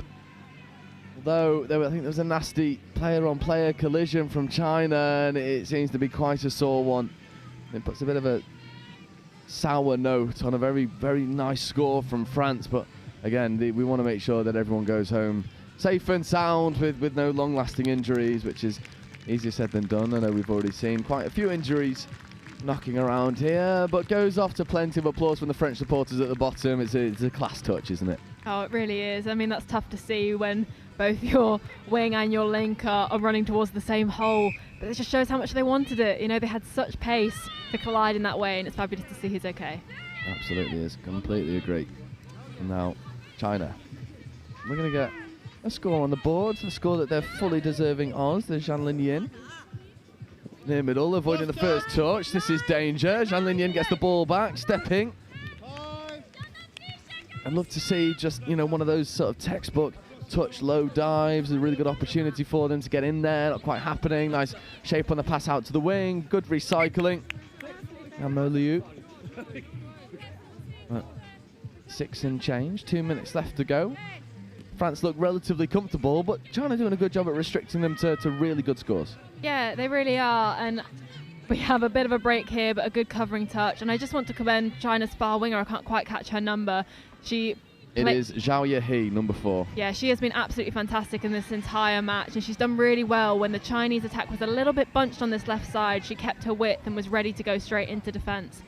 And looks to be probably one of the younger players out there. So we've not got the information regarding ages, but quite a diminutive figure over on the far side, and it seems like she will not sub throughout the entire game. And it's commendable work, because you couldn't catch me doing that. Especially in this heat. God, no. Certainly not. Not for good amounts of money. There's Anderson. Lovely check, but it's picked off. And does he have the pace to go all the way? Caden Anderson is doing his hardest to go make the defensive touch. Anderson, unfortunately, won't quite get there. He runs him all the way. But Fabien Ribaud has enough pace to get over. There's a poacher's score for Ribaud. A ball hawk lingering in the passing lanes. Great score for France. You could just tell they were itching for a moment like that, weren't they? Just to get the ball rolling a little bit and to gain some momentum back, as China were definitely stunting them in defence. So they really, really wanted that. And it was amazing to see a 3-man chase, not quite catching him. Really good to see. I really think it's representative of what I've seen from every Chinese team so far this tournament. It's never say die. It's never take a backward step. It's you know, still run at 100 miles an hour, give 100% no matter what's in front of you or the circumstances you find yourselves in.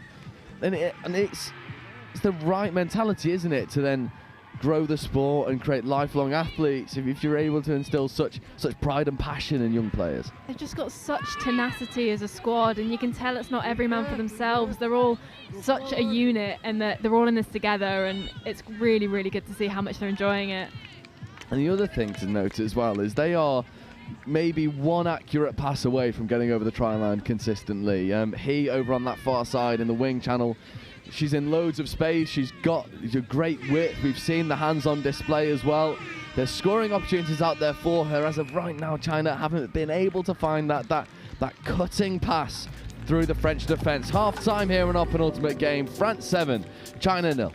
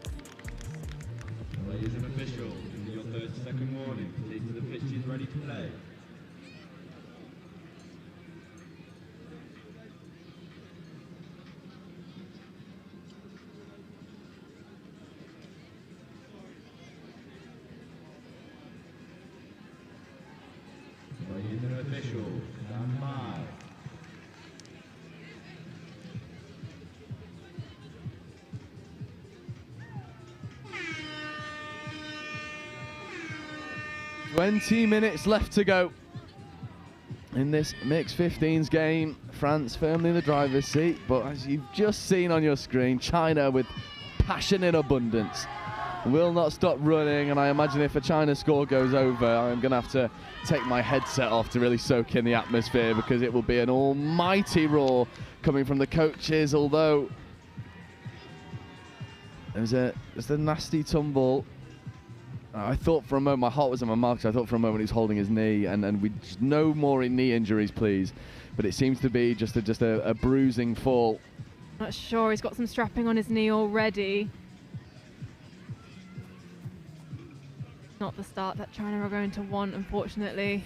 No, definitely not. Although, as you can hear over the Atmos mics, good bit of freeze spray. Has never done anyone any harm, and he's up, moving freely once more.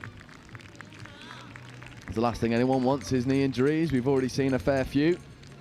I mean, we were worried for John Finnan at the last game of yesterday's schedule over on the far side, just running through the in-goal area after his try assist, and went down holding his knee under no contact, which was worrying, but obviously, as you've just seen, John Finnan is back fit and firing.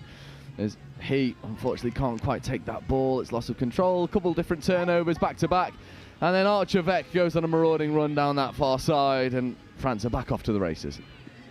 Hard not to feel a little bit shaken when there's an injury at the start of the second half, so I think that's what fostered that mistake there for China. But they are strong in their defence, as we have seen. And they'll have to be, because Mortri Weng Law is he's a dynamite player. Tanya Mortri Weng Law working with Bazan. Bazan and Weng Law delivers a lovely pill. He is chasing, making good touches. That's 6 and change. There's good defensive work from China again.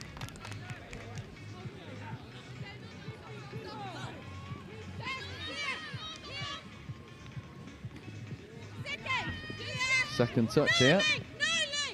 Really clear comms. I'm sure you could hear that wherever you're watching, whether you're here. What about the footwork? That is nasty stuff from Bao Zheng, who certainly has a lot to like about his performance so far. It's certainly the physical side of things, the footwork, the hands. Really nice stuff there from Bao Zheng. 5th touch. No more touches remaining here for China. And it was almost picked off, and I think Zhang had one eye on the potential intercept, so then couldn't take the pass in stride. Yeah, it's hard not to, and he couldn't help but go for the forbidden fruit of that intercept, but it paid off in the end anyway, as France look to attack and get a fresh set on. Yeah, Fabien Rabault is sort of a textbook. Yeah, if you could build a male link, it looks like Fabien Rabault, doesn't it? You know, wingspan of an albatross, massive figure. Good work rate. Yeah, Fabien Rabault is one of those players. This is 5th. No more touches remaining. Isaac Gibbs, that's 6 and change. Just losing track of the touch count for a moment. Thought just for a second there was going to be some magic jouet rugby coming from this French mixed 15 side, which we've seen them deliver already. Yeah, I wouldn't count it out just yet. There's plenty of time left in this half, and we know they're more than capable of doing that. And a really nice laps run there. Yeah, and great heads-up play. And like, one of the jobs that I think really needs highlighting here in this current Pitch 1 live stream game is the role of the referees. The clear communication, as you see Bao Zheng escape through a hole, avoid the touch, go over, but a brilliant last gasp diving touch from that far female link. The role of the referees here have been crucial, because you want to give as clear a communication as humanly possible, especially to both the French and Chinese side, two nations where English is obviously not their first language. And so far I think the referees have done a really good job. Clear hand signals, clear body language. I think everything's been textbook, a real clear demonstration of just what we can do on a touch pitch. Yeah, absolutely. I mean, these touch games are not just about the players, it's everybody that goes into this, the coaches in the box, the supporters, the referees. Everything makes this what it is, and it's lovely to see that they're doing such a good job here. Yeah, Archevêque getting it back from Frantzakakis. Archevêque diving. Bao Zheng with a really good defensive touch to bring that one to a close. I've been really impressed with China's defensive work so far. I think what's really nice about it is they're obviously just happy for scores to go in outside the wing. Everything else is really tight. Defensive spacing and links and mids have been really disciplined. They've worked for each other. They've worked really well, and it's a really great foundation to launch from, because the hardest thing to do in touch is defend, and they've done it very well so far. They really have. That is what has impressed me the most with these guys. And I mean, the foundations, you learn this as you start touch. You know that you're really trying to shut off those middle channel options, and if there's a score on the wing, then so be it. You know, you force the hardest option to take place. Exactly, as Archer Vec goes sliding over, and it's a rare score through the middle of the Chinese defense, but Archer Vec with a low dive. It's a grass-cutting dive. Yeah, you see the dust just floating away in the wind. I was going to say, if I'm describing it as a grass-cutting dive, that would imply that there is grass here to cut. It's a dust-breathing dive is probably the more better way to describe it. Yeah. It's wonderful stuff regardless from France. Took them 6 minutes in this half to get on the scoreboard, but it's a lovely bit of interplay between Frantzakakis and Archer Vec. It's great to see these two middle pairings just growing together, learning, you know, creating some really nice partnerships, and especially at such a young age, a partnership that will maybe go into the 18s category as well, then the 20s, and then potentially opens as these boys and girls age through the years. Yeah, you're so right. That's one of the joys of watching this 15s category. You know that there's so much incredible talent in these young players, and they've got plenty more years to come. And it also allows me to pump up my ego a little bit, because then in a few years' time, someone will say, "Oh, this Guillaume Archer Vec, he's amazing for the French Mixed Open," and I'll go, "Yep, commentated him when he was playing at 15s and called it there and then." It makes me feel good, quite selfishly. Enough about me though. Gabriel Bazan. There's Muitri Wenglaw driving hard, then subbing off. Here comes Isaac Gibbs. Gibbs and Klené. Another really nice platform set up by Moratis there. Oh, Gibbs with a lovely long ball out, and then the extra hands go. The covering touch almost got there. In fact, yes, it did. 6 and change, diving touch stops France from going over for another one. I mean, this Chinese defence is absolutely breathtaking at the moment. We were talking about their midfield defence in the first half, and they've shown that they can extend that to the line and not let France get through. It's all heart, isn't it? It's these small things like running for lost causes, not deeming anything a lost cause, actually. Just, you know, putting you know, your foot to the floor and seeing what you can create. And so far what they've done is they've created some brilliant defensive stoppages, and fingers crossed for this Chinese tide that they'll be able to get over for a score before this game comes to its end. Is Klené, Gibbs. Feeding the outside edge, there's Brugier. Gibbs, Brugier and Klené looking to go direct. There's Klené. Gibbs. Klené picking against the grain, ripping long, lovely long ball, just falling short of this near side winger. Boutaleb felt like she would have been in for another one, but again, the ball was a little bit too short and the Chinese defence was there, set, ready. France were looking clinical there. They were threatening the short side all along, but just trying to manipulate that Chinese defence because they know they're going to have to do some techie stuff to break through here.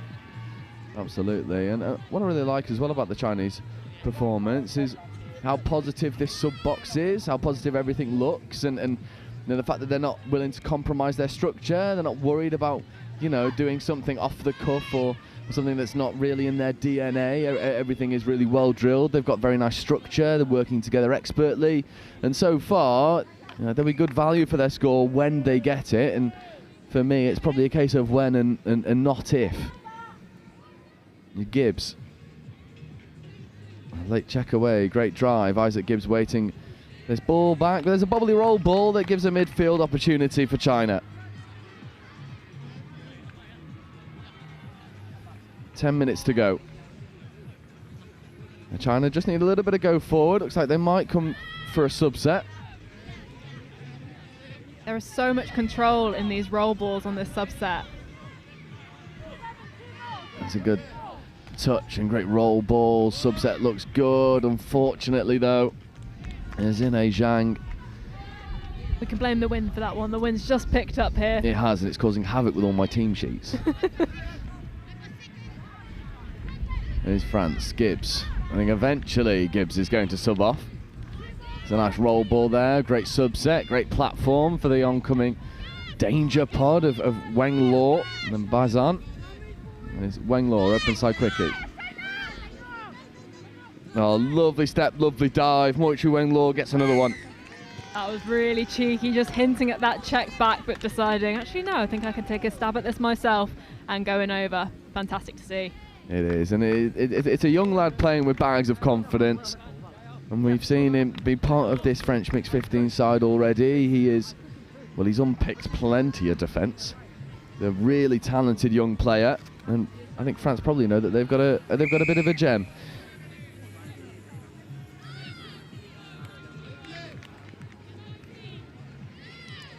Nice flick touch. China just have to come back to the mark. There's Wang. And Zhang. Coming over as Zhang Yin-hee. Can't quite make something happen though.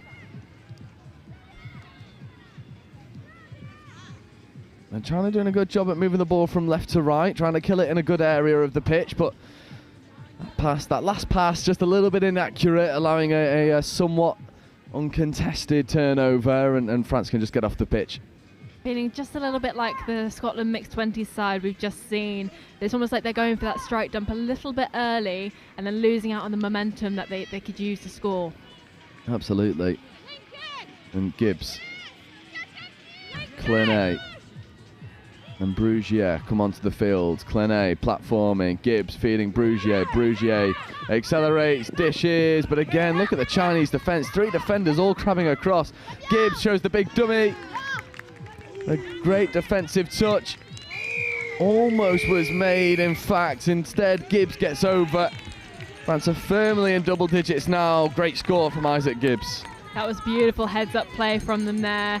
Every hand was on that, just looking for the opportunity. Timing was really good. But the fact that they had to pull out all the stops just is credit to this defence that we're seeing here. Absolutely. You know, those 3 Chinese defenders came flying across to make some good defensive touches. And then it's just France with a great bit of recycling, keeping the play alive. They just found that hole that had appeared between the 2 middles. And Gibbs skated his way over. Really nice footwork. Great platform there as well from China. There's a 4-on-2 there. Not quite taken though. Re-establishing, reassessing. There's Caden Anderson. Anderson wants the quickie. Not quite taken. Coming over towards the short side. Lovely ball. Well marshalled by the French defence. His 5th, one more opportunity. The ball will eventually find its way into Caden Anderson's hands. And Anderson straightening, dishing, overlap opportunity.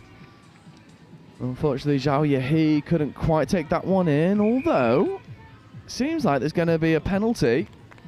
Yeah, offside.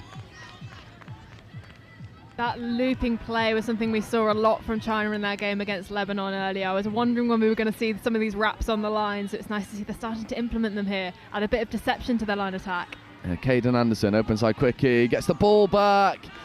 Almost over.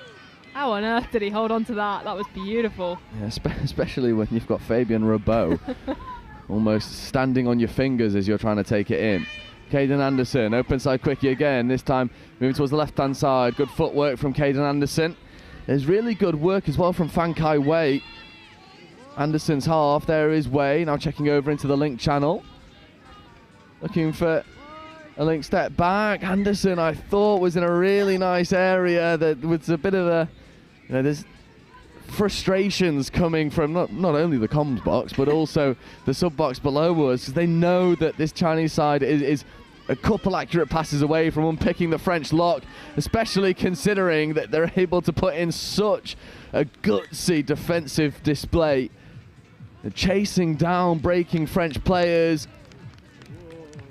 And the touch was made. That is absolutely phenomenal stuff. Moichu Weng Law is no slouch. You know you're seeing magic when even the referee applauds that saving touch. You cannot quite believe it, although on the first time of asking back into the middles, the French team do get over. Maxence Clenet with one. That was always going to be a tall order, coming back straight into line defence after you've just gunned your way across the field. And the other thing as well, it's not just that chase, it's 18 touches that pod was on the field for, and yet still chased back to make a try-saving touch. And you talk about gutsy, punchy performances. Fan favourite of China. Absolutely, yeah, big fan of China here. And it's they're just a few really lovely moments and movements away from getting over this French try line. And I think I speak for everyone watching here on Pitch One when we're saying we would quite like to see a China score. I mean, they are more than deserving and more than capable. Oh, Huang on a run, looking to connect with the link and then the wing. Does he have the pace to get over? Really good diving touch. Excitement in the China box there, but a little bit of a buzzkill, not quite over. Yeah, Alessia Hansen says, look, I'm not letting you get over without working for it. Brilliant diving touch from the far female link. There's a nice roll ball as well, although it just bobbled. We had a really nice view of that one. And referee's Johnny on the spot to see it. 4 minutes left to go. Getting a bit difficult. They're in a part of the field now where there's a little bit of shade creeping in, so that slightly might have thrown them off. Tell you what, I'd quite like to be over there in the shade at the moment. It is absolutely baking. The sun is beating down. And it's hard enough commentating. I cannot imagine how it feels to be out here playing under this heat for 3 days straight. Although I also can't imagine how it feels to represent your country. I suppose the pride is getting them through. Caden Anderson off on a run. Anderson going all the way around the outside. Has Caden Anderson got the score for China? He has indeed. My co-commentators punched the scaffold in celebration. Caden Anderson gets on the board for China. There's celebrations all round. There's applause coming from the French sub-box. This is what touch is about. Caden Anderson can take so much home from that. Oh, I feel like that was just a fan victory too, wasn't it? We just so were winning them over that line, and boy did they work for it. That was a really, really great score. And such brilliant celebrations in the sub box as well. There was I can actually repeat the same. When Caden Anderson ran straight up to the sub box, just went, oh my days. It was absolutely stunning work from the young lad. Brilliant work from China and representative of the heart that they put into this performance. Isaac Gibbs, however, for the French team, will be looking to get another one on the board for his familiar middle partnership. Then it's Gibbs and Clene, this dynamic pair that has caused every single team a world of problems. And they make it 12 to France. They're not letting the Chinese celebrate for too long, are they? Putting their mark straight back on this and showing us exactly who is boss here. Yeah, although to be perfectly honest, I don't think China will mind too much as long as they've got their score on the board. I love this about touch. I think it's one of the only sports that really gives you this opportunity where, you know, scoreline is heavily against you and yet you get a score, and literally everyone here, the French supporters down the other end of the pitch, were applauding them. The Scottish team over in the far side were all applauding. This is a sport that's still growing compared to the more established sports that you'd be more familiar to seeing. However, how can it not grow as quick as it is with passion like this? And Caden Anderson is off on another run over the far side wing. That was Moraitis again, sort of said, look, you've done me once, but no more. No more. I'm wise to your threat now. I mean, we've been talking a lot, particularly yesterday, about these little wins that certain teams can take when they feel like they're being steamrolled. There's certain things they're going to look for their own performances to consider it a winning performance. And I think for China, they, as you say, they've got theirs here. They just wanted to prove that they can break through that France defence. And not only that, but, you know, being able to hold France out to, you know, it's 12 at the moment, but, you know, France have you know, for lack of a better word, demolished teams. You know, they've absolutely dominated in this division, and the heart and the punchiness about this Chinese performance. There's so much to like about it. I mean, you can coach skill, you can't coach attitude, and the Chinese attitude is just perfect, demonstrated once more by a diving touch to see out an almost certain score. Yeah, it's beautiful to see, and there is so much support in this Chinese sub-box just below us. No matter what they're doing, they're encouraging their teammates. And they get a touch and pass turnover as well. I just think it's wonderful. And I think as well, like, Chinese touch has gone from strength to strength in recent years. We saw them at the Touch World Cup. It was a very dominant team, a very passionate bunch as well. We've seen, you know, Chinese players come through, be able to go and hone their skills in other areas of Asia, including Australia and New Zealand. It's really important for the future development of Chinese touch that you get people coming in at such a young age and staying in the sport. Yeah, absolutely. And I mean, if this team is any indicator as to how this is going to go, we are on for an absolute winner here. And the full-time whistle goes, and there's applause all round. And what a lovely moment as Mortuary Wenglaw goes walking up to the Chinese players, sort of saying, come on, come shake my hands. That was a great game. Thank you so much for that one. A game that was played in the right spirit of things, although France were always going to come out on top. On paper, it looked to be quite a tall order for China, because France has put literally everyone in this division to the French sword. It's a dominant team. However, we shift focus to our final game of the day, and a game that should get your adrenaline running just a little bit. It's our first taste, a sampler, a morsel of knockout rugby. It's the mixed 18s, and it's Scotland. They'll be taking on Lebanon, and that'll be with you in 5 minutes' time.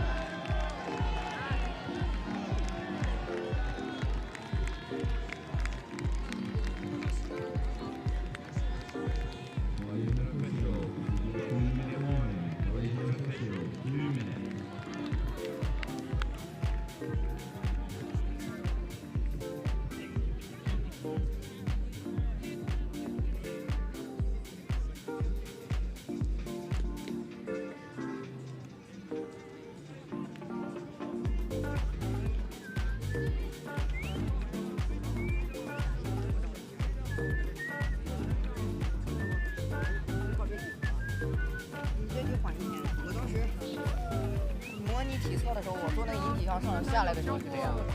教过哪3件事情做编记的？第一个对，第二个什么？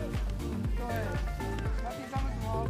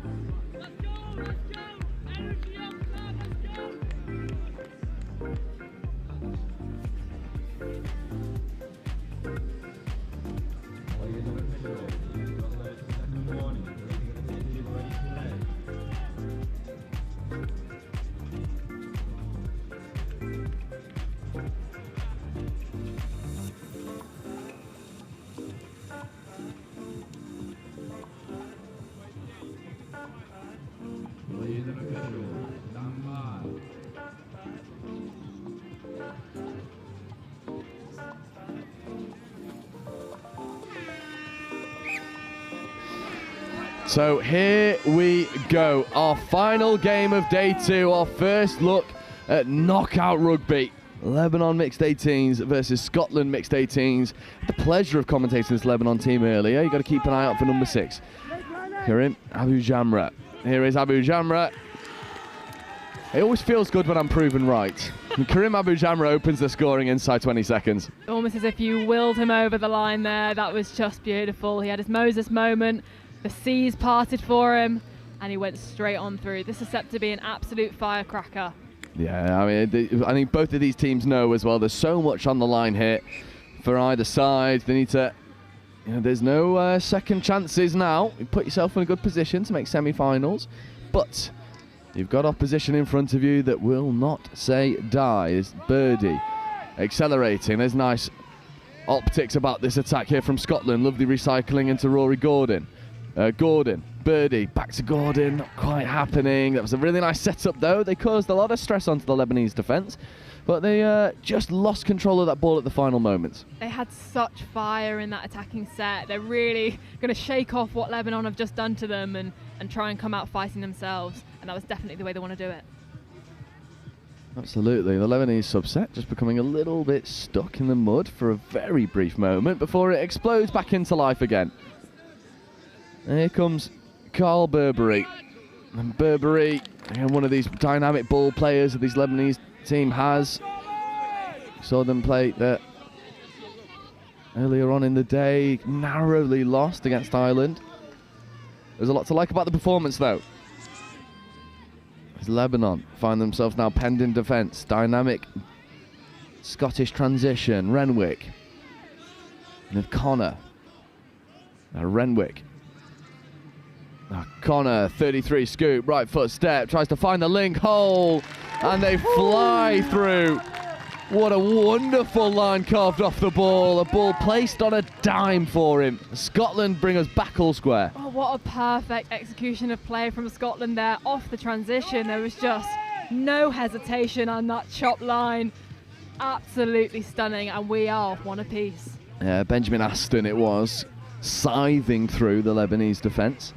2.5 minutes in, we're all square. This is starting to look like it could shape up to a very interesting game. And I'm not going to whisper the words that we all want to see, but you know what it is. There's Abu Jamra. Jamra scooping, accelerating, coming down a little bit of a blind alley, but shows the dummy, gets into the in-goal area, connects with the winger. Did she stay in play? She did, and Abu Jamra has one score, and ooh, hold your horses. Yeah, wave through.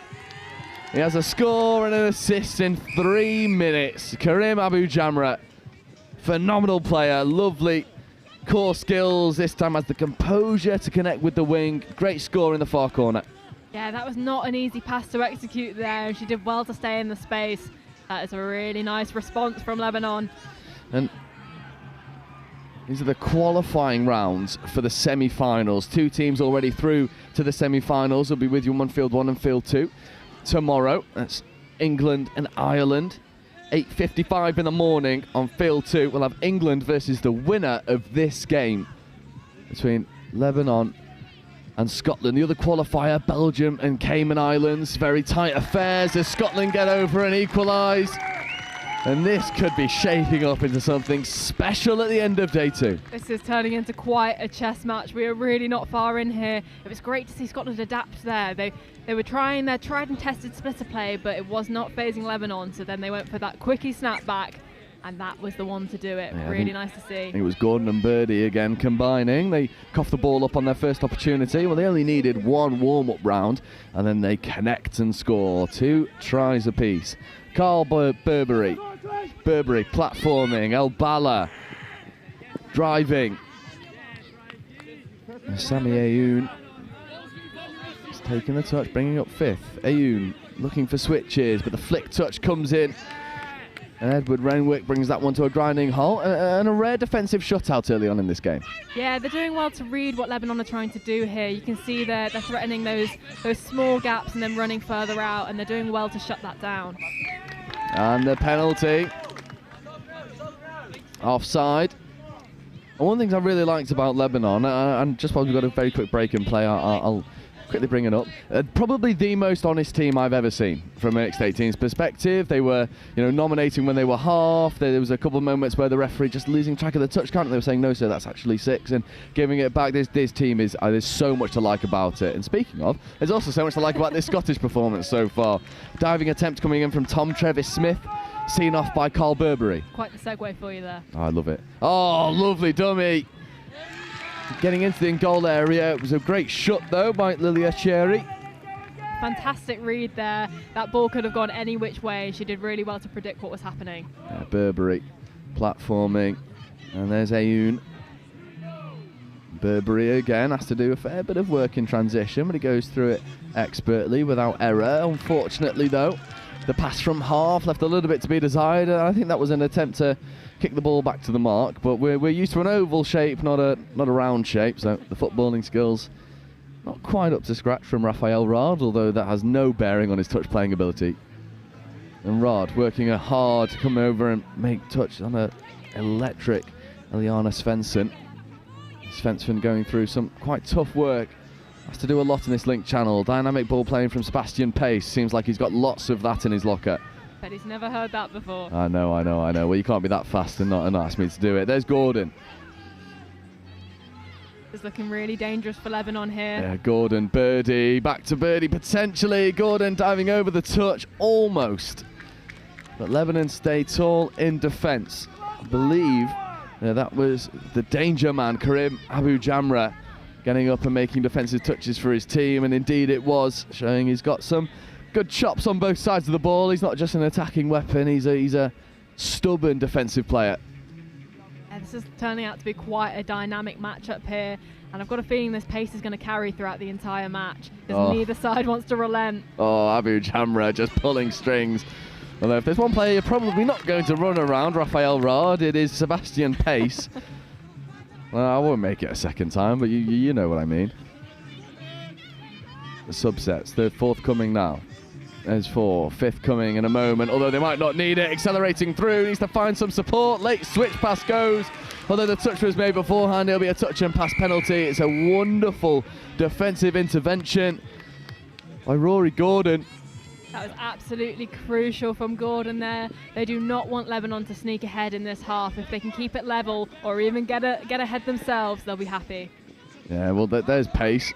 Unfortunately, just stepping out of the field of play, and it was kind of clear, although the pitch markings have suffered ever so slightly. But Sebastian Pace knows. He put the ball down, looked down, and went, oh, there's a white line there. Here we go, line attack opportunities here. Chebley, Burberry, and Ray Burberry on this occasion. Driving, Ray Burberry. Almost getting over a good defensive touch, although the referee's just having a conversation. I think Scotland had sort of resigned to conceding that score. I thought he was over. That was really nice from him there. Lovely little 32 short setup, and then the step back out to confuse that Scottish defence. Yeah, Ray Burberry with a lovely score. I see it here on the replay. Ryan Ackle platforming, Burberry on that little hammer play, and then lovely left foot step. Shows the ball, puts the left boot to floor. 3-2 in favour of Lebanon. Scotland are going to want to respond here, so they're driving hard. They've made it up to their 7 in no time at all. I'm really impressed with this Scottish mixed 18s team. Really impressed so far. Lovely right foot step.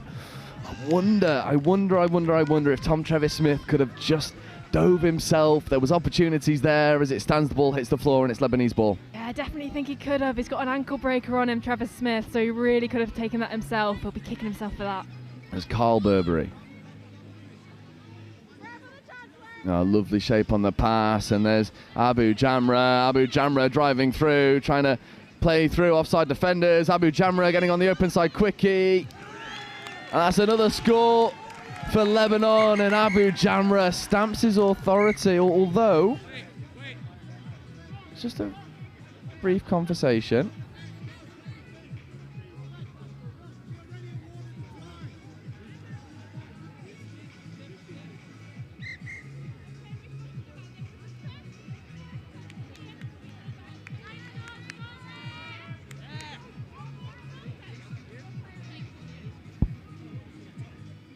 looking to be Lebanon's ball again. Not particularly sure what the call was there. Perhaps they have a fresh set of 6.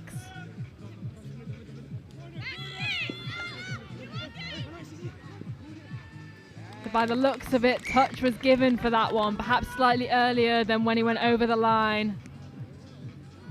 Yeah, it's a weird 30 seconds. Moving swiftly on. Scottish transition. Direct as always, injecting plenty of pace into this subset. Physical touch, rode well by Emmy Gribben. Nice scooping platform here, trying to drive through offside defenders. A really tough position to be in. He was sure he was offside, but exactly in the channel he wanted to run. So a little bit of physicality coming in here. Tricky one. Fresh set of 6 here for Scotland. Open side quickie. It's danger time. Lovely footwork. Well matched by good defensive work. Rory Gordon and Tom Birdie. I mean, you know what they're trying to do, aren't you? You're trying to condition tight defences and then probably rip fire-up option into Sebastian Pace's hands. In fact, they're coming over for the link punish here for Pace. Pace driving. Lovely late inside check. Oh, the hands were perfect, but that left-handed long ball needed to go, and Tom Birdie, well, he recognises there's still touches left in the chamber. Plenty more opportunities. Open side quick here for Gordon. Gordon splitting hard, diving. Great 5th touch. Great to see so much variation in this line attack here. This is very much a danger pod. They're giving everything they've got. Gordon getting on the out, 2-on-1 opportunities. There was a brief moment where it looked like a Lebanese and a Scottish player had just collided off the ball, but there's nothing really doing. 6 touch and turnover. Hoping to get a bit more flow back into this game. Both teams are wanting the momentum in their favour here, and it's just a little bit stagnant for now. I think that's a relatively straightforward looking optic.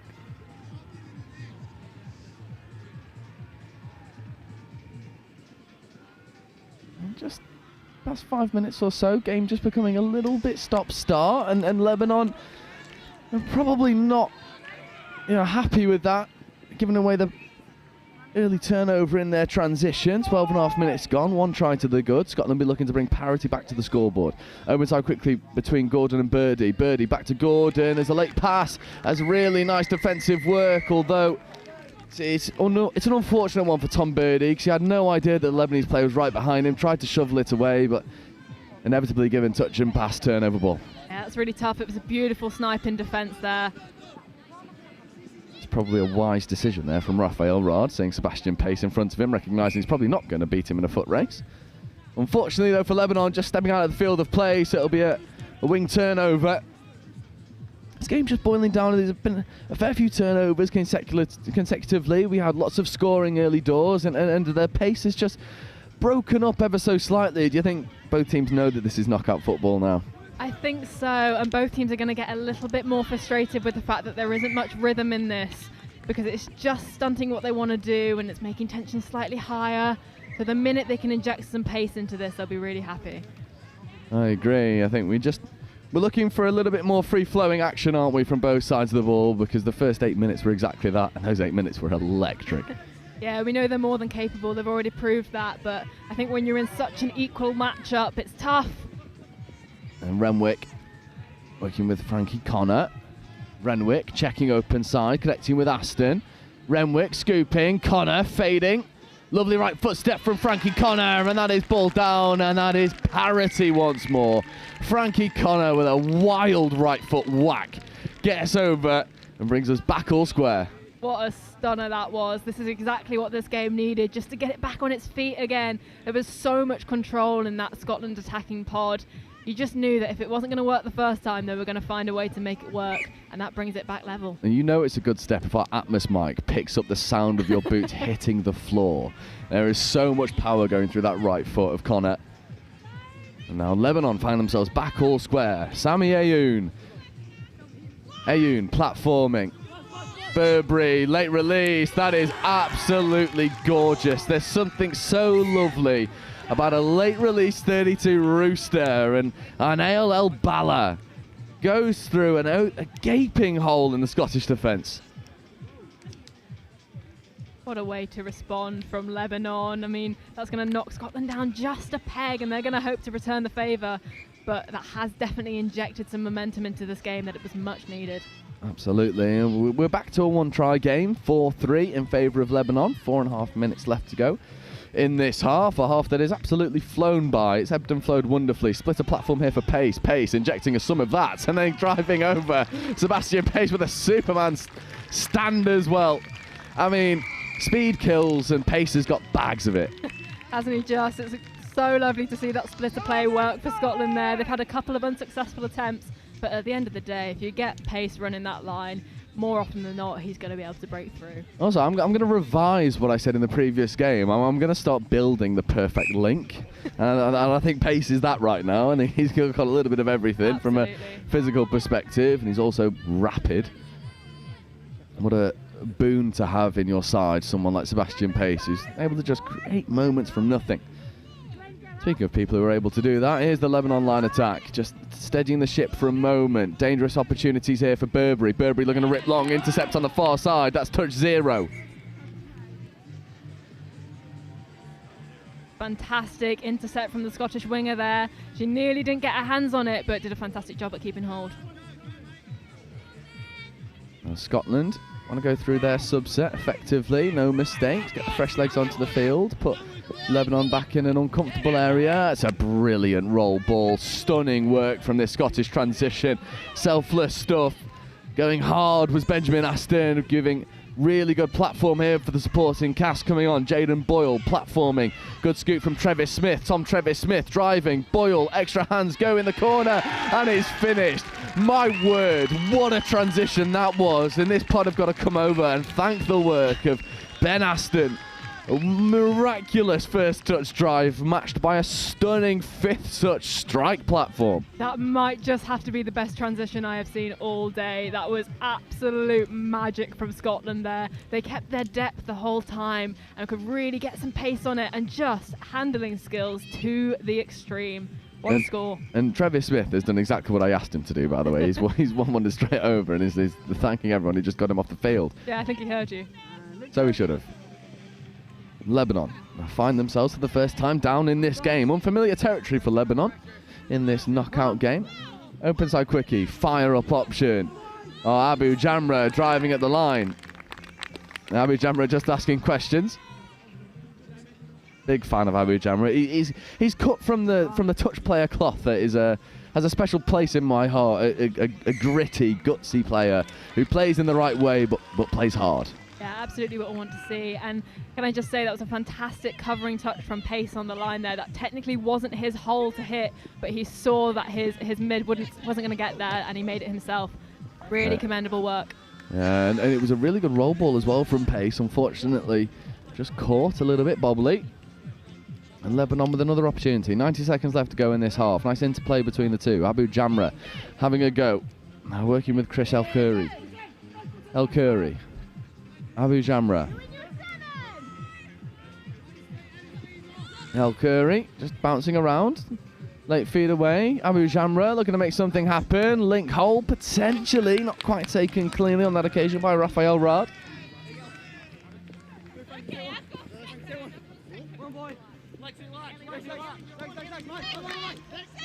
And just hear the communication from the Scottish sub-box asking, where's the latch, where's the latch? Well, there it is. Liana Svensson with industrious work getting up the short side. There's Tom Travis Smith driving through the offside Abu Jamra. Long ball over the top. Hoping to repeat what was so magical last time. Not quite there here. I think Lebanon were kind of expecting it this time, but some fantastic depth once again from that Scottish sub. Absolutely. Roll ball restart. Scotland, I mean, retreating far beyond the 7 metre line. It's more like 17 metres, that one, Scotland, but they do eventually put on some line speed and rectify a bit of a logistical error. Abu Jamra making space out of absolutely nothing. Rolling the ball on a dime. The half is there a little bit slowly. Lebanon just turning the tempo down for a moment.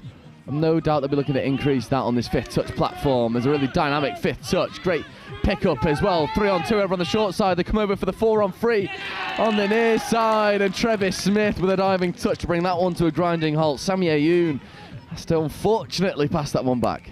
What a strike dump we just saw as well. We've been talking about that all day. If you get that right, you're on for a winner. But the Scottish defence was just too good for them there. Absolutely it was. Our first look at knockout rugby is absolutely electric. Half-time here in our final game of the day. Scotland 5, Lebanon 4. Scotland have 1 foot in that semi-final game tomorrow morning against England. 20 minutes remain. The second half will be coming up for you in just a minute's time.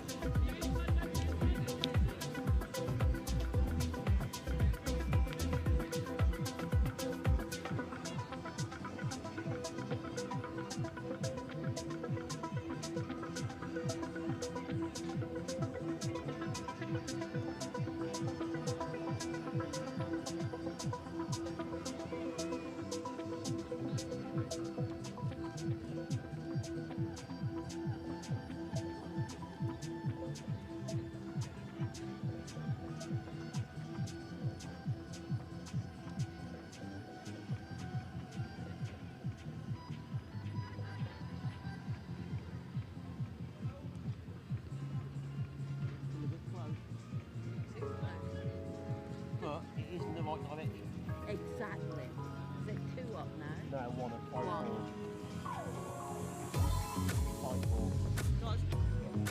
No, not you. Hey, all one team, all one team. Yeah, to Scotland.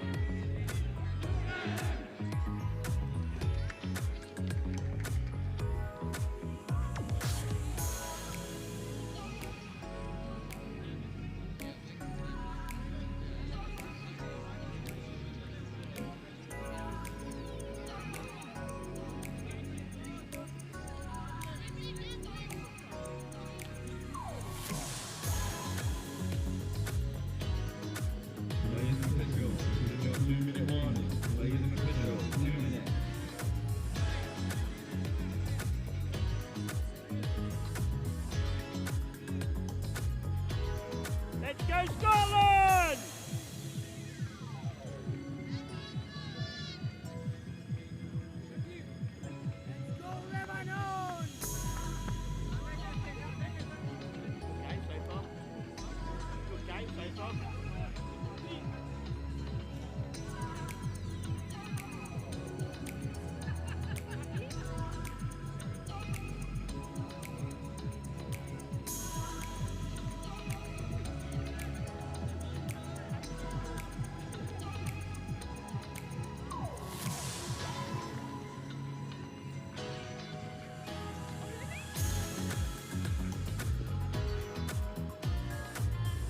Ladies and officials, this is your 1 minute warning. Ladies and officials, 1 minute.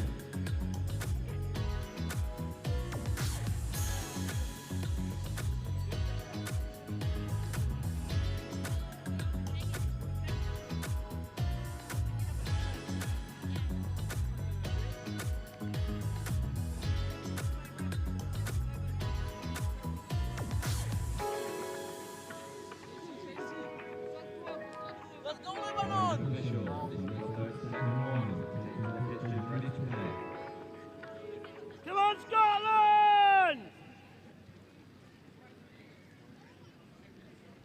So the second half about to get underway in a game that is teetering on a knife edge. Scotland ahead by 1. Lebanon with the early lead. Lebanon find themselves behind. Scotland with the tap, an early score here. Really does put the emphasis on Lebanon to come back and then create some really magical scoring moments. Although, silently, well, not so silently, obviously what I want to see is a draw at full time and then a drop-off at the end, because a drop-off between these two teams would be absolutely magical. I think you're possibly the only one to want that. No, neither of these teams are going to want this to go to a drop-off. So they're going to do everything they can to stay ahead, Scotland. I just think every neutral watching at home is begging for a drop-off here. But yeah, if you're representing Scotland or Lebanon, you're hoping this one gets done in normal time and there's no extra time needed. What a lovely sinking pass that is into the wing channel. And they do get their early score. And it really does put the game on Lebanon's toes. Lexi McIntosh with the finish, but a sinking pill into the corner. What a way to kick off this second half. That is exactly what Scotland need. They just needed that little boost to prove they can go ahead and they can keep Lebanon at bay. Tom Bridie with a brilliant score, or a brilliant pill, ripping into the corner. Lexi McIntosh with the finish. And now Lebanon with ball in hand. It's the dangerous Abu Jamra. And just losing control of the ball. Referee's happy to just let them take the touch. Maybe a bit of fatigue setting in. Krim Abu Jamra just needs to inject a little bit of pace. There's a nice show and go getting in behind the initial press, working with Chris El-Khoury.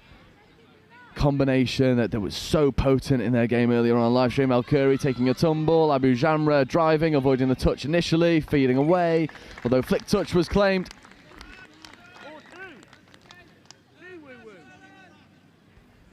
And just a break in play, which I'm almost certainly Scotland won't be happy with, because the Lebanese defence wasn't set. The break in play allowing Lebanon to get set, and now the Scottish transition is just that little bit more difficult.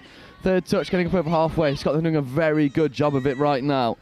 There's Ben Martin. Martin platforming for Tom Trevis-Smith. Trevis-Smith positioning here in an acting half. Scooping, right foot step, accelerating. Trevis-Smith dummying, getting into the in-goal area.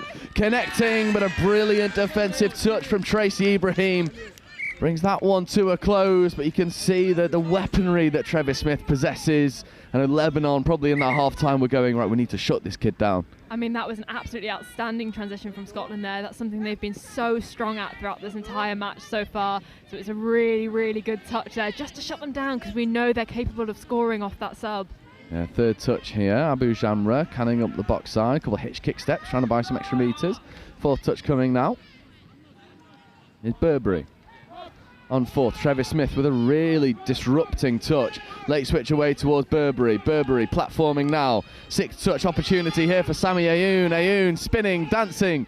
Lebanon putting on their dancing feet. Lovely hook pass to Burberry, who just couldn't quite reel it in. There was Lebanese magic littered throughout those 6 touches. Unfortunately, that pass just asked a little bit too much of Carl Burberry. That definitely had potential for try of the game if that had gone through. That was just stunning from Lebanon. They were dancing their way across the line. And just a foot in the ruck penalty here. A little stumble. Unfortunate for Anael El-Bala. Tap penalty. Taken as a roll. The first touch here, bang on. We're approaching halfway.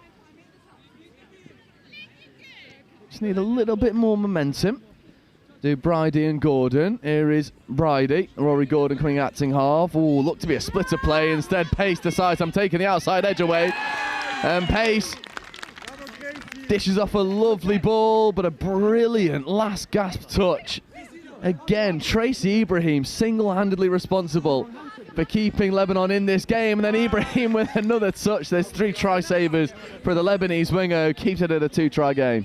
Emmy Gribben is doing absolutely valiant work as the Scottish link here. She is catching every ball these boys are throwing at them. Well, unfortunately, just escaping the grasp, but I think it's a symptom of chasing a game. I think from Lebanon's perspective, they know that they're 2 tries down. They're going to need to go forward a little bit more, but you can't keep giving fresh sets of 6 to this 2. They are so dangerous. I think everyone's prepared for...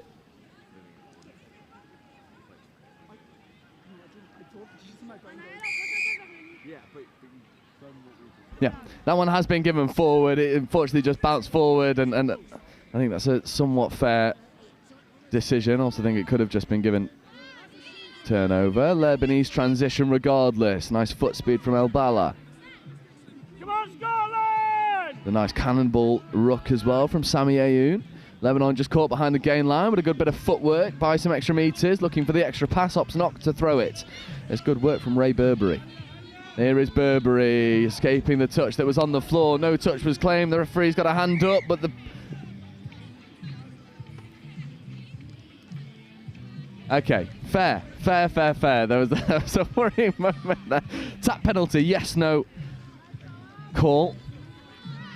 I think Lebanon probably still wanted to play the advantage. There was two Scottish defenders who were cut out of the game for a moment. Rooster release, and Burberry can't quite take that one with him, and maybe on another day they were allowed to play advantage and goes through. On this occasion not, and they couldn't use that fresh set of 6 that was afforded to them. Good defence though from Scotland. They're scrambling well, and they're numbering up quite adequately in defence. Yeah, they are. They're doing really well at reading what Lebanon are throwing at them here, and they seem to be matching up their defensive patterns accordingly, and as a unit, which is so important here. Unfortunately, that one just goes down from Tamsin Gaver. And now Lebanon needs to sort out this subset. That's a lovely left foot step, just cutting out the initial press. Third touch taken now.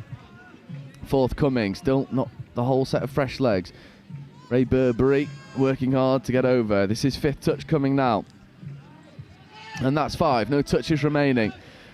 Need some familiar Lebanese magic. There was a nice opportunity for a 5th touch platform if it hadn't have been 6 and change. Scotland doing a really good job at punishing the first couple touches on the Lebanese transition. Yeah, that they are, but Lebanon did a fantastic job with that transition. They made so many yards, so Scotland had their work cut out for them here.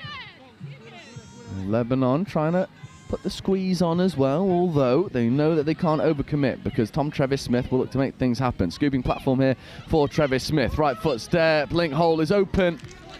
I think the next one for Trevis-Smith's got to go straight to the wing because Ibrahim is just slamming in so hard. In fact, on that occasion, it was the number 14, Lilia Chieri, who is just slamming in and cutting out that link space at source.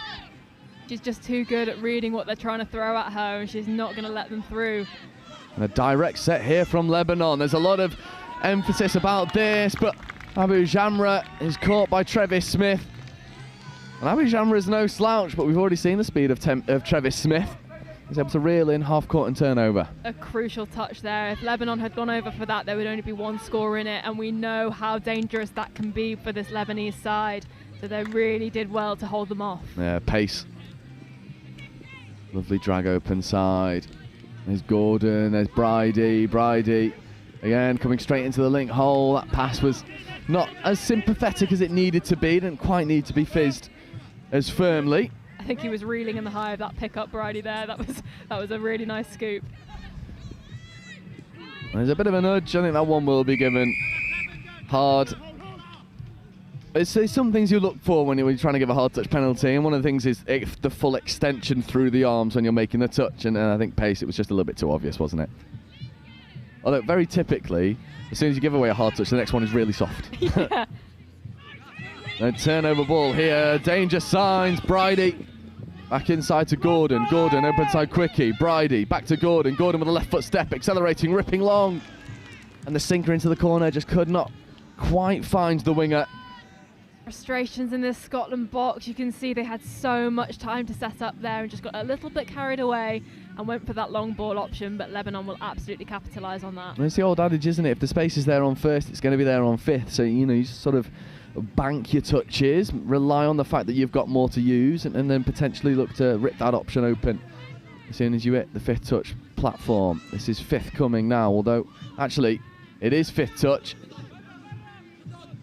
Nice play back on the inside. Burberry hitting a dangerous hole, almost a magical blind pass over the left shoulder from Carl Burberry.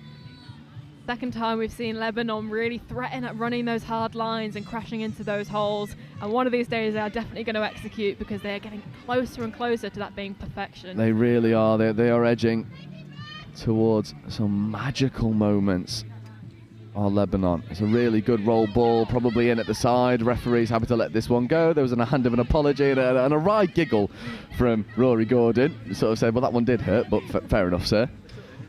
Fifth touch platform here, almost bang on the 7-metre line. Long rip. Almost connecting with Lexi McIntosh. There's no better sight in touch than seeing 2 feet in the air, double pump, rip long. Not quite connecting on that occasion, but the optics were very nice. Yeah, I mean, that was a great watch there. He really revved up for that pass. Not quite finding its target, but you've got to appreciate the effort there. There's something very Dom Tripp about both feet in the air, ripping 100%. long. Yeah, although if you want to go even further back, Ryan Mimchek, if you know, you know. Bit before my time, I think, that one. Oh, well, go back and watch some of the 2008 touch stuff, because Ryan Mimchek was just an unplayable little touch player. Fifth touch platform in a better area, accelerating through. Surely there was an offside defender involved. However, the onside defender with a really good touch. Edward Renwick coming up clutch for his team. It's such a tightly contested match. I mean, both squads are throwing absolutely everything at the other, and they're defending it so well. It's really looking quite unpredictable at the minute. It certainly is. I think one of the things that Lebanon are struggling to do at the moment is sustain any pressure. That's much better, although being called offside. But in the first half, we saw Lebanon sort of pitch camp in the Scottish 7-metre line on a couple of occasions, and they got scores off the back of it. Whereas Lebanon haven't actually got into that 7-metre zone for Scotland. Scotland's midfield defence is just seeing out the threat, and they're able to scoop as and when they need to and pick off opportunities. Is Travis Smith goading the defence, telling him to come forward. Over inside quickie for Travis Smith, matched very well by some staunch Lebanese defence. Boyle. Travis Smith. Looking to go long. Travis Smith with a big wind up, just finding the floor. And again, like I love this Lebanese side because of the sportsmanship about it. Travis Smith ended up on the floor and Lebanon helping them up and shaking hands. I'm a big fan of all of that. Very much the spirit of the game, and we've seen it in spades in this tournament so far. And I think that's just showing you how wonderful the youth touch tournaments are. This is just beautiful to see. And the fact that everyone's out here just because they want to play touch, you know, there's not, you know, bite or any nastiness about it, even though I use the adjective nasty to describe some absolutely silky skills all the time. It's not actually nasty. Maybe diabolical is the better word to use. 32.5 minutes gone, the scoring slowed, we're back in the grind. But Scotland are firmly in the driver's seat and are certainly enjoying their time out here more than Lebanon right now. Lebanon not able to force any midfield turnovers, which will certainly help them turn the tide in their favour. Also not really able to create any sustained pressure on the Scottish line, whereas Scotland have basically pitched camp on the Lebanese line. Bridie and Gordon. There's Gordon picking up. Bridie's in front of him. That's a forward pass almost certainly. Well spotted from the referees. Yeah, that was fantastic pressure from the Lebanese middle there. They knew exactly what was happening based on the spacing of those two Scottish mids. They really used it to their advantage. Yeah, Abu Jamra looking to go early. That'll be half court and turnover. Again, Abu Jamra surrendering the ball. Honest player. Yeah, fantastic echoed move there. They saw that the pressure is clearly working to cause that turnaround, so they did the exact same thing to Lebanon. Scotland, you can't help but feel if they go 3 scores to the good that might be too tall of a task for Lebanon to come back from. And Renwick steadying the ship, looking at a platform for an open side quickie. Renwick does get it. Instead, it's a long ball rip. However, this one will be chalked off for a forward pass. Lebanon want to go quickly. That's a tough one. It was an incredibly brave pass there because they weren't that many touches into the set, and great ball skills from the ref there. Yeah, hands ref. Might have missed that one on the replay, but that was lovely to see. And brilliant hands from the referee.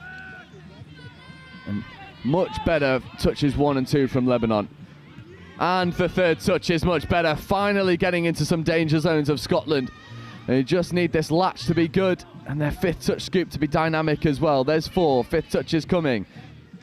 They're looking at position here to a 32 scoop. There is the 5th touch. What can Lebanon conjure? They escape away from the pressure initially, dish it out long. However, Edward Renwick with a diving touch to bring that one to a close. That was looking much more like the Lebanon side we know they can produce. That was really, really great stuff. It was so dynamic. just shut down by this Scottish side, which seem pretty unbreakable at the moment. Yeah, they are certainly up for it.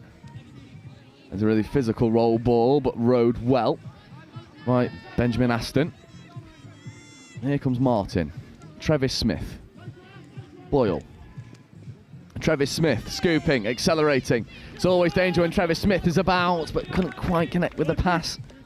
Again, I'd just quite like to see Scotland ride these sets all the way to the end and just hold on to that ball until the 6th, because the only way they can do this is to wear Lebanon down, because they're still going to come out absolutely firing. Absolutely. And second touch there.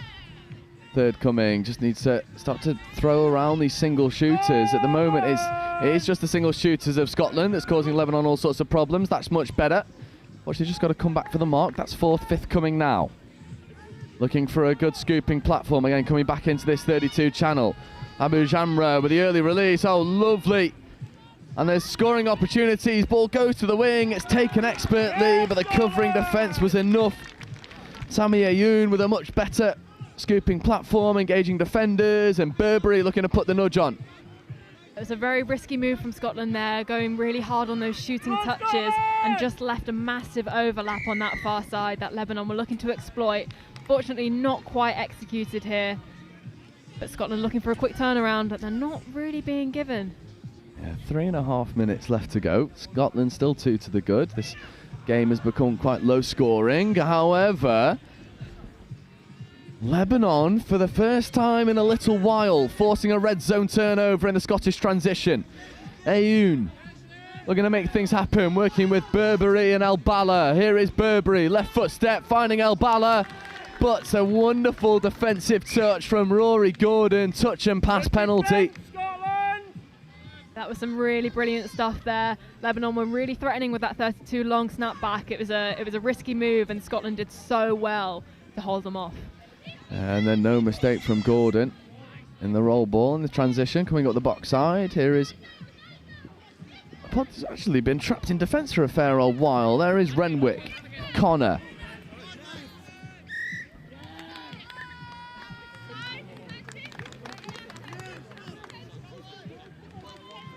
Very clear comment from the referee, deemed to have been in at the side from the Lebanese middle.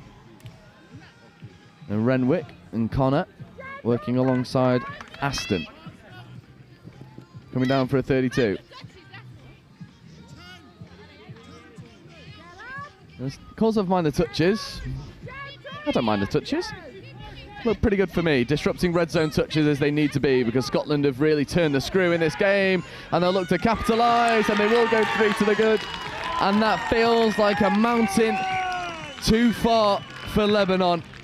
Yeah, fantastic finish there from Scotland, but very unlucky from Lebanon. I think that was a tough call with the touches there. Scotland were quite high up going into those strikes, so just gave them the opportunity to get up underneath them.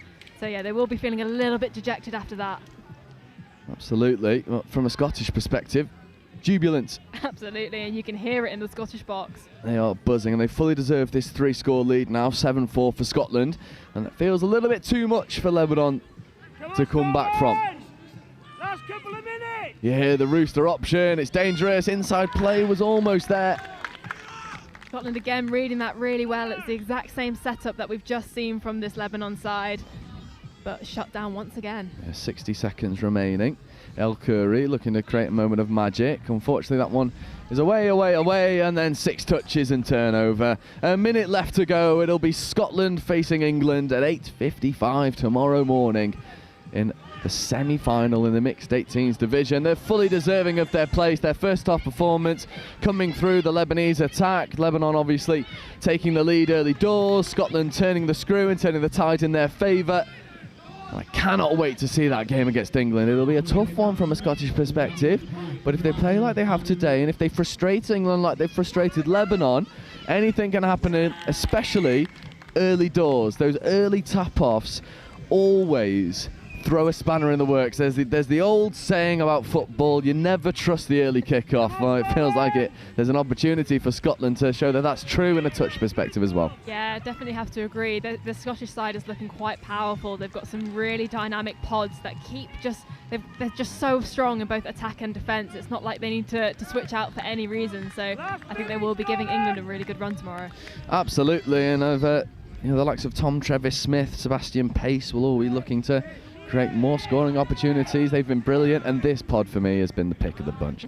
Pace, Bridie and Rory Gordon complementing each other's skill set perfectly. There's seconds remaining.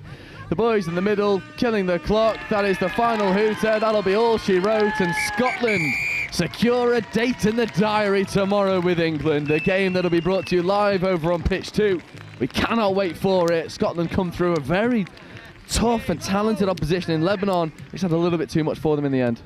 What a moment for this Scottish squad. They've worked so hard to get here, and it's really great to see them put down such a convincing victory.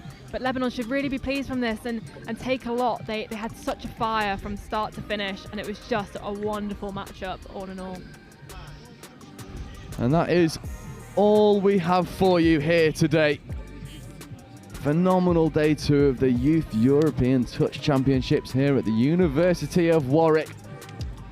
We will see Scotland again tomorrow morning. We are starting a little bit earlier than usual. It's the final day tomorrow, and then you will be treated to back all the way through to the final game of the day. They're all finals, they all matter, there's all value, and we are firmly into knockout rugby now. From all of us here at Next Gen Live, England Touch, the Federation of International Touch, thank you so much for watching, and we'll see you bright and early tomorrow morning.